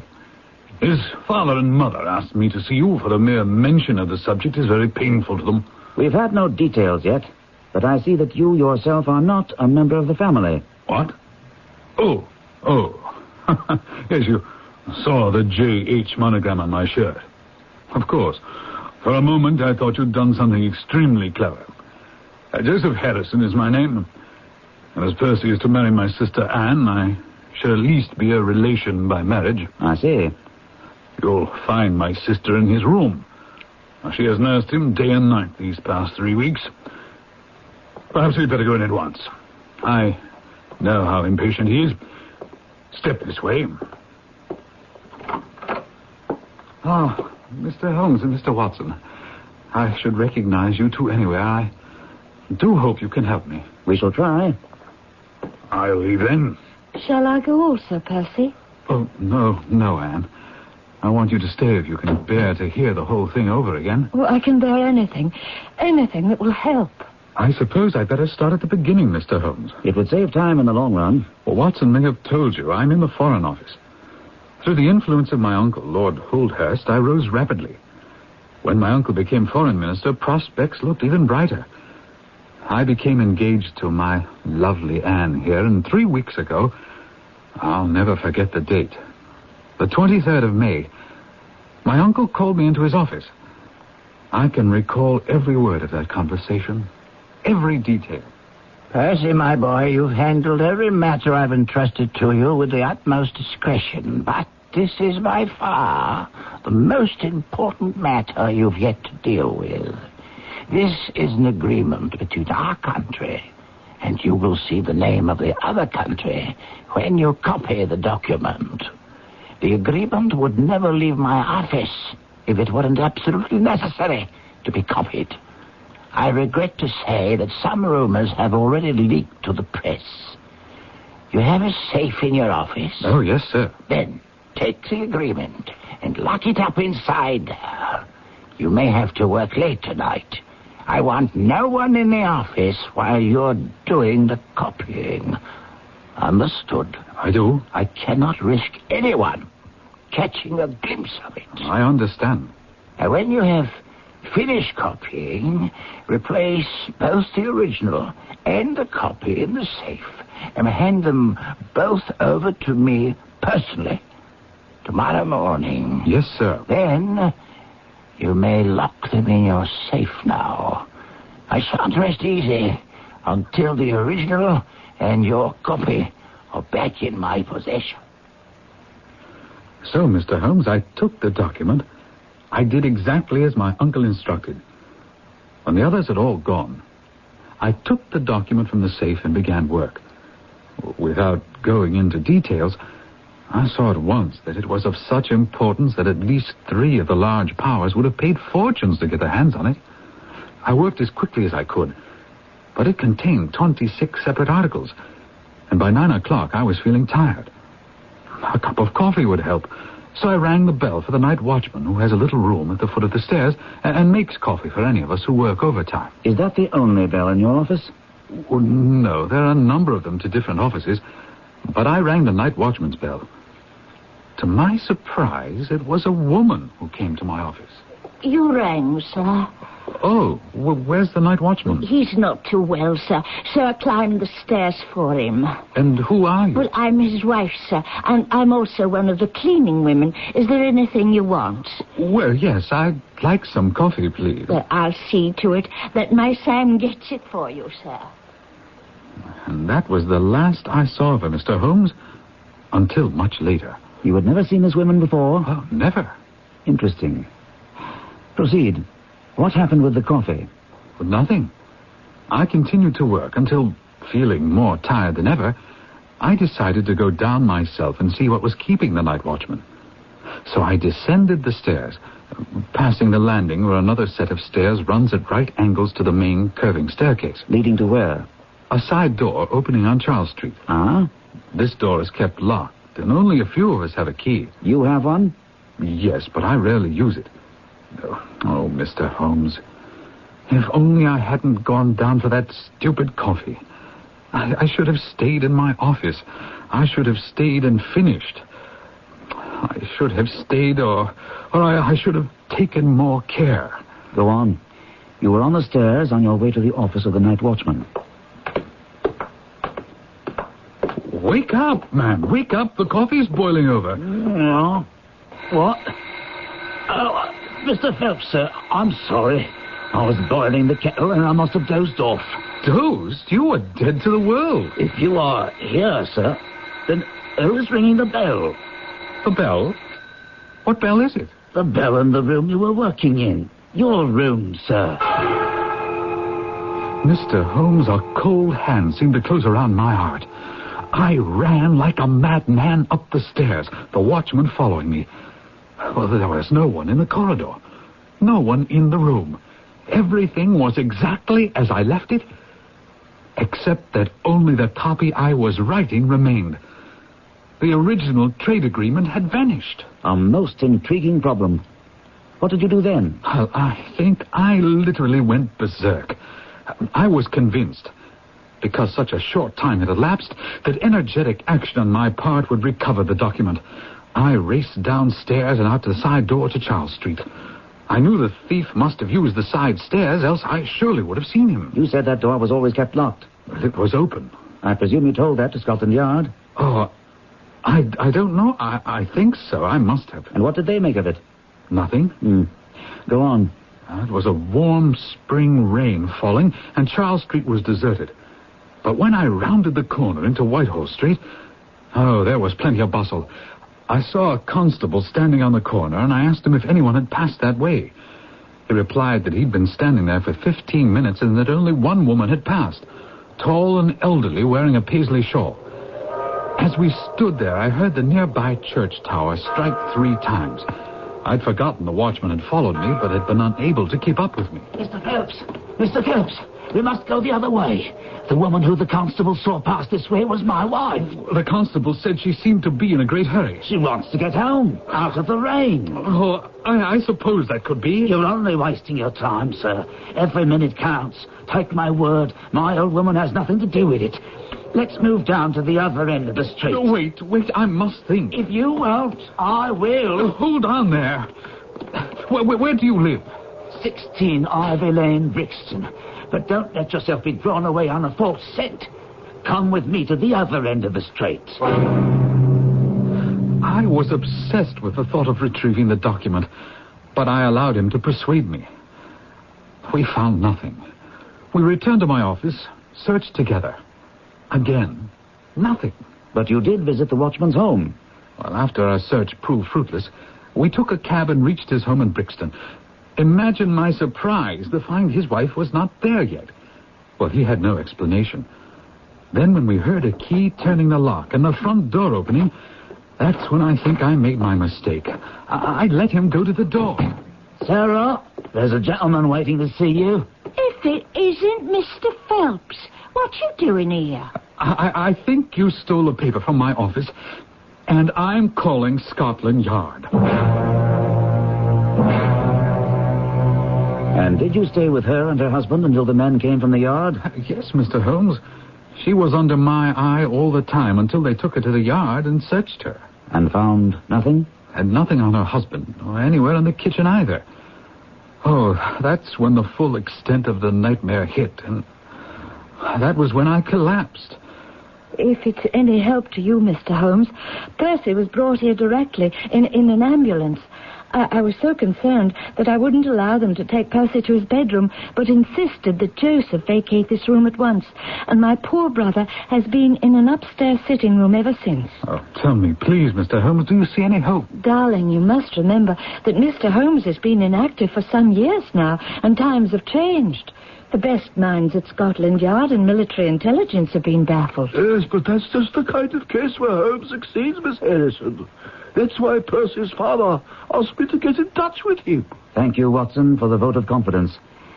But there are a few dark corners here that will have to be illuminated before I can answer Percy's question.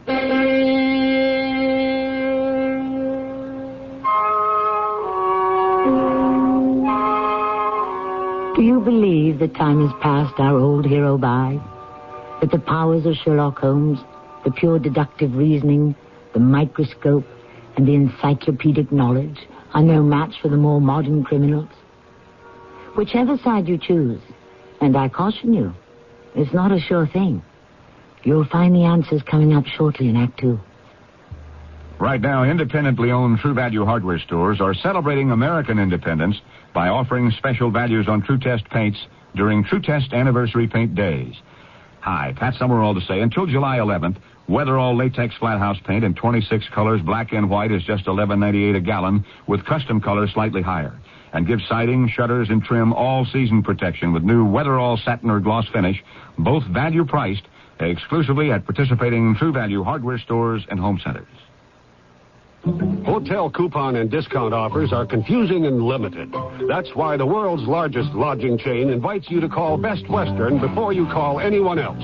Chances are you'll find the Best Western just where you need it most at a price you'll want to pay. No strings attached. Call 1-800-528-1234. Best Western. 1-800-528-1234. Best Western. When you turn on the 11 o'clock news tonight, you'd like to think that what you're watching is the best newscast in Detroit, especially if it's the only newscast you've had a chance to watch all day. You want reporters who'll give you the best possible coverage of news, weather, and sports, reports that are up-to-date, exacting, uncompromising. News 4 Tonight at 11 gives you just that, but not only just that.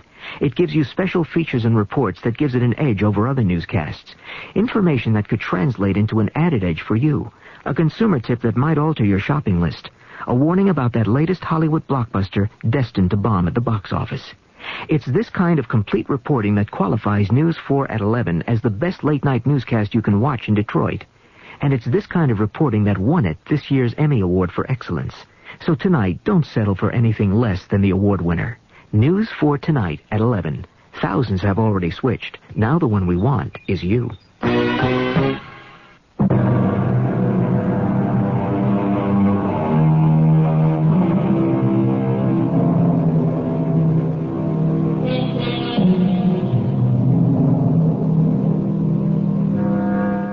It's exciting to have our old friends Sherlock Holmes and Dr. Watson with us once again.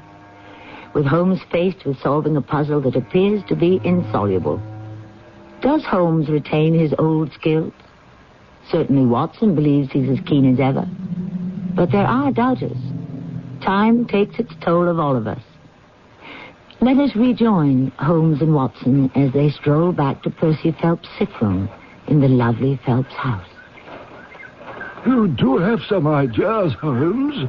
You see some way to clear Percy Phelps. I'd say, Watson, that at the moment we're equidistant between failure and success. But let's go in now and see if a little refreshment has strengthened Percy Phelps. Well, Miss Harrison, I must say the patient's color is much better. Beef tea works wonders. And so does Sherlock Holmes. There is one question of utmost importance that remains to be answered. Did you tell anyone that you had this special task to perform? Oh, no one. And I'm sure the yard went into the night watchman's background. Oh, yes. He's an old soldier. I believe he was in the Coldstream Guards. Mr. Phelps, I've been noticing your roses are lovely. The moss rose in particular. We know that roses are your speciality, Mr. Holmes, but Percy was hoping for something on the mystery, which will ruin him. Do you see any clue? You furnished me with several, but of course I must test them before I can evaluate them. You suspect someone? I suspect myself. What? Of coming to conclusions too rapidly. Then go to London and test your conclusions. Excellent advice. Watson, come along. And Miss Harrison, I see what excellent nursing care you've given Mr. Phelps. May I urge that you continue it? I need no urging, Mr. Holmes. Since I'm not offering you hope, I thought at least I'd give you advice.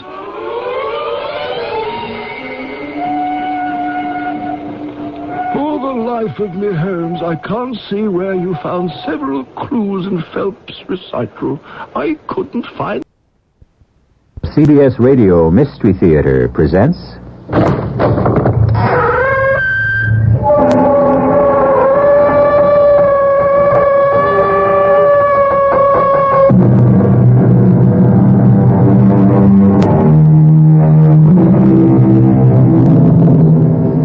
Come in. Welcome. I'm E.G. Marshall. This is a story about conscience. That small, still voice within most of us that whispers to us and tells us what is right and what is wrong. It has been said that conscience is God's presence in man. A man without a God is a man without a conscience. If this is so, how then could it be possible for a man of God to love what he believes is right and at the same time yield to what the rest of the world considers wrong? You have brought shame on yourself and on all of us, Brother Ambrosius. Now, what have you to say? I meant no harm, Father Andreas. The girl is so young, her father's not well, and she came to the church alone. What devil possessed you that you should walk into the house of the Lord side by side with the daughter of the hangman? I pitied her, and I followed my conscience, Father. Your conscience? Your conscience is the voice of God, not of your own making. Why do you not accept my censure and say that you repent? My feelings for Benedicta are mercy and compassion. Would you have me repent those? You leave me no choice. You will be confined to your cell where, God willing, fasting and self-chastisement will lead to the clearing of your mind and the salvation of your eternal soul.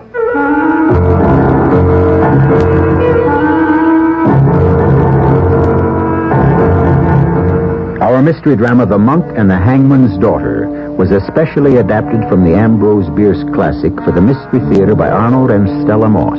It stars Christopher Tabori. It is sponsored in part by Luden's Medicated Cough Drops and Buick Motor Division. I'll be back shortly with Act One. Breaking up is hard to do, but your True Value hardware store offers the True Test 5-horsepower garden tiller to make breaking up almost any kind of ground easier. Hi, Pat Summerall to tell you about it. The True Test tiller's engine weight is directly over its 16 tines for extra stability. High horsepower means you can till at slower speeds without stalling. It has power reverse, so it's easy to maneuver when you run up against a fence or come to the end of a row. It lets you adjust both tilling depth and tilling width, and all the controls are conveniently located on its handle. Yes, breaking up is hard to do if you don't have the True Test 5-horsepower garden tiller to help you.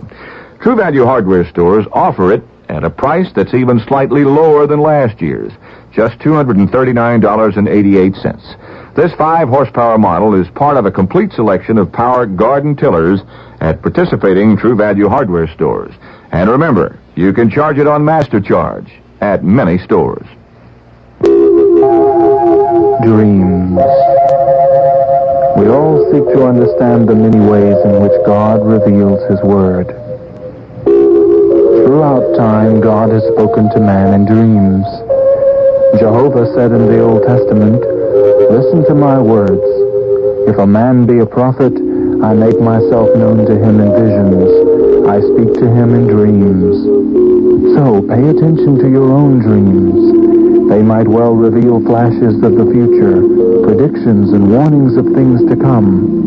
They may give you a glimpse of God's guidance to lead you back to the peace and security of His way. For your free booklet on dreams, write to the Foundation Church, 1147 First Avenue, New York, New York, 10021. That's the Foundation Church, 1147 First Avenue, New York, New York, 10021.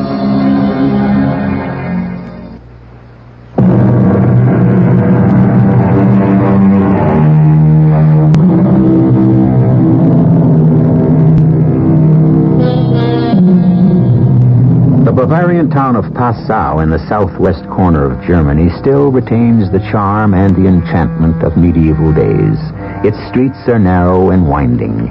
Quaint archways join one house to another as the beautiful Danube washes its riverbanks. 300 years ago, Passau was ruled by the firm hand of a prince of the church and was the busy center of religious activity. On the first day of May in the year 1680, two monks in their early 20s, Friar Ambrosius and Friar Romanus, members of the Order of St. Francis, were summoned to an audience with their superior. You may enter. Who is that? I cannot see your faces very well. It is Brother Romanus and I, Brother Ambrosius. You sent for us, Reverend Father. I am pleased with the good reports I have received. Your humility, your dedication to prayer, your help to the poor have prepared you for further test of your vocation. Yes, Father? You and Brother Romanus have been assigned to the monastery at Berchtesgaden, high in our beloved Bavarian Alps. The monastery at Berchtesgaden? A place of bare and dismal mountains. The forests are said to be haunted by evil spirits. Tales are told of demons who dwell in a bottomless black lake. It is unbecoming of you to fear old wives' tales about demons and malevolent spirits. We understand, Father. If we wish to become priests in the service of God, we must do as we are bidden. Forgive us, Reverend Father. We will obey. The way is long, the road is hard. The snow from the towering ice-covered mountains will be melting at this time of the year. And you must place yourselves in the hands of God and have faith. We will do as you say, Father. We will pray for strength and courage. You should be safe in the hands of Father Andreas in Berchtesgaden in less than a week. When do we leave? After morning prayers. One last thing. Yes, Father. Whatever happens on the way, I remind you that faith is the beginning and the end of everything. The strength of youth, the support of age, the pillar of life itself. May we have your blessings. You are the children of God, and He will protect you.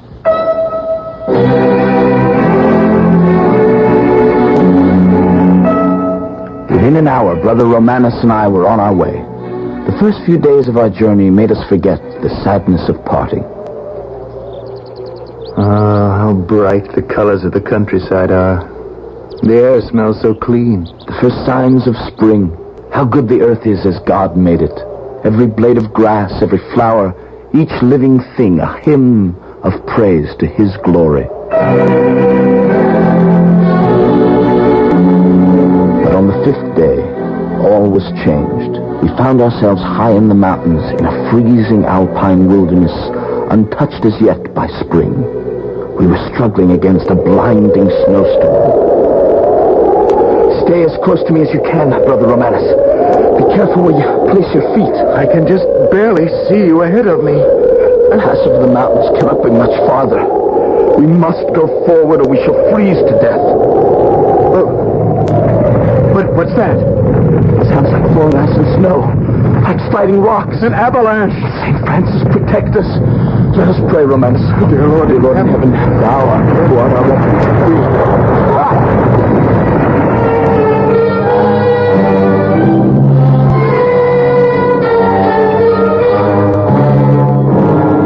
Brother Romanus, where are you? The Lord be praised, I'm unharmed. And you, Ambrosius? I have been spared too. It is a miracle the avalanche did not touch us. Strange. How still everything has become. stopped as suddenly as they began. Huge trees plucked from the earth by their roots, hurled down the mountainside. Look, Ambrosius, we've arrived at the pass we were searching for. The way over the mountain to Berchtesgaden. Twisted gorges, tangled, ill-smelling forest. The mouth of hell must look like this. Why is the air so cold and hard to breathe? There's nothing to fear, Romanus. Lift up your crucifix and hold it before you as we walk. We must move on. Ambrosius, look above us. Those great, ugly birds of prey. They must have startled them from their nests. They sit like mournful sentinels. Waiting for us to take one false step to plunge us to our death. That will not happen, Romanus. You and I have a mission to fulfill. Nothing can bar our way. No bird, no beast, no devil.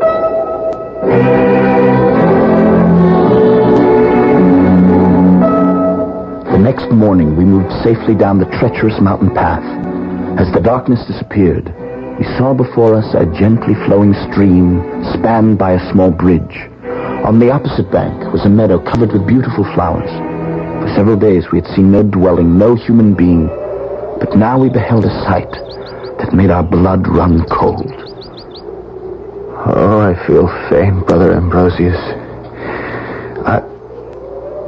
Look there. On the other side of the bridge. In the center of the meadow. A gallows. And hanging from it the lifeless body of a man. A rope round his neck. The face looks toward us as if it had been turned to welcome us. The body is not yet stiff with death. He must have been hanged this very day. But why here? Why should there be a gallows here where there seems to be... Whose voice is that? A dead man swings from the gallows and someone sings. Another evil spirit? The smell of death is in the air. You wicked birds! Do not touch that body! Let us hide ourselves behind these bushes, Brothers Ambrosius. Only heaven knows what creature of Satan that girl may really be. How beautiful she is. See how she chases the vultures from that poor lifeless body and places flowers at the foot of the gallows. No, you terrible birds! Leave this place! Let the dead man find his rest! Ambrosius! Go! The air handling has suddenly become like ice around me. But I am warm. The sun feels good to me. The chill is worse than that of the highest mountain. It cannot be a human chill, or I would feel it too. No human chill? What are you thinking? There is an ancient belief that when a chill seizes a human body for no good reason... Yes, I remember. It is a sign that someone standing close by is stepping on the very spot that will someday be your grave. How strange. The chill is gone as suddenly as it came. The girl is crossing the bridge, Ambrosius. She's coming this way. She is the most beautiful creature I have ever seen. Good morning, holy brothers. Why do you laugh? You can come out from your hiding places. I have known you were there from the very start. Why were you hiding? Well, we did not wish to frighten you. I am not easily frightened. The man who was hanging from the gallows... Yes? Do you know why he was hanged? He killed a man. That is why. A murderer? They quarreled over the love of a woman, so they say. And he plunged a knife into the heart of the other man. Did you know him? Are you related to him? Oh, no. Well, then why do you bring flowers for him? No one else will. I always do when someone has been hanged. I bring the flowers and frighten away the ravens and the vultures. Who are you? Benedicta. Oh, that's a beautiful name. I am Brother Ambrosius. This is Brother Romanus. You chase the vultures who wish to feed on the bodies of those who've been hanged. Why does your mother allow this? My mother is dead. You have a father? Yes. Then let us take you to him. You should not be wandering about alone. There may be dangers here for you. Oh, I could not be safer. You see that clearing through the trees? If you look closely, you will see a hut. It looks more fit for animals than for humans. That is where I live, with my father. That is your home? Yes. You have no neighbors? None. Are you and your father so poor that you must live so close to the gallows? In such a miserable hovel? He is not well paid for the work he does. As you see from our robes, we are in the service of St. Francis. God has placed us here in Berchtesgaden to help others. Perhaps we can help you. Who are you, Benedicta? And who is your father? My father is the hangman. The hangman? And I am the hangman's daughter.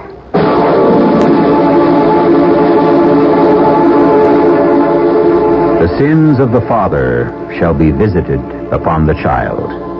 But what if a child is punished and humiliated not for a father's sins, but because his livelihood is considered loathsome and even unholy by the rest of the community, like a hangman? I'll be back shortly with Act 2. You can have great taste, lots of great taste and taste with Bulletins.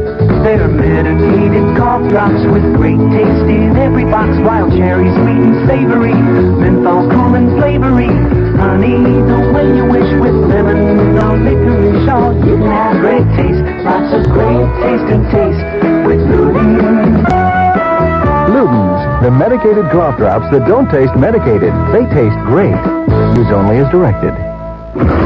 Hey, you kids! You go play somewhere else now. Who am I kidding? Where are those kids going to find a place to stay out of trouble around here? Tough problems call for real solutions, not just talk. If your community has a problem, you need action. Action is skilled volunteers of all ages working together to help solve tough community problems. Write Action, Department Q, Washington, D.C., 20525. Between us, there's got to be a solution. This is a public service of this station and the Advertising Council. This is a message to some very special people. They're special people because even though they may feel fine, they're dying. They're people who have high blood pressure and aren't treating it seriously.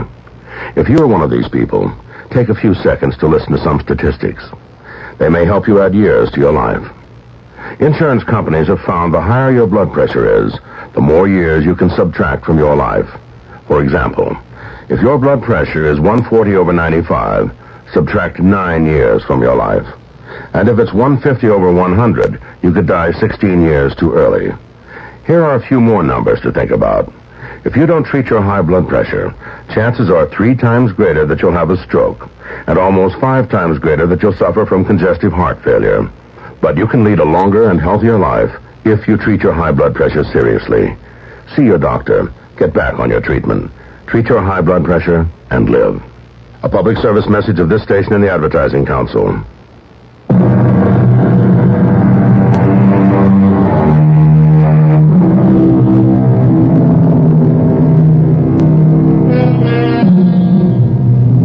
We return to the year 1680. The 2 young monks, Ambrosius and Romanus, have been exposed to many strange happenings since they left the security of the Passau monastery.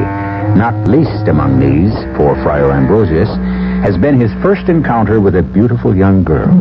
But remembering his holy mission, he tightens the hempen cord that encircles his slim waist and proceeds with Friar Romanus toward their destination, the monastery of Berchtesgaden, high in the Bavarian Alps. Ambrosius, why did you offer that girl your friendship? Why not? Was the daughter of the hangman, you know as well as I that she's considered impure and unchristian. But she's so young, Romanus, innocent and beautiful. In the eyes of the church, the hangman and all his family are an abomination. Why else are they made to sit apart from all the others in the darkest corner of the church? Why should Benedicta deserve such a fate? That is not for us to decide. A hangman, after all, is only a tool of the law. He must do as he is told. And we must do the same. It is not for us to question.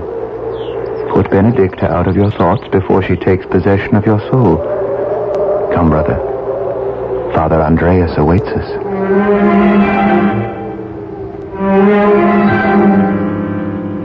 Welcome to our monastery of Berchtesgaden. I'm pleased to be here, Father Andreas. And I, Reverend Father. It will be a change from the life you've been accustomed to.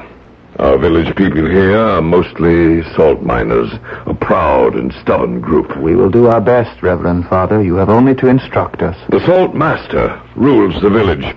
He's a man of power and authority. Keep out of his way if you can. You're not listening, Brother Ambrosius. Your mind seems to be elsewhere. Oh, forgive me, Father. The long journey has worried me. I was saying, the salt master is not easy to deal with, nor is his son, Rocius. A young man not much older than you, handsome, willful, undisciplined. He, too, exercises much power. He also creates problems. What kind of problems? Where there are young, pretty maidens, he's quick to pick a quarrel. We shall avoid him.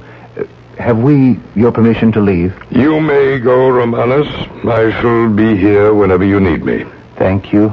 Thank you, Reverend Father. If I may, I will go too. Not yet, Brother Ambrosius.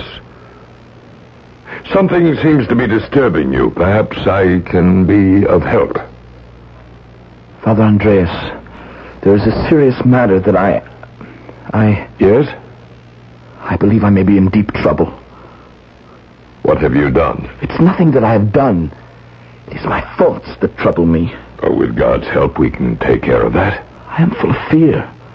So much so, I cannot reveal to you what I should. Cannot? You need have no fear of me. I'm frightened of myself, Father. Let me go to my cell to meditate and pray. Evening prayers.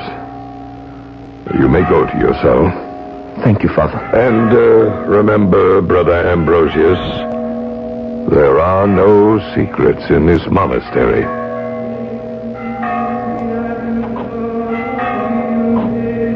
My spirit remained in turmoil. I could not find the strength to confess to Father Andreas. Why can I not wipe out all thoughts of Benedicta from my mind?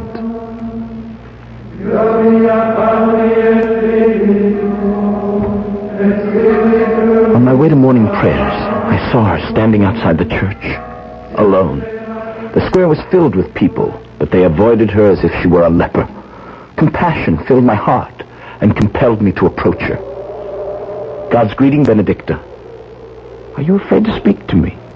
We are being watched, Brother Ambrosius. I fear for you, not for myself.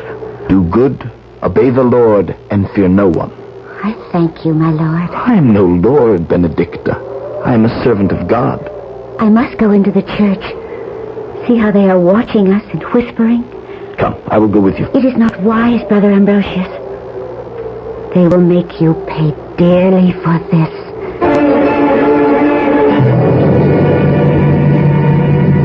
You have brought shame on yourself, Brother Ambrosius, and on all of us.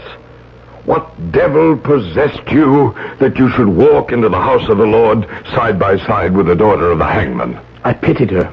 The people treat her as if she were mortal sin itself. You have angered and outraged everyone in Berchtesgaden.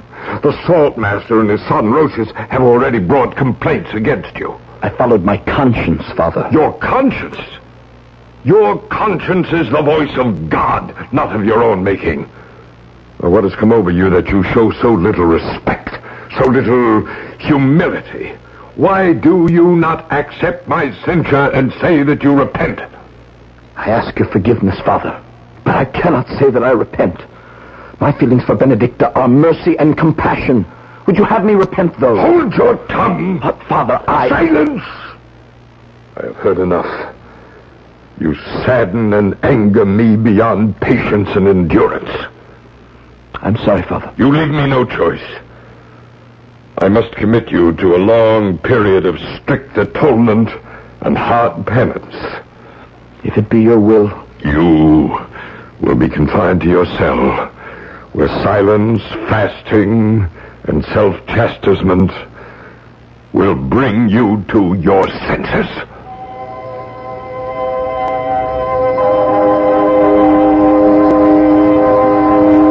Locked away from the beautiful outdoors which I loved, denying myself food and drink, I knelt day and night in endless prayer until a high fever and delirium came upon me. When the fever finally subsided, I stood one day at the grating of my cell window, looking out at the high, mysterious mountains on which the monastery had been built, so that no unwanted visitor could disturb our seclusion. Brother Ambrosius, can you hear me? What evil spirit torments me with Benedicta's voice? I am no evil spirit. I am here at the bars of your window. No, that's not possible. No one can climb these rocks. I can, and I have. Look up. You see, I am standing on a narrow ledge outside the window. How did you get here? Why have you come? I heard you were ill. I brought you a gift for your goodness to me. A gift? I will toss it through the bars of your window. There. Do you like it? Oh, it is the most strangely beautiful bunch of flowers I've ever seen. There's no fragrance. Only woolly leaves that are as soft and white as snow. It is called Edelweiss. Edelweiss? It grows only among the highest and most fearful rocks. Oh, then it was dangerous for you to gather them. I'm as sure-footed as any goat. Now promise me you will never again climb these evil rocks. I fear for your safety. I must go, Brother Ambrosius. They must not find me here. Darkness is beginning to fall. I will see you soon again. Who knocks? It is I, Brother Romanos. I bring your food and drink. Come in. Please, set it down. Why is your face so flushed? Your eyes so bright? Have you a fever again? Oh, no, it's only Are you hiding behind your back? A bunch of Edelweiss. Where did you get it? Benedicta brought it for me. She threw it in through the bars of my window. Benedicta? No girl could scale those mountain peaks. She was here, standing on the ledge just outside my window. Let me have the Edelweiss. It is against the rule of austerity to have flowers in your cell. It can only lead to more trouble for you. Will you tell Father Andreas? Do not be concerned. I will put them on the altar in the church. Then let them be an offering in Benedicta's name. No, Brother Ambrosius. It will be an offering in your name. It is you who need it even more than Benedicta. Why do you say that? Because in Berchtesgaden, these flowers are a sign of faithful love. Faithful love? Young men present them to the girls they wish to marry. What are you saying? However you came by them, brother, these flowers are not meant for you.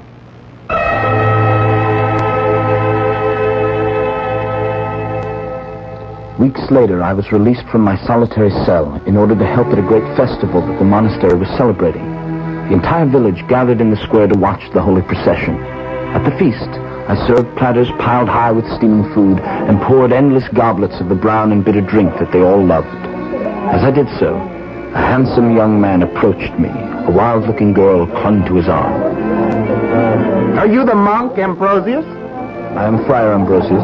The same who gave offense to this village some weeks ago with his attentions to the hangman's daughter? Oh, let the handsome monk be. Shut up, Angela. I'm a son of the saltmaster. My name is Rocius. I've heard of you. Then hear more. If you ever again show friendship for Benedicta, I shall teach you a lesson you will not soon forget.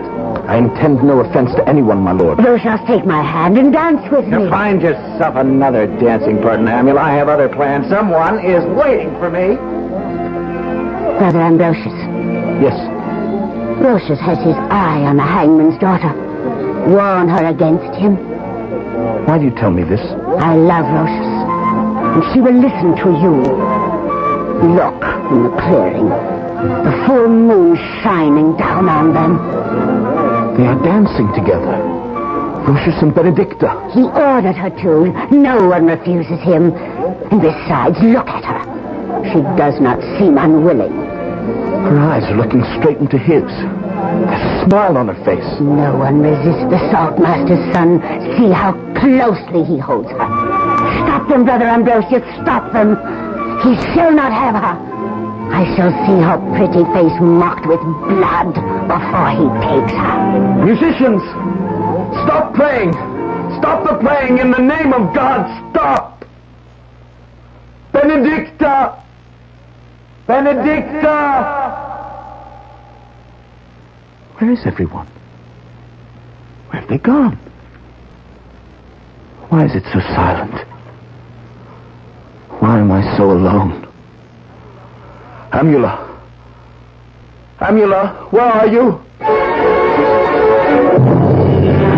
Father Andreas, I beg of you not to believe the words of Amula. She has borne false witness against Benedicta. Amula would not lie, even against the hangman's daughter. But Benedicta did not act in a shameless manner with all the men. She only danced with Rocius. Can you not understand that it is unbecoming of you to defend her? Are you possessed of demons? But who will protect her against Amula's hate? I speak the truth. And what would you have me do? I beg you, Reverend Father, be her protector. I cannot, and I will not. For your sake as well as her own, Benedicta must learn her lesson. Learn her lesson? Tomorrow they take her to the pillory and the whipping post. But the whipping post is intended for girls who behave in a shameless manner. The Saltmaster has ordered it. She will be stoned. And what of her poor father? Her father will be with her. He will lead her through the streets by a rope around her waist. It is the duty of his hangman's office.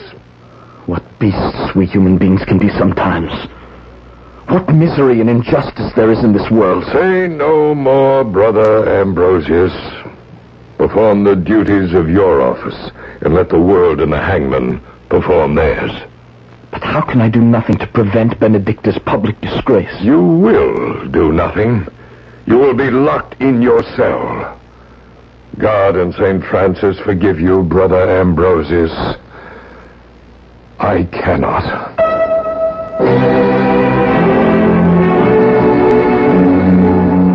Dear God in heaven, heed my prayer. Bless Benedicta in her time of trouble. Give her strength that she may bear the trials that are put upon her. Give me light that I may walk the right path. For I am filled with a tumult of emotions and confusion. Can Father Andreas be right? Do I love Benedicta as a man loves a woman? Forgive me if I sin, but I cannot put Benedicta out of my mind. Try as I will, I cannot. James Montgomery once wrote, "Prayer is the soul's sincere desire, uttered or unexpressed, the motion of a hidden fire that trembles in the breast." So it was with young Friar Ambrosius, long, long ago. He prayed and fasted and prayed, until one day he believed he had an answer. I'll tell you more about it when I return shortly with Act 3.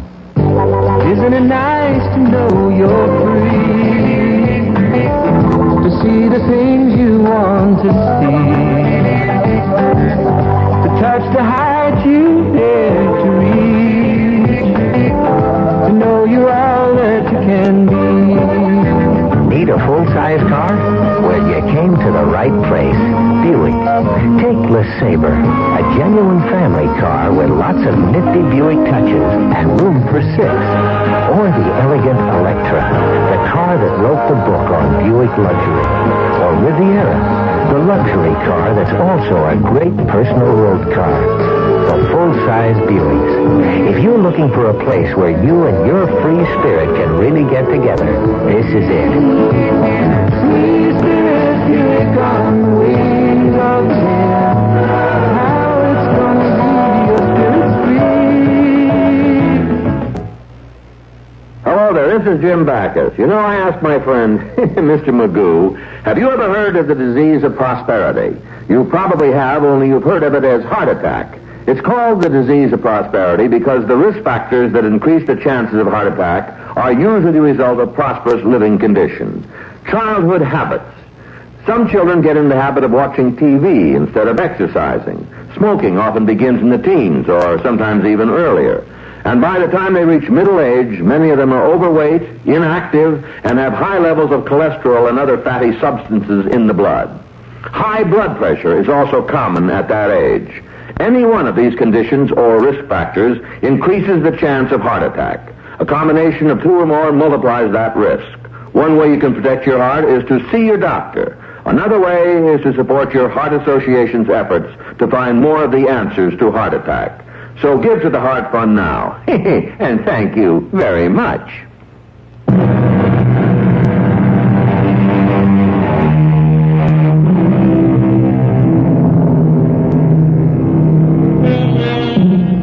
Tormented by Benedicta's public disgrace and weakened by the long rigors of solitary prayer and fasting, there was a recurrence of illness and fever in Ambrosius. On the one hand, he yearned to protect Benedicta. On the other, he was relentlessly pursued by his religious conscience. Torn both in mind and body, the young monk appeared before his superior. May I speak with you, Father Andreas? I am here to be of help whenever I can. Since I have recovered from my illness and delirium, the other friars look at me strangely, as if they no longer regard me as one of them. They avoid me whenever they can. I am aware of that, and I have given it much thought. You are to leave us for a season. Leave the monastery? To dwell in greatest solitude among the highest mountains. There God will restore both your physical and spiritual strength. I submit to your will, your reverence. Do you wish to discuss the tales that are told of the evil spirits that inhabit those high peaks? If it is God's will, I will escape their spells and enchantments and come back to the monastery as you would have me. Someone will show me the way? Yes, and then leave you. As you say, Father. And, Ambrosius, my son. Yes, your reverence. Whatever demons or devils men may encounter in high mountains, remember, there are none so evil as those we find within ourselves.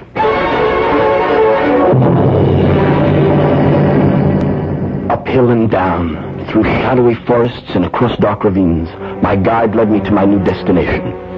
We crossed a fearful lake in a clumsy little boat and saw strange objects become dimly visible and then disappear. Trees, half submerged, clawed the air like bones of some monstrous skeleton.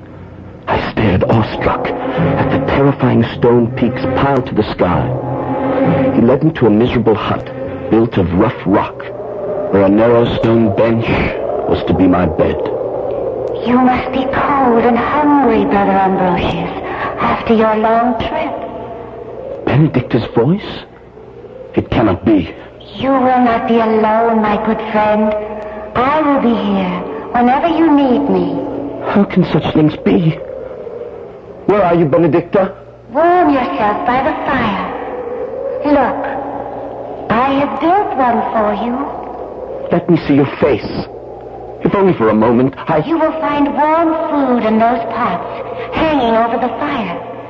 And on the stone table, there is a pan of fresh milk and a piece of yellow butter. But they were not there when I came in. How did they come here? I brought them. And some fresh-baked black bread and a fine white cheese. Thank you, Benedicta. Eat, Brother Ambrosius. The Black Lake journey is a hard one. Did you know it is said that the lake reaches straight down to hell? I do not fear such things. These mountains are filled with dangers, even for holy men. Show yourself, Benedicta. I will not eat the food or drink the milk until I have seen you. No, don't leave, Benedicta. There is something you must tell me. Goodbye, Brother Ambrosius. There are things that I must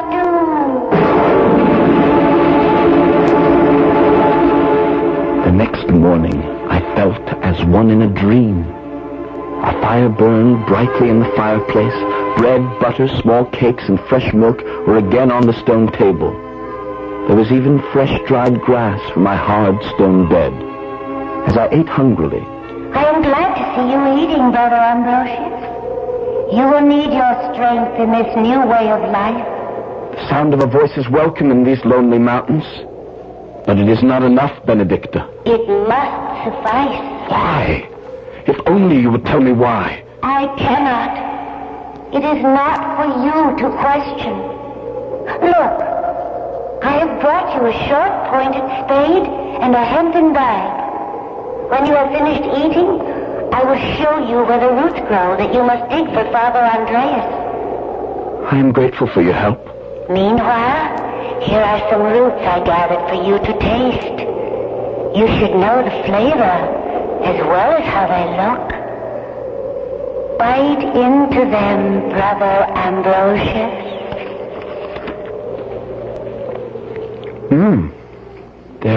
They're like... It's like nothing I've ever tasted before. Good. Are they not good? Indeed, Benedicta. Strange. But good?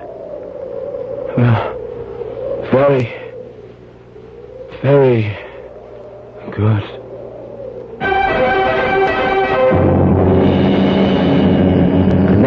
knew. I was on the brink of an abyss directly above the terrible Black Lake. On another cliff overhanging the water, I could see a few cows and sheep grazing in an unexpected pasture. A thin column of smoke was rising from a perilously placed stone cabin. Leaning against a tree, her face pale as marble, her eyes sunken and sad, her hair flowing over her shoulders like threads of gold, was Benedicta. Tears streamed down her cheeks. Benedicta, what has happened? What are you doing so far away from home? Oh, why do you weep so? My father is dead. God rest his soul. Oh, poor Benedicta. I share your affliction. How did he die? Of grief, as my mother did before him. He would not kill a worm or a beetle. Yet he was compelled to kill men with a hangman's rope. Oh, Brother Ambrosius, he was unhappy in every way. Do not weep so, Benedicta. His father and his father's father before him, hangmen all, and the awful inheritance fell to him. Benedicta, hush. Dry your tears. Oh, Brother Ambrosius, it was the salt miners who killed my parents as surely as it was they who unjustly laid hands on me. You must find it in your heart to forgive them, Benedicta. Terrible injustices have been committed against you and your family, but you must trust in God. What is to become of me in this lonely and desolate place? There is only one person who cares to see me, and he... We will help each other, Benedicta. I will pray to God, and he will surely show us the way. Evil attaches to everything I touch. No, I had better go. No, one moment, Benedicta. There's something I must ask you. What is it? Although now I see you clearly, why could I not see you when you came to my hut? Why is it I could only hear your voice? I did not come to your hut, Brother Ambrosius. It is a sin to lie. I speak the truth. I did not come to your hut. Forgive me, but I must go now. Rocius is waiting for me. Rocius. The name of the Saltmaster's son struck against my heart like a stone. That night my hut seemed too narrow to hold me, the air too heavy and hot to sustain life. Going outside, I lay upon a rock and studied the sky, dark and glittering with stars. It was unmistakably the voice of Benedicta. Now it came from one direction, now from another. It came from the earth, from the air, from the sky. Wait! Benedicta! I'm coming to you. You've only to show me the way. I fled into the coolness of the forest along the Black Lake, stumbling and falling over rocks and tree stumps. My limbs were bruised, my robe torn. Suddenly, against the starry sky, I saw the outline of a hunting lodge. A well-worn path led to Benedicta's cabin. Before it, in the bright moonlight, stood Rocius. What brings you here, Friar Ambrosius? When last I saw you, you were safely cloistered in the monastery at Berchtesgaden, where you belong. Where is Benedicta? Answer me, Rocius. Must you meddle always in other people's lives, you and what you call by the name of virtue? You may despise me if you wish, but you will not harm Benedicta. I do not wish to hurt a man of the cloth, but I am not known for my patience. I carry a knife, and on occasion I do not hesitate to use it. You will not go to Benedicta's cabin. I will not fight with knives, Rocius, but unarmed and equal. We will fight to the death if you wish, and the Lord shall decide. Oh, you're a brave monk. Very well. I will toss my knife to the ground. But I warn you, you face a strong enemy.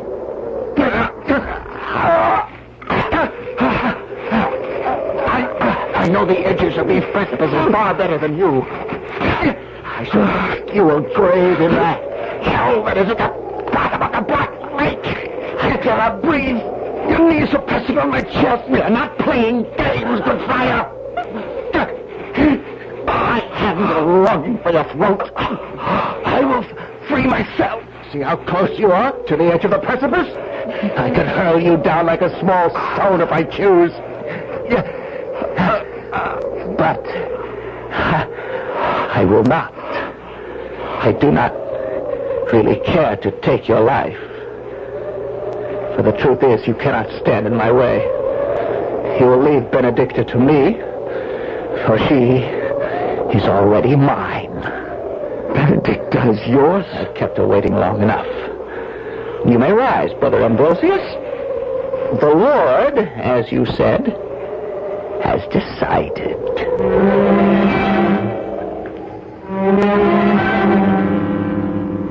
Why did the Lord allow Rochus to overcome me? Why move him to spare my life? Some power impelled me to look down at my feet. There lay the answer. The knife that Rochus had flung to the ground. I saw plainly as in a vision the act which I had been preserved to do. Later that night, I went to Benedicta's cabin. I could hear her singing, as when I first saw her standing beneath the gallows. Open the door, Benedicta. It is I, Brother Ambrosius. Why have you come at such a late hour? Let me in, Benedicta. My errand is brief. You look distressed, Brother Ambrosius. Can I bring you food or drink? Your face is full of happiness. And only a short time ago I left you in sorrow and despair. Why have you come here? Oh, you are pale and shake with cold. I'm here because God sent me. Tell me why you were singing, Benedicta. Tell me why you look so radiant. Is it because you are the mistress of Rochus? I sing because tonight I am happy. Happy? I am sorry to hurt you, but I'm not ashamed. Rochus has been here. He's gone to Berchtesgaden to persuade his father to remove the curse of the hangman from my life. Oh, foolish Benedicta. There's not much time left. Kneel before me, that I may forgive your sins. You frighten me. I've never seen you like this. You need not be afraid. I here and now give you absolution without repentance. I free your soul from the taint of sin, because, Benedicta, you will atone with your blood and your life. You have drawn a knife. Do you recognize it? It belongs to Rochus. What do you mean to do? Rochus! Rochus, help me! Help me! My blood is on your hands, Brother Rochus. I love you, Benedicta.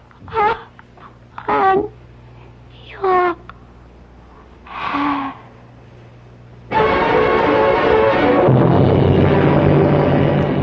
What terrible thing have you done, Ambrosius?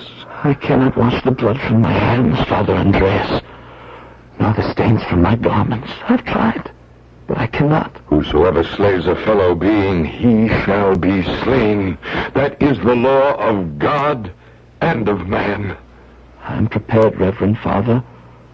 You will first be taken to the tower. Then tomorrow at sunrise, you will be led to the gallows and hanged by the neck until dead. The ways of the Lord are mysterious. When I saw Benedicta for the first time, an icy chill shook me from head to toe. Ice filled my veins. She was standing beneath the gallows, and Brother Romano said that she was standing on my grave. Do you have a last request, my son? Yes, Father. What is it? The vultures. After I am hanged, perhaps someone could chase them away from my poor dead body.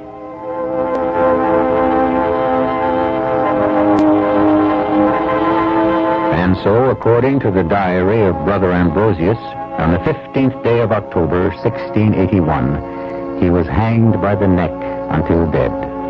On the day immediately following, he was buried in the unconsecrated ground beneath the gallows, close to the body of the girl he murdered. But the tale of the monk and the hangman's daughter did not end with their deaths. According to an old manuscript discovered years later in the monastery, but I'm getting ahead of myself, this story has the strangest ending. I will be back with it shortly. If I could leave one thing with you when I leave this world behind, I'd like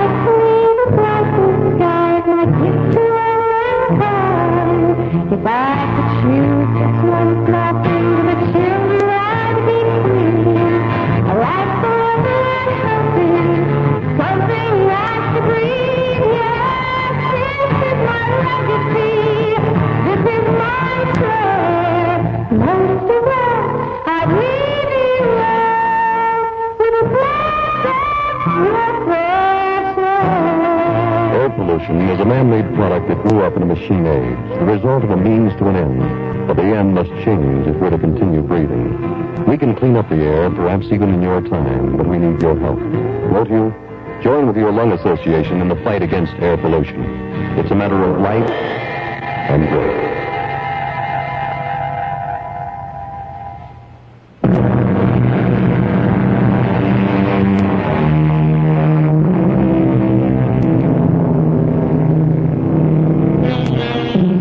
The manuscript discovered in an old forgotten crypt related how Ambrosius was buried next to Benedicta. Then it went on with these words. This Benedicta, though called the hangman's daughter, was, as is now known through declarations of the youth Rocius, the illegitimate child of the saltmaster by the hangman's wife. Pray for the hangman and all his family. Pray for the soul of Brother Ambrosius, who might have been a faithful servant of the Lord. Pray for them. Pray for them. Our cast included Christopher Tabori, Arnold Moss, E.V. Juster, and Russell Horton. The entire production was under the direction of Hyman Brown. And now, a preview of our next tale. Everything was spinning round as I lay down, and I must have fallen asleep so deep that it might have been me that was dead.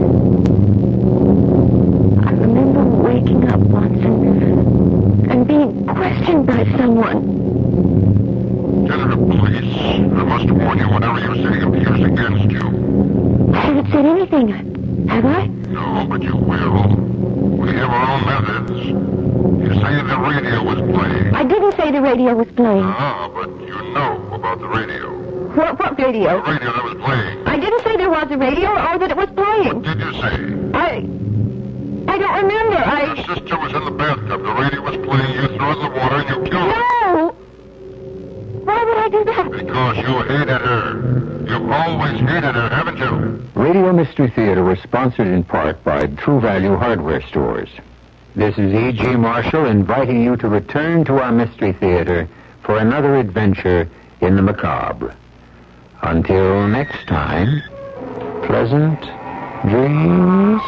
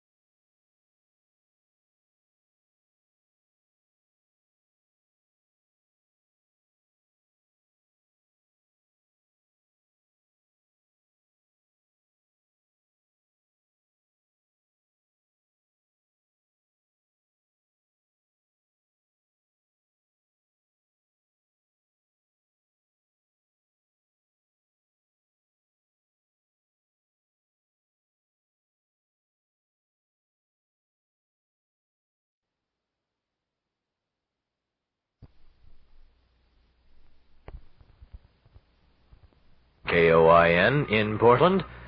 CBS News is next, and then CBS Radio Mystery Theater. CBS News. North Vietnam's premier has thanked the Soviet Union and other communist countries for their help in the communist victory in South Vietnam. This is Doug Poling reporting on the CBS Radio Network. Premier Phan Van Dong expressed his gratitude and said he thanks the Soviet people for playing an important part in the victories in the South. In Cambodia, the new communist government says it has begun to build what it calls a sound, clean social system based on agriculture. Radio Phnom Penh denounced the regime of former President Lon Nol, saying it had imported everything from abroad. Vietnamese refugees continue to arrive in this country. The refugee population at Camp Pendleton, California, has swelled to over 18,000. Arrivals are now being diverted to other camps in the Midwest and the South.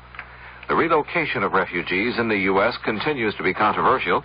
Singer Eartha Kitt, who was an outspoken critic of the Vietnam War while it was going on, says America's minorities and poor should get priority over the Vietnamese homeless. Senator James Buckley, Republican of New York, says the nation should go ahead and accept the Vietnamese. These people are desperate. They have nowhere to turn. They are the victims of a war in which we participated. But more than that, I think that the fears that seem to be expressed are way overextended.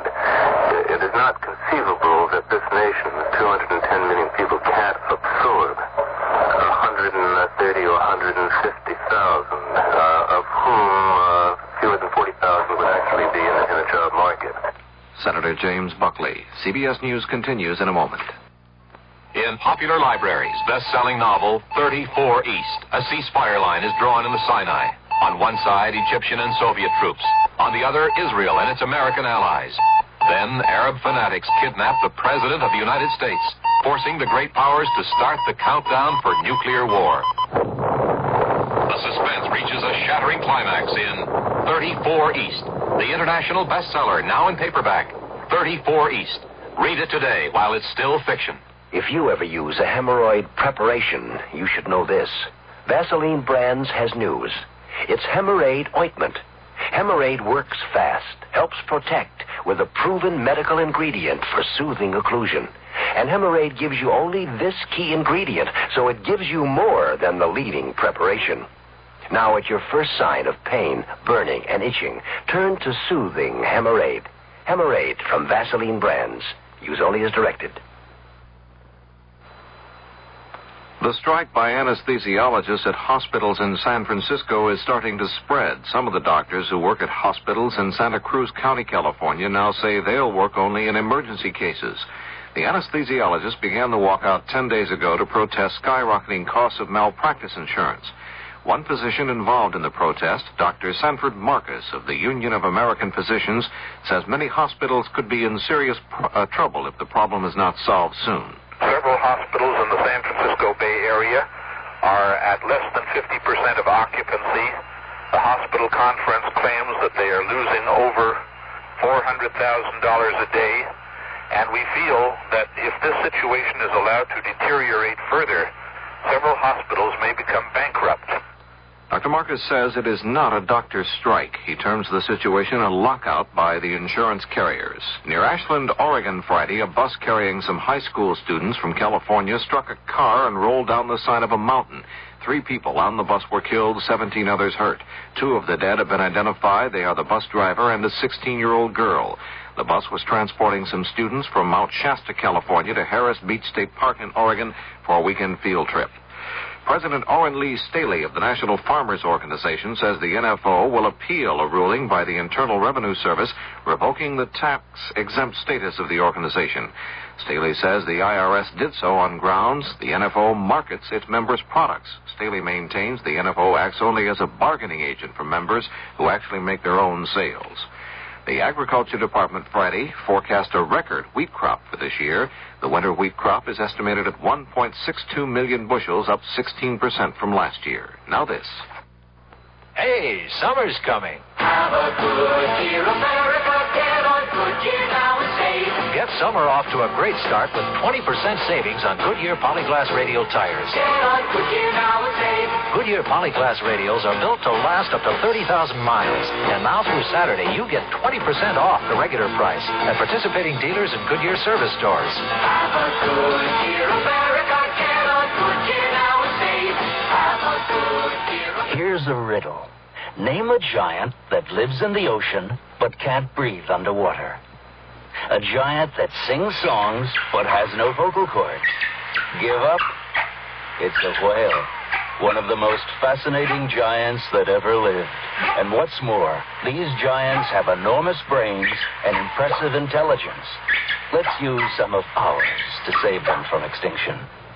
A message from the National Audubon Society and its local chapters. After 8 weeks of talks, the UN Conference on the Law of the Sea ended the current session Friday in Geneva.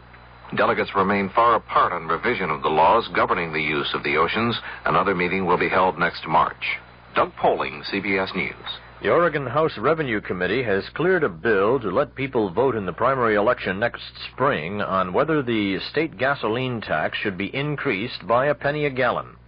The House approved and sent to the Senate a bill to limit the total award in medical malpractice suits to $400,000, and the Senate approved and sent to the House a bill that would require lending institutions to pay interest on mortgage reserve accounts. A 40-year-old former Oregon State prisoner, Richard Marquette, pleaded innocent in Salem today to a murder charge in the death April 19th of Betty Wilson of Sia, Oregon. Circuit Court Judge Val Sloper of Marion County set Marquette's trial for June 2nd. Mrs. Wilson's dismembered body was found under a bridge near Salem. Marquette was arrested 3 days later. A report by the U.S. Soil Conservation Service and the National Weather Service predicts excellent water supplies for much of Oregon this coming summer. The snowpack ranges from 50% above average in the northern portion of the state to 4 times the normal amount in the southern portion. And all of the state except the Central Cascades got more precipitation than normal during the past month. A research group says the Public Utility Commissioner's staff is not doing its job of representing the consumer's side in a rate increase request by Pacific Northwest Bell Telephone Company. The Oregon Student Public Interest Research Group made the claim in a report. It criticizes the staff's support of the telephone company's request to charge 20 cents for each call for directory assistance and for each call from a pay telephone. The weather for the Portland metropolitan area: variable cloudiness tonight, Saturday, and Sunday. Increasing chance of afternoon and evening showers or thunder showers. Little cooler Saturday with the highs in the middle 70s, lows near 50 degrees, highs Sunday in the middle 60s, light winds tonight, and southerly at 5 to 15 miles per hour on Saturday. Chance of measurable rainfall, 20% tonight, 30% Saturday, and 60% Saturday night. Right now in downtown Portland, the temperature stands at 63 degrees. That's KOIN News to 11:08. I'm Bill Garrity. The CBS Radio Mystery Theater presents...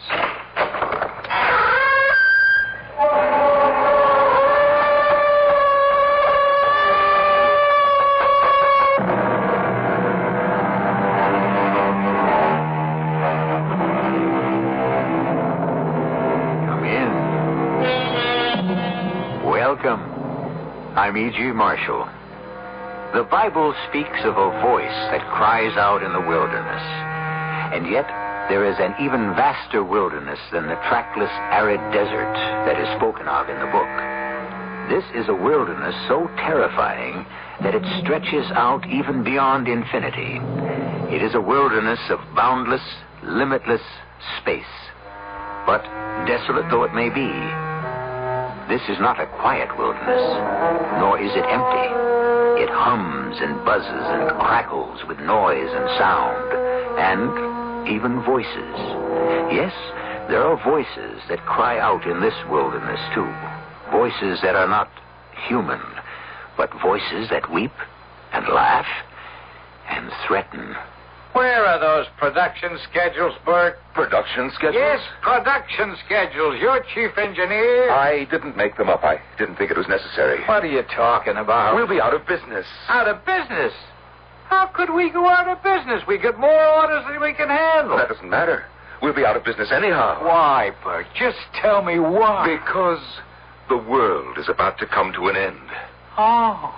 Where did you hear this? On the radio. The radio? I didn't hear it. I know that. It's something that you can only hear on my radio.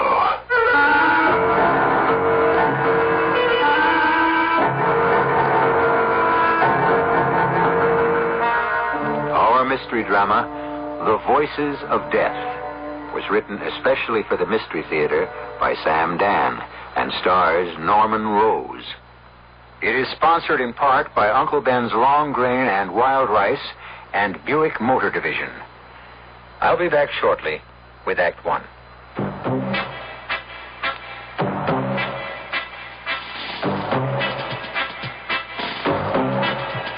When you say but, you've said a lot of things nobody else can say. When you say but, you've gone as far as you can go to get the very best. When you say but, you've said the word that means you like to do it all. When you say but, you say you care enough to only want the king of fears. There is no other one. There's only something left. Because the king of fears is leading all the rest. When you say Budweiser, you've said it all. Anheuser-Busch, St. Louis.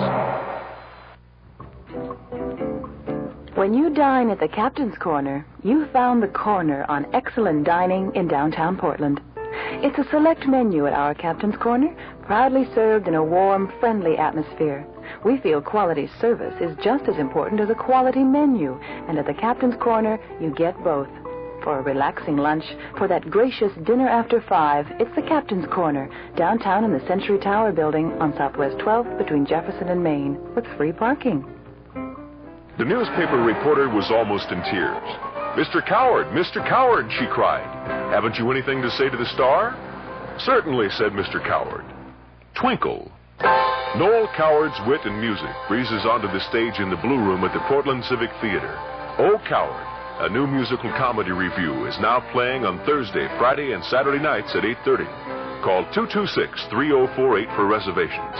Do your spring thing with Oh, Coward at Portland Civic Theater.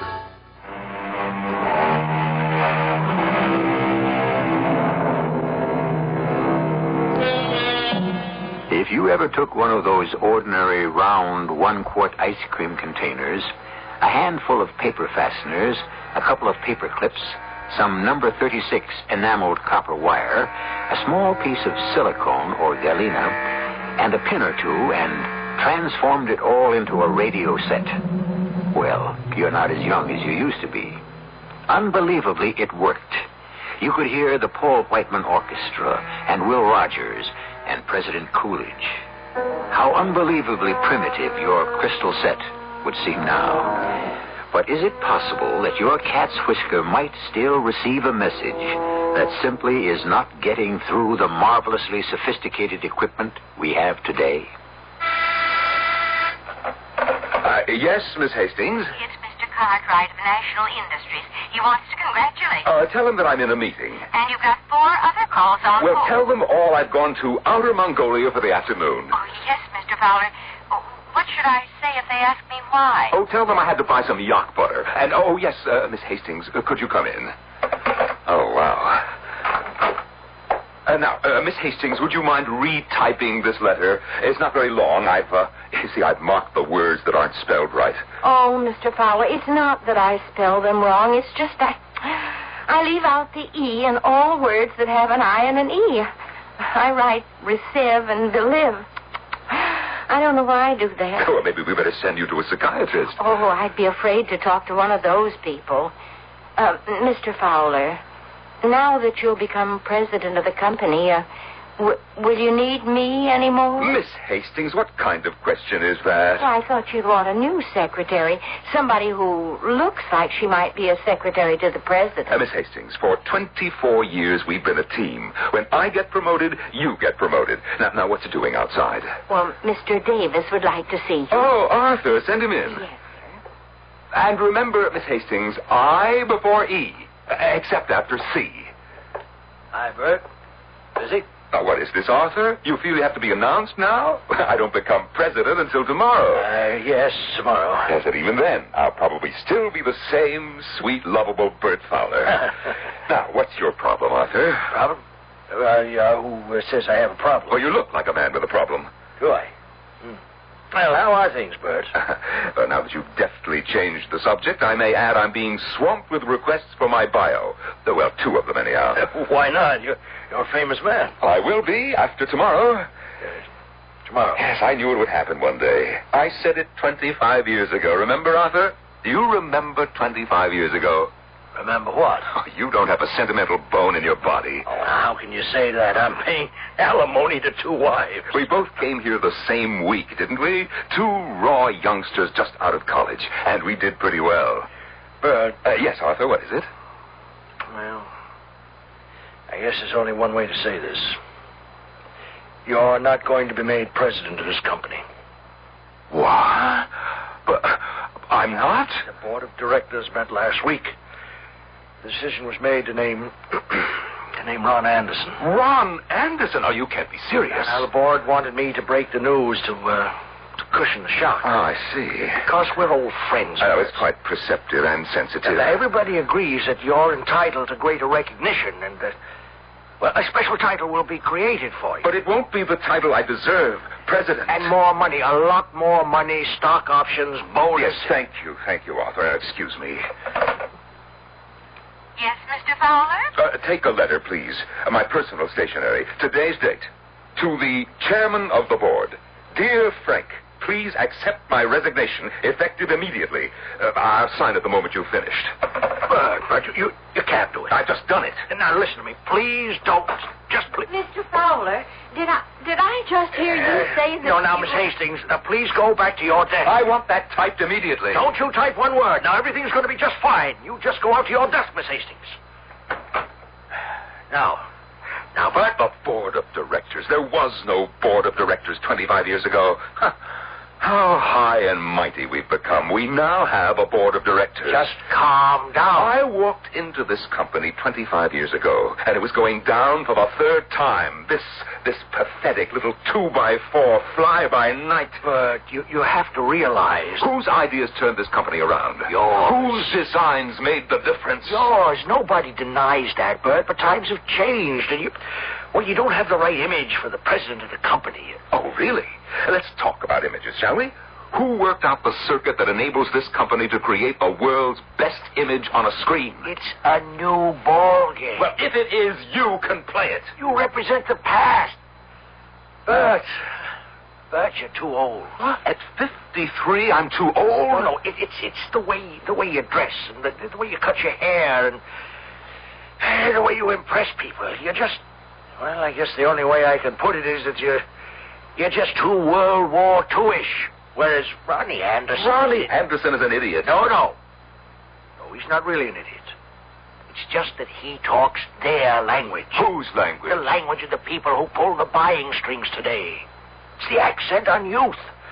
And he sports that long hair, and he wears clothes that are called mod or whatever. And, well, he's just that fresh, bright, vibrant image the board thinks that this company needs. But he doesn't know one end of a receiver from the other. He doesn't have to, Bert. The engineers don't run companies anymore. You know that. It's all in the hands of the marketing people. Now, if you'll excuse me, Arthur, I'd like to clear my desk and go home. Where are you going? You heard me. I said I'm going home. Are you? Tell me, Bert. Where's home? Where's home? It's here. And what's home? This company. It has been your wife, your kids. What else do you have? Will you excuse me, Arthur? You gave everything to this company. The company is all you have to show for your life. You can't leave it. The company's leaving me, Arthur. Ronnie Anderson is a temporary madness that's come over the company. Oh, Ronnie Anderson. Who says God has no sense of humor? You want to go to lunch? Well, Ronnie Anderson's invited everybody to be his guest in the penthouse. I have a previous engagement. Why don't you go and score some points? That was a low blow. I'll see you later, Bert. Yeah. Yes, sir? Miss Hastings, call the garage. I want my car.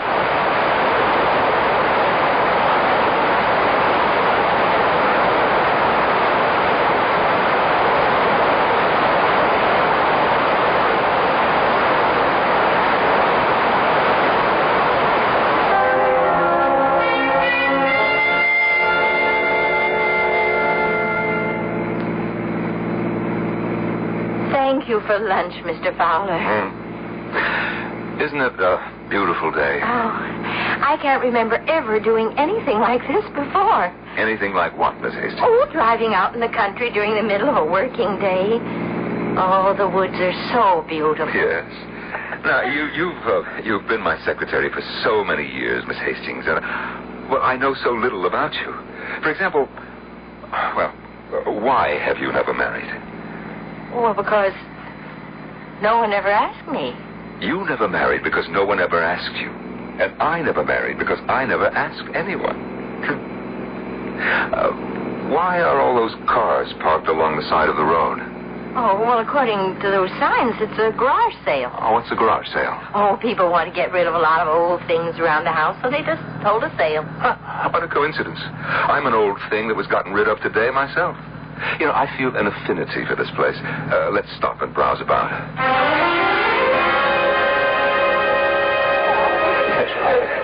Oh, I've never seen so much junk. Oh, usually you see some old books and pictures.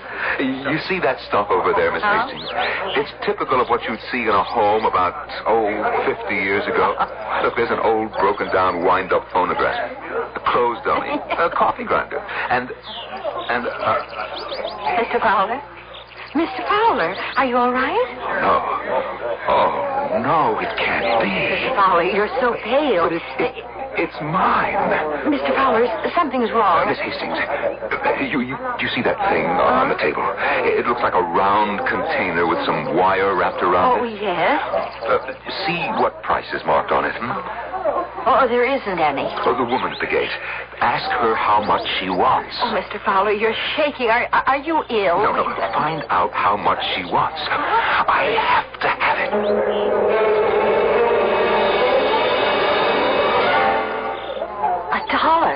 $1. $1? Well, I'd have given her 1,000. Well, now it's yours. But it was always mine. Mr. Fowler, are you saying you once owned this, whatever it is, and now, by I don't know what kind of coincidence, you just came across it again? What do you think this is, Miss Hastings? I couldn't tell you.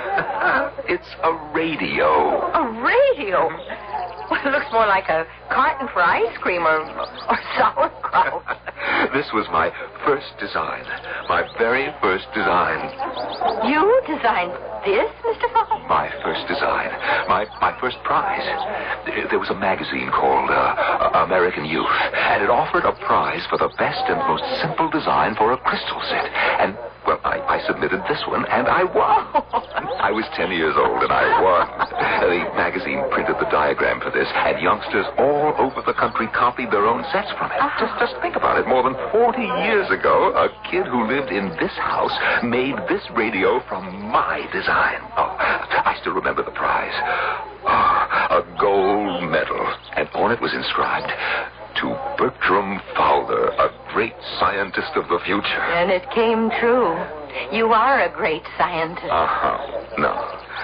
No, I never became a scientist. I just tinkered around with gadgets. Do you mean a thing like this could actually work? Oh, sure. Look, put on the earphones. Well, now, wouldn't it need a new battery? No battery, no electricity. It works by itself. Oh. You see, it's just a coil of wire, a crystal detector, which is made of silicon or galena. Let's see, we need an aerial. Oh, we can use the metal clothesline the lady has stretched in her yard. Oh, this will be fine. Now listen through those earphones. All right. Now, what do you hear? Anything? Oh, yeah, I do hear a kind of scratchy noise. Wait. Music. Yeah, I think I hear music. Clearly? Well, listen for yourself. Yes. May I have those earphones?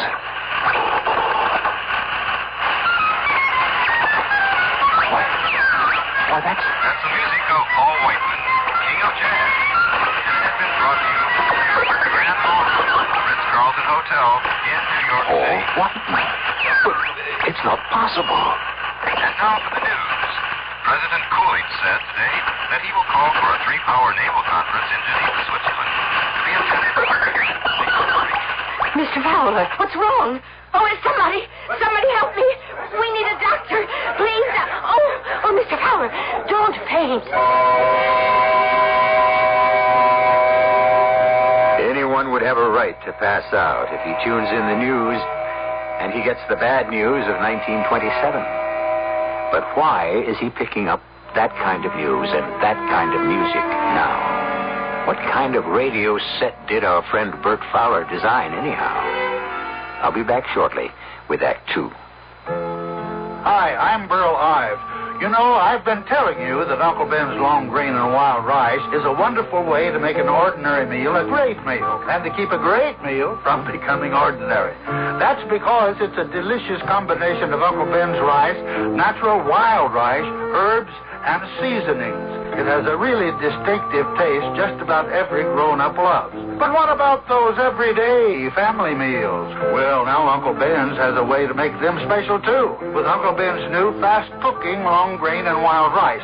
It's flavored with a delicious but milder blend of herbs and seasonings, so it has a milder taste. It cooks in just 5 minutes, so it's easy to serve anytime. With anything, chicken, hamburgers, whatever's on the family menu. So try Uncle Ben's new 5-minute fast-cooking long grain and wild rice. The whole family will love its milder taste. Hey, when's the last time you made a wish? I wish I could get an A in geometry. I wish for a place to live. I wish I was in Omaha with my grandmother and grandfather. Wishing is very important, you know. I think I wish for all the children in the world to be well and healthy and have enough to eat. I wish I could lose 100 pounds. I wish I had a bike. My wish is for good health. Wishing means you hope for better things. I wish we could find solutions to the crime problem. I wish that we win every soccer game in our league. I wish, and I really wish, the price of food would go down. If you want hope, you've got to make a wish. If I have one wish, it's to understand my children. I wish that everything works out between my boyfriend and me. I just wish for a job. I wish all the lost children would come home to their fathers. Because without a wish, there can be no hope. Yeah, I wish there were more love and truth and less loneliness in the world. From the Franciscans, with love.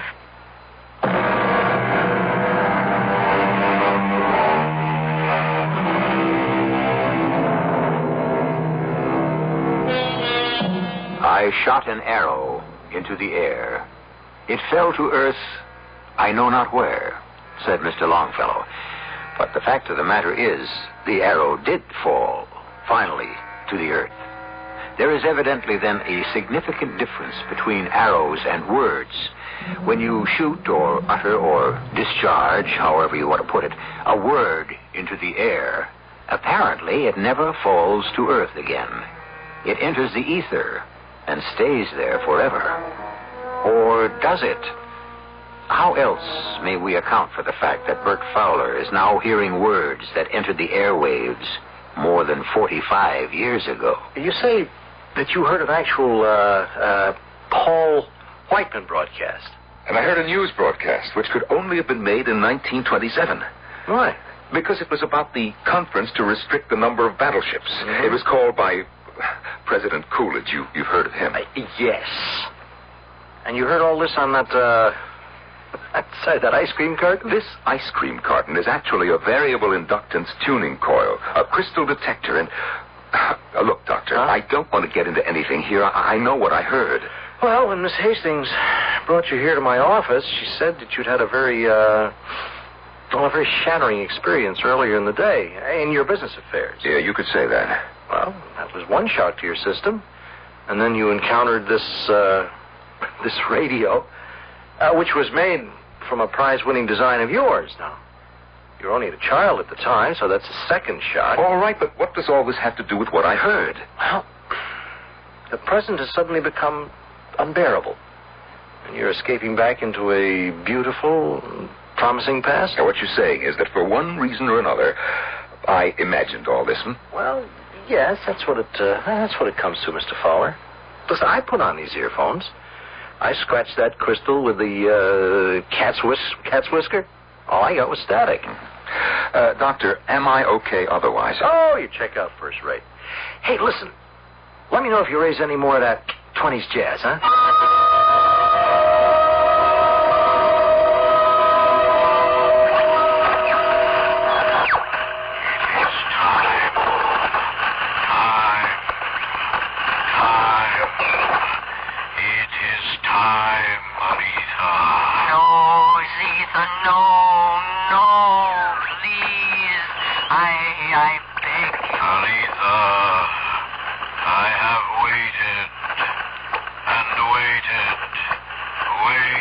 Mr. Fowler. Mr. Fowler.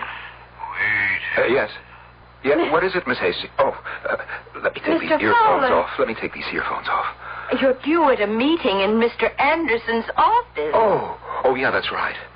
You know, Miss Hastings, I'm hearing the strangest voices on this old radio of What mine. kind of voices? Well, I don't know. Oh, Mr. Fowler, I wish I could hear the voices you say you hear. They're there.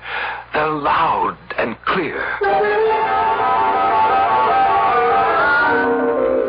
Bert, we're no longer competitive. There's not a company in the world that can match our quality, Ron. Yeah, but we've got to cut costs. We can't.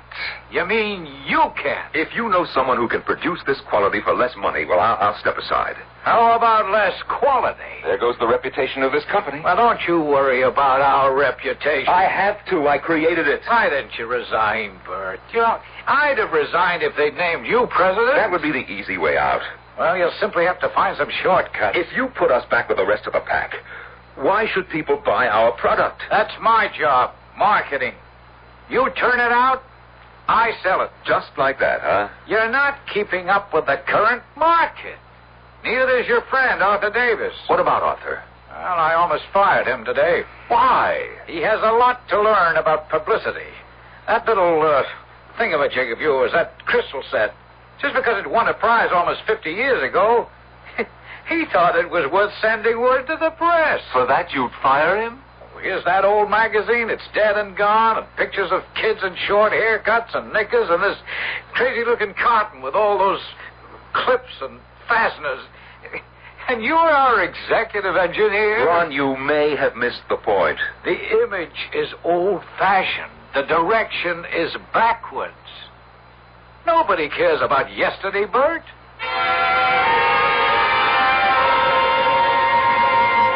Mr. Anderson's secretary just called. You're supposed to have a cost analysis ready for the meeting tomorrow morning. I know.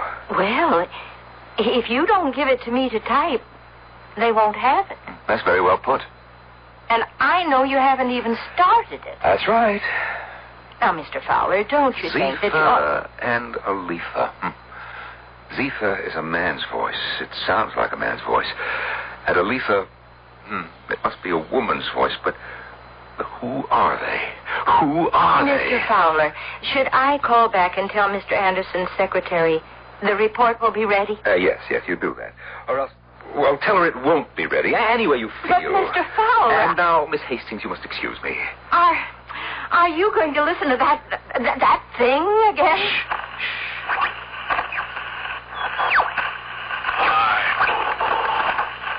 It's time, Aletha. No, Zeta, give them a chance. How many chances? How many? One more. You say one more. I give one more. Then they do something even more frightful. The children of today, they are different. There's so little space, so few few planets that are green and cool and fertile. Another chance. Another chance. Neither you and I.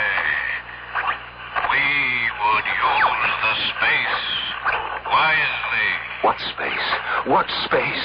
Young men and women, they will be different.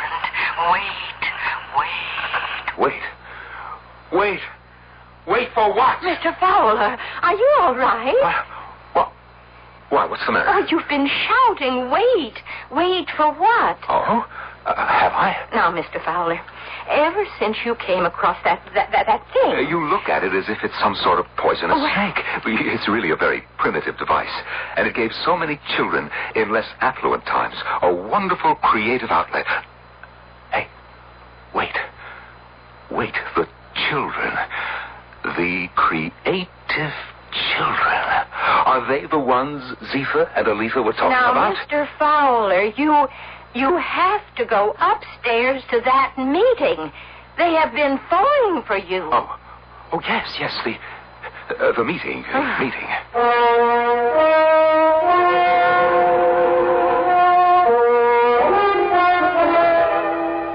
I don't see where there's a reduction in any of these costs, Bert. That's right, Ron, you don't.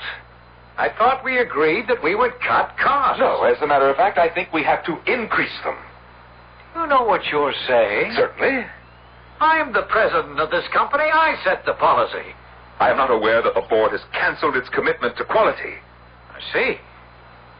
So you want to take this to the board? Absolutely. You're supposed to be the hotshot, but how much ability does it take to sell cheap junk?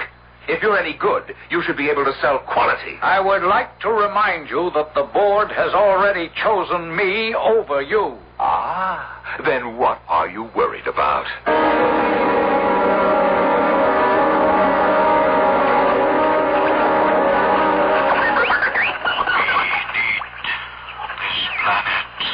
have no right to take it. We will make better use of it. But it is theirs. It is theirs. They will destroy it. No, the children. The children growing up today. Those children will save. These are the children who will destroy it. Give them a little more time. How much? A little more. Just a little more. We have to stop. Do you hear, Miss Hastings? We have to stop. Mr. Fowler, I don't understand you. What are you saying? We have to stop. Stop what? Stop destroying the world. Oh. Miss Hastings, tell Arthur Davis I must see him in my office right away. Arthur, I want you to contact the science editors and writers of all the newspapers, magazines, and wire services. What for, Bert? What for? I'm going to hold a press conference, that's what for. Well, what? Well, have you cleared it with Ron? No, I haven't cleared it with Ron, and I don't intend to clear it with Ron either. Now, you just get these guys to meet with me, say, Tuesday morning. You'd have to tell me why. And I would have to check it out. Arthur, I'm asking you to do this for me. Please, Bert. Ron calls the shots, you know that. Sure. Yes, sure. Okay, Arthur, I'm sorry that I asked. Look, Bert, I am on your side, but you understand my position. Oh, absolutely. And so why don't you leave before we both burst into tears? Yes, sir? Miss Hastings, call the scientific editors of all the newspapers, magazines, networks, wire services, and tell them I'm having a press conference on Tuesday morning at 10. Oh, but that's Mr. Davis's job. I know, but he needs some help.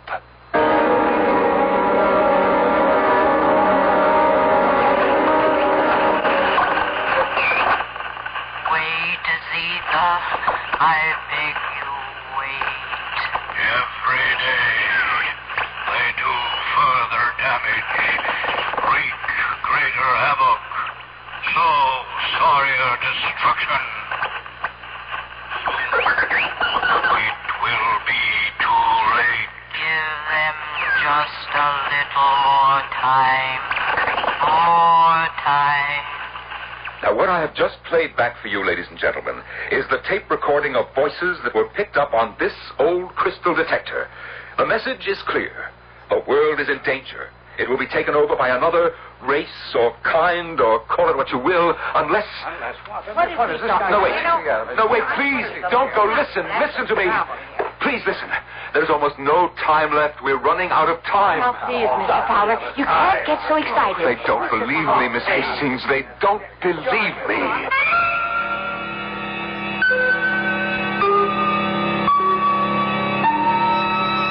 Well, do you believe him? The air of the night is filled with voices, and not all of them are heard by everyone. It is said that some men hear the rhythm of a different drummer. What about the rest of us? If we do not hear that drummer, does that mean he doesn't exist?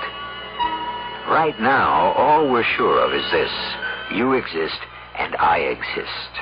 And I shall return in just a few moments with Act 3. There are times when you feel like rolling, when the whole world's standing by, and you know just where you're going, and you know you're riding high. When the rest of the world is crying, you hit the road and you climb, 'cause you're a free spirit, one of a kind. There's a lot of free spirit at your Buick dealers. If you're thinking about a new car, he has lots of bright, shiny, free-spirited Buicks for you to choose from. If you're thinking used car, your Buick dealer has a good selection of those, too. If you want a checkup for your present Buick, or to get your car in shape for a trip, his service department has everything it takes. Free spirit at your Buick dealer. It's part of every deal. Free spirit, one of a kind.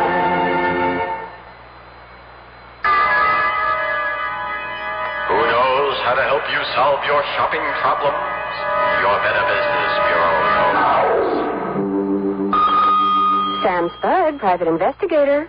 Oh, Sam, I'm so glad you called. You sound rattled, Angel. I'm frantic, Sam. I went to buy the carpet for the office, and I got so confused. There are too many kinds. I didn't know what to ask or what to buy. I'll help you, young lady. Mercy, who are you? I'm the man from the Better Business Bureau. Now, when you're choosing carpet, make sure you pick a long-wearing one that'll go with your walls, draperies, and upholstery. Beware of so-called fantastic bargains. And don't buy a carpet that isn't labeled as to fiber content. Oh, Sam, now I know what to look for and ask before I buy a carpet. You floor me, Angel. Just another helpful tip from your Better Business Bureau.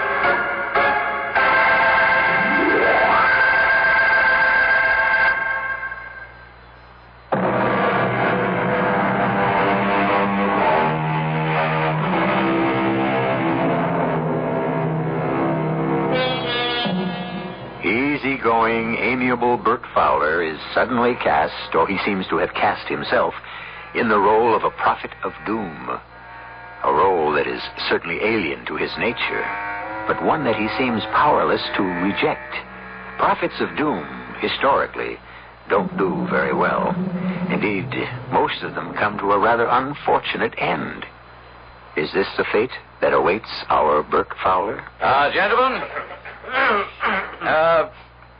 this meeting was called originally to acquaint this board with some fundamental policy differences between Bert Fowler and me. But that is insignificant now. Anyone who has read the papers, who has seen or heard the news broadcasts, is aware of the fact that Bert Fowler has made this company a laughingstock. You had no right to call a press conference. Gentlemen, please listen to me. We must put a stop to this. Put a stop to what? Put a stop to this exclusive pursuit of our own private interests. And what does that mean, Bert? We are in danger. Of what? Of running out of time to save ourselves. From whom? Well, from whom? It's here. You can hear it on this crystal detector. Look, Bert, all of us have clamped on those earphones. All of us have humored you. The voices are there. The voices are clear. And so I can only conclude that you do not wish to hear them. Gentlemen, I recommend we relieve Bert of his duties as Chief of Engineering and Design. and retire him on his very generous pension. Now, listen, we have to devote ourselves to peace, to the betterment of the... But you're out of order. Now, why don't you just leave quietly? Take your hands off of me. For your own good. I'm only take your hands off of me.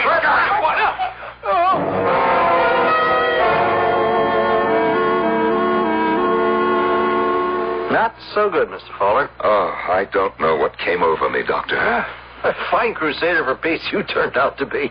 You slugged the first guy who disagrees with you. Yeah. Doctor, what am I doing here in this hospital? Well, you're going to be observed. What does that mean? Well, this will give you a chance to cool off. We'll write a high-sounding report filled with all kinds of technical statements that no layman could understand and no two doctors would agree on. I do hear these voices. Yes, of course. Then you admit they exist. I agree that you hear them. Oh, Doctor, what am I going to do? Face reality. What I hear is real. Well, there are many realities. And the problem is, you have to get along with the one that's popular.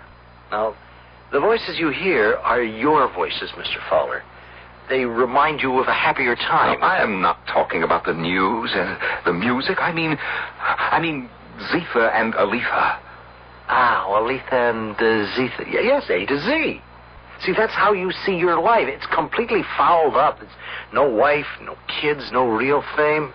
You know, it's a brilliant potential that was never realized. That's how you account for it. Bert, I'm on your side. I think the whole thing is absolutely wild. According to Aletha and Zephyr, the young people of my generation should have turned things around. I guess we only made them worse. How about your generation, Doctor? Well, we make a lot of noise, but we'll get older, too. But, Doctor, if we do nothing, the world will come to an end. You want to know what I think? I think the world came to an end a long time ago.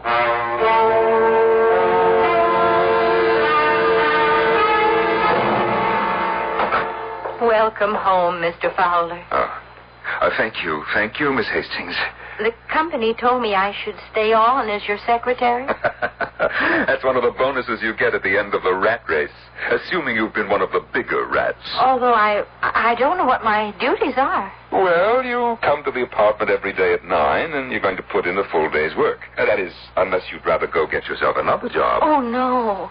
No, Mr. Fowler, I'll never leave you. I'll stay as long as you want me. Now, Miss Hastings, all our lives, we've been looking out for number one. You follow this? Yes, sir. And so, despite all the other theories, that is the basic reason the world has gone to hell. Do you agree? If you say so, Mr. Fowler. Yes. People have to start looking beyond themselves.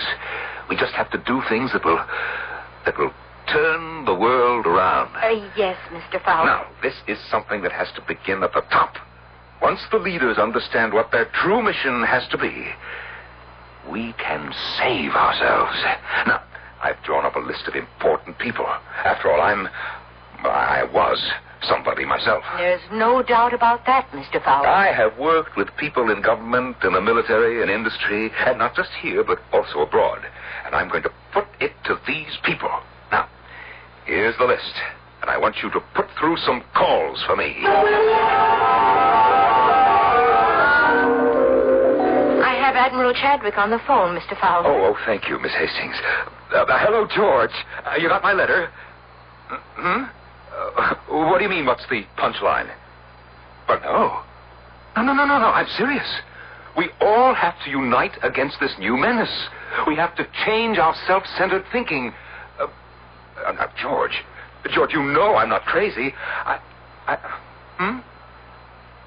Oh, sure. Oh, yes, we'll get together for lunch one day. Right. Bye. Well, at least he returned the call. I'm sorry, Mr. Fowler. Who else have you tried? Oh, Mr. Cartwright of National Industries. He always seems to be in a meeting. Mr. Taylor's out of town. I just can't get anybody. I'll see who it is. Hello, Miss Hastings. Oh, good morning, Mr. Davis. What? Arthur, sit down. You like a drink? No. Well, What is it, Arthur? I like to think that we're still friends. If you like to think so, by all means. But what you're doing is, well, to a person who knows you, it's heartbreaking. Oh. And what am I doing? You're making a damn fool of yourself. The way you write letters to people and the way you call them on the phone and try to waylay them in the offices. Bert, you look ridiculous. Do I? Bert, it's tragic to see you ending up like this, an eccentric, a crack brain, a nut. And besides, Yes? Well, there's the company. Oh, but I've retired. I'm no longer with the company. Your name will always be associated with the company. And so what you're doing is a reflection. What do you suggest I do? Oh, enjoy life. You're still comparatively young. You have plenty of money. Arthur, friend to friend, if you were me, how would you go about it? Go about what? Go about getting people to listen. Nobody wants to listen to what you have to say, Bert. I know, but how can I dramatize my message? You just answered your own question. Dramatize. Call attention to yourself somehow. Make people listen. Do something. Yes? Oh, I don't know. But something that would just explode all over the front pages. Oh, yes. Thank you, Arthur. But I want you to know we're still friends. Oh, it's heartwarming to hear that, Arthur. I wish you'd forget about those voices. But how can I forget? I hear them so clearly. Now listen, put the earphones on. I tried, but I just can't hear. Or you don't want to.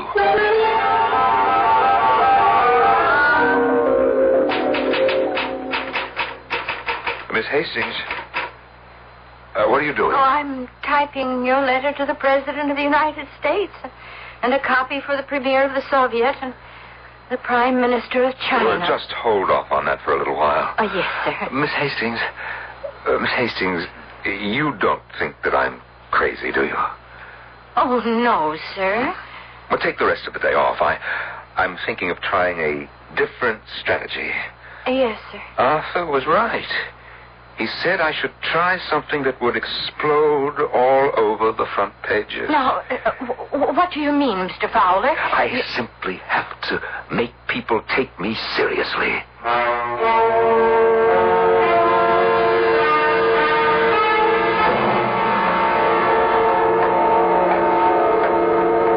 Who's that? What? Bert, it's you. Yes, Ron. It's me. What are you doing here? Oh, I got lonesome for the place. I thought I'd come by for a little visit. At 10 o'clock at night? Well, you're still here, Ron. Wait. What have you got in that valise? What do you think I've got? I'm going to call a security guard. I just saw him. He's asleep. But he's outside. He won't get hurt. What have you got in that valise? Fuses. Wiring. For explosives. Well, you're crazy. Nobody wants to listen. I'll have you thrown into jail. Get out of here. I don't want anybody hurt, not even you. This place will go up in 30 seconds. Well, you're a maniac. Run for your life! You run! Why are you standing there? Because it's my company. I'll stay with it. You're out of your mind. Better run for your life.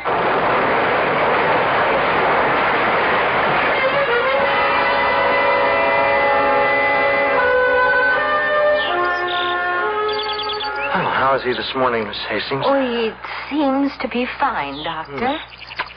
And where's the crystal set? Oh, he hasn't asked for it since I don't think he even remembers it. Oh, hello, Mr. Fowler. Hello? Oh, yes, hello, Doctor. Yeah. They treating you okay? Oh, just fine. Good. Between you and me, Bert, is that what it was all about? I mean, you were so completely upset at not being made president that you just blew up the company for revenge? I don't know what you're talking about. Well, you're lucky to be alive. How you survived that explosion just defies all explanation. she can explain it. Miss Hastings? Oh, that's not her name. No. Her name is Aletha. Aletha. And she loves me. Oh. You love me, don't you, Aletha? Yes, I love you. Because she loves me. That's the reason the world is still ours. She doesn't want me to be destroyed with everyone else. Oh. Well, all right. Do you understand, Doctor? I tried. Yes, but no one wanted to listen. And the world will only last as long as I live. And afterwards? Zitha and Aletha will take it for their own people. Isn't that so, Aletha? Yes. Yes, Mr. Fowler. That's so. Well, I guess it's up to me to keep you alive for a long, long time, Mr. Fowler. Oh, thank you. Thank you, Doctor. I want to stay with her as long as I can, because I love her. I always loved her.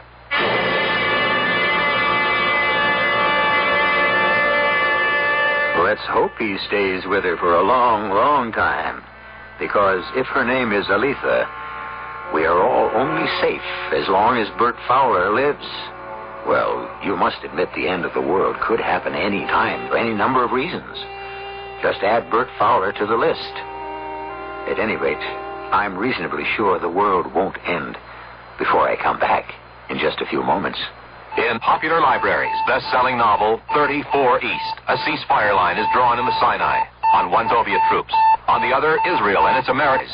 Then, Arab fanatics kidnap the President of the United States, forcing the great powers to start the countdown for nuclear war. The suspense reaches a shattering climax in 34 East, the international bestseller, now in paperback.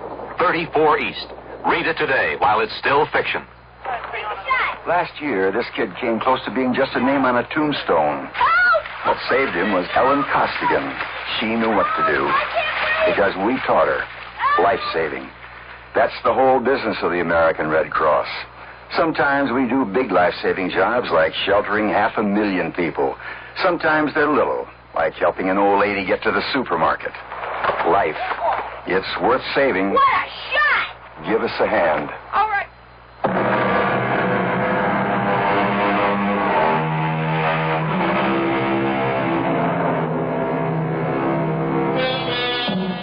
The incredibly complex and sophisticated electronic communications of today sprang from simple pieces of wire and crystal. The fantastically complicated jet airplane originated in some pieces of wood, cloth, and bicycle wheels. Our age of technology has come into being within the memory of people who are still alive today. It is so new, so strange that we hardly believe it or understand it. Are we using it properly? What were we supposed to do with it? Our cast included Norman Rose, Mary Jane Higby, Earl Hammond, and Ian Martin.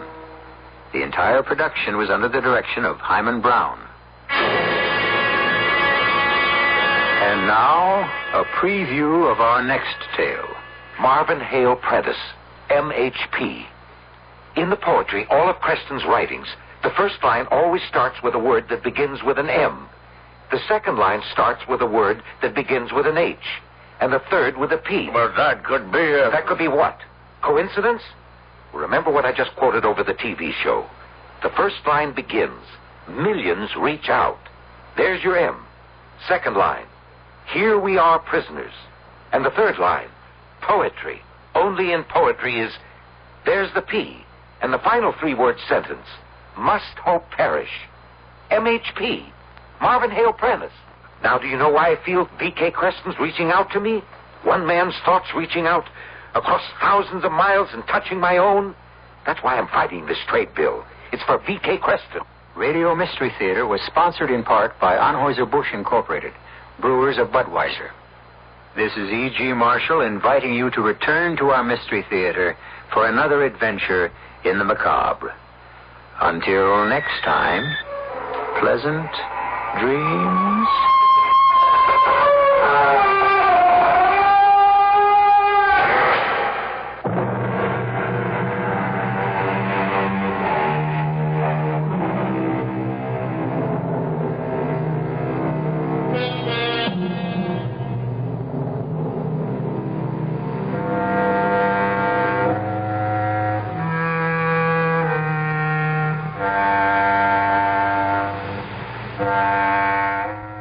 bright and beautiful music from midnight to 6. World and national news on the hour with CBS. Chuck Knopf has local news. From KOIN in Portland, my name is Bill Garrity. Have a good night tonight and a better day tomorrow. And have a lovely weekend, huh? It's 12 midnight.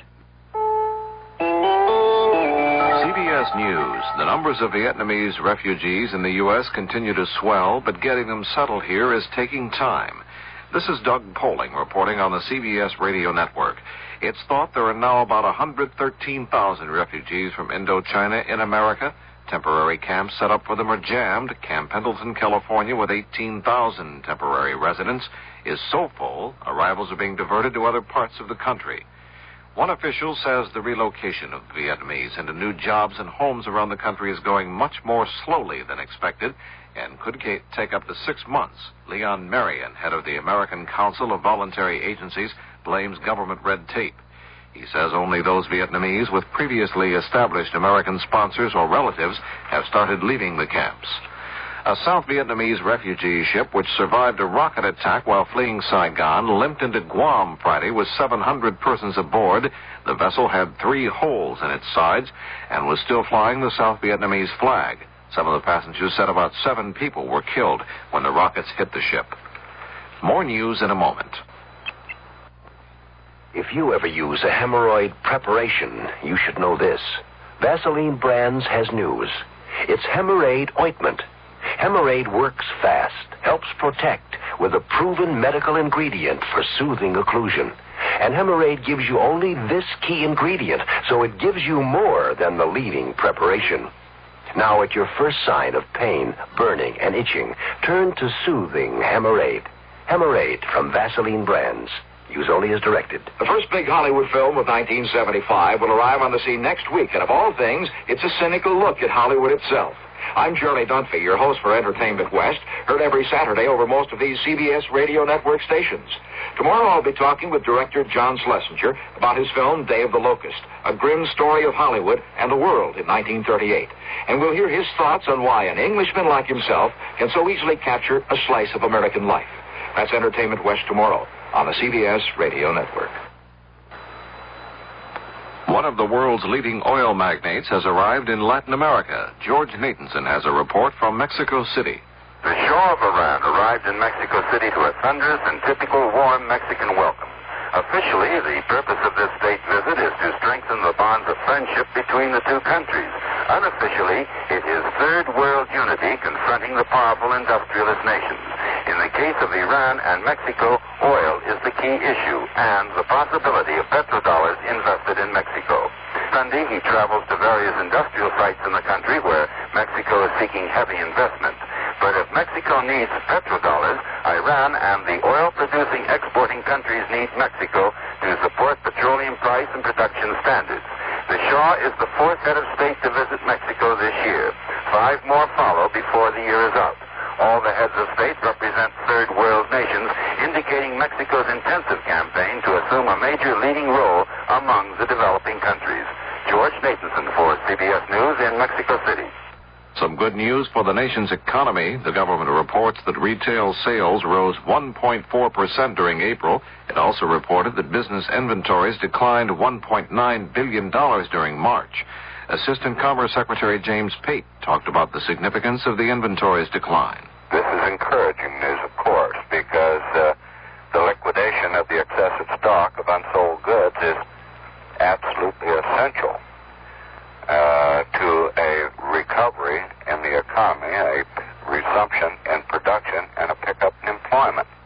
Officials also say the decline in inventory should help cut down on inflation.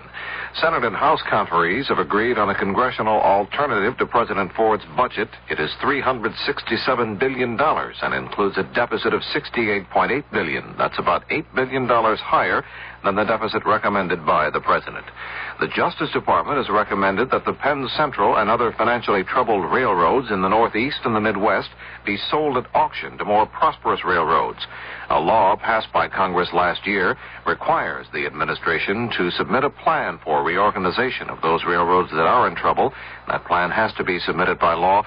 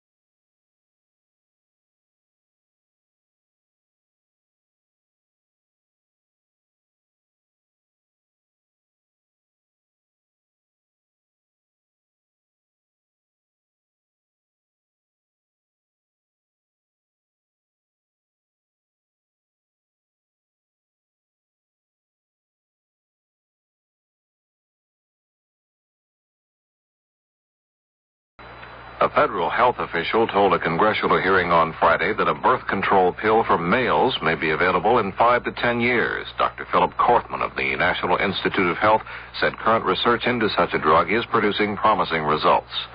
Doug Pollings. The CBS Radio Mystery Theater presents...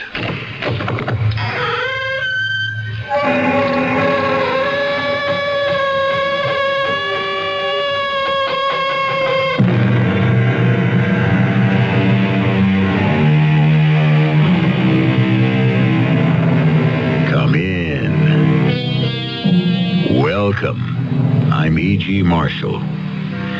Probably the greatest English writer of the last century who wrote with 2 words in mind, could be, is the novelist H.G. Wells. Wells has lifted our imaginations with The First Man on the Moon, The War of the Worlds, The Invisible Man, and so on. With extraordinary resourcefulness and creativity, he has brought life to the incredible. And today we have taken his words from the page and placed them in your ear so that you may actually believe you are in the outlandish world of H.G. Wells. Professor Lidgett, can you make out the school desks and the school children? Yes, I can. And I do. From here they look phosphorescent. Luminous, don't they? They do look strange, Plattner.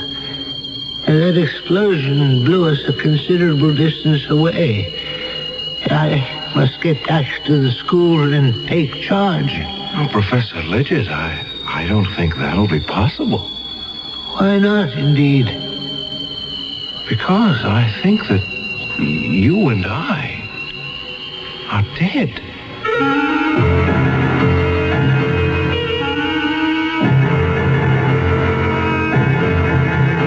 Our mystery drama, Watchers of the Living, adapted from a story by H.G. Wells, was written especially for the Mystery Theater by James Agate, Jr., and stars Tony Roberts.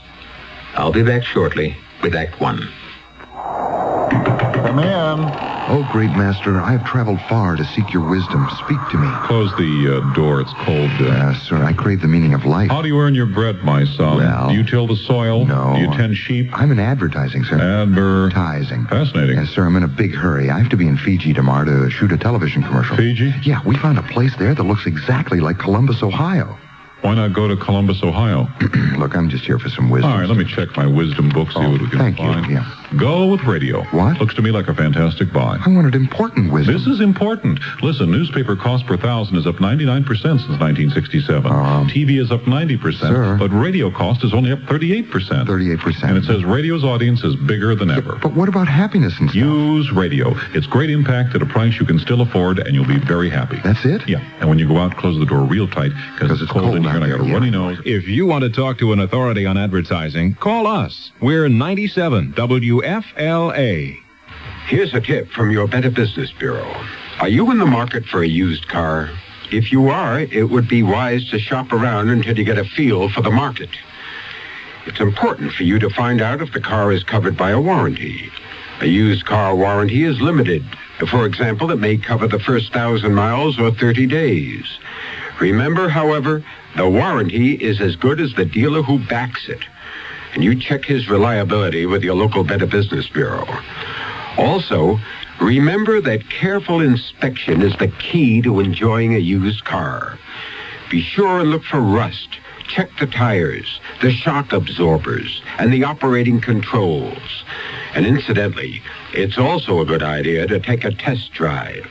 You see, by giving the car the once-over before you buy it, you're protecting yourself against a faulty purchase and a lot of headaches after you've bought it. This has been a tip from your Better Business Bureau.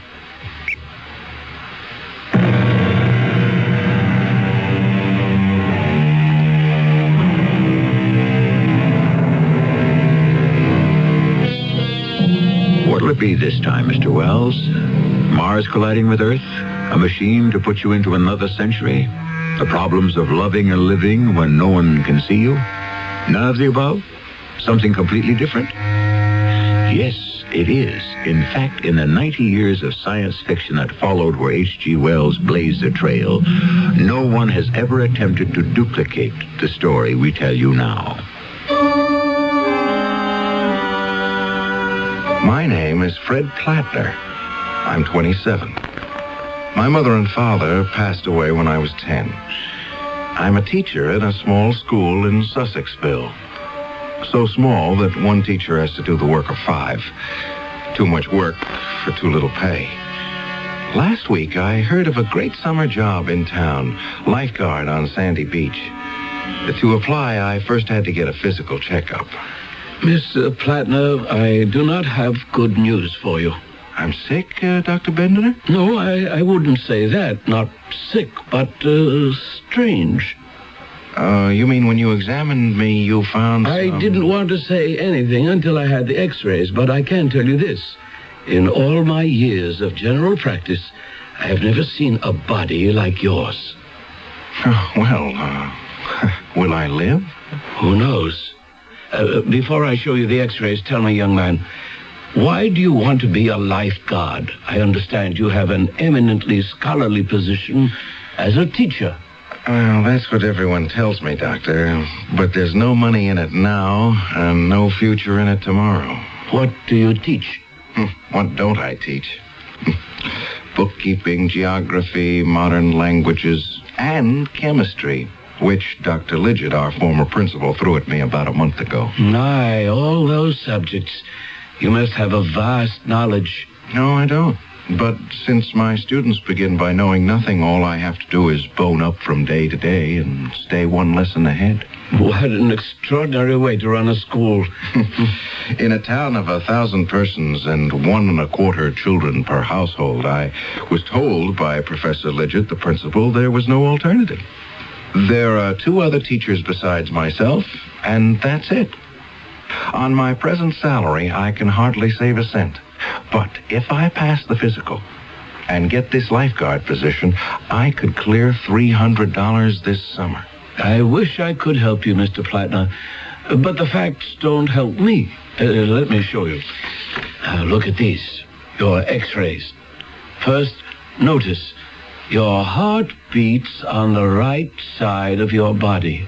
Now look at this plate. That is the right lobe of your liver. However, it's on the left side, and the left lobe is on the right side. Tell me, have you noticed any changes in yourself lately? Well, now that you mention it, I have been finding it sort of difficult to write straight across a page the way I used to. You've stopped writing? How do you correct papers? Using my left hand and writing across the paper from right to left. Anything else, Mr. Plattner, out of the ordinary? Well, I was never very good at sports, but now I can't throw a ball with my right hand at all. With your left? Not far. And sometimes I get confused at meal times, trying to find my knife and fork. I've caught myself quite often trying to cut my meat with my fork and putting it into my mouth with my knife. I'm backwards. Is that it? What should be on your right side is on your left. You're sure I haven't always been that way? I asked myself the same question. So I got out your old x-rays from Dr. Jonas's files. The last time you came for a checkup, everything was in its proper place. I wonder. I have a theory, Mr. Plattner, which is not easy to substantiate, how this might have occurred to a person. But my theory could hardly apply to you. It couldn't? There's a mathematical hypothesis that the only way a solid body can be changed is by taking that body clean out of space, as we know it, and inverting it. Oh, my gosh. Much further into space than any astronauts have ever gone, of course, into the 4th dimension, in fact. But that is a theory, and you, Mr. Plattner, are a fact. Obviously, your internal exchange of left for right was not the result of any voyages into the 4th dimension. But they are. I mean, they could be. You have made such a trip? I have. I was hoping to keep it a secret. My dear young man, look, getting a job this summer as a lifeguard isn't that important. Oh, but I did. 2 weeks ago. I returned from wherever I was 2 weeks ago. Didn't you hear about my disappearing from the school? You see, that's where I must have been. In that fourth dimension. Mr. Plattner, you're not feeling chilly or flushed, are you? No, I'm fine. So you took a trip into space, did you? Well, I don't know where I was, but I certainly wasn't in Sussexville. Mr. Plattner, I imagine the tests have been a bit exhausting, so if you'll come into the next room, you just stretch out on this couch, close your eyes, and rest up a bit. But I'm not tired. For your own sake, I think lying down won't hurt. You know, when you speak of traveling to other dimensions, even if you can't be a lifeguard this summer, I'd hate you to lose your teaching job because they thought you lost your mind. Of course, I couldn't really blame Dr. Bendiner for thinking somehow I'd become unscrewed. And as I laid down in his anteroom, those 9 days in nowhere came back to me. 9 days I'd never forget. It began on a Tuesday night after chemistry class. Why are you still here, Plattner? The bell rang. What are all these boys still doing here? They haven't all been kept in, have they? Professor Lidgett, Carson here, found some green powder up in the old lime kiln. So I told the boys if they'd like to take part in some scientific research, stay after class, and we'll subject the green powder to some scientific tests. Proceed then, Plattner. I shall watch with interest. You don't mind if I stand beside you at the table here? No, not at all. Professor Lidgett, we're conducting this experiment to impress upon these boys, Jacoby, Goodman, O'Shea, and Carson, that curiosity is not something that should stop after one has left school. So, here is a medicine bottle containing green powder, courtesy of Billy Carson, and plugged with a masticated piece of newspaper. Plugged with what? A large spitball. First, we place a small amount of the green powder into a test tube. Now, we hold the tube under the tap and see what effect is caused by water. No effect. No change in the substance whatsoever. As you can see, the powder does not even dissolve. Now, we'll prepare a number of test tubes, filling them with a little of Carson's green powder, partially filling each, and then in turn we'll test the green powder against nitric acid, sulfuric acid, hydrochloric acid. Very disappointing. No results, no changes in the powder. The experiment has yielded us 0. Nix. Naught. Well, boys, those are the hazards of science. Why don't you set fire to some of the powder, Plattner? Light it? With a match? Or a Bunsen burner. Boys, our principal, Professor Lidgett, suggests a test by fire. Here we go. We knock a few grains from the bottle onto this slate on our lab table. Professor, would you oblige with a match? Oh, yes, happy to. It's smoking. The green powder is melting.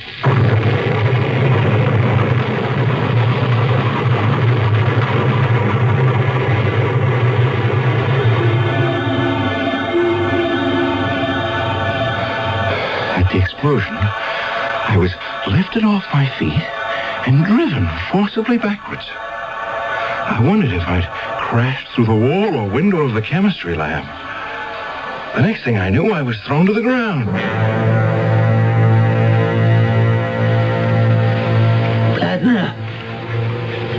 Is that you?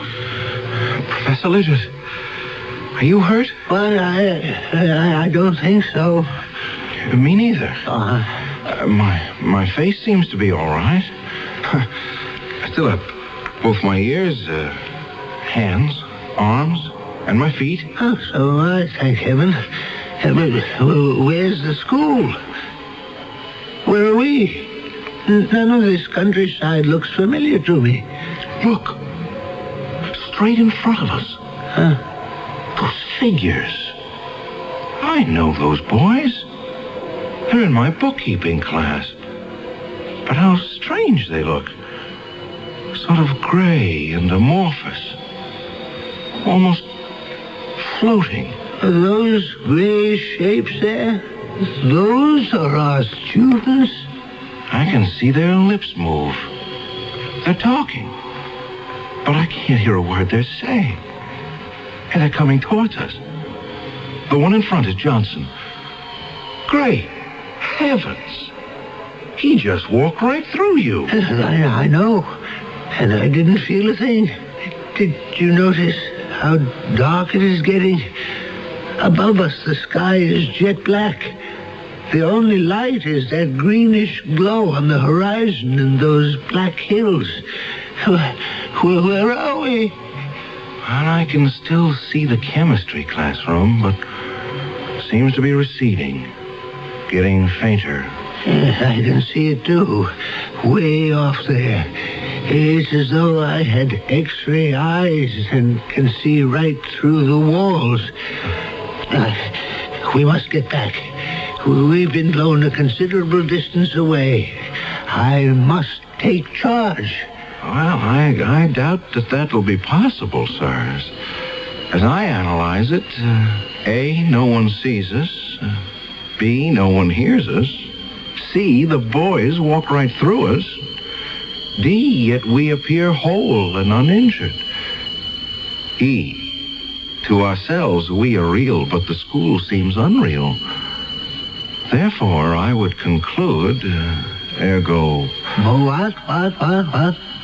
That you and I, Professor, are dead. Well, now, have we just heard from the living, or should I say, speaking dead? How's that for a first act curtain? The shape of things to come. Things beyond have always intrigued man. If, as some philosophers believe, ours is the world of the dying, then the next could possibly be the world of the living. What it's like, we may find out when I return shortly with Act 2. Step inside, take a ride, and follow the rainbow. Hot and tired, uptight with traffic delays. There's got to be a better way, and there is. Ride a rainbow. Ride a Rainbow Express bus. Forget about the traffic on your way home on a rainbow. Park and ride on the Rainbow Express from key shopping centers in Town and Country, Brandon, North Tampa, and now Temple Terrace, Eastlake. The city, full of architectural barriers that keep disabled citizens out of public buildings. My job, I'm a barrier cop. Barrier Central. It's about the elevator in the library. You can't feel the floor numbers with your fingertips. Uh-huh. Barrier to blind people. We'll get it fixed. Thank you. It's my job. I'm a barrier cop. This story could be true. Only the barriers can be changed to protect your rights. For information on how to file complaints, write Access America, Washington, D.C. 20201. You know, it's not easy saying, there goes, or here comes the 97 WFLA Busch Gardens 20th Anniversary Etzel. Sometimes it comes out, the 97th Etzel Busch WFLA Gardens, or the Dark WFLA Conant 97 Busch Etzel Garden. Well, anyway, I guess you get the picture. 97 WFLA would like your help in naming the 59 Etzel. And if your suggestion is selected, it could mean a fabulous weekend at the Beachcomber on St. Petersburg Beach and $97 cash. Just send 97 WFLA a postcard with your suggested name for the Etzel. One entry per card. In case of duplicate names, the card received earliest will be the one considered. The winning entry will be selected by a panel of judges from Busch Gardens and 97 WFLA. All entries must be received by midnight, October 10th. Decision of the judges is final. So help us name the Busch Gardens 97, 20th Etzel, Dark Continent 59, 97 WFLA. Oh, gee.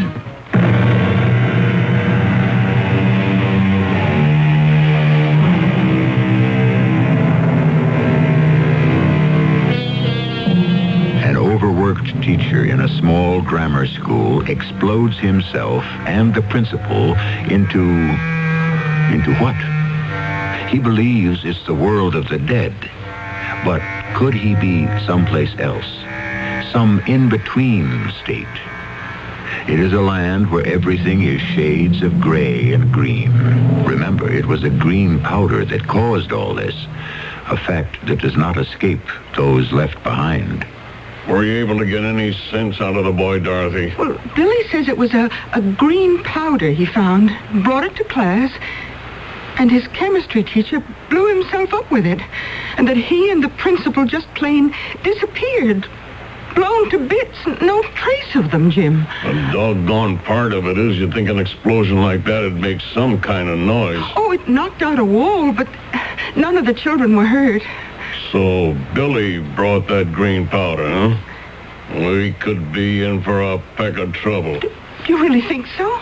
Our son brings an explosive to school. His teacher and the principal are blown away. They could hold us responsible. They could? We're his parents, and he's underage. I wonder which teacher it was. Oh, Fred Plattner. You remember him. They got Fred teaching chemistry?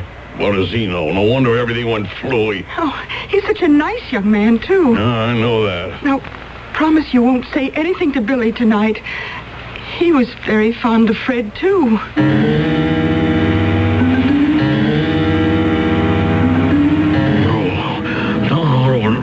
No, don't, Fred. Please, don't. Jim, wake up.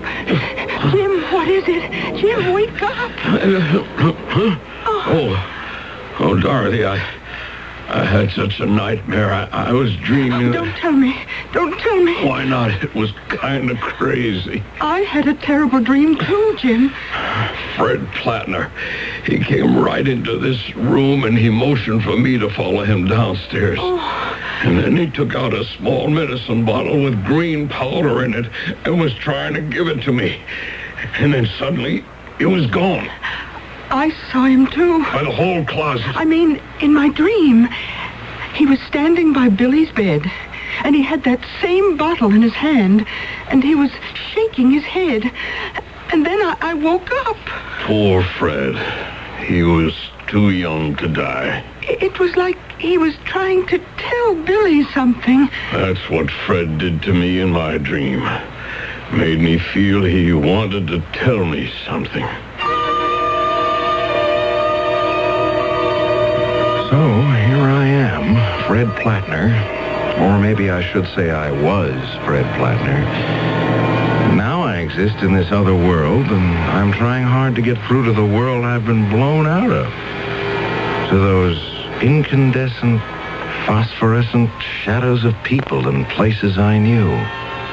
It's very frustrating. Plattner, where the devil are we? Gee, I wish I knew, Professor Lidgett. I was watching you before walking down that steep hill and stopping, and then you were shouting at some rocks. Well, I was trying to get through to Jimmy Carson. No go. He can't hear me. There must be a way to communicate with our world. Cut through the invisible barrier that separates us? Plattner, I think I'm getting a chill. Well, it's sitting in one place, Professor Lidgett. Give me your hand. Yes. Up you go. Now, we'll get ourselves off this cliff. Down there, it may be warmer. Oh, thank you, my boy. I'll follow you. I don't think I valued you when you were teaching at Sussexville. Yes, that's good. That's good. One step at a time. It's never as steep as you think. I'll have to tell you, Professor, I have no idea where we're heading. But at least we're moving, and that's the best way to keep warm. Flatner, you know what's even more terrifying? I can hear you.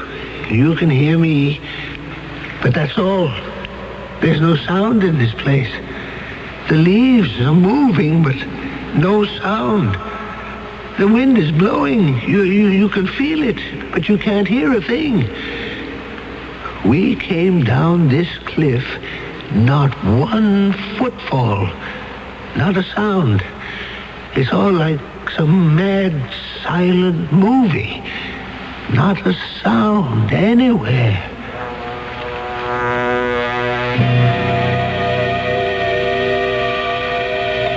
Jim, will you see who's at the door? I'm just clearing away the breakfast dishes. Billy was late getting off to school today. Honey, I've got to make tracks for work myself. Harry's been giving me the hairy eye lately, ever since that rumor went around town about Billy blowing up the school. All right. Oh, hello, Sheriff. What can I do for you? Good morning, Jim. May I come in for a few minutes? Oh, sure. Is Billy home? Who? Billy, your son? Oh, yes. I mean, no. Billy's in school. He loves school. Wouldn't miss a day. Yeah, maybe it's just as well. Sit down, Sheriff. Can I get you some coffee? No, thanks. Who is it, Jim? What? Hello, Sheriff. What brings you here this early? I'll get to the point. You all know about that explosion at the school? Why, yes, I did hear something about that. Accident in the chemistry lab or something, eh? We've been investigating, and I'm not so sure I can call it an accident. Fred Flatner and Professor Lidgett. Yes, that's a shame. We've questioned every boy who was in or near that class, Jim, and they all say the same thing. Well, Billy didn't mean anything by it. Honestly, he didn't. Dorothy, shut up. I mean, dear, let the sheriff tell us what's on his mind. I intend to. The information we've gathered is that your son brought a green powder into the class laboratory, and it was that caused the explosion. A green powder? Well, where could Billy have found such a thing? He never said anything about it to us, did he, dear? Jim, I think we should tell the sheriff. Well, there's nothing to tell. You asked where your son could have gotten such a powder. 3 boys were with him when they all went to the lime kiln. He found it there and put it in a bottle. Oh, what? 3 boys? Ted Jacoby, Matthew Goodman, and Tommy O'Shea. I know those kids. They'll say anything. You know how kids are. You're not going to believe the word of little kids, are you? Unfortunately, we have no adult witnesses. But as we piece the story together, this was no ordinary school experiment. Well, I don't see how you could hold my boy responsible for the mistakes of a teacher. So far as you know, then, Jim, this whole story about Billy and the green explosive is untrue? Absolutely. Is this Billy's school satchel? Yes, it is. Where did you find it? In the chemistry lab, under one of the seats. I'll be straightforward with both of you. We found traces of a green powder inside. So, if you don't mind, I'm going to have to ask you, Jim, to come along with me back to the station house. Oh, I can't go there now. I'm due at work. I'm afraid you haven't got any choice, Jim. But what have I got to do with it? The law says that since Billy is underage, you, his father, are responsible. I have to book you, Jim. Book me? On what charge? Accessory to murder.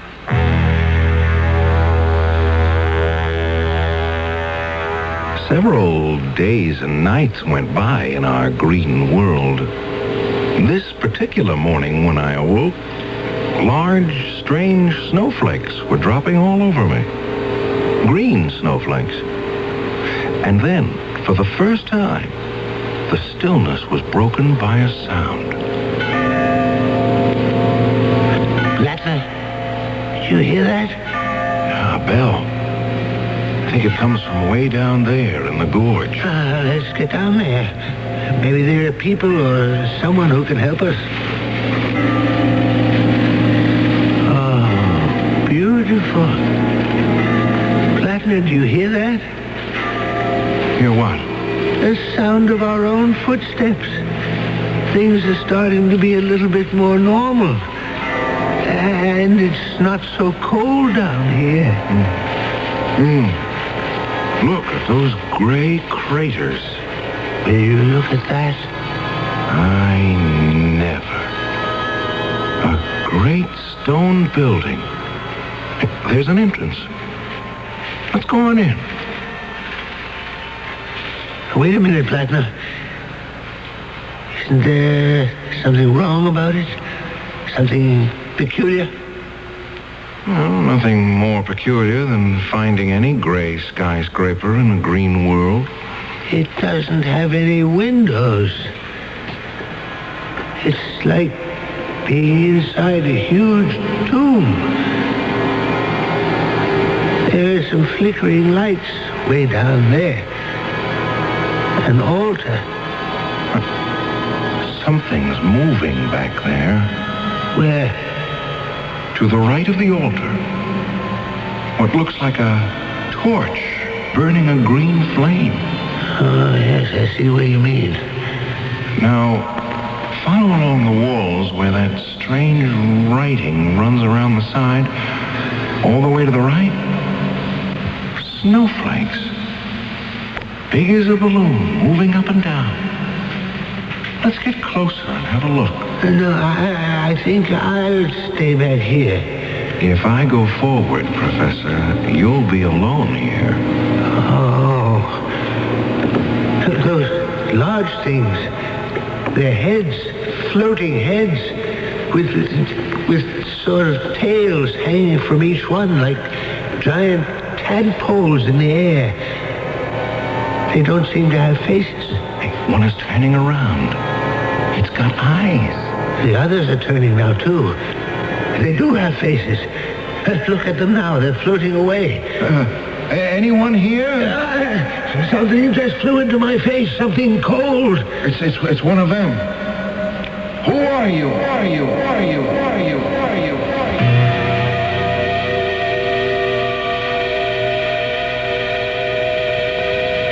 Blattner, I don't think I can take much more of this. Look back. What do you see? I see the school. Our school. The big assembly hall.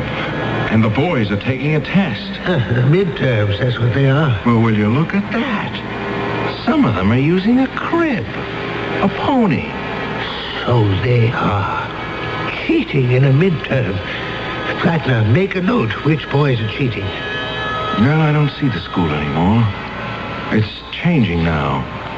I can see a street. Yes, it's Main Street. So it is. But how can we see Main Street from here? Because it runs right through us. This world, this dimension.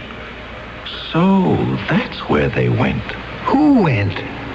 Those floating faces. They're hovering over the people walking on the street, see? Look, one or two following each person, watching. Watching? Why are they there? They're watching the living. Blattner, where are you? I'm here. I just don't want to look anymore. Oh, what's the matter with you? You're crying. I know what those watchers of the living are doing. I know who they are. There are two of them above my head, aren't there? Yes. A man's face and a woman's face. I know them. I know who they are. The two faces over your head, you know them? It's my mother and father.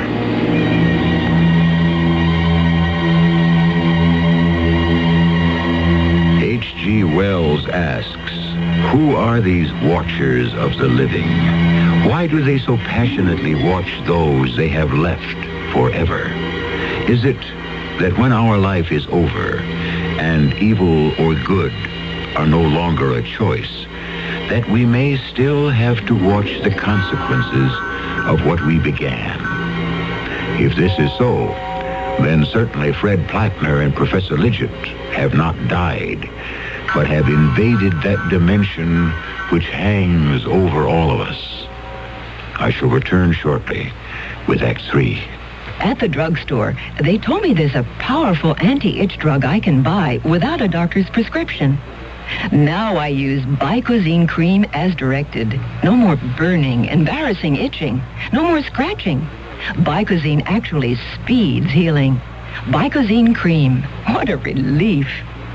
Now you can soften hard, calloused skin without painful cutting or scraping. Apply stainless Dermasoft cream to your feet as directed. Insist on Dermasoft cream.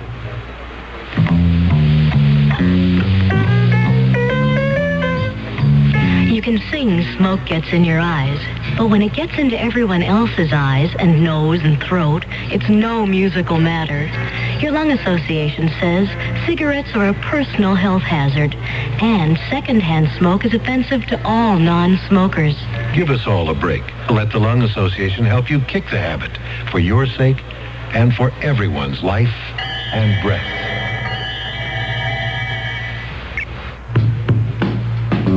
Join hands with people everywhere. Each of us can do our share in Care Crusade for children. This year, people of all nations are joining hands to improve the lives of the world's needy children. Through CARE, you can provide the families of these children with the means to grow their own food, to build medical facilities, safer water systems, and schools. Tomorrow's world is in our hands.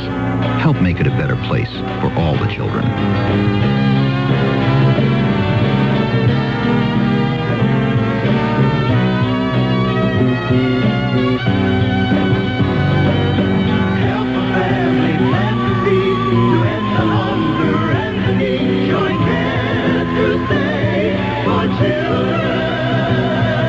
Send your check or money order to CARE, Crusade for Children Overseas, 145 Madeira Avenue, Coral Gables, 33134.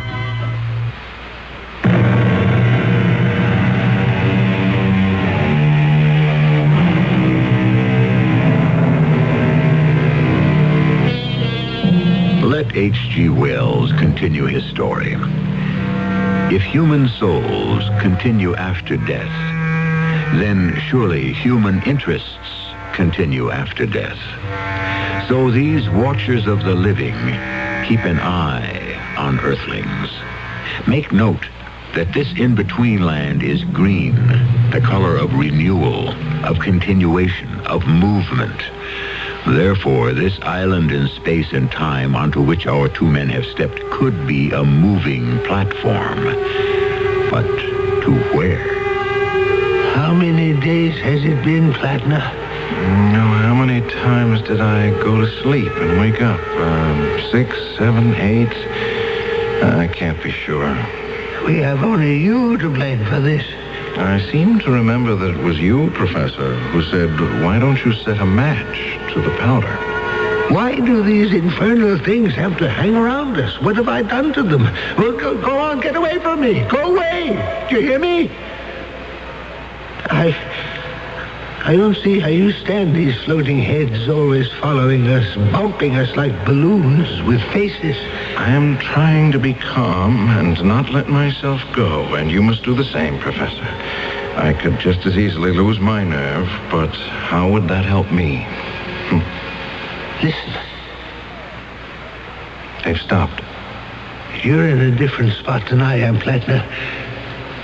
Your mother and father are watchers. I hope you never see your parents as I'm seeing mine. Not being able to speak to them and be understood. Not knowing whether they are real or shadows. No, I absolutely refuse to be fingerprinted, and that's final. You have a right to call your lawyer. Where are the bodies? Where's Fred Plattner? Where's the headmaster, Professor Lidgett? How can you be sure they aren't still somewhere, wandering about in shock maybe, but very much alive? If in over a week they haven't shown up? Amnesia. Do you know what that is, Sheriff? If I were blown up in some ridiculous experiment, it would addle my brains, too. They're alive, I bet you, but they don't know who they are or where. Well, that all may be true, but you're still responsible for what happened. Speak to the mayor if you want to, but you're not leaving here until formal charges are placed.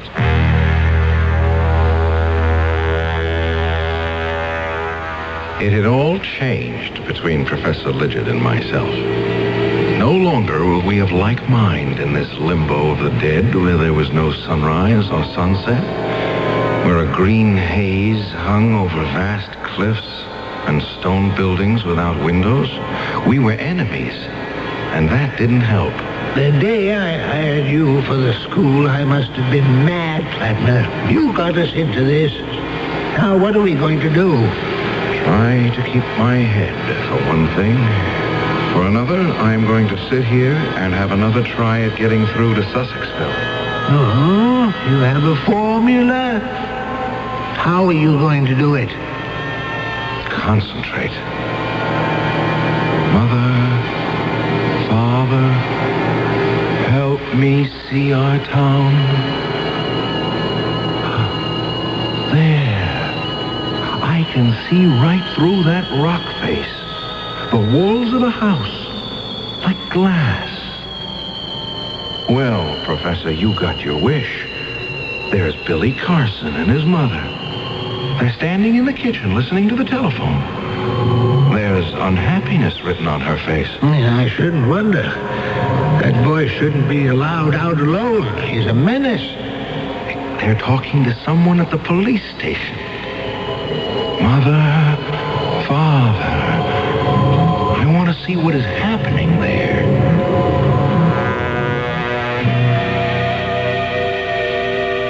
Dorothy, honey, don't cry. They won't let me go home right now. I've called our lawyer. He's in court, but he'll get over here as soon as he can. Now, you just tell Billy what trouble he's caused. I don't know when I'll get home.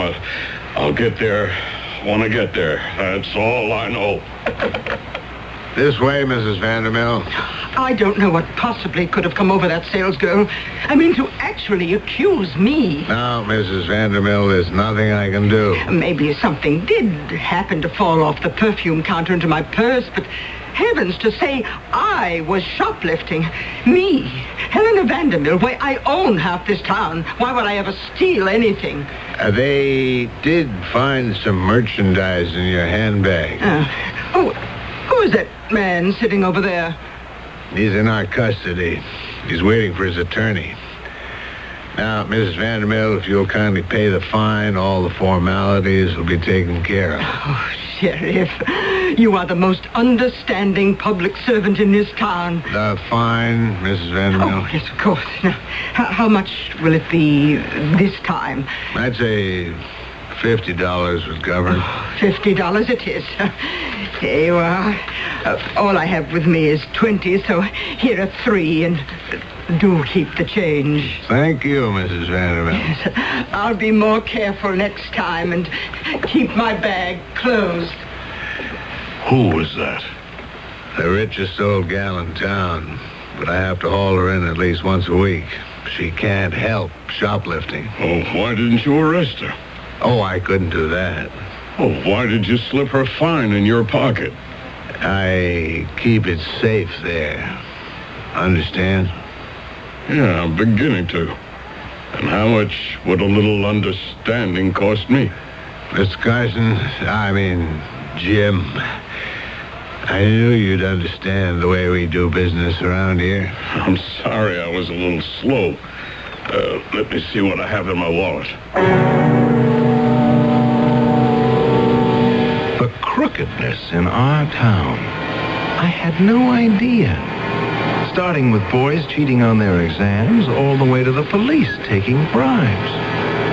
Lidgett and I had stopped talking. I was too tired one evening to keep my eyes open, and Before I knew it, I was asleep.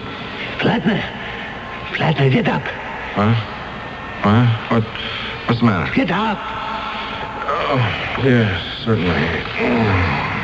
Professor, what are you holding that rock in your hand for? I'm not staying here any longer. Well, how do you propose to leave? You're going to lead me back to the exact spot where we entered this other world. Oh, I don't know that I remember it. Well, you'd better, if you don't want your head bashed in.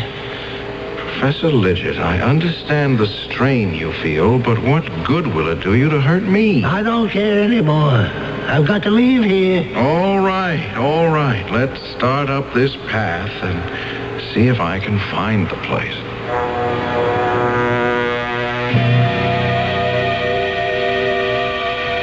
Hello, operator.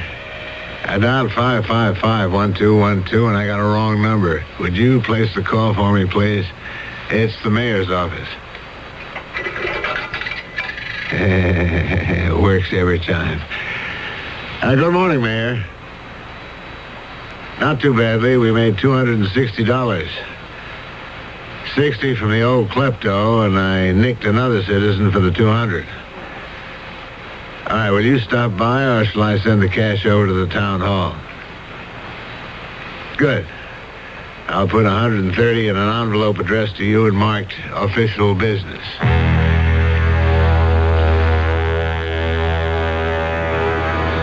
That little scene of conniving didn't escape me either. It made me wonder, did I really wish to return to the life I had grown up with? We climbed and finally reached a plateau which I thought looked familiar. Is this where we first landed? Are you sure? I'm as sure as I can be. You know, Professor, that world of ours, it's not what it's cracked up to be. No, it isn't. But it's the only game in town. And people aren't what they think they are. Blattner, you're still carrying that glass bottle with some green powder. Yes, I still have it. What's left? Why? Nothing. Just thinking. It's finally dawned on me why the watchers of the living have such unhappy faces. What goes on Earth is enough to make anyone sad. Greed, deceit. The people you thought were honorable, people you respected. Even you, Lidgett. You're much less of a human being than I thought you were. Much less. Lidgett, what are you doing with that rock? Lidgett, please.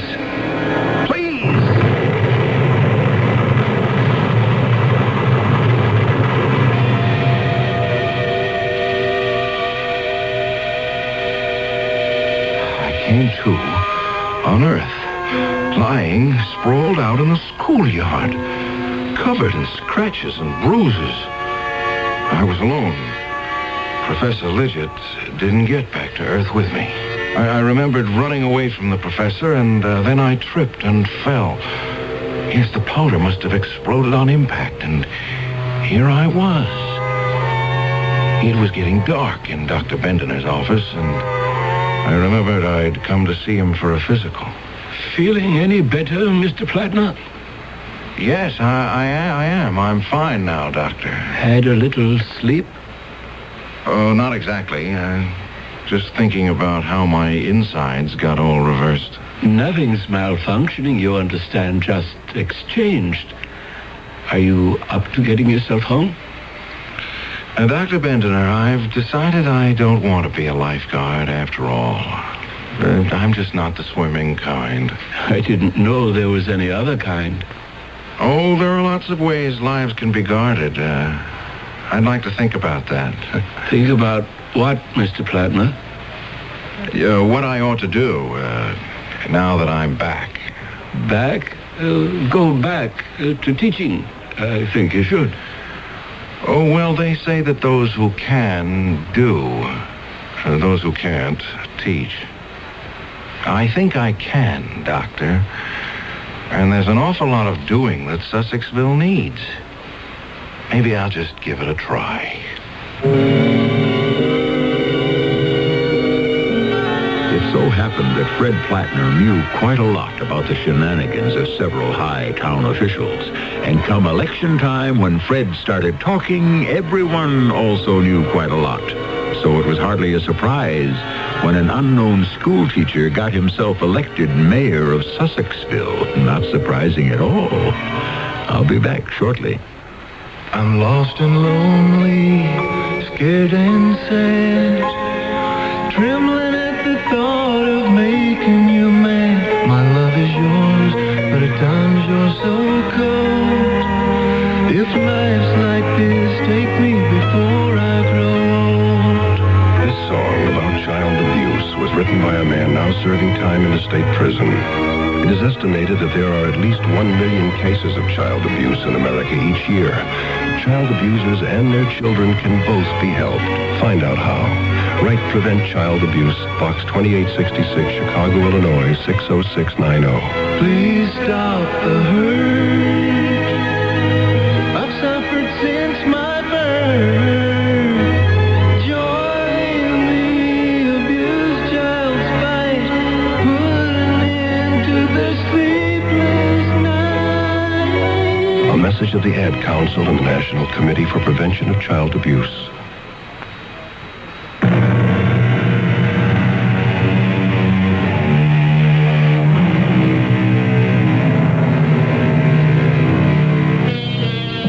Some folks around Sussexville are still scratching their heads, wondering where Fred Plattner and Professor Lidgett disappeared to for 9 days, and why the professor never came back. But Fred isn't telling anyone. Every now and then, though, he'll look up suddenly from his desk in the mayor's office, as if he was seeing someone he recognized. Call it an H.G. Wells fantasy, if you will, but who knows? Perhaps we are all being watched. Over there. Is that a shadow over your head? Our cast included Tony Roberts, Bob Dryden, Bryna Rayburn, and Gilbert Mack. The entire production was under the direction of Hyman Brown. And now, a preview of our next tale. I took a few steps down the rough cobblestone alley. It was dim, a place where the sun couldn't get to. There wasn't a sound. The bustle behind me seemed to have vanished. I walked slowly along the twisting alleyway. Well, there were a few shops, but they were all closed. I don't know why I kept walking, but something seemed to draw me along. And then the alley turned, and there it was. A small shop, brightly lighted with candles. In the window were clothes, leather things, beads, spices. There was no name on the door, but I knew I'd found the Devil's Boutique. This is E.G. Marshall inviting you to return to our Mystery Theater for another adventure in the macabre. Until next time, pleasant dreams.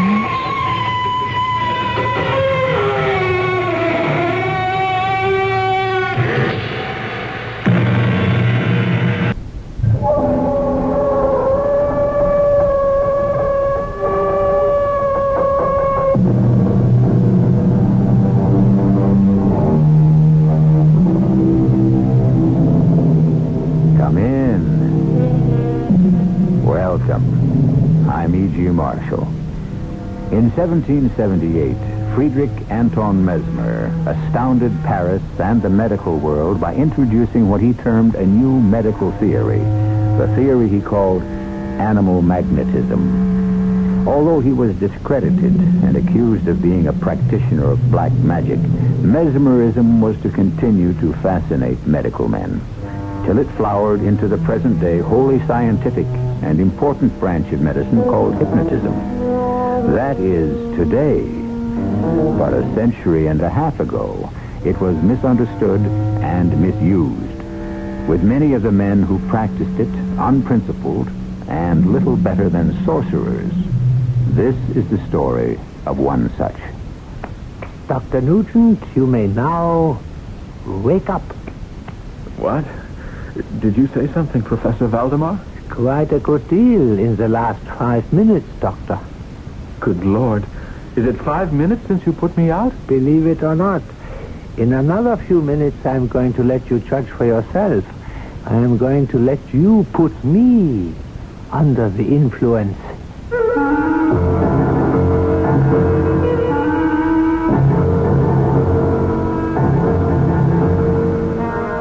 Our mystery drama, A Living Corpse, was written especially for the Mystery Theater by Ian Martin and stars Robert Dryden and Kurt Peterson. It is sponsored in part by Buick Motor Division and Listerine lozenges. I'll be back shortly with Act One.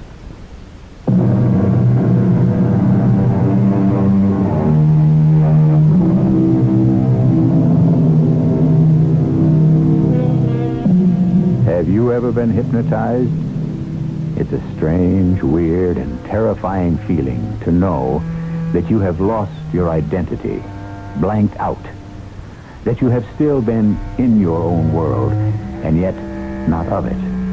A powerful, benign tool in the hands of today's doctors, rigorously trained. But once, as recently as 100 years ago, it was a secret art shunned by the reputable and condemned by the devout. Yet it had its devotees, men of inquiring scientific minds, as well as the charlatans, and the legion of believers who have followed the lure of the occult down strange paths since the dawn of time. Now, who the devil... Oh, Professor Valdemar, it's not the police. Calm yourself, Mrs. Salisbury. No need for alarm. But for the moment, it seems we must wait to bring you relief. I will turn off the pacificator for the moment while I answer the door. Oh, if it's the police. Mrs. Salisbury, the art I practice is not illegal, however much it may be frowned upon by the know-nothings. Besides, I shall close the door to the room and leave, and you will be quite safe.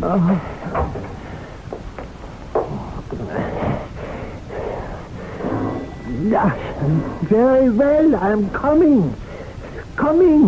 But better make sure. Who is it? Dr. Craig Nugent. By your appointment, Professor. Oh, yeah, one moment. Enter softly, my young physician, and keep your voice low. You were expecting me? Yeah, earlier, much earlier. Your arrival now is awkward. I'm sorry. I was held up on a case. If it is inconvenient, I could return at some other time. No. As a matter of fact, perhaps it works out all to the good. I have a patient with me I was just about to put under magnetic influence. You will have the opportunity to see and observe. Come into this room, but softly, sir. Very well, Professor Valdemar. I would have you in the same room, but the lady is anxious to preserve her anonymity. However, if you will come to this spot in the wainscoting, allow me. Just slide this small shield to one side, and it opens the eye on a portrait in the next room. You will well be able to observe the technique and practice of mesmerism. At that moment, every instinct within me screamed in silent warning for me to run. But my venal ambition and unbounded curiosity nailed me to the floor. I put my eye to the back of the portrait's eye, and as clearly as if I were present in the adjoining room, I watched in jealous awe one human being attain total mastery over another. Oh, what was it? Who? Oh, nothing at all. An errand boy. I sent him packing. Let me start the pacificator. Now I want you to relax. Oh, I can't relax. Of course you can. I want you to watch the pacificator over my left shoulder. Oh, the light is so bright. Only to begin with. Just watch. Listen to the sound and watch the spinning disc. Relax. Relax. You want to go to sleep. Sleep. Yes. Sleep. Look deep into my eyes. Feel the magnetic influence spread to you and around you, warming and relaxing and making you drowsy. You are falling asleep. You can't fight it. Your eyes are drooping. The tension is draining away. And now, as I lay my hand on you and touch you, you are asleep. Sound asleep. You will lift your right arm to shoulder height and hold it there steadily. So.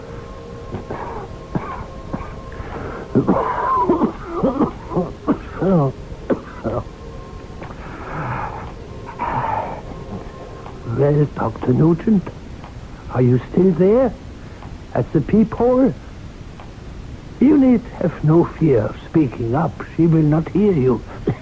You're certain she won't? Just as certain as I am that she will continue to hold out her hand and arm straight from the shoulder, no matter what weight is placed on it. Yeah, observe. That heavy cold scuttle, she couldn't possibly hold that with her arm as it is. Oh, but she will, and she can. Look. It's possible. With mesmerism, nothing is impossible. So.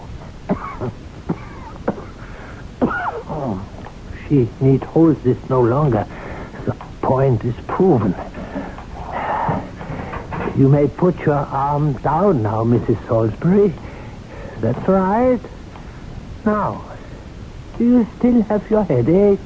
Yes, my temples are bursting.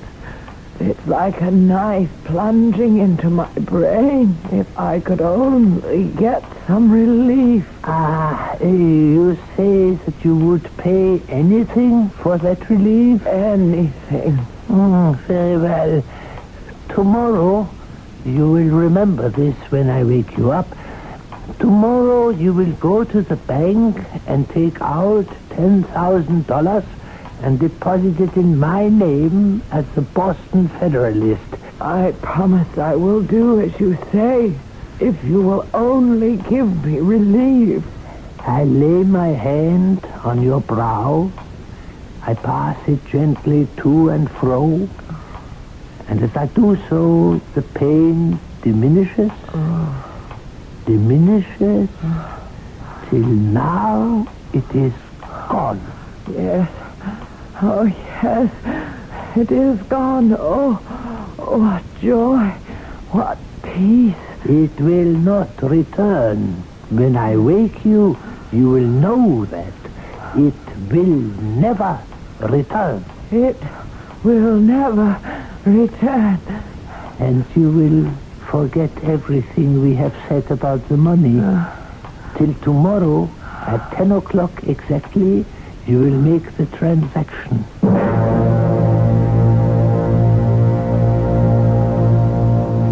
I had watched all the foregoing in open-mouthed amazement. A woman cured of incurable migraine headache, for when she woke it was gone.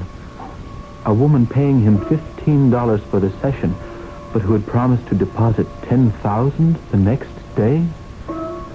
Stunning revelation upon stunning revelation.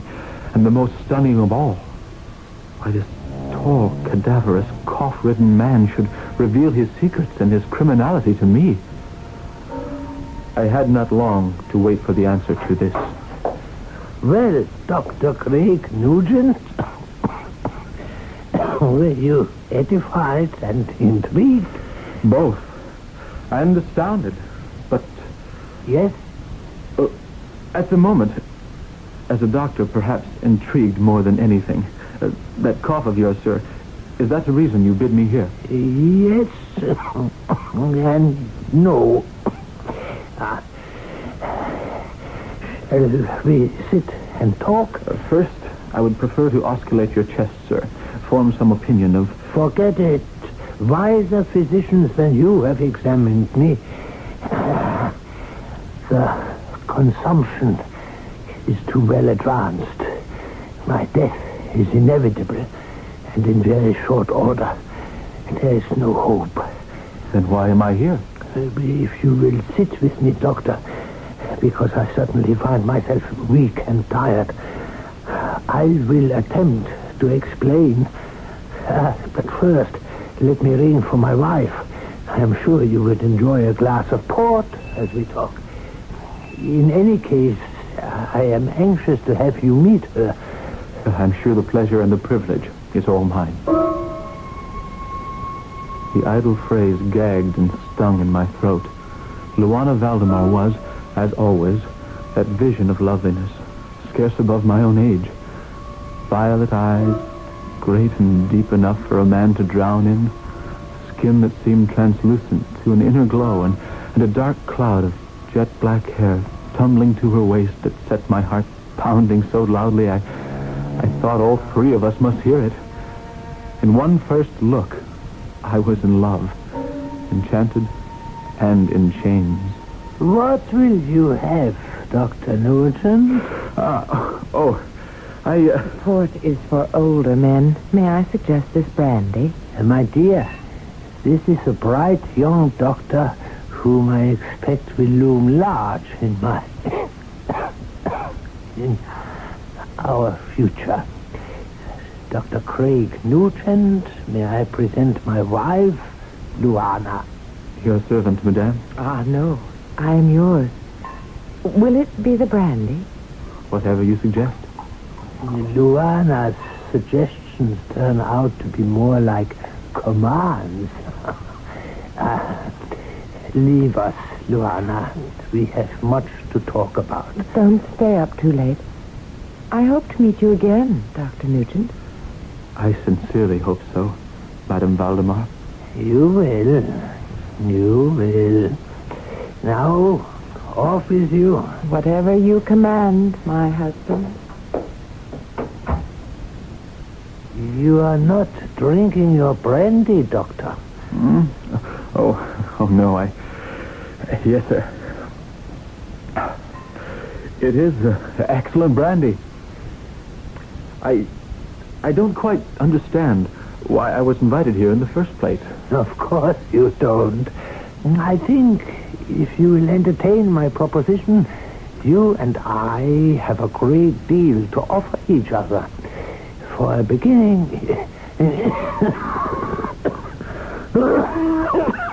Excuse me. If you would pour me some more port. Of course. And once I have soothed this accursed scratching throat of mine, I can make a start about explaining all about the end.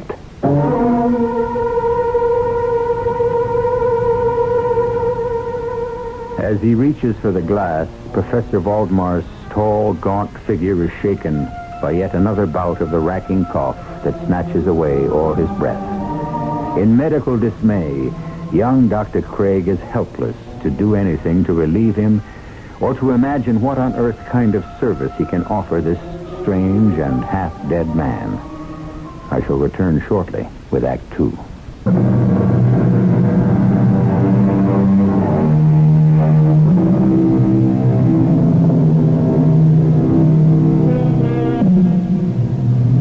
For the moment, as the smooth, mellow port seems to assuage the paroxysm of coughing by the older man, Craig has been eyeing him clinically, dispassionately. Now, suddenly, from under the shaggy brows, he finds that the professor's dark, smoky eyes are burning into his, and beyond them, to his brain. For a second, he can almost feel the world slip away from him. And then, with an effort, as he tears his eyes away, he finds himself his own man again. That's a wicked cough, Professor Valdemar. Yeah. I am beyond medical help. However, you might still help me. How would you like to know all my secrets? The study of a lifetime. You have one thing I never had. That precious sheepskin, that open sesame to acceptance by everyone. I could never put anyone into a sleep or a trance. Oh, you could. If you knew the secret, all it takes is that. And you are prepared to tell me that? If you prove as apt a pupil as I believe you will, and on the giving of a solemn promise from you to me... I'm a little bewildered. I don't know what to say. You need not answer tonight. It is late and I am very tired. But I must know by tomorrow. For my time... Well, I don't have to tell a doctor. My time is short. Must I make the promise before I learn the secret? No. Then suppose I refuse to give it after you have taught me what you know. You won't. I promise you. You won't. I left that strange house with my head spinning. I'd walked there during the twilight, but now it was almost pitch dark. My way lighted only by an occasional street lamp. I hadn't gone more than 50 yards from the door when suddenly a figure swam suddenly out of the murky gloom. Come with me. Juana! No, it's too dangerous. He might see us. Right here, in the shadow of the postern gate. Oh, dear Lord. I nearly fainted when I saw you in the house tonight. What brought you there? He summoned me. What did he want? Oh, he knows about us. No, darling, no. Although he knows too much about too many things. The man is evil. He makes my flesh crawl. How could you have married him? I told you. A young girl has little say in picking a husband. I think he mesmerized both you and your father. I know he did, Papa. He left every cent to him to pursue his work. I have nothing. Well, what's done is done. I still want to know about Amadeus and why he summoned you. He had heard somehow of my interest in mesmerism. How? I don't know. Not through you. Are you mad? If he knew about us, if he even suspected I had ever met you before... Oh, it doesn't bear thinking on. How could he know? We've been so careful. Never too careful with him. He's diabolical. I have a terrible feeling he knows. And if he ever did... Well, if he ever did, what could he do? Ruin your career? Shame me as an adulteress? Oh, he has other ways to punish us and make us crawl. What other ways? You'd have to have his mind. Cruel, vicious, distorted, and half mad to imagine them. Oh, but worst of all, my darling, we'd be separated forever. No, not that. Ever. No way to stop it unless... Unless what? Unless we got rid of him, killed him somehow. No need for that. Providence will provide in time, and very shortly. You mean he's dying? In the terminal stages now. He knows it as well as any of us doctors. And the safest thing is for us to stay apart until it happens. Not even see each other. No need for that. I must come back to the house tomorrow. Why? Well, he's offered me a strange proposition which I feel I can't afford to turn down. In return for a promise, he will teach me the secret of a mesmerism. What promise? I don't know that yet. Don't listen to him. Oh, I beg you. There's no need for concern. Now, he will teach me the secrets first, before my promise. And even after I have given it, who says I must live up to it? It's a trap. Oh, I know it's a trap. Please, Craig.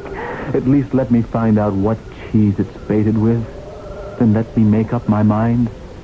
If you can.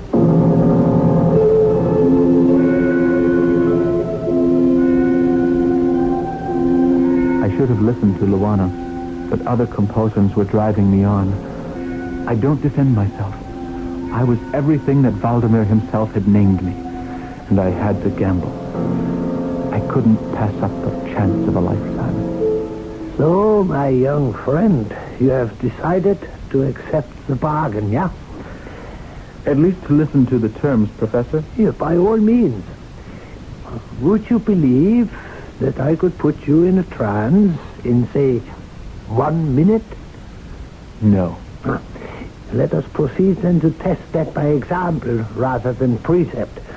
No. Please remain seated.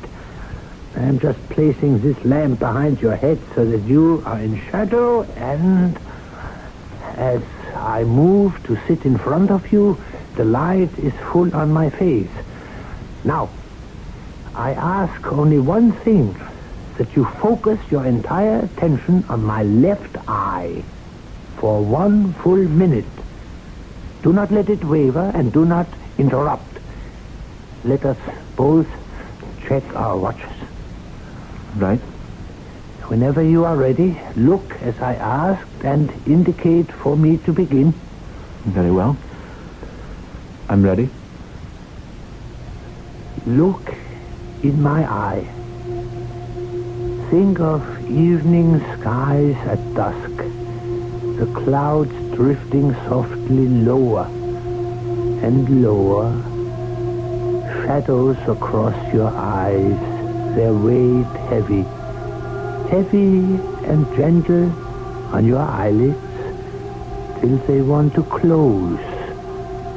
To close. You feel all the tension drain out of you. Loose, like a rag doll. And you want to sleep. Sleep. Your eyes are closing, and the lids are heavy, heavy with sleep. Sleep. You are now fast asleep, Dr. Nugent. But I'm not. I'm not asleep at all. Huh? Of course you aren't. That's the secret, you see. I'm afraid I don't see, sir. There's no magic magnetic influence that flows to the subject. The subject is a magnet that asks for, draws that influence to himself. It is his desire that creates the trance, conscious or unconscious. He must want to be mesmerized. You did not want to be. You resisted it with all your might, didn't you? Well, naturally. I thought if it was an experiment, that was what was expected of me. It was. This time you will cooperate, or at least not fight me. I don't think you can do it, Professor Valdemar, but I will try to cooperate, if I can. Look in my left eye. Think of evening skies at dusk. The clouds drifting softly lower and lower. Shadows across your eyes. Their weight heavy.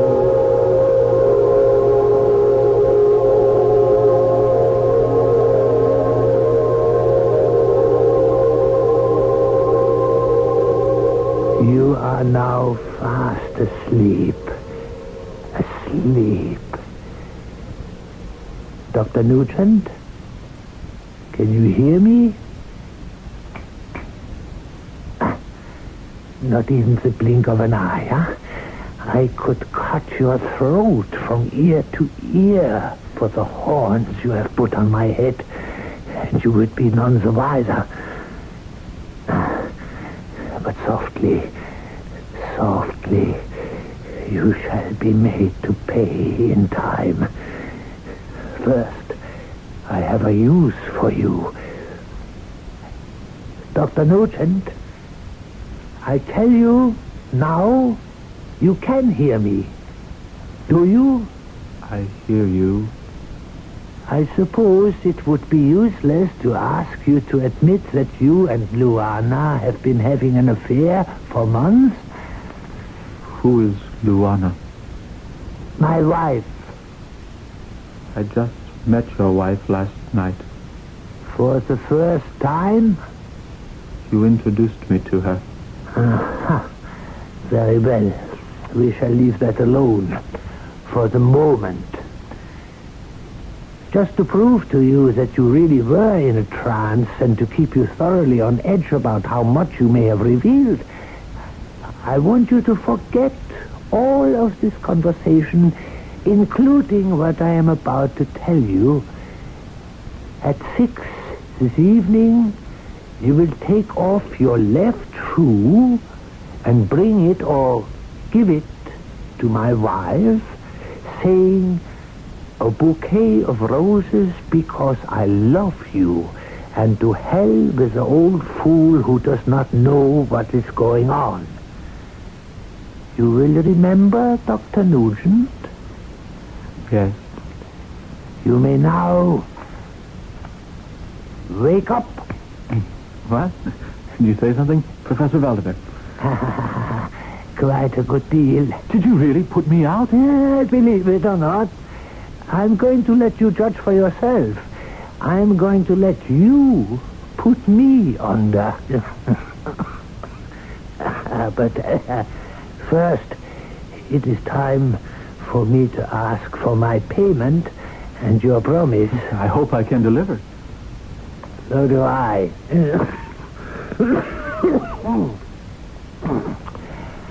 As you can hear, I have my own doctor whom I trust implicitly. He finally has told me that my life can be measured in hours. I want you to promise to be by my bedside. I want you to do for me what has never been done before. I want you to mesmerize me in articulo mortis, in the act of death. But just before it, so that the old man with the scythe will be stopped in his tracks.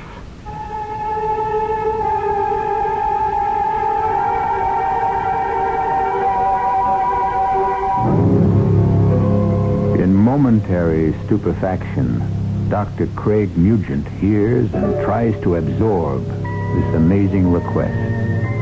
Stirring and moiling beneath his frozen amazement at the audacity of the conception, a barrage of questions, speculations, revulsions, and doubts struggle for expression and cry out for answers. I'll return shortly with Act 3.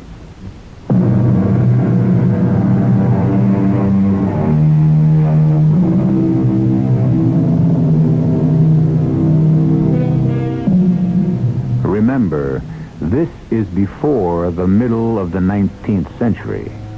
Physicians were just beginning to grapple with physiology, the process of life. Death, the great mystery still, and perhaps forever, was then a total one. There existed almost no apparatus to prolong life, such as is common practice today. Death then was inevitable. It was occasionally predictable, but always total, except in the case of Professor Amadeus Valdemar. Easy, lady, easy. All right, Luana. I have Letty's bridle. Let me help you dismount. I can manage. Watch the mare. She's as nervous as I am. Let's get back in among the trees by the river. Why did you risk passing me that note as you saw me out? I heard you make a promise I hope you have no intention of keeping. You heard? The secret of the peephole in the portrait I discovered long ago. How? Because on the few occasions I've been able to resist his magnetic influence, pretending to be under it, I have watched Amadeus like a hawk, hoping against hope somehow to find a way to freedom. No, it will not be long until you do. Not with your help. What do you mean? Until I met you, Craig. What do you think has kept me alive during all these loathsome years?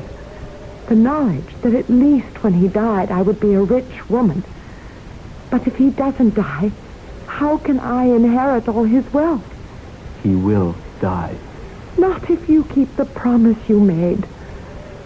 Luana, my darling, now listen to me. Even if I did keep it, the body is finite. No occult power could keep it alive or stop the disintegration of the cells once the heart has stopped and the blood ceased to flow. But suppose you are wrong, Craig. Suppose you put my husband just before death into a kind of suspended animation. Then what? If he is really on the point of death, I can always bring him out of it, can't I?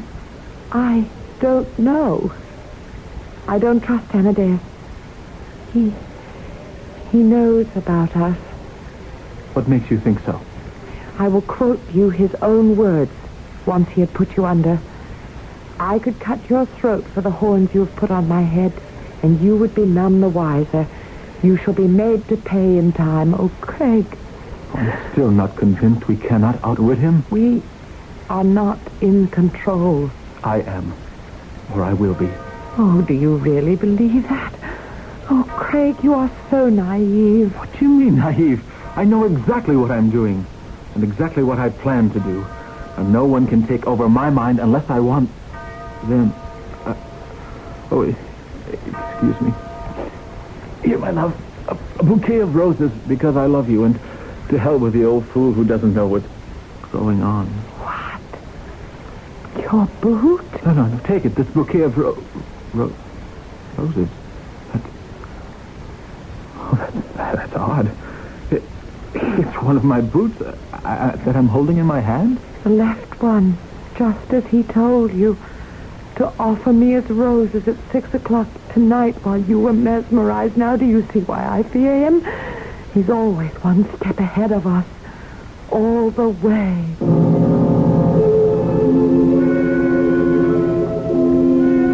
The next 10 days passed in a strange torpor.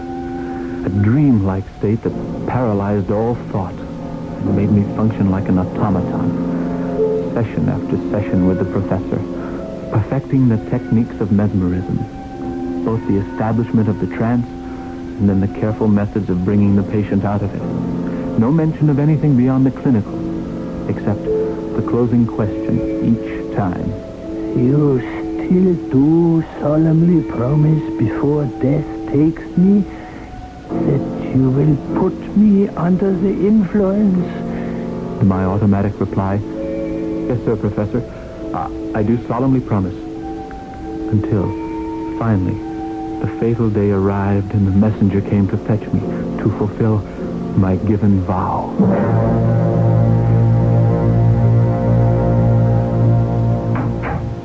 How is he? Sinking fast, barely holding on to life. I must hurry. Why? Let him die. It would be a blessing for all of us. I can't do that, Luana. You realize if you keep him legally alive that I am left with nothing? You have me. I don't have you. I can't have you as long as I'm married to Amadeus. We can go on as before. No, we can't. Not even if I wanted to. People will be watching us now. But I love you. How can you and make of me what you plan to? A nurse to a living corpse, tied hand and foot to its service night and day. You keep him alive, and I might as well be dead forever as far as you are concerned. I climbed the stairs, outwardly calm, but inwardly a seething storm of emotion and indecision. At the open door to the bedroom, I stopped. That you, Nugent? Yes, Professor? Where, in the name of conscience, have you been? You still wish to be mesmerized? Wish? I command it by virtue of our compact and your sacred and solemn promise. Which I might choose to break? Oh, no, my dear doctor. I told you you will keep that promise. If you entertain any notion of not doing so, I have made certain provisions to make you weigh your decision carefully. What provisions? My affairs are in the hands of my solicitor. Not one penny goes to my wife by virtue of an early marriage settlement, except an amount enough to maintain my body in suspended animation with her as its keeper. How can you demand such a monstrous thing? How could you? with your young body and easy morals, have done such a monstrous thing as steal her from me? I beg you to understand it was not her fault. I have no time to listen to your son.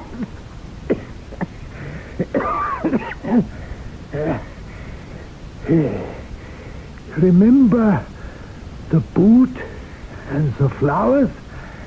Yes. You mean... How can you even speculate on what post-mesmeric suggestions I have implanted in your brain during our sessions? You see, I have thought of everything. And now, make haste. The shadows are gathering. Hurry and do what you have been trained to do. Within 5 minutes, I could perceive unequivocal signs of the mesmeric influence. The glassy roll of the eye was exchanged for that unique expression of uneasy inward examination. With a few lateral rapid passes, I made the eyelids quiver, as if in incipient sleep, and then closed them altogether. I then stiffened the limbs of the sufferer, the legs at full length, the arms nearly so, the head slightly elevated. Is he dead? By all the vital signs, pulse, respiration, the contraction of the heart, I would say yes. No, wait a minute. Look at him. At his mouth. It's moving. He isn't dead, but... No. Just sleeping and waiting. For what? For the cure. When it comes, then wake me so that I may live again.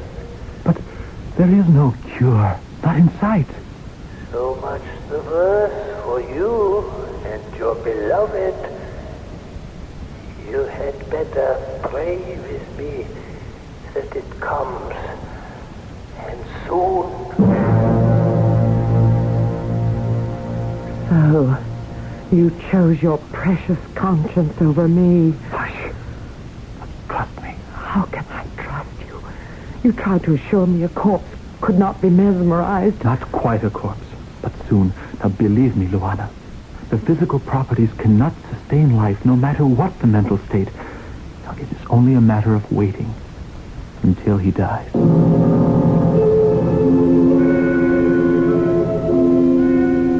And wait we did, hour succeeding hour, day succeeding day, and week and month, until finally it had to be faced. Moribund the professor might be, dead he was not, nor would be till brought out of trance.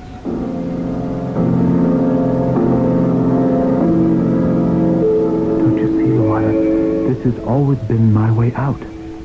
If the worst came to the worst, physiologically there's not enough strength to maintain life. Now, at last, with a clear conscience, I can do what I never promised not to do. I can bring him out of the trance. Why have you waited this long? I could assign many reasons, but suddenly I realize I don't quite know.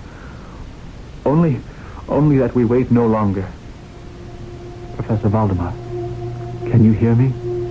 Yes? Are you asleep? No, not asleep. What then? Dead or alive? Somewhere in between. What are you waiting for? A cure. There is no cure. And we cannot wait. I'm calling you back. Are you so sure? You were the teacher. You taught me how. I also never stinted on the warning. What warning? That there is no trick. It all depends on the subject, on his will, what he is willing to do.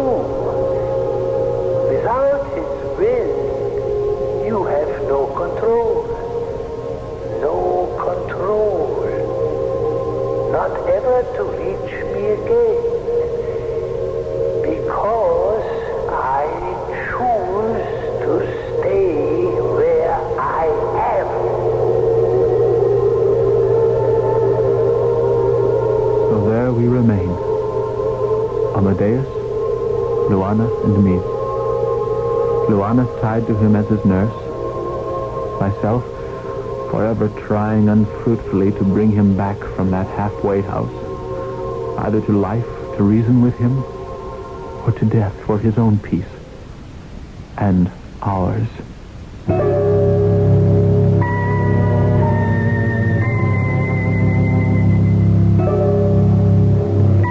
In the Hall of Records, having heard this strange tale, I busied myself to look up the principals. The records are fragmentary and incomplete. There is no mention of Amadeus, but I did discover 2 death certificates issued in a case of accidental drownings, or possibly a suicide pact, listed in police files. The names were Dr. Nugent and a woman identified only as a Mrs. Vladimir. Close enough to prove or disprove our story? Does it matter? I'll be back shortly.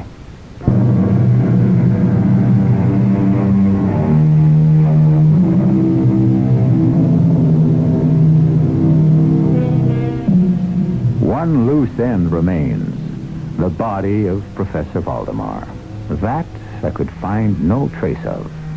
Only vague hints here and there of a cult that believed that death might be held at bay by placing bodies in suspended animation, much as the proponents of cryogenics or deep freezing propose today. Amadeus Valdemar could have been reawakened and long ago cured, and with the passage of time, gone to his ultimate reward. The only thing that tends to irk is that I'm sorry to tell you, we'll never really quite know, will we? Our cast included Robert Dryden, Kurt Peterson, and Patricia